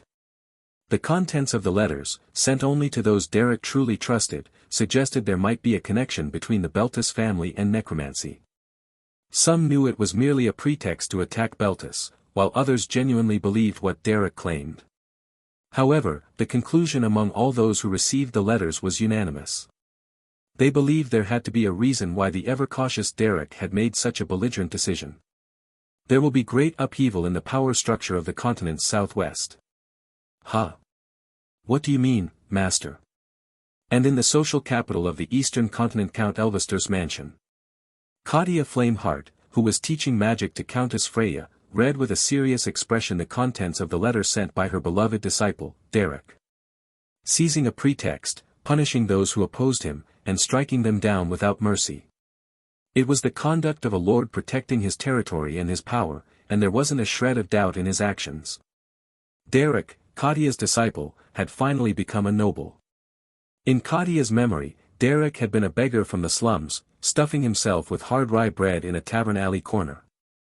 Seeing him now, leading his territory and army to punish his enemies, she realized that from the very beginning, he had always been different.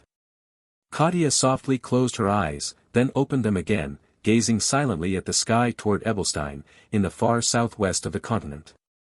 The next time she saw Derek, he would surely have grown so much that she might not even recognize him.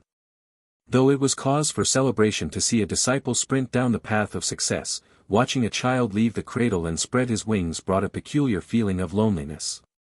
Tap, tap. At last, after completely finishing the analysis of the internal structure of the Beltis family mansion, Derek organized the letters in his office. As he gathered the documents and tapped them lightly to align them, it seemed there was no longer a trace of hesitation in him. Del Britton, assisting at his side, swallowed hard. Even he, who had gone through countless trials and tribulations, had to fight the lump forming in his throat at that moment. The origins of the letters in his hands. The territory of Count Belmierd, the territory of Duke Duplain, the territory of Duke Rochester, the Beldern Mercenary Corps, the estate of Count Renewal, the estate of Count Elvester, the estate of Baron Tigris, and the noble district of Ebelstein.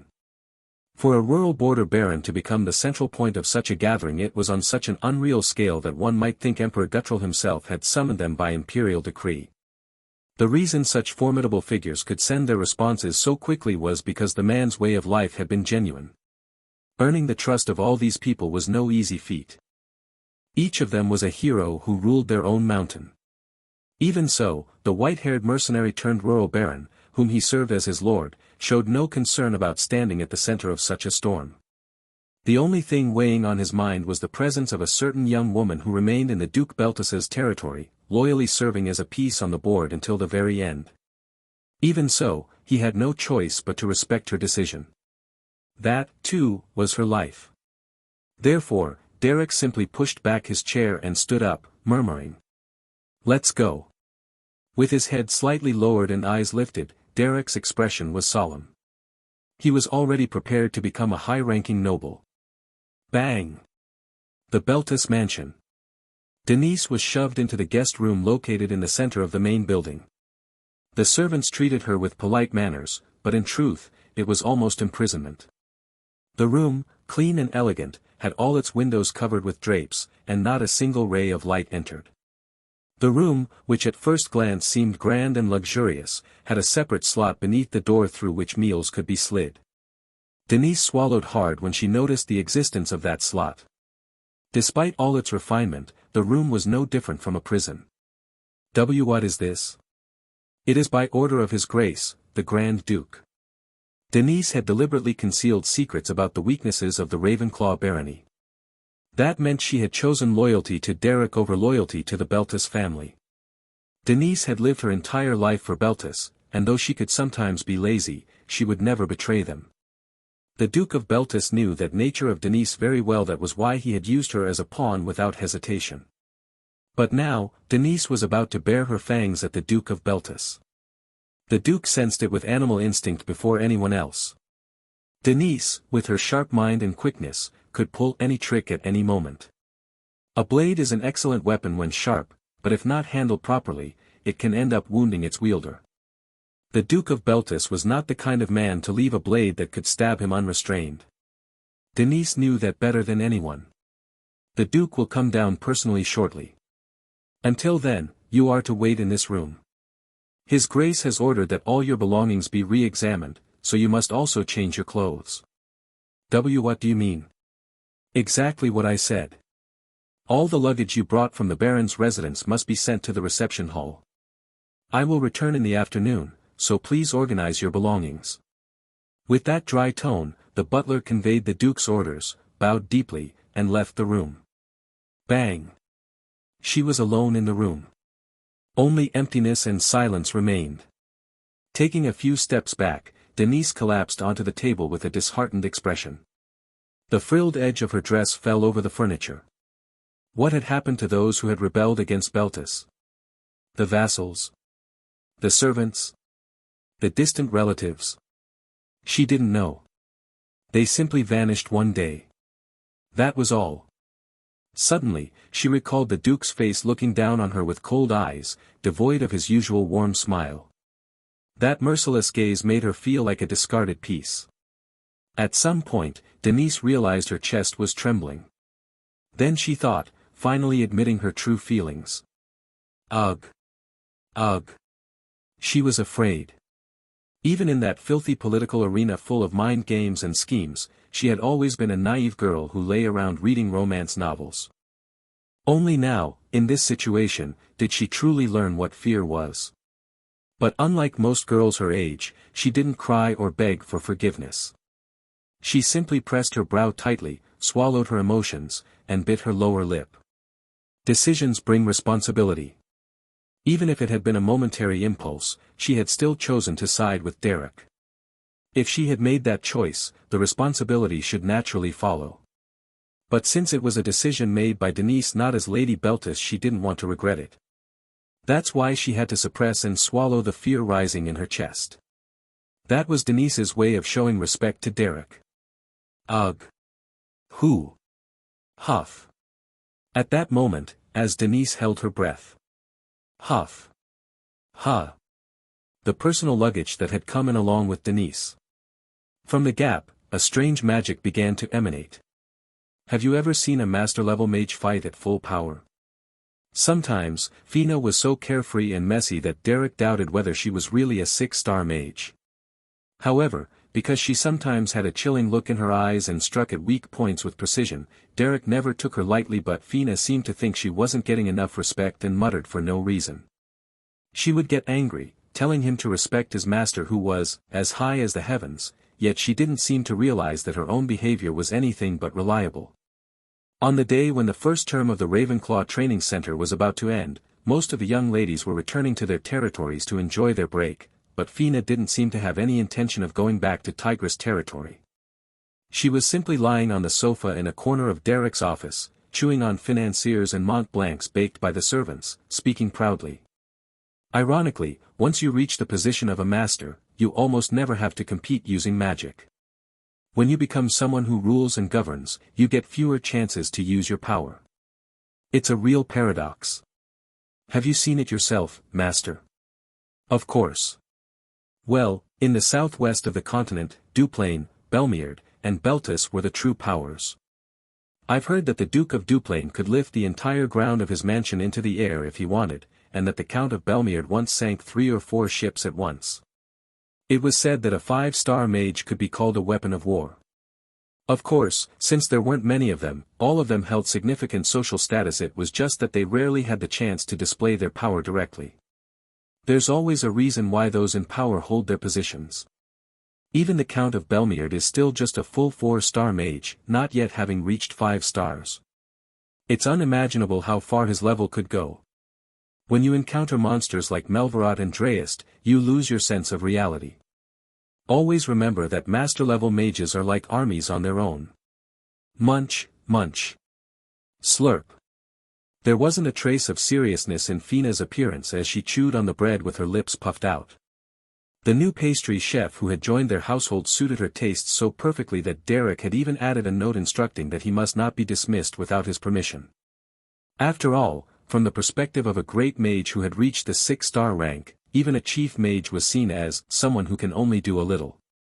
Derek felt a strange unease while looking at Fina, but soon sighed and spoke. The Grand Duke Beltis is a 5-star summoner, and I've heard he commands high-level spirits, legendary creatures summoned through biological invocation magic, and historical magical artifacts through non-biological invocation. Yes. If you get too confident, even I could be caught off guard by that annoying man. He seems ambitious, power-hungry, and twisted in personality, but in reality, he's nothing more than a stubborn old fool. You should consider yourself lucky to have such an open-minded master as me. It's not realistic to expect me to face someone like that. Yes. You should take this seriously. Fina spoke with a seductive smile, narrowing her eyes. If you let your guard down, you'll die instantly. You make it sound easy. Oh, please. I'm not asking for the impossible. Don't underestimate my critical eye. Didn't I tell you? I can clearly see what kind of mage you are, Derek. As she watched him devour millefeuille, brioche, croissants, and madeleines, he looked like a rodent eating, but her eyes were as sharp as ever. Some people say it's unfortunate and pitiful that you, Derek, were born a commoner and lived as a beggar rolling in the slums. Honestly, they're fools with no discernment. Derek, that harsh environment was a blessing for you, an opportunity sent by the heavens. Fina had a general idea of what she meant. It seemed she was forming a kind of empathy with Derek that she didn't show toward others. Do you think you would have reached your current level if you'd been born a noble and lived a calm, elegant life in a mansion? Not at all. The power of nobility is so sweet it would have been a miracle if you hadn't turned into a fat pig. Even extraordinary talent means nothing if the environment doesn't shape it. And you're someone whose eyes only come alive on a bloody battlefield, not in the refined magical training courtyard of a mansion. Your talent bloomed in the merciless struggle for survival between life and death. Fina spoke without changing her expression. So crawl toward the crisis of death. Fortunately, this celestial master's specialty happens to be dealing with death. And if I die? That would be unfortunate. But if you survive, you'll become stronger. Fina, not caring about the crumbs on her cheeks, looked at Derek with gleaming eyes and said. Probably more than you can imagine. Whoosh! The ominous magical power emanating from Denise's luggage began to take on a massive form. It wasn't hard to feel that even the pressure from that magic was far from ordinary.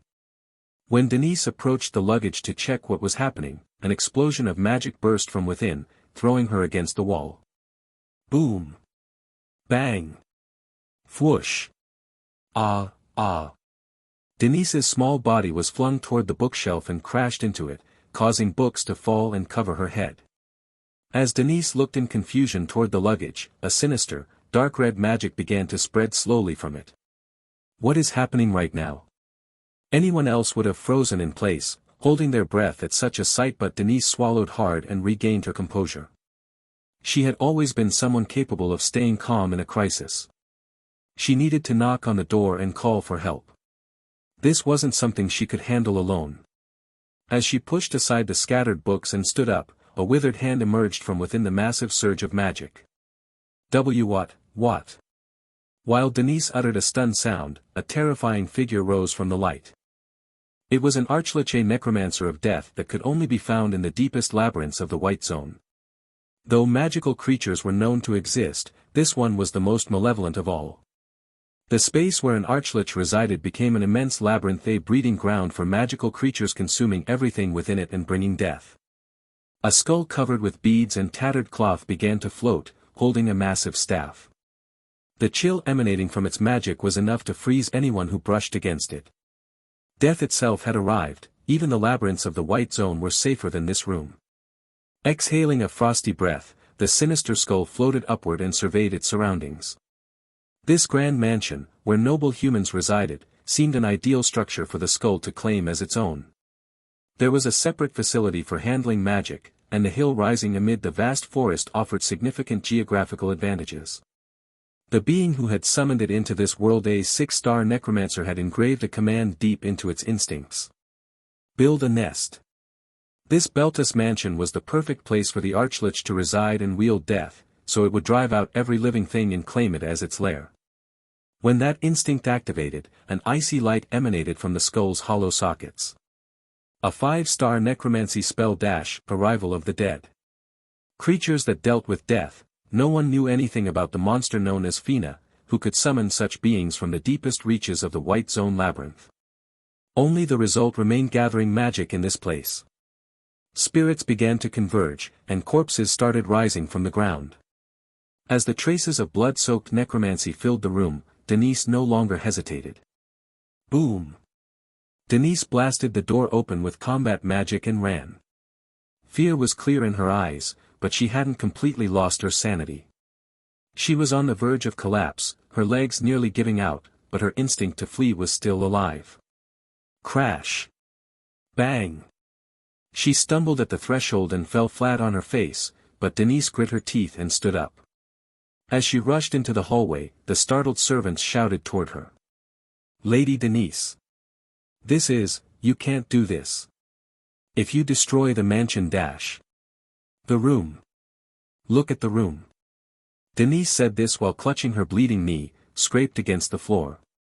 Just as she was about to run again, the servants froze too, seeing the enormous catastrophe that had descended upon the room. Denise thought she should leave them and escape alone. When she was about to sprint down the hall, she turned around, grabbed a trembling servant by the collar, one too shocked to react, and shouted. "What are you doing? Run, run quickly." As Denise dragged the servants along, a massive number of vengeful spirits began pouring out of the room. It was the prelude to a disaster.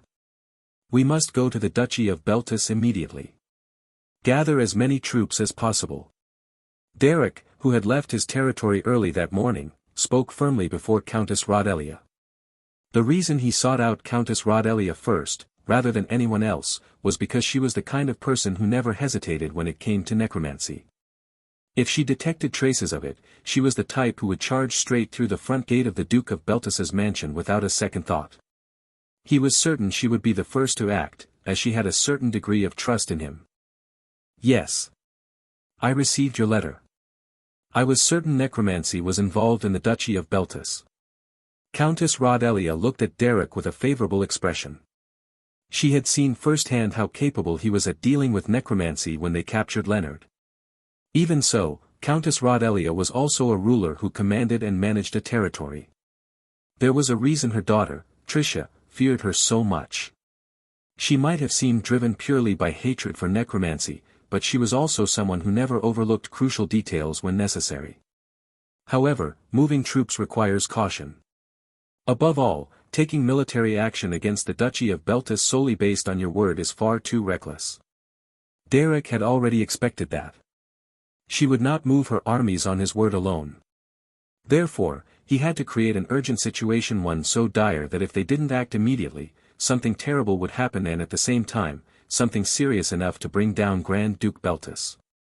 There is a high possibility that a high-ranking demon at least 5 stars has appeared in the Grand Duke of Beltis's mansion. One that uses necromancy. Is that true? The luxurious reception hall of Rodelia County. Even when training, she always wore her armor meticulously, and her imposing presence was all the greater considering her small stature. The sacred sword she always carried at her waist was quite large. One couldn't help but wonder how such an old woman could even wield it. An entity like that cannot be summoned easily without a high-level necromancy spell. Could it be that Grand Duke Beltis truly? If we delay, the situation will escalate. We must act quickly. Can you take responsibility for that claim? I swear it on the honor of the Ravenclaw barony. These were not the words of some wanderer, but those of a noble with clearly established status, spoken under oath. It was something that couldn't be dismissed easily, but also not something to be trusted blindly. The determination of a leader was needed, but this wasn't a matter for rash action. Countess Rodelia frowned, showing the cautious attitude of someone who, even in extreme situations, verified what needed to be verified. Even if that's true, how do you know? Grand Duke Beltis is a cunning man. He wouldn't easily reveal his weaknesses to a border baron. Yes. But I also have some knowledge when it comes to dealing with necromancers, just as when we captured Leonard. And I didn't discover this top-secret information on my own. That meant Derek had a reliable informant. She couldn't help but ask who it was. At those words, Derek spoke with a serious expression. Grand Duke Beltis used his status and authority to strictly control everyone in his domain, but not all of them follow him.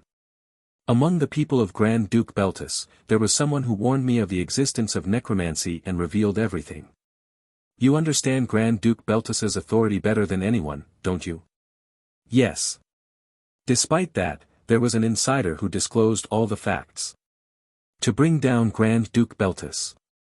If he allowed the man who had trampled and humiliated him to continue acting as he pleased, Derek would live forever in disgrace within noble society. Therefore, he could not leave him unpunished. However, he also didn't want his disciple, the one with whom he had shared a long-standing connection, to be swept away by her family's downfall. So Derek devised a new strategy. Lady Denise. She came to the Ravenclaw barony and confessed the darkness within Beltis to me. Everyone knew that Denise had studied under Derek for a long time. Countess Rodelia also knew well that Denise trusted Derek deeply and had important connections within the social circles. Thus, it wasn't an unbelievable claim. If they were researching necromancy so dangerous that it bordered on recklessness, it's highly likely a major accident has already occurred. She foresaw that possibility. She was skilled in exploratory magic and thoroughly understood the internal affairs of Beltis. When it was all over, if someone was to become the true power behind Beltis, it was best that it be someone favorable to Derek.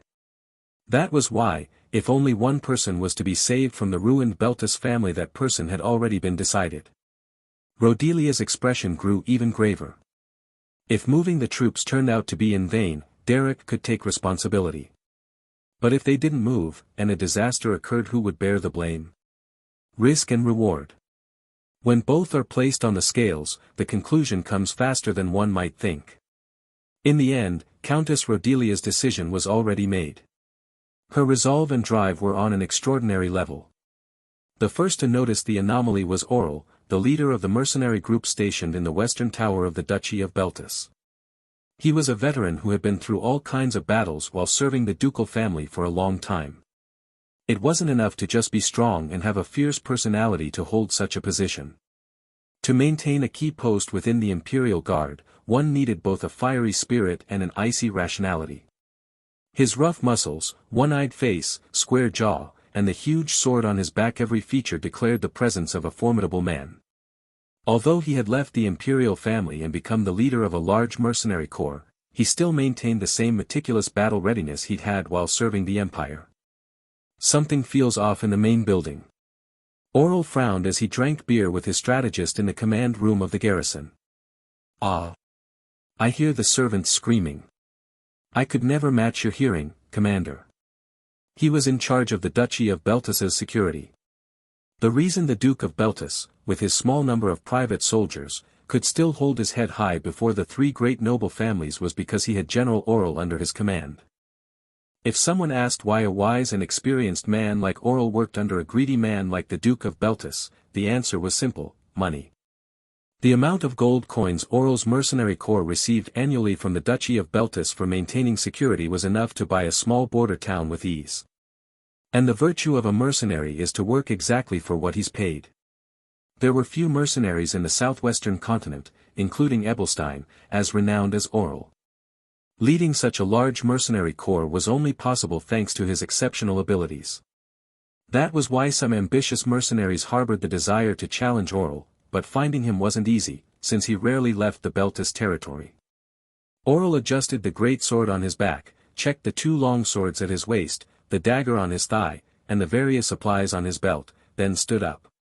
He pulled back the canvas covering of the garrison completely and looked toward the main building of the Duchy of Beltis. There, terrified servants were running out of the mansion. Aurel's brows drew together tightly. Focusing on his nose, he could smell the faint scent of blood carried by the wind. General Aurel was a man with unusually sharp hearing and smell. He was also a man who never hesitated when it mattered. Revan. Yes, Commander. Wake everyone who's sleeping. It's time to work. Whoosh. Crackle. Snap. The main building of the Duke of Beltis, the isolation room where Denise had been confined. The archlich that Fina had meticulously crafted was a disaster equal to death itself. The mere fact that such a monster stood upright turned its surroundings into a frozen abyss, multiplying its forces and forming its nest wherever it stood. When Denise regained consciousness, the walls of the isolation room were already covered with all kinds of necromantic magic and vengeful spirits, enough to make one dizzy just by breathing. With a single movement of the archlich's staff, an army of corpses rose, and rotting monsters began staggering out into the mansion's corridors. If left unchecked, the casualties would be countless.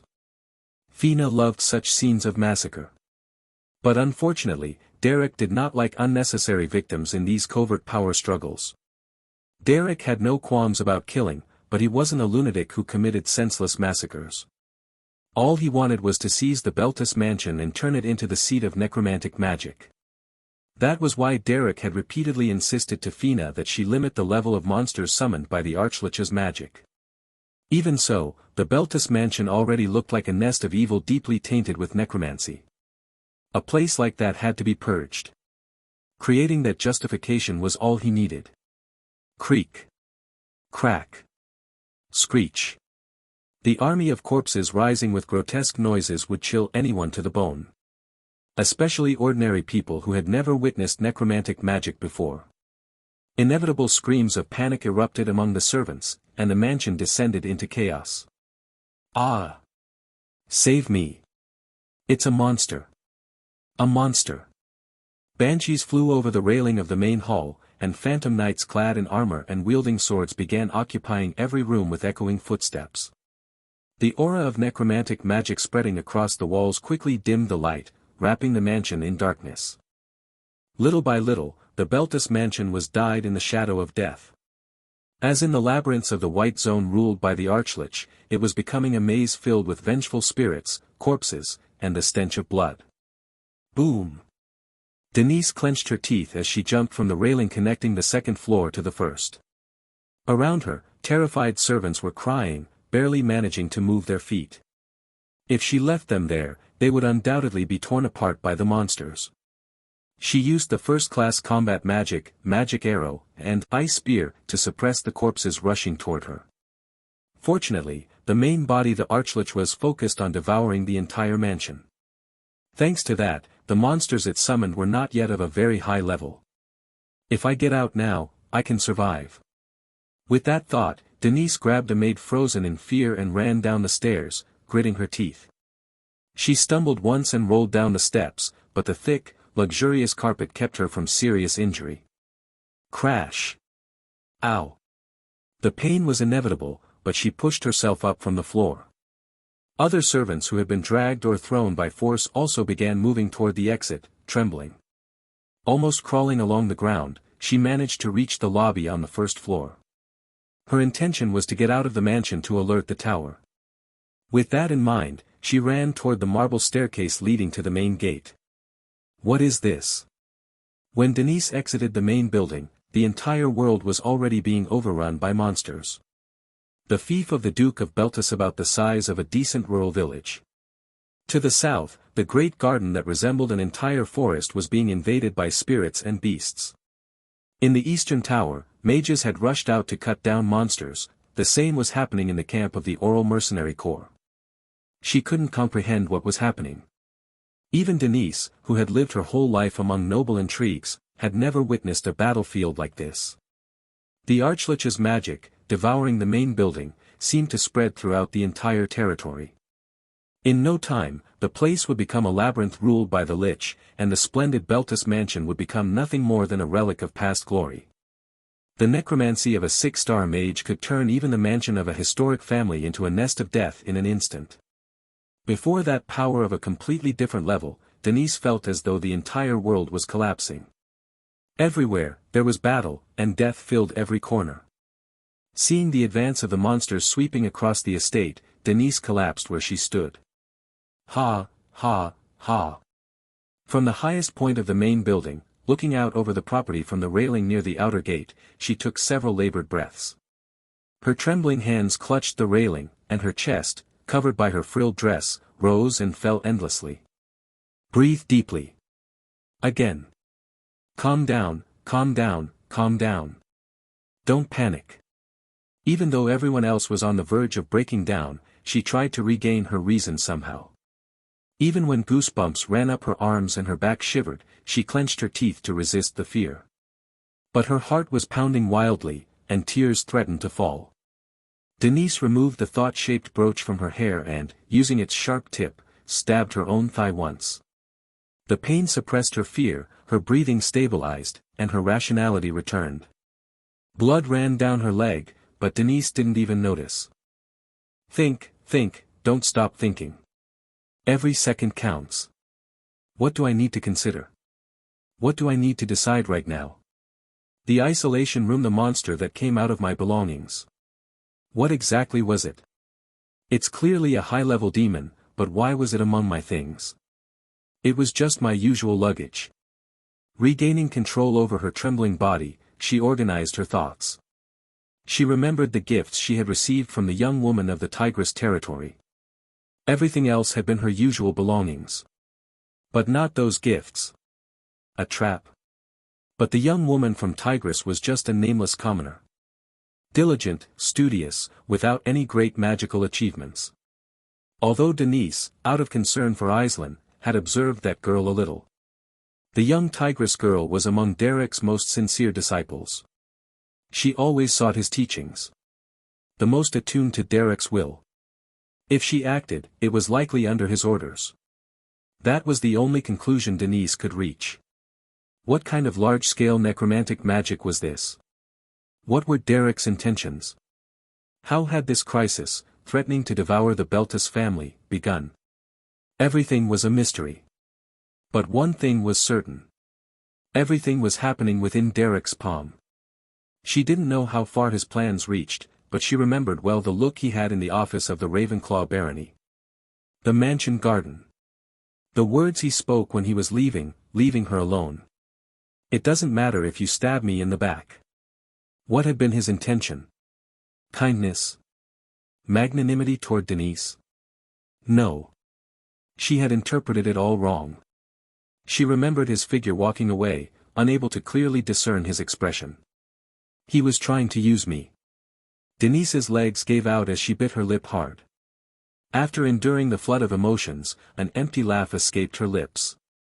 How ridiculous. The story was clear. The Beltis family, feeling threatened by Derek Lydoff Ravenclaw, had tried to crush him. They had attempted to kidnap his wife, fabricated scandals, and even considered assassinating him. How could he show genuine kindness to someone raised in that nest? Perhaps once, at the beginning, it had been possible. In the dusty basement of the art warehouse, when Denise belittled herself, he denied it all, telling her she was worth more.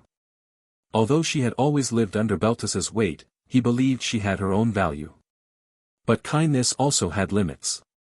How could one show compassion towards someone who threatened their territory, their family, their life? Derek was human, too. And Denise was a subordinate of Beltis. In the end, when his patience ran out, it was inevitable. Ridiculous, my situation is ridiculous. Even so, Denise had worried about how to maintain a friendly relationship with Derek. Without considering his possible exhaustion, resentment, or betrayal, she had simply let herself be swept away by her emotions.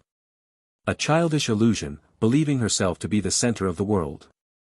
Writing day after day had led her to believe she was the protagonist of this story. Ridiculous. The pain in her thigh, the scratches on her skin, the monsters, the screams, the stench all kept advancing. She thought about what was to come. If this wasn't handled properly, it would be a catastrophe. And even if it was, disaster would still be inevitable. The Duke of Beltis would have to explain the origin of the necromancy. Who would be the sacrifice? If she were the Duke, whom would she choose to escape from this? The Archlich, the source of it all. Who had brought the means directly into the mansion? Someone who had abandoned their loyalty, someone who had tried to defend a weak, rural baron. The most suitable scapegoat. Denise's hands trembled as she looked at the destruction of the Beltis family. She remembered the red-haired girl from Belmeard, branded a witch because of necromantic magic. She remembered how easily necromancy could ruin anyone's life. She remembered the white-haired mercenary, with fierce eyes, looking at all the paintings with his chin resting on his hand. Everything had begun because of Beltis's sins. And she was a member of Beltis. The sacrificial lamb. A trembling chest. A hollow laugh. Sometimes, absolute despair pulled a smile from one's face. One way or another, her end was already decided. To become a witch. A witch who would bear all the curses. Even in that abyss of wicked deeds, if there exists one person who could be called a saint, it would be Lady Denise, who would face all the malice of her family and reveal everything. Indeed, is that so? To discern right from wrong and act righteously in such an environment is not something just anyone can do. Clop, clop. Countess Rodelia and her elite troops acted so swiftly that they were already leading their horses toward the Beltis territory before the sun was high in the sky. There was no time for carriages, so everyone gripped the reins tightly from their mounts. They advanced so fast that, to keep up, one practically had to cling to the horse's neck. Whoosh! From his saddle, galloping along the forest path, Derek spoke firmly to Rodelia. If there was one person still acting righteously within the rotten Beltis family, it had to be Denise. Rodelia also listened intently to Derek's words as they rode toward the Beltis mansion. And in the distance, the hill where the Beltis mansion stood began to appear on the horizon. Even from afar, Countess Rodelia frowned. From that distance, it was already evident that the state of the territory was not normal. A swarm of vengeful spirits was swirling over the estate. The force with which those souls whirled made the place seem like a necromancer's stronghold. Sir Derek. You were right. Countess Rodelia was someone whose hatred toward necromancers was unmatched in the world. The heroine clenched her teeth, drew her sacred blood sword, and shouted to her soldiers. Faster! Necromancy is running rampant in the Beltis Duchy. Yes, ma'am. At that moment, the soldiers, filled with renewed morale, cracked their reins and pushed their speed even further. Huang. Their destination was still far enough away to be seen only at the edge of the horizon. However, even from that distance, the sound of the immense magical power erupting from the mansion grounds could be clearly heard. The aura of that magic was so palpable that everyone, including Derek, was momentarily left speechless. Above the Beltis mansion, a gigantic flame surged among the spirits. It soon took the shape of an enormous armored warrior, raising a massive flaming sword in its hands. The size was indescribable. A giant of fire so colossal that it could be clearly seen even from that distance. A summoning spell of absurd scale, several times larger than the mansion itself. It was, at the very least, a level 4-star summoning magic. The first thing the Grand Duke Beltis did upon receiving the report from the legal officer Doles and running out of his office was to search for the source of this entire catastrophe. The mansion was filled with vengeful spirits and monsters. Dark red necromantic energy was emanating from the isolation room on the lower floor. It was the same room where he had ordered Denise to be confined by his servants. Coincidentally, as soon as Denise was imprisoned, this absurd disaster began to unfold. That obvious connection couldn't be ignored, but now wasn't the time to think about it. In the middle of the Beltis mansion, a completely visible archlich had appeared. Why was a necromantic monster, one that only appeared in the deepest parts of the dangerous labyrinths of the White Zone, floating inside the mansion? One thing was certain: it had to be neutralized immediately. An archlich was such a dangerous monster that even a specialized subjugation team couldn't easily capture it without sacrifices. However, this was the main mansion of the Beltis family. The Grand Duke Beltis, a 5-star summoning mage, used this house as his base and was one of the few family-level magicians on the entire continent. Whoosh! Clang! Slash! The movements of the swords that burst from the ground were swift. Dozens of swords made of light shot forward and pierced the monsters running through the mansion, eliminating them. The reddish spirits began to surround the mansion, striking down the outer monsters one by one, and the magic surging around the Grand Duke Beltis took the shape of a massive staff that appeared in his hand. The 5-star magical weapon, Light of the Empire. A giant staff created by the master of transformation magic, Coella, a replica of the legendary weapon of Emperor Guttrell. The summoning magic of the Grand Duke Beltis, capable of reproducing more than 80% of the original weapon's power, could summon almost any magical armament he could imagine. He had reached a level of inorganic summoning that no one else on the continent could match. Whoosh! As his summoning magic began to envelop the mansion, hope started to rise among the servants. It was truly rare for a family-level magician to intervene personally. The anomaly occurring in the Beltis mansion was that severe. His Excellency the Grand Duke. His Excellency has come out personally. Good. It will be over soon. Don't panic. Take cover. If we endure, this will be resolved. Damn it. The Grand Duke's face, as he advanced toward the isolation room, was already completely twisted. He still didn't know who had done this or how, but he had no intention of letting it pass. Declaring war on the fortress of the Beltis family and in such a vile manner.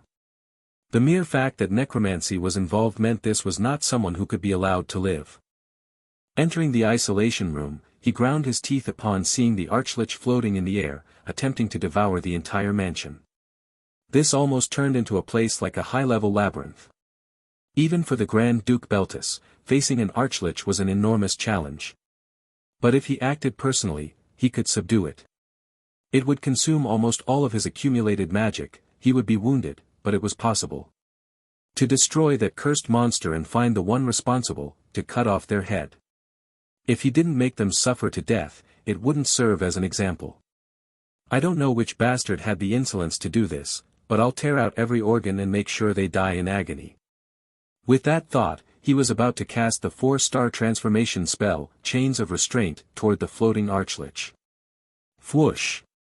Right beneath the archlich. From the spot where Denise had left her luggage, a new light exploded, and the ominous magic that surged forth in an instant wrapped around the Grand Duke Beltus.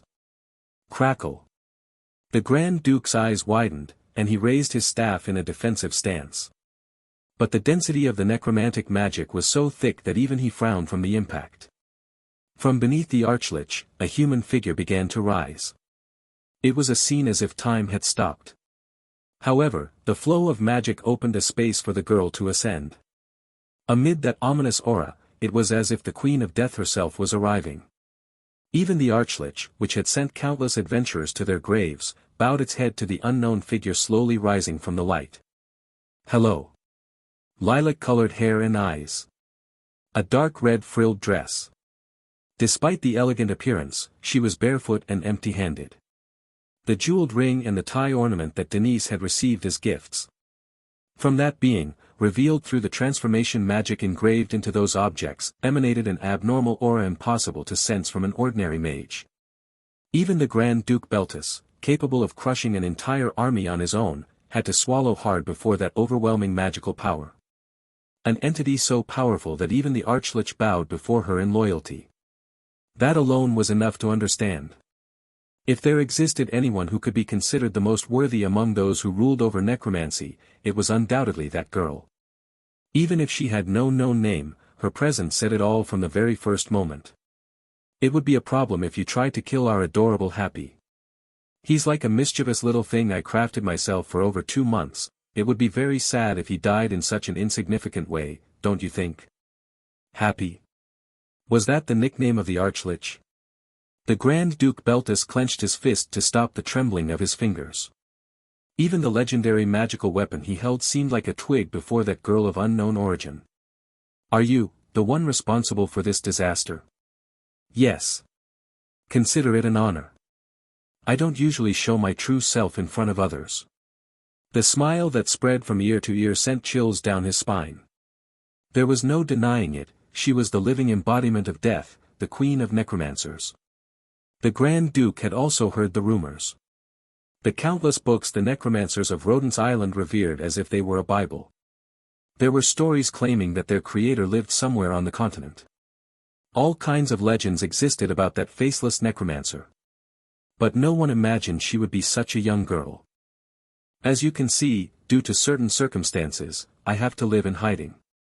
So there are only 2 kinds of people to whom I show my true self, those I'll see for a long time, or those who will die very soon.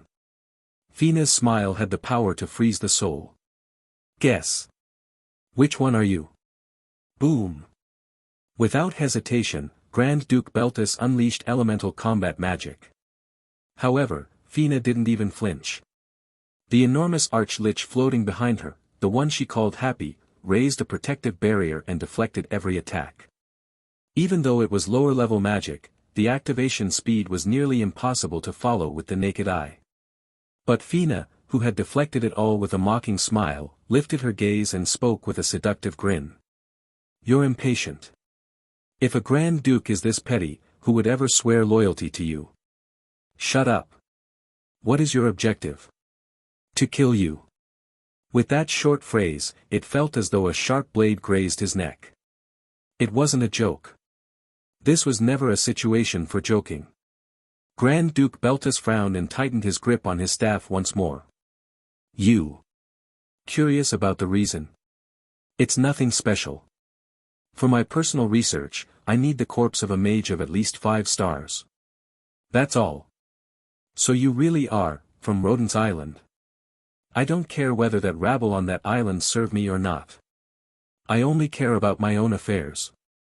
But it's not easy to face a 5-star mage or higher carelessly. Fina walked slowly toward Grand Duke Beltis with her small figure. A slow, relaxed step. Yet despite her unhurried movement, just lifting her skirt slightly and revealing her bare feet made the air in the entire chamber feel crushed. The closer Fina drew, the heavier the necromantic energy pressing down on the body became. Her level of magic was something else entirely. Even a mage of noble family rank swallowed hard before an existence of 5 stars or higher. Mages of noble houses are all exceptional and well regarded, so it's hard to deal with them lightly. But someone like you, if the situation is set up just right, you seem manageable. With so many sins piled up and so many excuses to catch you, you could die at any moment, and it would be completely justified. You should have lived with more generosity. Well, I'm not the best person to lecture others either. Fina spoke clearly. She had come to kill this merciless man who chased power, who framed and murdered the innocent, oppressed those he despised, and treated every member of his family like chess pieces. But this wasn't a battle between good and evil. She had no intention of delivering grand moral speeches. Neither she nor Derek had come for moral justice. In life's path, there comes a time when you must clash with someone. When you climb toward what you desire, there will inevitably be people you must step over. It's not about who's right. The one who falters and falls simply disappears. That's how the law of the wild works underneath it all. Derek, too, had committed countless killings, but never from a moral justification. Surviving day by day in the mud was that simple. Well, that's not the only purpose. Anyway, since we've come this far, shall we show a bit of skill? Whoosh! In the ominously rising necromantic energy, the girl's eyes glowed red. Just by releasing a small fraction of her power, a fierce wind exploded, and everything in the isolation chamber was flung out and embedded into the walls. The power spun around the girl's body like the eye of a storm. The reason she had taken things this far wasn't just because she needed the corpse of a high-ranking mage. There was another reason just as important. She had a disciple she cherished deeply. If her research into advanced corpse resurrection didn't go well, she had a rather promising disciple as a backup plan. However, though Derek possessed immense potential, asking a disciple barely fighting at the level of a full 3-star mage to subdue a fully prepared 5-star mage was absurd. Fina wasn't ignorant of that fact. Derek himself had pointed it out several times, grumbling, but Fina had rejected his opinion. Because she had already planned everything. Grand Duke Beltis. Shall I teach you what magic truly is? Fina was completely different from the teachers Derek had before, the old man from the slums, Kadia, or Dreist. Wolves that live a savage life and commit slaughter grow up eating raw, bloody meat from a young age. If you want to raise my lovely boy properly, you have to feed him nourishing prey. But if the meat is a bit tough, then it's the teacher's duty to beat it several times until it softens. Even for Derek, whose potential was fully awakened, capturing the head of a noble family in perfect condition was too much right now. In that case, all it took was for him not to be in perfect condition. It's a simple and crude idea, but the logic of the strong isn't complicated. Bang!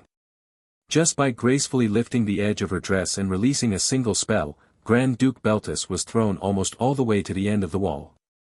He let out a strangled groan and gathered his magic, but he had to endure the intense pain piercing through his body. Whoosh!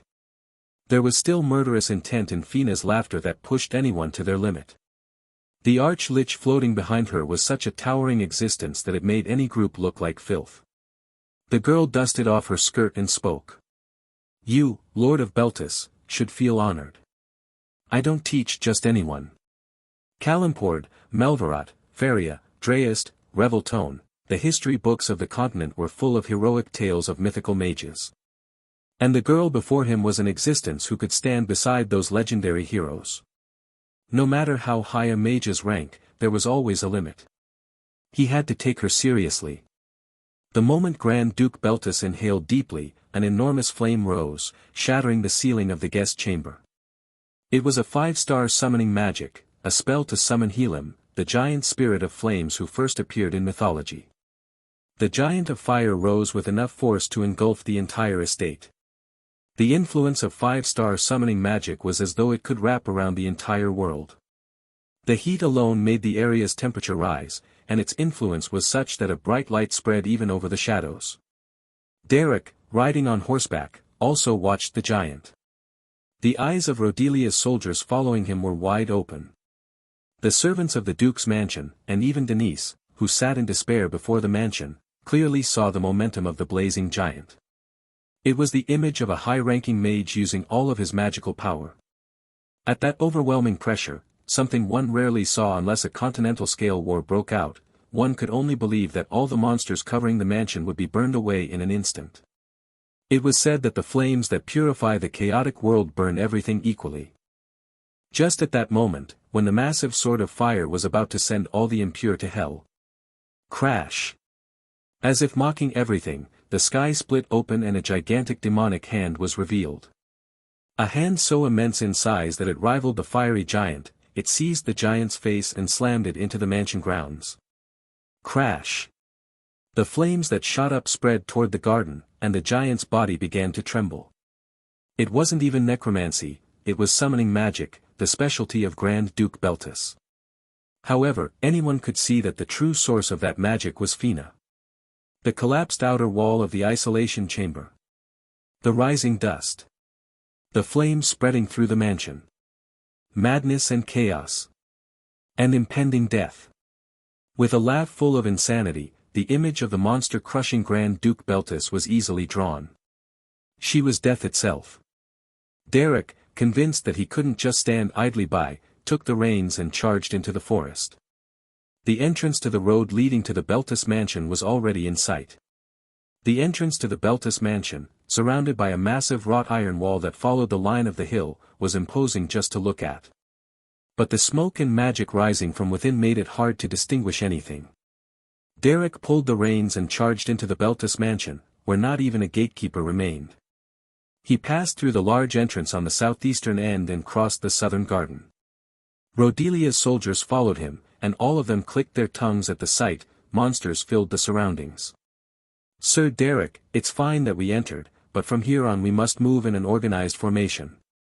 Countess Rodelia, drawing her sacred sword, shouted from his side. "The servants inside the mansion are all of low rank. We must save them while we locate Grand Duke Beltus. He's most likely in the office of the main building." However, just as Derek, crossing the vast garden, shouted. A huge halo of light began to rise above the Beltus mansion. The giant of fire, completely subdued and causing fires without serving any further purpose, vanished. And now, a massive magic circle began to unfold in the sky, centered around the Eastern Tower. The Eastern Tower, the place where all magical research facilities were concentrated. The remnants of the protective magic that had been active began isolating the main building, preparing to bombard the enemies inside. It was a defensive circle created by high-ranking transformation mages after years of research. The one who held the authority to activate it was Robinald, the eldest son of Duke Beltus, who had prepared it perfectly from the Eastern Tower. The magic circle, which both protected the main building and unleashed high-level bombardment spells, became nearly impenetrable once activated. "We have to neutralize the magic circle in the Eastern Tower and also deal with the mercenary group in the Western Barracks. The mansion is full of monsters, so the defensive forces won't be able to respond in an organized way. We must take advantage of the chaos inside the mansion." Countess Rodelia swung her sacred sword. With a red flash, the nearby monsters were cut down one after another. As a noble, she understood magic well, but she preferred to charge straight into the battlefield and wield the sword with her own hands. Light radiated from her white armor as trolls and goblins turned into corpses formed an army to block her path. She had already slain thousands of such creatures on Rodent's Island. The soldiers following her were also veterans who had fought alongside her on countless battlefields. Clang! Their coordinated movements were flawless. Derek also followed on horseback, firing magic arrows. While clearing the way, he shouted toward the Countess. "Don't exhaust all your strength. There are still many enemies left. With so many traces of necromantic magic here, it's impossible to hold back. Let's head for the Eastern Tower and the Western Barracks first." There will be, those who help us. What? Derek tightened the reins once more and spoke with a more serious expression. Derek's allies were not limited to Countess Rodelia. Although she didn't know it yet, she was already one of the most protected people in the entire southwest of the continent. Rumble. Rumble. Rumble. The outer wall of the isolation chamber was destroyed. No, more than destroyed, it had vanished without a trace. Through the massive hole in the wall, the entire Beltis mansion grounds could be seen turned into chaos. Wherever one looked, there were monsters. The soldiers from the barracks had begun to come out to eliminate the creatures inside, but it would take a long time to clear them completely. A great fire had broken out in the southern garden, but there was no one to contain it. At least the eldest son, Robinald, seemed to remain calm in the eastern tower. The magic was constructing the protective circle. Once completed, the immediate threat could be contained. What a sight! The monster that had subdued and extinguished the giant of fire, which seemed capable of burning the entire world, walked lightly toward Grand Duke Beltis, looking down on him. Grand Duke Beltis, exhausted, was kneeling on one knee, gritting his teeth while supporting himself with his staff. Just as Fina was about to say something, Grand Duke Beltis waved his hand, summoning 4-star summoning magic. Earth spirits, clad in rough armor, raised their swords, but they all froze in place the moment they faced Fina. Whoosh! From the bony skull of Happy, the arch-lich that Fina had carefully raised, a bluish magical power began to pour out. Blue flames burned within its empty sockets. 3-star combat magic, paralysis. The fact that a summoned creature could use magic like this was absurd. Fina smiled seductively, raised her pale hand to brush against her cheek, then quickly swept her bangs aside. Beneath her flawless white forehead, her eyes gleamed with ferocity. Not her usual sharp gaze but eyes wide open. And the magic contained within them burst forth. That alone was enough to make Grand Duke Beltis's entire body bristle. Necromantic magic, the most purely refined, is the power closest to death. Magic beyond 4 stars, 5 stars. The purity of the power flowing from Fina surpassed even that which she had used to summon the Arch-Lich. 5-star magic brushing the level of 6 stars. No, it had already gone beyond. It was a power worthy of preparation for 6-star magic. The dream of any mage before dying to witness 6-star magic. This. Kalimford's 6-star magic made meteors fall. Melvarot's froze entire mountain ranges. 6-star magics redrew maps, unleashed cataclysms, and could set the world ablaze. Then what is 6-star necromantic magic? Covering the world with vengeful spirits, piling corpses like mountains, reducing mansions to ashes with crimson flames, all of that is possible. But the 6-star magic that Fina was about to use was different. It wasn't grand or flashy. It was the culmination of someone who had devoted their entire life to a single study, repeated to the extreme. Simple. Precise. Terrible. Just by Fina closing her eyes, time itself seemed to stop. The result of that power was not burning mountains or shifting continents. It was something far colder. Death. The only thing a necromancer studies all their life is that. Thus, the pinnacle of necromancy 6-star magic is instant death. She only had to close her eyes once, and all lives within her perception fell into her hand. She merely had to squeeze. She guided them to eternal rest with a single breath. No one could resist it except one of her own level. Snap. Whoosh. All the creatures summoned by Grand Duke Beltis collapsed and vanished the instant Fina closed her eyes. The spirits shattered into fragments. The monsters fell, blood pouring from their 7 orifices. In less than a second, the entire chamber was drenched in red. The only survivor was Grand Duke Beltis. Fina hadn't killed him. Not yet. She had a purpose. Grand Duke Beltis even forgot to breathe. On his knees, leaning on his staff, he had already lost the will to resist. And as he stared at Fina smiling, drenched in blood, only one thought came to his mind: a way out. He couldn't defeat her by force. He needed another way. So he spoke, his eyes wide open. If you need corpses, I can provide them. Oh. Even in such a situation, he kept thinking. Though his pupils trembled, he searched for a way to persuade her. You said you hide your identity and study death, right? In the Beltis family there are plenty of lives to spare. If you use me, you can research all you want without revealing yourself. Really? I can also provide corpses of high-ranking mages. Among my vassals there are some, and they don't suspect me. If you want bodies with noble blood, I have my children, and the collateral family, there are many. Sounds convenient not to kill you, just hearing that. Hee hee. Fina walked gracefully forward and placed her hands on the Grand Duke's bloodied shoulders, whispering into his ear. But tell me, do you really think you're a variable I can control? The Duke's eyes widened even more. The nails digging into his shoulders felt like a predator's fangs. Hee hee. Even the great lord of Beltis fears death. If you climbed by stepping on others, never forget you can be stepped on too. If you want to live, I'll let you live. But not for free. What do you want? Of course I want something. And it won't go badly for you. The trash of rodents would die to receive my baptism. They'll die of envy over you. As she spoke, the hand gripping him began to emit dark red magic. Even though she'd said she wouldn't kill him, Fina's magic always carried a dense aura of death. The Duke, gritting his teeth and looking up at Fina, resembled a defeated demon. Because demons grant wishes but never in the way one wants. From above, the chaos of the Beltis territory was visible. The unknown necromantic magic covered everything, corpses and monsters endlessly rising. And amid that chaos, the girl looked down at the blood-stained Duke.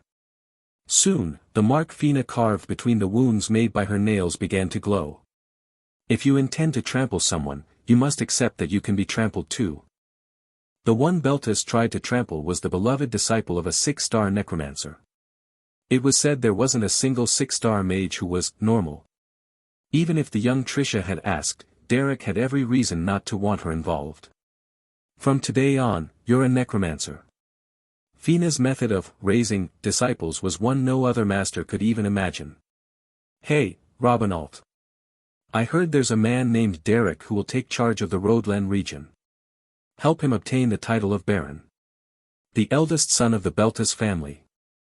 Robinault was an old friend of Linus, who had left the Belmiard family.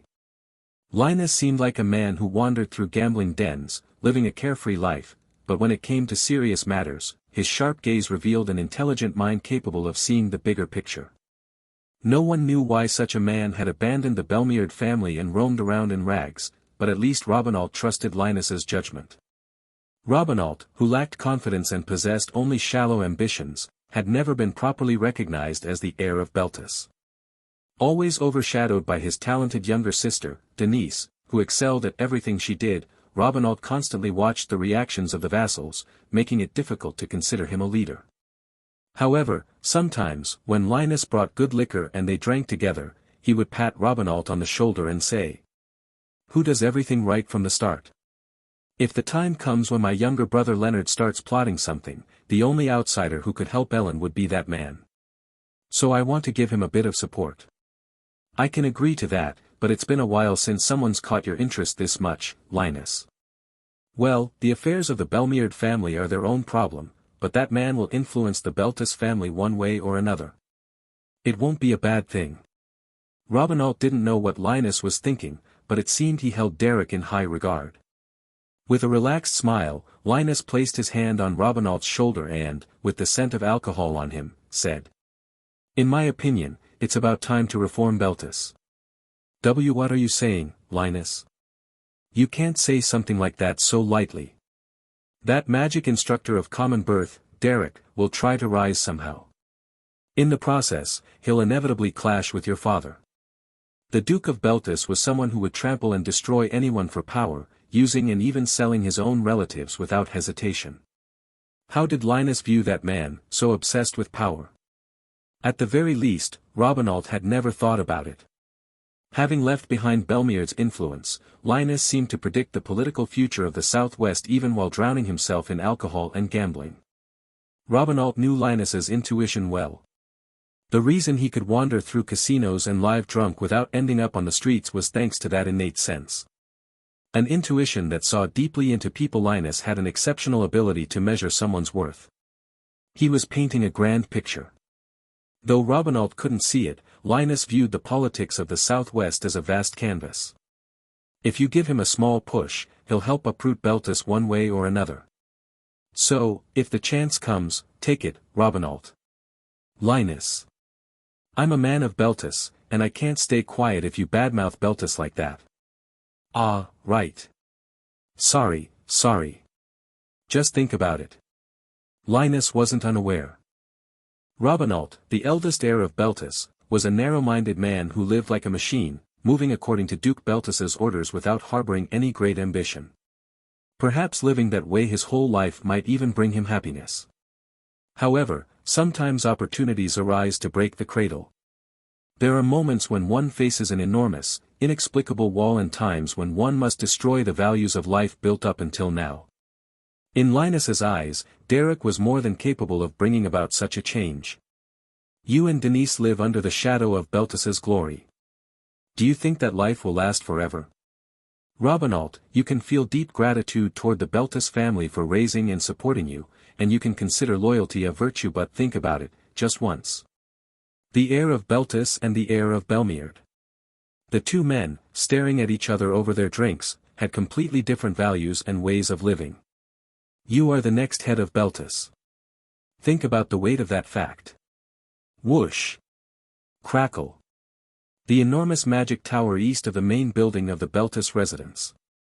The place where the mages affiliated with Duke Beltis conducted their research and training. It was the symbol of all the magical achievements accumulated by the mages, including the Grand Duke himself. At the top of the tower, higher than the main building, a protective emergency circle was inscribed, which could be activated in times of crisis.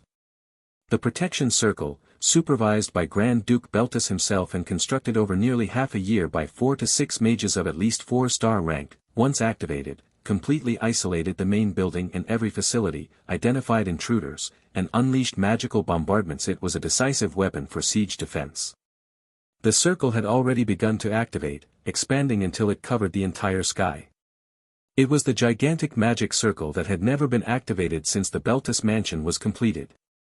As one of the most important facilities, control over the circle was limited to Grand Duke Beltis, a few direct relatives, and 2 high-ranking retainers of absolute trust. Among them, Robinault was the highest authority in charge of this magic tower. Scribe. Legal officer. Report to the main building that the protection circle is active. Why yes.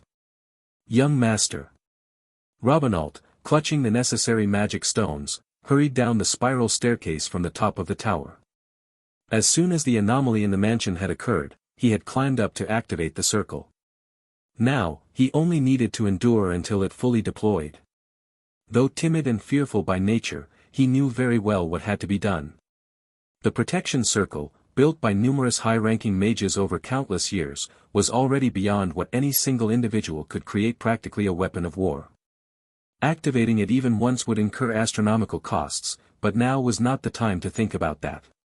Once it's fully activated, I can handle the rest.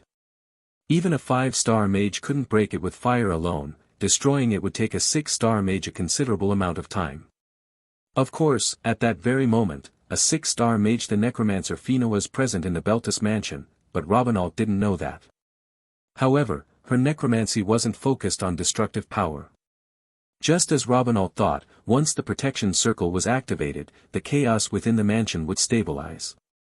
With the circle's support, Oral's mercenaries would clear the monsters one by one, securing each section and holding the line. Even so, Robinault couldn't help but swallow nervously. I don't know what's happening inside the mansion, but if things have reached this point, whoever's responsible must know the internal affairs of the Beltis mansion very well. The monsters were coming from within. Judging by the situation, someone had prepared everything in advance. If the plan was so well crafted, they would also know about the power of the protective circle of the magic tower. They would know that attacking the Beltis mansion in a siege was suicide. In that case, before the circle could fully expand, they would try to capture the magic tower first. The tower was the key strategic point. And who was supposed to protect that tower? No one but Robinault. Don't tremble, you can do this. Robinault went down to the middle floor and shouted to his servants and mages. Take defensive positions immediately. Eliminate the monsters gathering near the tower. We must make sure there are no variables. Yes, my lord. Normally, the servants didn't follow Robinault much. However, they weren't foolish enough to disobey orders in an urgent situation. They immediately began checking the surroundings from the tower and took defensive positions. Fortunately, from above, everything could be seen clearly. Aurel's mercenaries, who had left the barracks, began clearing monsters as they advanced toward the main building. The main building was half destroyed. Considering the fire giant and the demonic hand that had covered the sky just moments ago, it was very likely that Grand Duke Beltis was fighting some entity. I'd like to go to the main building and check right now, but I must not forget my duty. The victory condition for House Beltis was to activate the protection circle and isolate the intruders by sections to defeat them one by one. Since Robinault held the key to the circle, he couldn't act recklessly. What is that? While watching everything from the tower, Robinault felt something strange. The Beltis mansion grounds were as large as a decent-sized village. The enormous outer wall that followed the perimeter was larger than that of most noble territories. Beyond the wall, in the forest, there were armies he had never seen before. In the center stood the main building where the Grand Duke lived. Around it were the barracks, the training grounds, the gardens, the magic tower, and the servants' quarters, all protected by the outer walls. And beyond that, there was only forest, yet he could see unknown riders advancing among the trees. Robinault and his servants opened their eyes wide in shock. Approaching the southern gate of the mansion were the private soldiers sent by Count Belmierd. The emblem was clearly visible on their banners. At the front was Ellen, who had received full authority over Belmierd's forces, riding toward them. To the northeast were members of the Beldern mercenary group, allies of Derek. Leading the front line was the one-armed general, Jaden. He was a veteran mercenary who had participated in the Dawn War and was the central figure of the Beldern mercenary corps. Furthermore, Countess Rodelia's unit was already running through the gardens of the Beltis mansion. They glanced at the magic tower that was beginning to emit a faint power, but continued advancing toward the main building. This can't be. Belmierd has drawn swords against Beltis. And renewal too. Who could have mobilized all these forces? Robinault thought, trembling. Grand Duke Beltis never hesitated to antagonize and crush other powers, but Belmierd was different. To move Belmierd, a house that sat like an old lion observing the situation, would take more than ordinary trust. We must complete the protection circle before it spreads any further. Captain Aurel is a veteran commander, but he won't be able to stop them alone. How much longer until the protection circle is complete? It's already more than 70% done.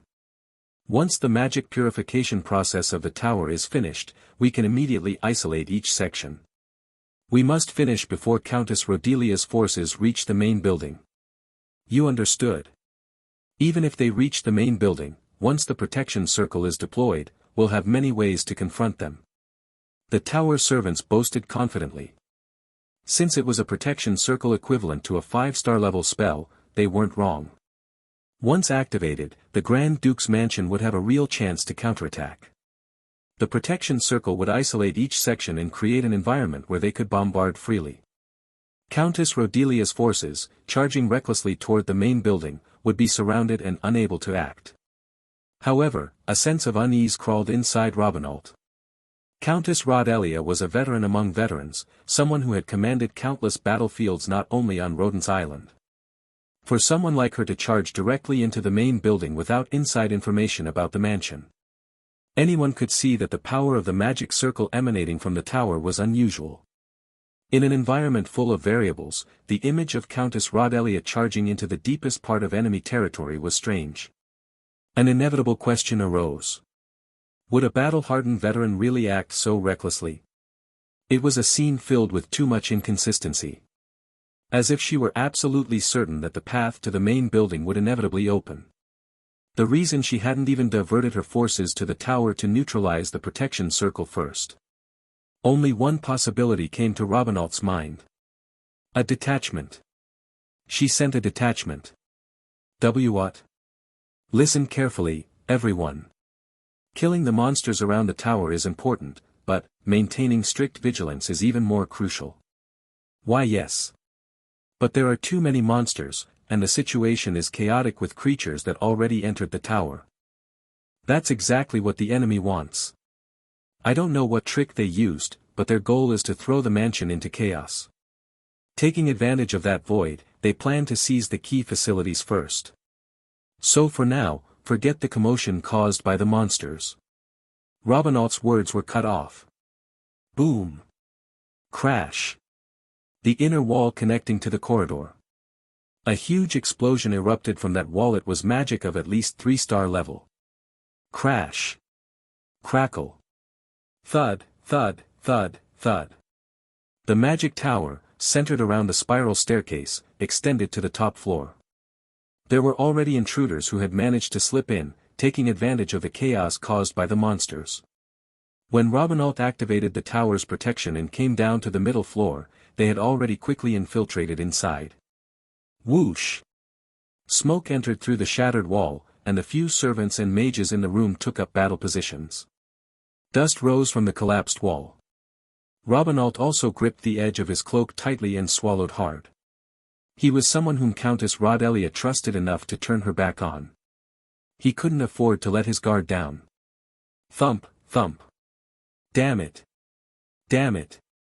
Robinault's heart began to pound uncontrollably. In a situation where his life was at stake, combined with the enemy's attack, his hands began to tremble. No matter who came out of that dust, he couldn't back down. The ones guarding the tower's command room with Robinault, the 4 servants, were mages who had already mastered 2nd-level magic. They weren't people who would fall easily.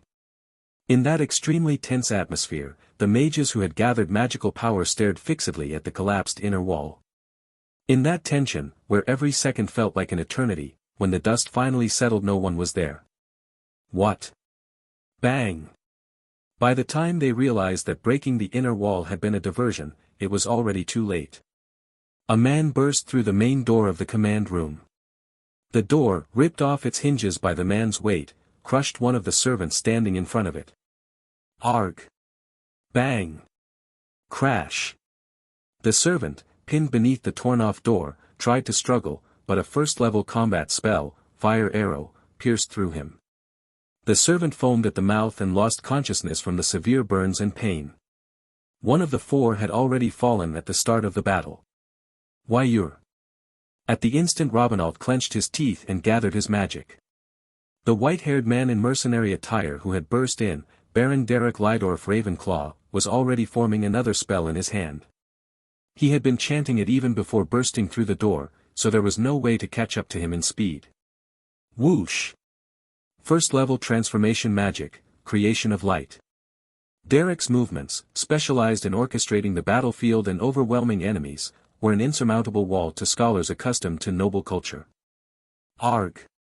In an instant, everyone had to shut their eyes at the sudden flash. Taking advantage of that brief moment when the enemy's vision was obstructed, Derek leapt onto the desk near the door and lunged, tackling one of the servants. He plunged a knife into the servant's thigh and, before he could even scream in pain, grabbed him by the neck and hurled him backward. His movements flowed like water. Thus, Robinault lost his 2nd servant. Attack! Attack! Thud! Ugh! And just as another servant, who had barely regained his sight, was about to shout while gathering magic, Derek's boot flew up and struck him in the throat. Taking down a servant, then kicking backward, one of the 2 remaining lost his breath for an instant, but with almost superhuman mental strength, he kept his composure and cast a 1st-level combat spell, Magic Arrow, aiming at Derek. Thud! The magic arrow grazed Derek's shoulder, but the impact hit fully. The pain was intense, but Derek gritted his teeth and endured it, as if already accustomed to it. His expression, frowning for just an instant, was that of a berserker unfazed by pain. Living as a mercenary surrounded by labyrinths and monsters meant taking direct hits from magic or swords more than once. The difference between those who endure pain and those who don't is clearly seen in real combat. Huff. Stop. Damn you. When Derek grabbed the servant who still had some sanity left by the neck, the last servant drew his sword and charged at him. But when Derek used the other servant's body as a shield, the attacker's sword stopped short. Ugh! A moment of hesitation. Derek, a veteran of real combat, didn't waste that opening. He threw the unconscious servant and kicked the hilt of the sword, sending it flying from the retainer's hands. As the now disarmed servant stared at him in terror, Derek had already closed the distance and drove his fist into his solar plexus. Ugh, huff. The last servant rolled across the floor, and Derek pounced on him, pinning him down. Soon, his breathing steadied. He was unconscious. How many seconds had passed until this point? In that instant of confusion and held breath, all the servants in the command room had fallen. Only Robinault and Derek remained. Sitting atop the last unconscious servant, Derek confirmed he was completely out of combat and immediately lifted his gaze. The last guardian of the command room, Prince Robinault, was now reflected in his eyes. Huff! Immediately, fear filled Robinault's heart. Even so, he clenched his teeth and grabbed the magic wand lying on the desk. Baron Ravenclaw. Derek, who didn't even respond, looked possessed by a specter. The Derek who walked the battlefield was completely different in aura and presence from the one who sat quietly in a noble mansion. Fina had once said that Derek's true abilities only emerged in blood-soaked places. And now he proved it. His eyes were icy, infinitely cold. Compared to his gentle demeanor with Aislinn, the difference was enough to freeze anyone's blood. Robinault. If you ever meet Baron Ravenclaw, it would be wise to be very careful. The words of his old friend Linus, spoken between laughs, echoed in his mind. Huff. Huff. When Robinault was young, he had once encountered a wild wolf in the forest while returning by carriage. In front of that beast, radiating a seasoned presence even amid its killing intent, it was impossible to tell who was the hunter and who the prey. An immense fear engulfed him. The feeling he had now was exactly the same. Young Master Robinault, you're doing well enough. This is excellent, Robinault. You're doing well, Robinault. Valerian, the eldest son of the Duplain family, could already use 2-star magic by the time he reached adulthood, and Linus, the firstborn of the Belmiard family, was widely trusted and respected both inside and outside the mansion for his unique and carefree charisma. However, Robinault, the eldest son of Beltis, was neither exceptional in magic nor possessed of a charisma capable of leading others, and despite his efforts, he had no clear achievements to his name. That didn't mean he was incompetent, but he was such a lukewarm existence that it felt pitiful to call him the firstborn of the mighty Beltis. Because of this, the words Robinault heard most while growing up were words of encouragement such as, "You're doing well enough. You're doing well enough, so don't worry too much, brother Robinault." His younger sister, Denise, was the same. Whenever Robinault's confidence wavered, she would speak naturally, as if it were nothing, with a calm, nonchalant look. "You don't have to push yourself too hard. You just need to do your part, okay? Just your part." That's what Denise used to say. Born with Beltis blood, receiving respect and care from everyone, living their entire lives within this glory, there was no need to strive too much or awaken unnecessary ambition. One just had to be thankful for being born into a blessed environment and live peacefully, just as they were. She seemed to have a sharp personality, but deep inside, she was full of laziness. Robinault, who had partially noticed that disposition, once found strange comfort in her words. However, Denise changed. Huff, huff. Late at night, if one walked through the gardens of the Beltis mansion, it was easy to see Denise resting, exhausted after training magic and strengthening her body throughout the night. She would read books until late, save her mealtime to practice exploration magic, and still keep up with etiquette, manners, and social activities. Without realizing it, she had drifted away from laziness. She still seemed to think she was just trying to live comfortably, but from Robinault's perspective, who watched her closely, that wasn't entirely true. She had been influenced by someone. Born in the blessed environment of the Beltis family, she was slowly stepping away from the comfortable life of simply moving according to Grand Duke Beltis's orders. Breaking her shell, she had begun to understand the harshness of the world where storms raged. He already knew she was active in the social circles of Ebelstein and had taken on a new mentor.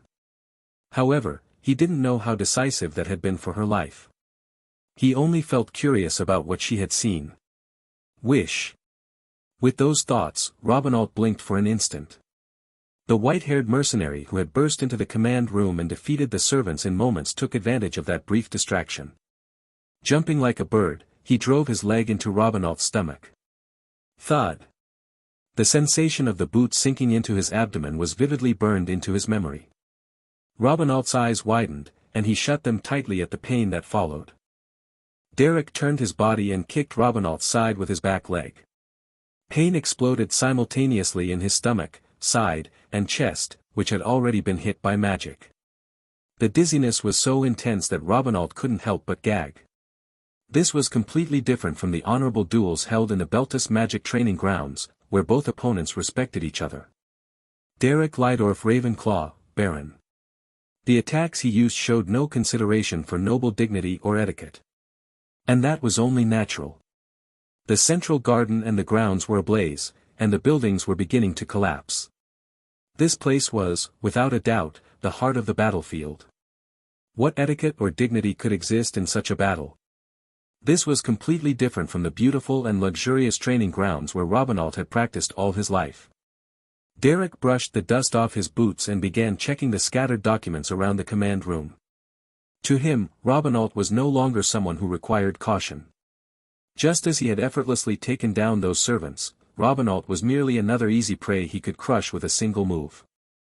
Ugh, ah. However, Robinault grabbed the edge of the fallen desk and stood up. As he watched Derek search the room, he felt as though an indescribable aura was emanating from the man's body. You came to disable the tower's protective magic. I'm sorry, but that won't happen. Not while I still have my eyes open. Whoosh. Finally, a first-level spell, Ice Spear, was conjured. Its size wasn't large, and its magical power was so weak that Derek could clearly see its trajectory and strength. It was so ordinary and insignificant that Derek thought the magic Diella had first learned was stronger. The ice spears Robinault launched with clenched teeth flew toward Derek, but he didn't even bother to dodge. Crash! Whoosh! With a single swing of his fist, Derek shattered Robinault's weak magic. What was most terrifying was that Robinault hadn't even been able to perceive the shape of the magic arrows Derek had manifested. The speed of his casting and the precision of his interception completely surpassed his magical senses. Derek jumped down from the desk and charged at Robinault. Robinault squinted and lowered his stance, but Derek anticipated the movement and kicked his side again. Crash! Bang! Robinault slammed into the desk beside him. Even so, he clenched his teeth, stood up, and grabbed Derek's leg. The grinding of his teeth was audible. Derek looked down at him and spoke calmly. The protective magic seems to be controlled from the top of the tower. There are no objects within the command room containing magical energy. Ugh, Gur. Robinault endured the excruciating pain and soon began to ignite flames from his fingers. He wasn't giving up yet. When Derek stepped back to create distance, Robinault quickly stood and ran toward the broken inner wall. Then he pulled out the tower's control magic stone and began resonating with it. I can't stop him with my strength alone. I must use every means I have. With only a few exchanges of blows, he had realized it immediately. That Derek was not someone he could stop by himself.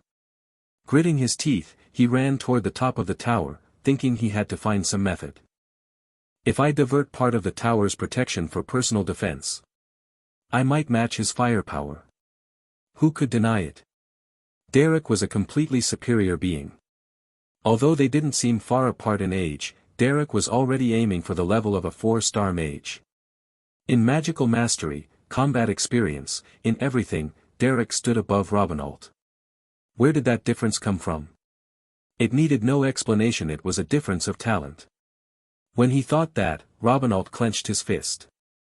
It was no longer time to grieve over it. But the enemy he had to face felt like an insurmountable wall. From Robinault's perspective, who had to defend this tower at all costs, the existence of the intruder Derek was an absolute disaster. But would he surrender? He shook his head. Most of the trials in Robinault's life had been things considered impossible to overcome. Tap, tap. Looking down, he saw Derek leaving the command room and climbing the spiral staircase after him. The speed was so great that he would soon catch up. Robinault clenched his teeth and threw down all the cabinets he found in his way along the stairs. The cabinets rolled down the luxurious carpet, but all were split in half by Derek's magic arrows. The power was so overwhelming that Robinault realized the magic he'd seen in the command room had only been a glimpse. A chill ran down Robinault's arm. His legs trembled, and cold sweat ran down his forehead. It felt as if a massive beast was chasing him. For someone as timid, small-spirited, and unskilled as he was, enduring it was a colossal trial. Was this what it felt like to be chased by a lion on the plains? It wasn't hard to imagine being caught and devoured. Even so, Robinault had an innate trait and unusual resistance to fear. He grabbed the ceremonial sword hanging on the wall and imbued it with the transformation magic attribute conversion. Flames burst from the blade, leaving trails with each swing, and the heat rose. Robinault turned and swung his sword toward Derek, who was climbing the stairs. Clang! Derek, who drew his sword at a speed impossible to see, blocked the attack with ease. The tip of Derek's sword didn't even move, but the tip of Robinault's flaming sword trembled uncontrollably. The overwhelming pain and the fear in his heart, he couldn't tell which one was making his hand shake. Tita, the master who taught Denise. I heard it was you. At least back then, our families had a friendly relationship. Robinault knew it well. It was the Beltus family who had first bared their fangs against Baron Derek.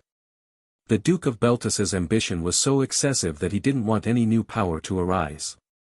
Thus, at the end of that greed, they had touched someone they should never have touched. He probably hadn't thought much of it. He had always trampled and crushed countless people, bringing about their ruin or death as if it were the most natural thing in the world. The result was now before his eyes. The judgment of Duke Beltus had been wrong, and Robinault, who had followed the will of his family like a puppet, had not stopped that decision. He was someone used to moving exactly as he was told. The price for that was Derek's enmity. Aware of this, Robinault spoke firmly, though his fingers trembled. If you don't kill me, you'll never move forward. Do you think I can't kill you? He held his breath at those words. Before the sword beyond it, the man's eyes carried genuine killing intent. He was someone who had been drenched in blood countless times. If he swung his sword with resolve, Robinault's head would surely fall. Even amidst the overwhelming fear, Robinault clenched his teeth and swung his sword once more. Wake! Wake! Flaming trails tried to engulf the area, but they couldn't touch Derek's body, who stepped back precisely, dodging the blade. Derek drew his staff, Footsteps, from his belt. It was a high-grade staff directly granted by the royal family for his merits during the Duplain disaster. Robinault, who understood transformation magic well, immediately recognized the extraordinary nature of the magic weapon. A sword in one hand and a staff in the other. It seemed like an unbalanced combination, but Derek was already so accustomed to it. He lowered his stance, twisted his body, and evaded all of Robinault's attacks. Soon, a magical aura surrounded the staff. Robinault instinctively understood if he allowed that magic to strike, he would surely die. From here on, the battle had to be to the death. Knowing that, Robinault gathered magic in his fingers and clenched his teeth. HAA. With a scream full of determination, he charged at Derek. Boom! Whoosh! But the scream was only a feint. From the top of the tower, ominous magic began to stir. A portion of the magic that should have been used solely to protect the mansion was drawn toward the spiral staircase through the magic stone in Robinault's possession. Robinault knew he could never defeat Derek in a head-on clash of skill. He was fully aware that he was the weaker one. The weak must fight with the logic of the weak. Without using every possible means, he could never stop Derek. Clang! Clang! Whoosh!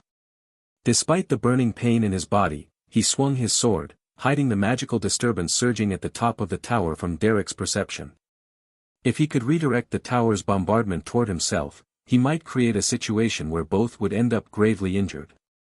So, he shouted until his throat tore and charged at Derek, wrapped in bright flames. Even though his movements seemed clumsy and his magic weak in Derek's eyes, as long as he could draw his attention, it was enough. Clang! Whoosh! Thud! However, Robinault fell in less than 3 seconds. Derek blocked a strike, sidestepped, and kicked his solar plexus with his opposite leg. When he regained consciousness, he was lying on the staircase, his sword scattered on the ground. Panting, he looked up to see Derek gazing down coldly at him. Derek tore the magic stone from Robinault's chest and dispelled all the magic gathered within it. The magic atop the tower began to fade. Derek had seen through Robinault's final move. Derek looked at the fallen Robinault for a moment, then began climbing the stairs again. Even with the stone, he still had to reach the top to deactivate the protection spell. Tap. But Robinault, trembling and gasping for air, grabbed Derek's ankle tightly.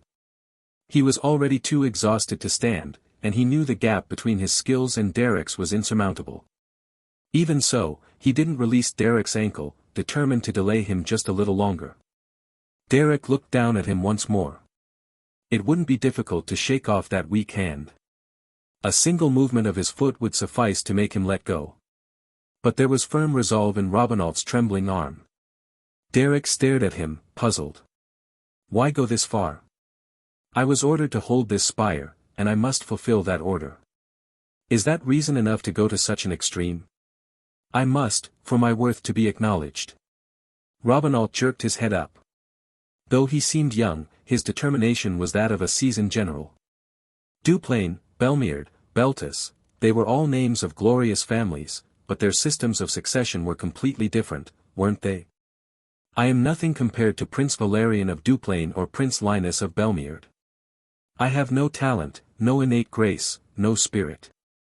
So to survive, I must follow my family's will, work to prove my worth, and fulfill my duties to the utmost. Even though I wear fine clothes, I am nothing but a mediocre commoner. Robinault understood this all too well. The gap between him and Derek was as vast as the distance between heaven and earth, and even knowing this, the outcome wouldn't change. If you want to pity me, go ahead. In every great noble house, there are always pathetic people like me. One more person looking at me with compassion won't change a thing. Grand Duke Beltus was cold and merciless, capable of sacrificing even his own family.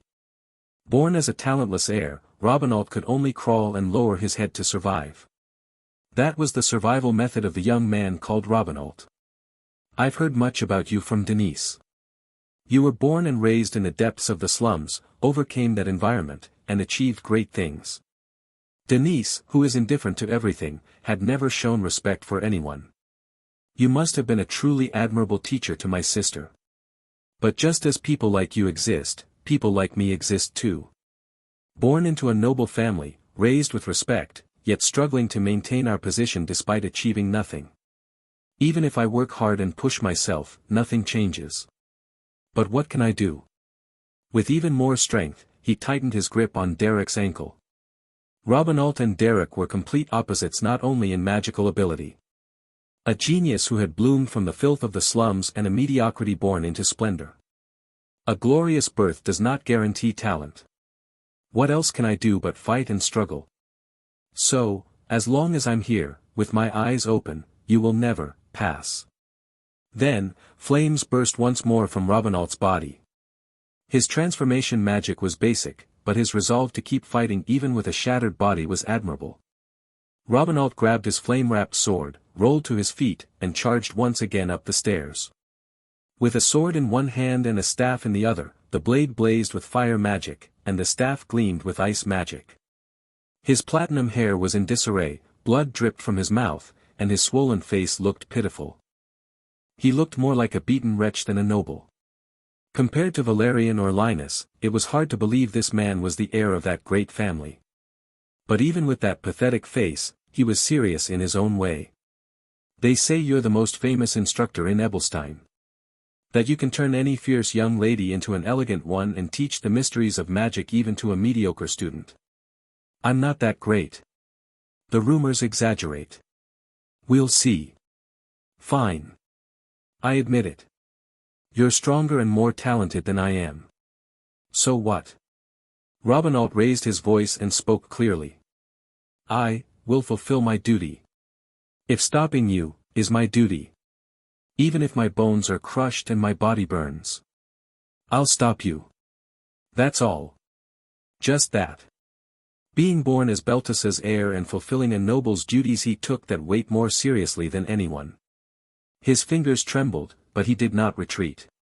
His will to face his fear was admirable.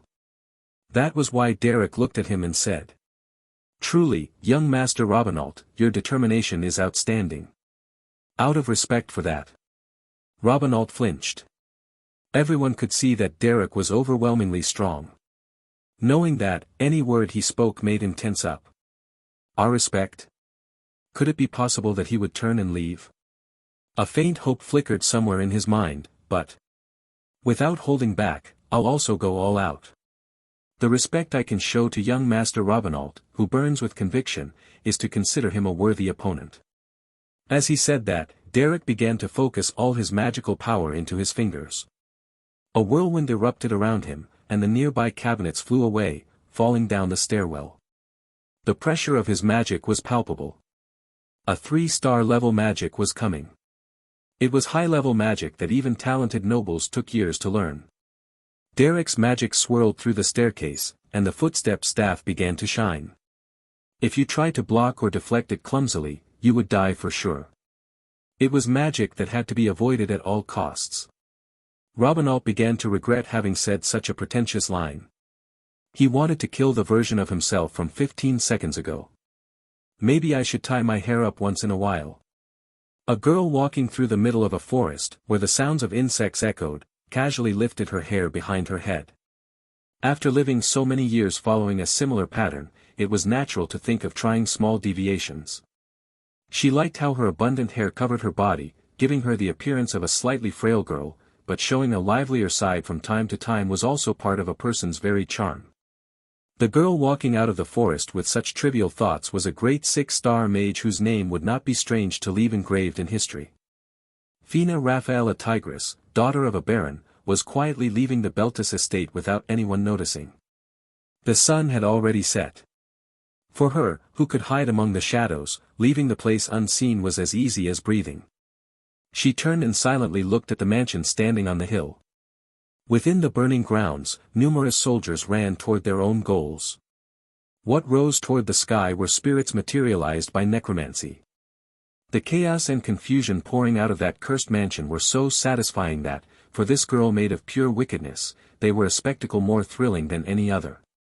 Melvarot and Dreist won't stay still. The 6-star mages who despised chaos would probably frown upon Fina's actions. However, Fina was someone who would use any method to fulfill her purpose. Even if Melvarot doesn't understand, Dreist will. After all, times change. As she walked through the forest, a damp wind blew.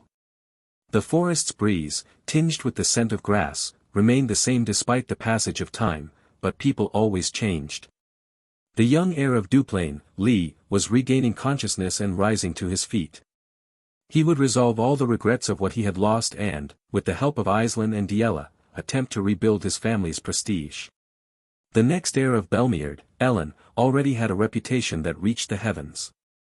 She would become a symbol of power, wield enormous influence over the southwest of the continent, and even attempt to swallow the social circles of Ebelstein. The next heir of Beltus, Robinault, was still going through growing pains. It was uncertain whether he could become a proper lord, but at least his mental fortitude was firm. In any case, he was someone who would surely be eliminated if things continued as they were, so Beltus's future was uncertain as well.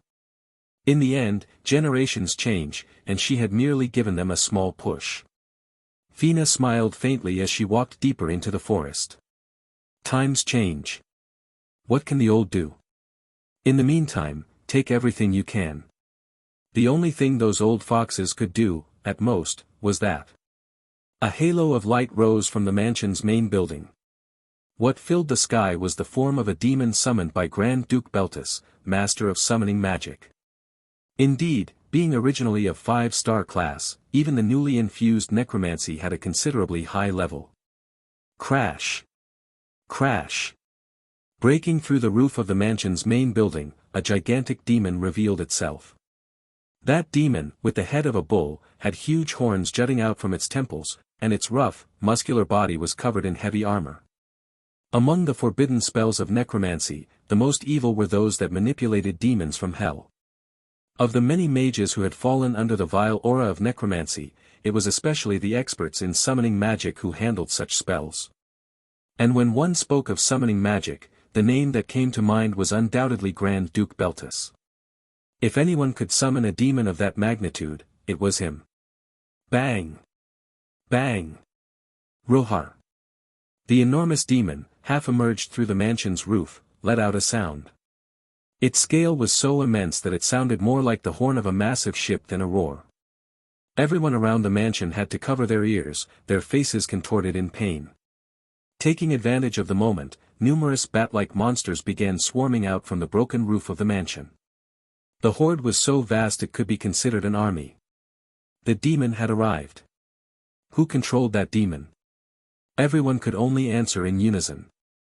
It was undoubtedly Grand Duke Beltus. Has the tower's protective magic not been withdrawn yet? Rod Elia, advancing with a detachment toward the main building, cut down monsters in her path. Derek had gone alone to destroy the magic tower. Leading an army would only provoke the defensive forces to appear, so it had been decided that infiltrating alone amid the chaos caused by the monsters was the best course. Thus, Rod Elia advanced by herself toward the main building to subdue Grand Duke Beltus himself. However, the protective magic deployed atop the eastern tower showed no sign of fading. Unless that enormous battle formation was completely neutralized, entering the main building was far too risky. As Rod Elia clenched her teeth, staring at the tower. Flash! Bang! The size of the magic circle blooming at the top of the tower began to shrink little by little until it finally lost all light and vanished. Derek had indeed managed to infiltrate alone and resolve the situation. No matter how chaotic the area around the tower was, or how urgent the situation, it was an incredible feat. Wasn't he a former mercenary? It seems he possesses exceptional experience in these guerrilla operations. He was a veteran who had repeatedly infiltrated labyrinths and hunted monsters in small groups, accumulating abundant real combat experience. Steady, experienced, and mature, yet young. If possible, I'd like to have him under my command.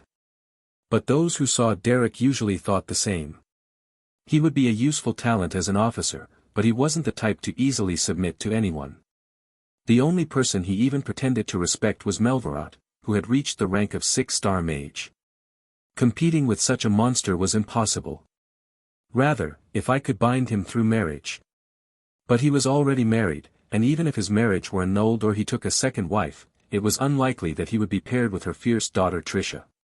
In any case, it wouldn't be easy to have Derek under her wing.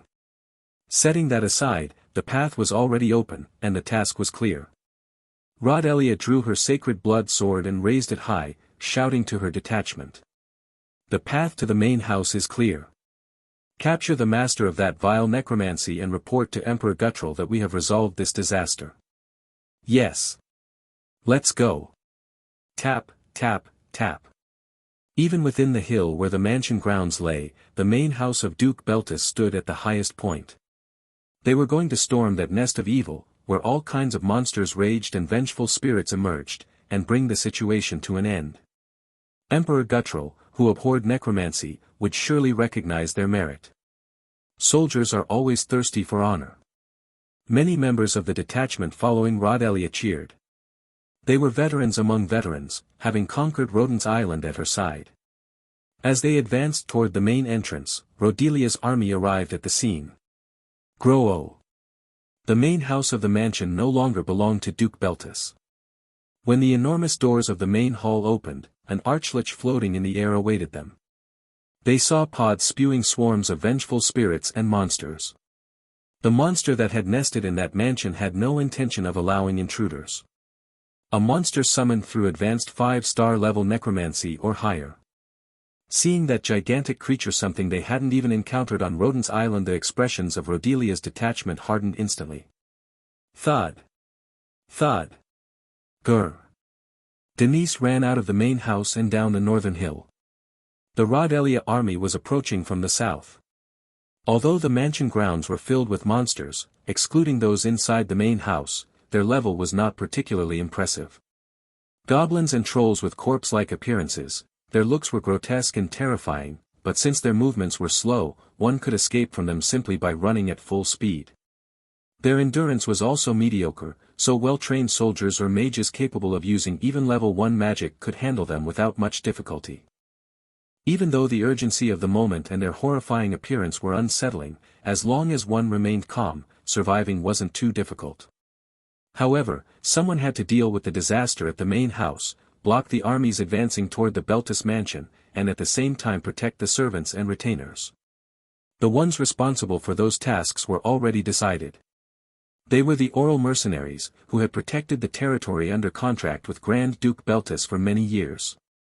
They had maintained such a special relationship that they even had their own barracks within the Beltis mansion grounds. Now was the time to show their full strength. At that moment, Denise was heading to the western barracks to resolve the anomaly at the main house together with the Oral mercenaries and somehow block the incoming armies. It seemed like an overwhelming task, but Oral, the group's leader, had served as commander of the Royal Guard for a long time. Without a doubt, he had survived countless crises like this one. That was why Denise's destination was the Oral mercenaries' barracks. But even as she hurried her steps, Denise couldn't help but hold her breath.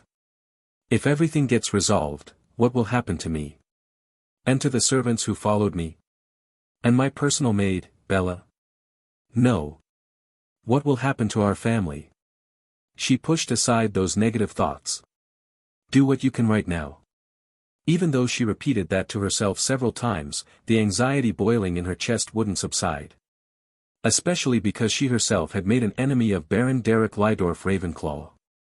That fact alone was like a thorn lodged in her heart, tormenting her without end. Now, she and Derek were enemies. Even if the situation were resolved, Derek would treat her with hostility.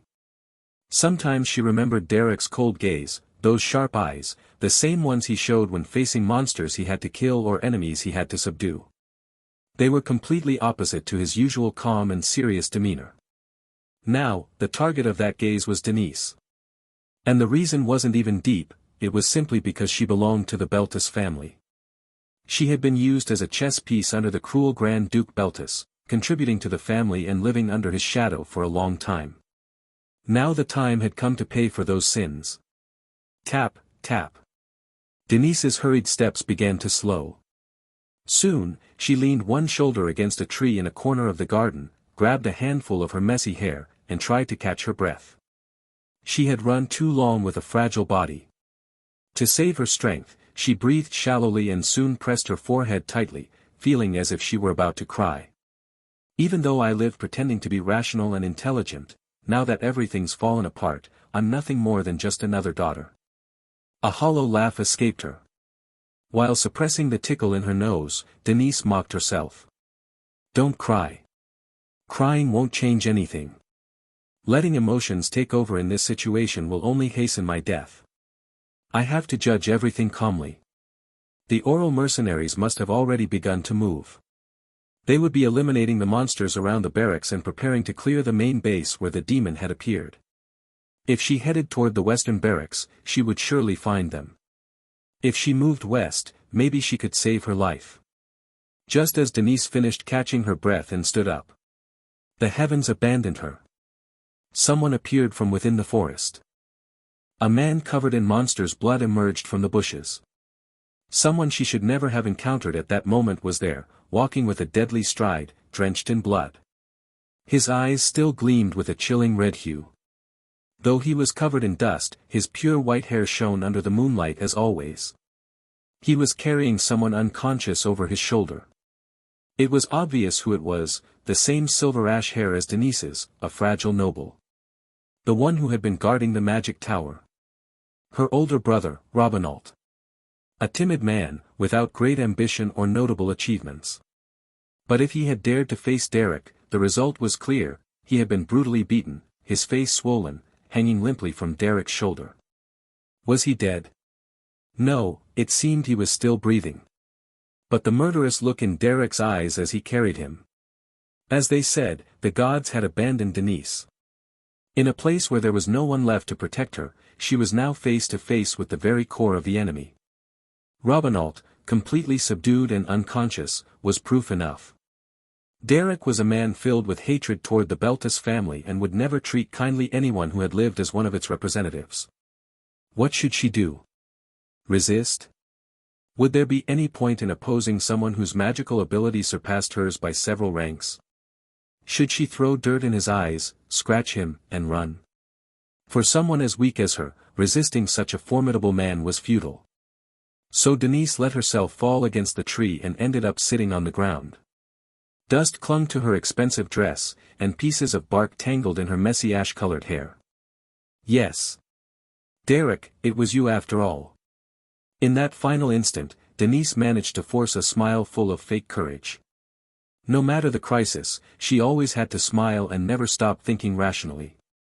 Even if she were to die the next moment, she wouldn't lose that composure. That was the attitude she had always lived with, as if it were her destiny. She recalled her private residence in Ebelstein. She remembered the moment in the underground art storage, when Derek had consoled her as she lamented her frail life. Remembering that, Denise thought. If the blood of Beltis didn't run through my veins, could I have gotten along with this man? Like Aislinn and Ellen. Could I have relied on him, shared my worries, faced dangers together, and somehow lived happily? Suddenly, she recalled the presumptuous Lord Robine. When he wrote about that foolish noble who lost Tracy because he was dominated by differences in status and family duty, perhaps he had hidden a bit of mockery toward himself. On a moonlit night, sitting at his desk with a pen in hand, maybe he had hoped someone would understand his inner emptiness. Now it no longer mattered. But she never imagined that the arrogant Lord Robine would become her final work. If she had known, perhaps she would have put in more effort, such thoughts crossed her mind. And so, when Denise gently closed her eyes, that was when she let everything go. Step, step. Thud. Derek approached Denise with heavy steps and laid the body of Robinault, whom he had carried until now, beside her. Robinault, leaning against a tree stump, was breathing heavily, completely unconscious. He was a pathetic brother, yes, but at least he had been sincere toward his family. He tried to stop me to the very end. Knowing what Grand Duke Beltis is like, and still remaining loyal, it seems he believes his duty is to be honest with the place he belongs to. Derek's voice was much gentler than Denise had imagined. He no longer had the fierce appearance of the blood-stained mercenary who hunted monsters, but rather that of the gentle instructor who had once stayed in the mansion and taught her magic. Denise held her breath. Dieter. Derek. His loyalty was simply misplaced. If the Beltis family sets itself straight, young Master Robinault will be a great asset to it. In the end, what remains is not someone loyal to a person, but someone loyal to his family. You are. Denise lifted her trembling eyes to look at him. Under the moonlight, Derek's calm eyes lacked the ferocity she had expected. In fact, they were exactly as she remembered them. You didn't come to capture me. Derek brushed the dust off his neck and answered with a puzzled expression. Me? Shame. What an absurd emotion. When a person makes a mistake, unbearable shame and unbearable humiliation are bound to arise. After hearing Derek's explanation, Denise had to endure the dizziness while covering her face. From the beginning, Derek had no hostility toward Denise. The words, "You can stab me in the back," were not a bold declaration aimed at an enemy, but words spoken out of consideration for Denise's position. No. If you think about it logically, I'm the most well-known lady of the Beltis family, and if someone is hostile toward Beltis, it's only natural to think they'd also have negative feelings toward me, right? How many times have I told you? I hold no particular resentment toward Lady Denise. Do you remember what I always say? Denise, who had collapsed, looked at Derek under the moonlight and spoke as if reciting. That there are no bad girls in the world, it only depends on how you teach them, right? In truth, there's nothing to teach or not to teach. From the start, Lady Denise has nothing particularly bad about her. I understand if you can't trust me, but can't you at least trust yourself? No, it's just that, logically, yes, logically this is inconsistent. With that, Denise let out a hiccup and began reflecting on the man called Derek. He was ruthless toward those who showed hostility, malice, and tried to crush him. If someone attacked, he struck back; if they drew a sword, he drew one too; if they tried to kill him, he killed them without hesitation. But what about the opposite? He was infinitely kind to those who showed no hostility. He wasn't usually the one to take the initiative in doing good deeds, but he knew how to appreciate what he received. He seemed to treasure deeply in his heart the teachers he had met in his life and never forgot them. Didn't he visit the grave of the old man from the slums when he had time, exchange letters with Katia, and rejoice upon hearing news from Dreist? Didn't he seem to have a good eye for people? Derek was someone who, if you approached him with goodwill, responded with goodwill, a completely logical man. Even knowing that, Denise couldn't judge the situation rationally. It was only natural. It would be strange for anyone to remain rational in a situation like this. The only reason he had drawn his sword against Grand Duke Beltis was because the Duke had drawn his first. Denise covered her face and bowed her head deeply. I want to die. To that extent. Yes, honestly, considering the situation, I thought that you, Derek, were completely cornering me, trapping me, trying to punish me. Me? Isn't this the kind of situation for that? Beltis showed you clear hostility. Denise already knew it well. Grand Duke Beltis had even tried to kidnap Baroness Feline, and if necessary, was willing to take Baron Derek's life. Being lenient towards someone like that was unthinkable, so Denise assumed Derek would also use every means possible. However, Derek knelt on one knee, lowered his posture, and looked Denise in the eyes as he spoke. That's Grand Duke Beltis. Not Lady Denise, correct? I'm someone from Beltis. And what of it? At those words, Denise's eyes widened, unable to say anything. Grand Duke Beltis is Grand Duke Beltis.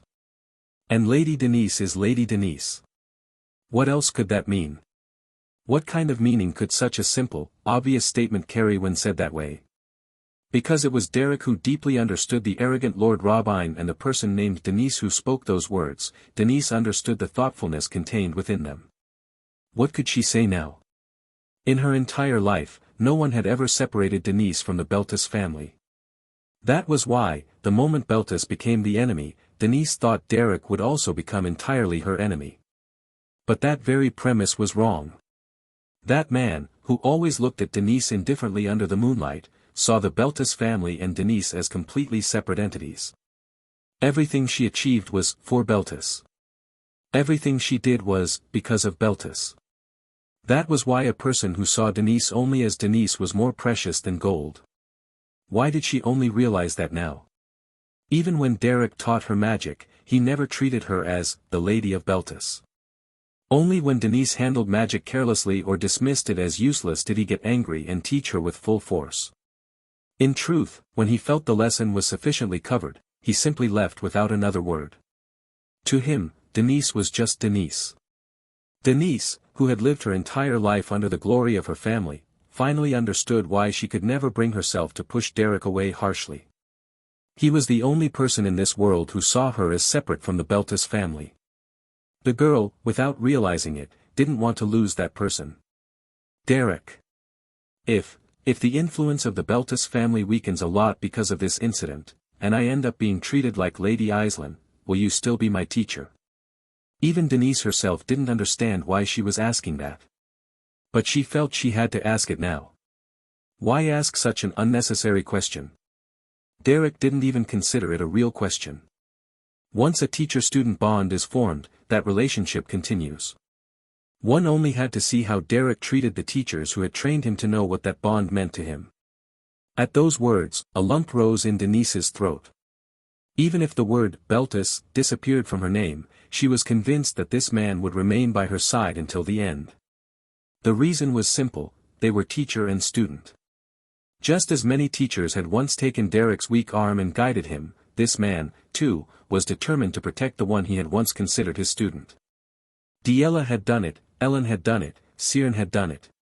Derek had more than enough reasons to abandon them and turn his back, and yet, he never avoided his responsibility. The old man from the slums, Katia, Dreist, Derek had been taught that way. He acted according to what he had learned and taught others in the same way. In the end, in this world, everyone is someone's teacher and someone's student. And Derek lived naturally under that belief. To doubt someone like that was shameful. Denise understood the nature of the shame that consumed her. Denise rubbed her face again and again, letting out sighs of relief. He was a truly mysterious man. Like a Zelkova tree that always remains in the same place, the only one confused and in crisis was Denise. You've been through a lot, Lady Denise. Don't worry too much. All of this will soon come to an end. Seeing Derek protect her that way, Denise felt her breathing quicken for no reason. A man from the slums. Yet he had firm convictions, always embraced everyone, and never judged people by their family's power. He felt like a familiar character, so she tilted her head and repeated the thought several times. Only then did she remember who the heroine Tracy was in The Arrogant Lord Robine. At that moment, her breath caught in her throat. In The Arrogant Lord Robine, a romance novel filled with Denise's personal desires, the male protagonist and most important character, Lord Robine, was none other than a projection of Denise herself. The unfortunate man who lost his precious connections because of his family's power, that Robine, placed there to mock herself, loved someone like Tracy. He was just a character in a story.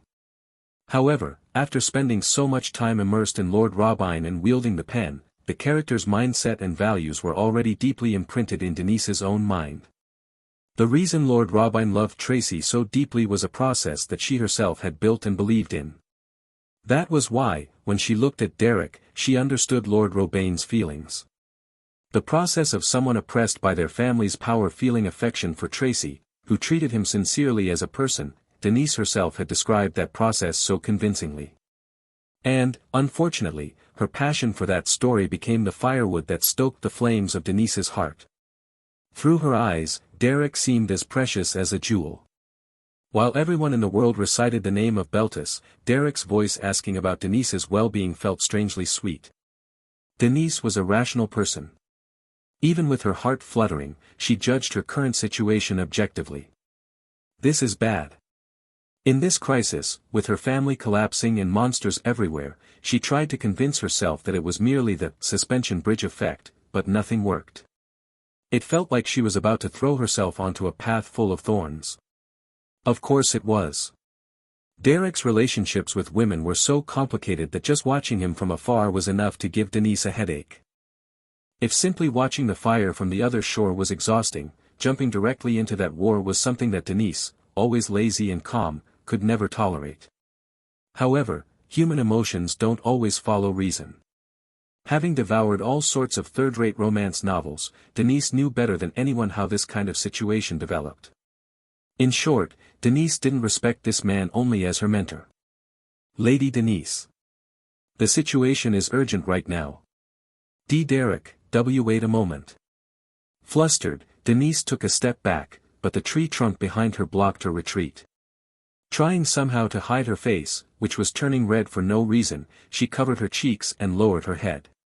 Everything was a disaster. In the midst of rampaging monsters and demons appearing, being swayed by these emotions would only throw everything further into chaos. That's why Denise tried to regulate her breathing, and just when she thought she should listen to Derek's plan. Snap! Whoosh! Bang! When Denise raised her head, Derek was suddenly struck down by a flying spell. Crash! Bang! Combat magic of the first level, shockwave. Thrown by the impact, Derek was slammed against a tree at the edge of the forest as dust rose into the air. Though it happened in an instant, Derek, who drew on his magical power with superhuman reflexes to soften the blow, appeared through the haze of dust. He was kneeling on one knee, pulling out his staff and taking a combat stance. His reaction speed was so fast it seemed inhuman. What? Looking in the direction from which the magic had come, the mercenary leader Oral had arrived with his detachment. He had long served as commander of the Emperor's direct guard. Though his abilities may have dulled slightly with age, his responsiveness in crises remained exceptional. Are you all right, Lady Denise? He surrounded her with his mercenaries, forming a protective barrier. General Aurel, who had quickly moved to shield Denise, drew his sword and pointed it toward Derek. Rising from amidst the dust, Aurel's eyes were already filled with hostility. "Oh Aurel, leader, what are you doing? You're safe. I'm glad to hear it." Aurel, spinning his sword once, glared sharply at the beast emerging from the bushes. At a glance, it didn't look like an easy opponent.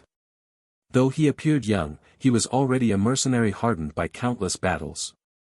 Most of the monsters in the west have already been eliminated. The mercenaries dispersed and nearly all the key points have been recovered. It's a relief that Lady Denise doesn't seem to be seriously injured. "Oh, Aurel.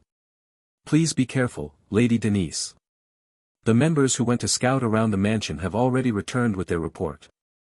It was this man who subdued young Master Robinault, who was guarding the magic tower in the east.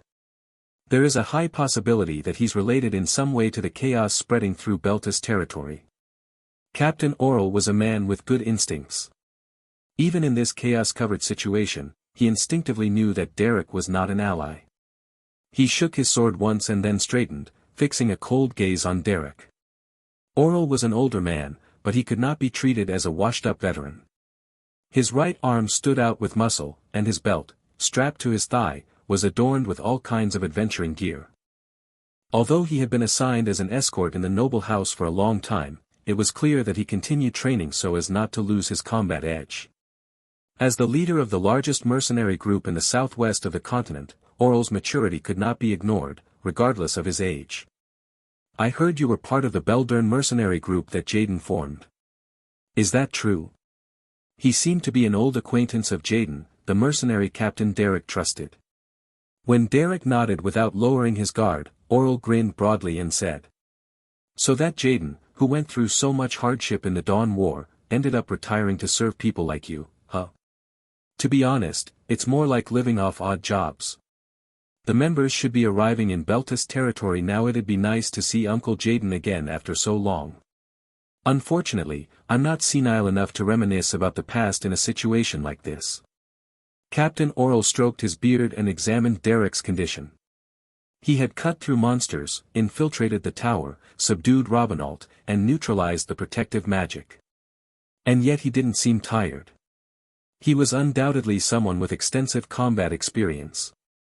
"I'm sorry to say this, but I'm not gentlemanly enough to fight fair one-on-one. So don't get any stupid ideas." When Aurel raised his arm to give the signal, about a dozen members who had been guarding Denise spread out and surrounded him. They were elites personally chosen by Aurel. Each one had enough experience to be called a veteran, so no matter how much of a genius Derek was, offsetting the difference in numbers seemed difficult. "We need to subdue you quickly and deal with the situation in the main house." "The main house goes first, Aurel." But Denise jumped forward, spread her arms, and blocked Aurel's path. Aurel froze, trembling, and looked at Denise in bewilderment. "Lady Denise?" Aurel had protected Beltis territory since Denise was barely able to walk. He knew her well enough to be shocked by her outburst. Denise was breathing roughly, confused even with herself. She also saw Aurel, who had protected the Beltis mansion for many years, as a more fatherly figure than the Grand Duke Beltis himself. Even though he was just a mercenary who worked for money, he always fulfilled his duty with excellence. During the time he was contracted, he was an absolute ally model mercenary. That was why the mercenaries in the Ebelstein sector respected him as a role model. Look at the situation in the main house, Aurel. You have to prioritize. It's more important to check Father's condition than to capture that wandering baron over there." Bang! Bang! Boom! Just as Denise said that, a roar echoed from the main house. It was the demon summoned by the Grand Duke Beltis roaring, and the sound of Rodelia's unit fighting the Archlich in the main hall. The screams of fleeing servants overlapped. The very ground of Beltis mansion trembled. If the clearing of monsters in the surroundings was almost complete, the first priority was to run to the Grand Duke in the main house. In fact, Aurel had been heading there. He had found the two of them only by coincidence. Look at the state of the main house. Father probably won't be safe. Denise's argument was correct. Even in this chaos, her ability to prioritize showed her composure. But Oral felt a strange discomfort at her desperate attitude. Are you trying to defend that man now? Ugh. What Oral saw next left him speechless. Everyone in Beltis Mansion knew Denise well, the elegant, dignified lady who always prioritized practicality over emotion. Defending Baron Ravenclaw, who was theoretically part of the chaos in the mansion, was completely contrary to her character. Seeing Denise tense and breathing heavily, Oral ran a hand over his troubled face. Lady Denise. This is not the time for personal feelings to ruin things. And no. That's not. My long experience tells me this. In moments like this, there is no way a man wandering around the mansion is unrelated to the cause of the chaos. He had to be captured and forced to testify about the situation. Oral's words were so logical they were hard to refute. That was why Denise had only one option. Appeal to authority. You have to listen to me, Oral. Denise looked at him trembling. Oral looked into her firm eyes with a complicated expression. He had watched Denise grow up. He knew she never involved herself in unnecessary matters. She always acted according to the will of the Grand Duke Beltis, like a piece moved on a board. It was the first time she showed such determination in front of him. He briefly remembered her childhood. The girl chasing a ball in the garden, the girl who cried after accidentally entering the barracks area. Now she was no longer that child. She had the face of an heir. Reanalyze the situation, Oral. Even as empty words, do you truly believe Father will be safe in this scenario? I don't think so. The Grand Duke Beltis was the law and justice of that house. He distrusted everything, sacrificed family, and discarded whatever was necessary. Oral knew that well. Even the Grand Duchess, whom he claimed to love, was someone he would have sacrificed if it suited him.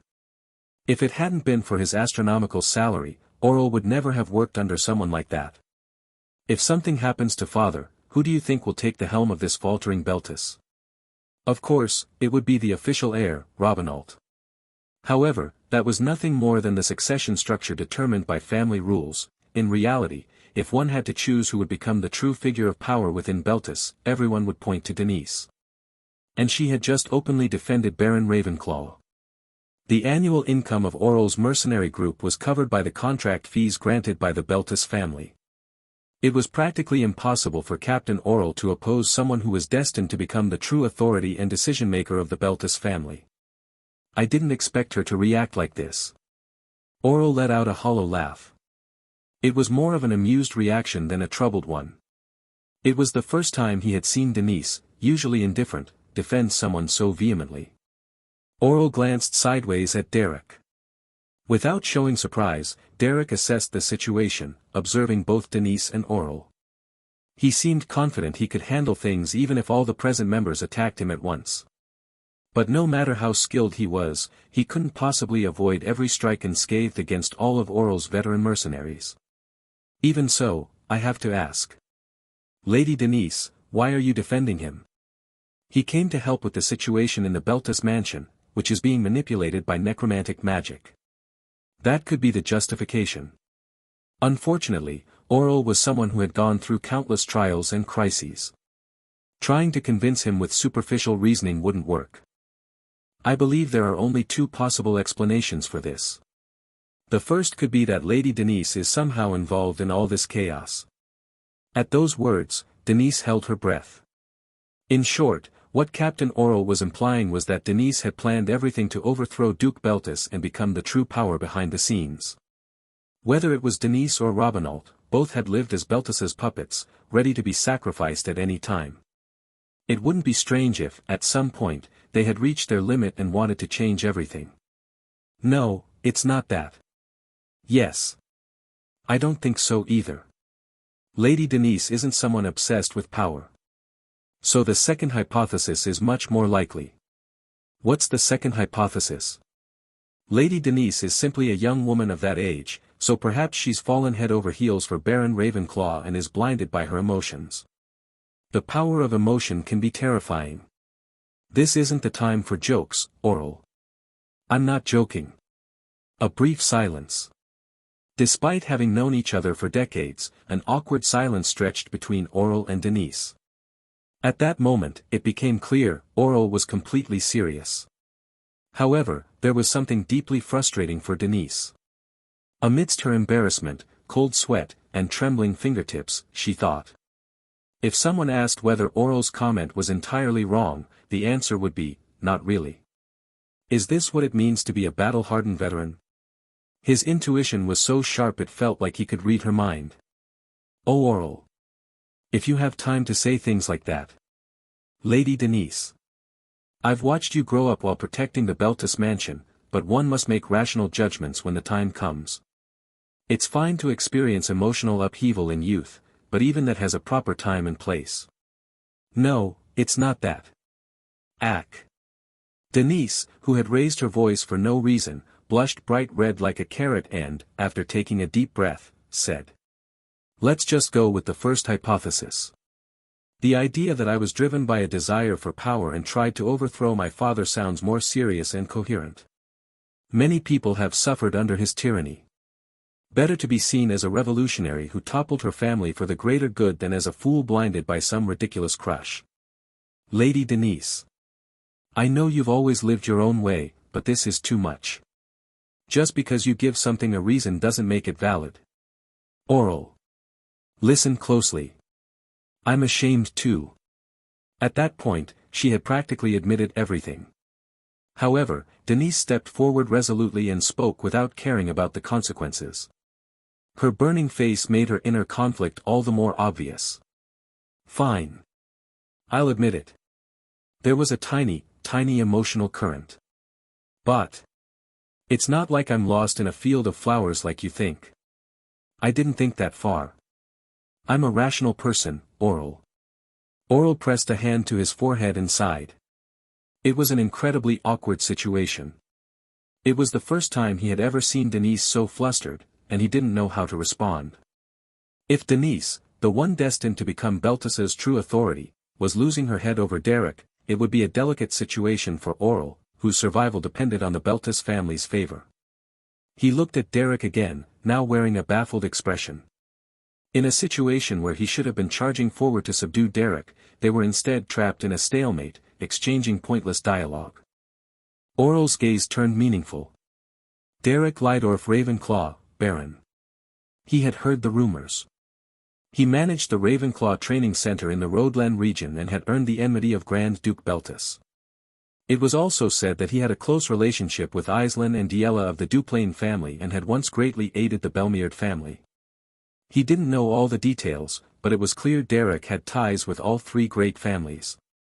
Not just acquaintances, even their future heads and influential figures supported him. Aislinn, Ellen, Denise. In my experience, those favored by the powerful never have an easy life. Oral knew enough. To be favored by those who would become the most influential powers on the continent meant that sooner or later, one would become the target of a recruitment war. If all three great families tried to bring him under their control, it was obvious who would end up torn apart, Derek. It wasn't hard to imagine the future heads of the families glaring at each other with him caught in the middle.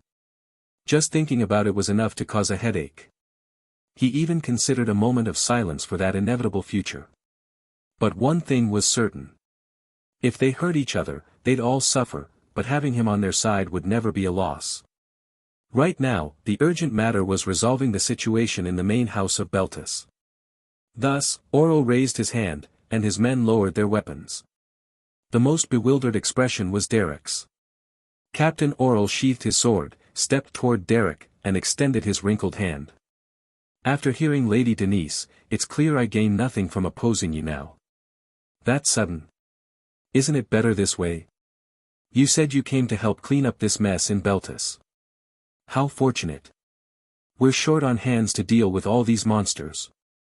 As Oral took the first step, Derek was finally able to lower his guard slightly. The members, watching every move of their captain, also put away their weapons, like a pack following its leader. Derek, who had been prepared for a bloody chase, stood stunned as Oral laughed and extended his hand. And of course, to have once served as commander of the Imperial Guard required more than brute strength. Oral was a veteran in both intuition and tact. In any case, since Lady Denise spoke with such conviction, I'll trust what I can. Denise, blushing and fidgeting with her fingers, seemed out of place, but Oral's decision to completely lower his guard was sincere. Seriously. Just as Derek was about to shake his hand. Boom, boom. Boom. Crash. Screech. A swarm of bat-like monsters rose back into the sky. The spirits wailed, trying to engulf the main house of Beltis. Amid the deafening roars, the Archlich's magic also flared. If this continued, the mansion would soon become a labyrinth of monsters and spirits. The eyes of both men, just about to shake hands, narrowed. It was time to go capture that demon. Hello, everyone! As we wrap up this video, I want to share a quick note. I have a Patreon account. If you'd like to support me and enjoy on-demand audiobooks, you can become a Patreon member. Alternatively, you can check out my Google Drive link, which has 500+ novel audiobooks available through my Ko-fi or Patreon shop. I appreciate your support.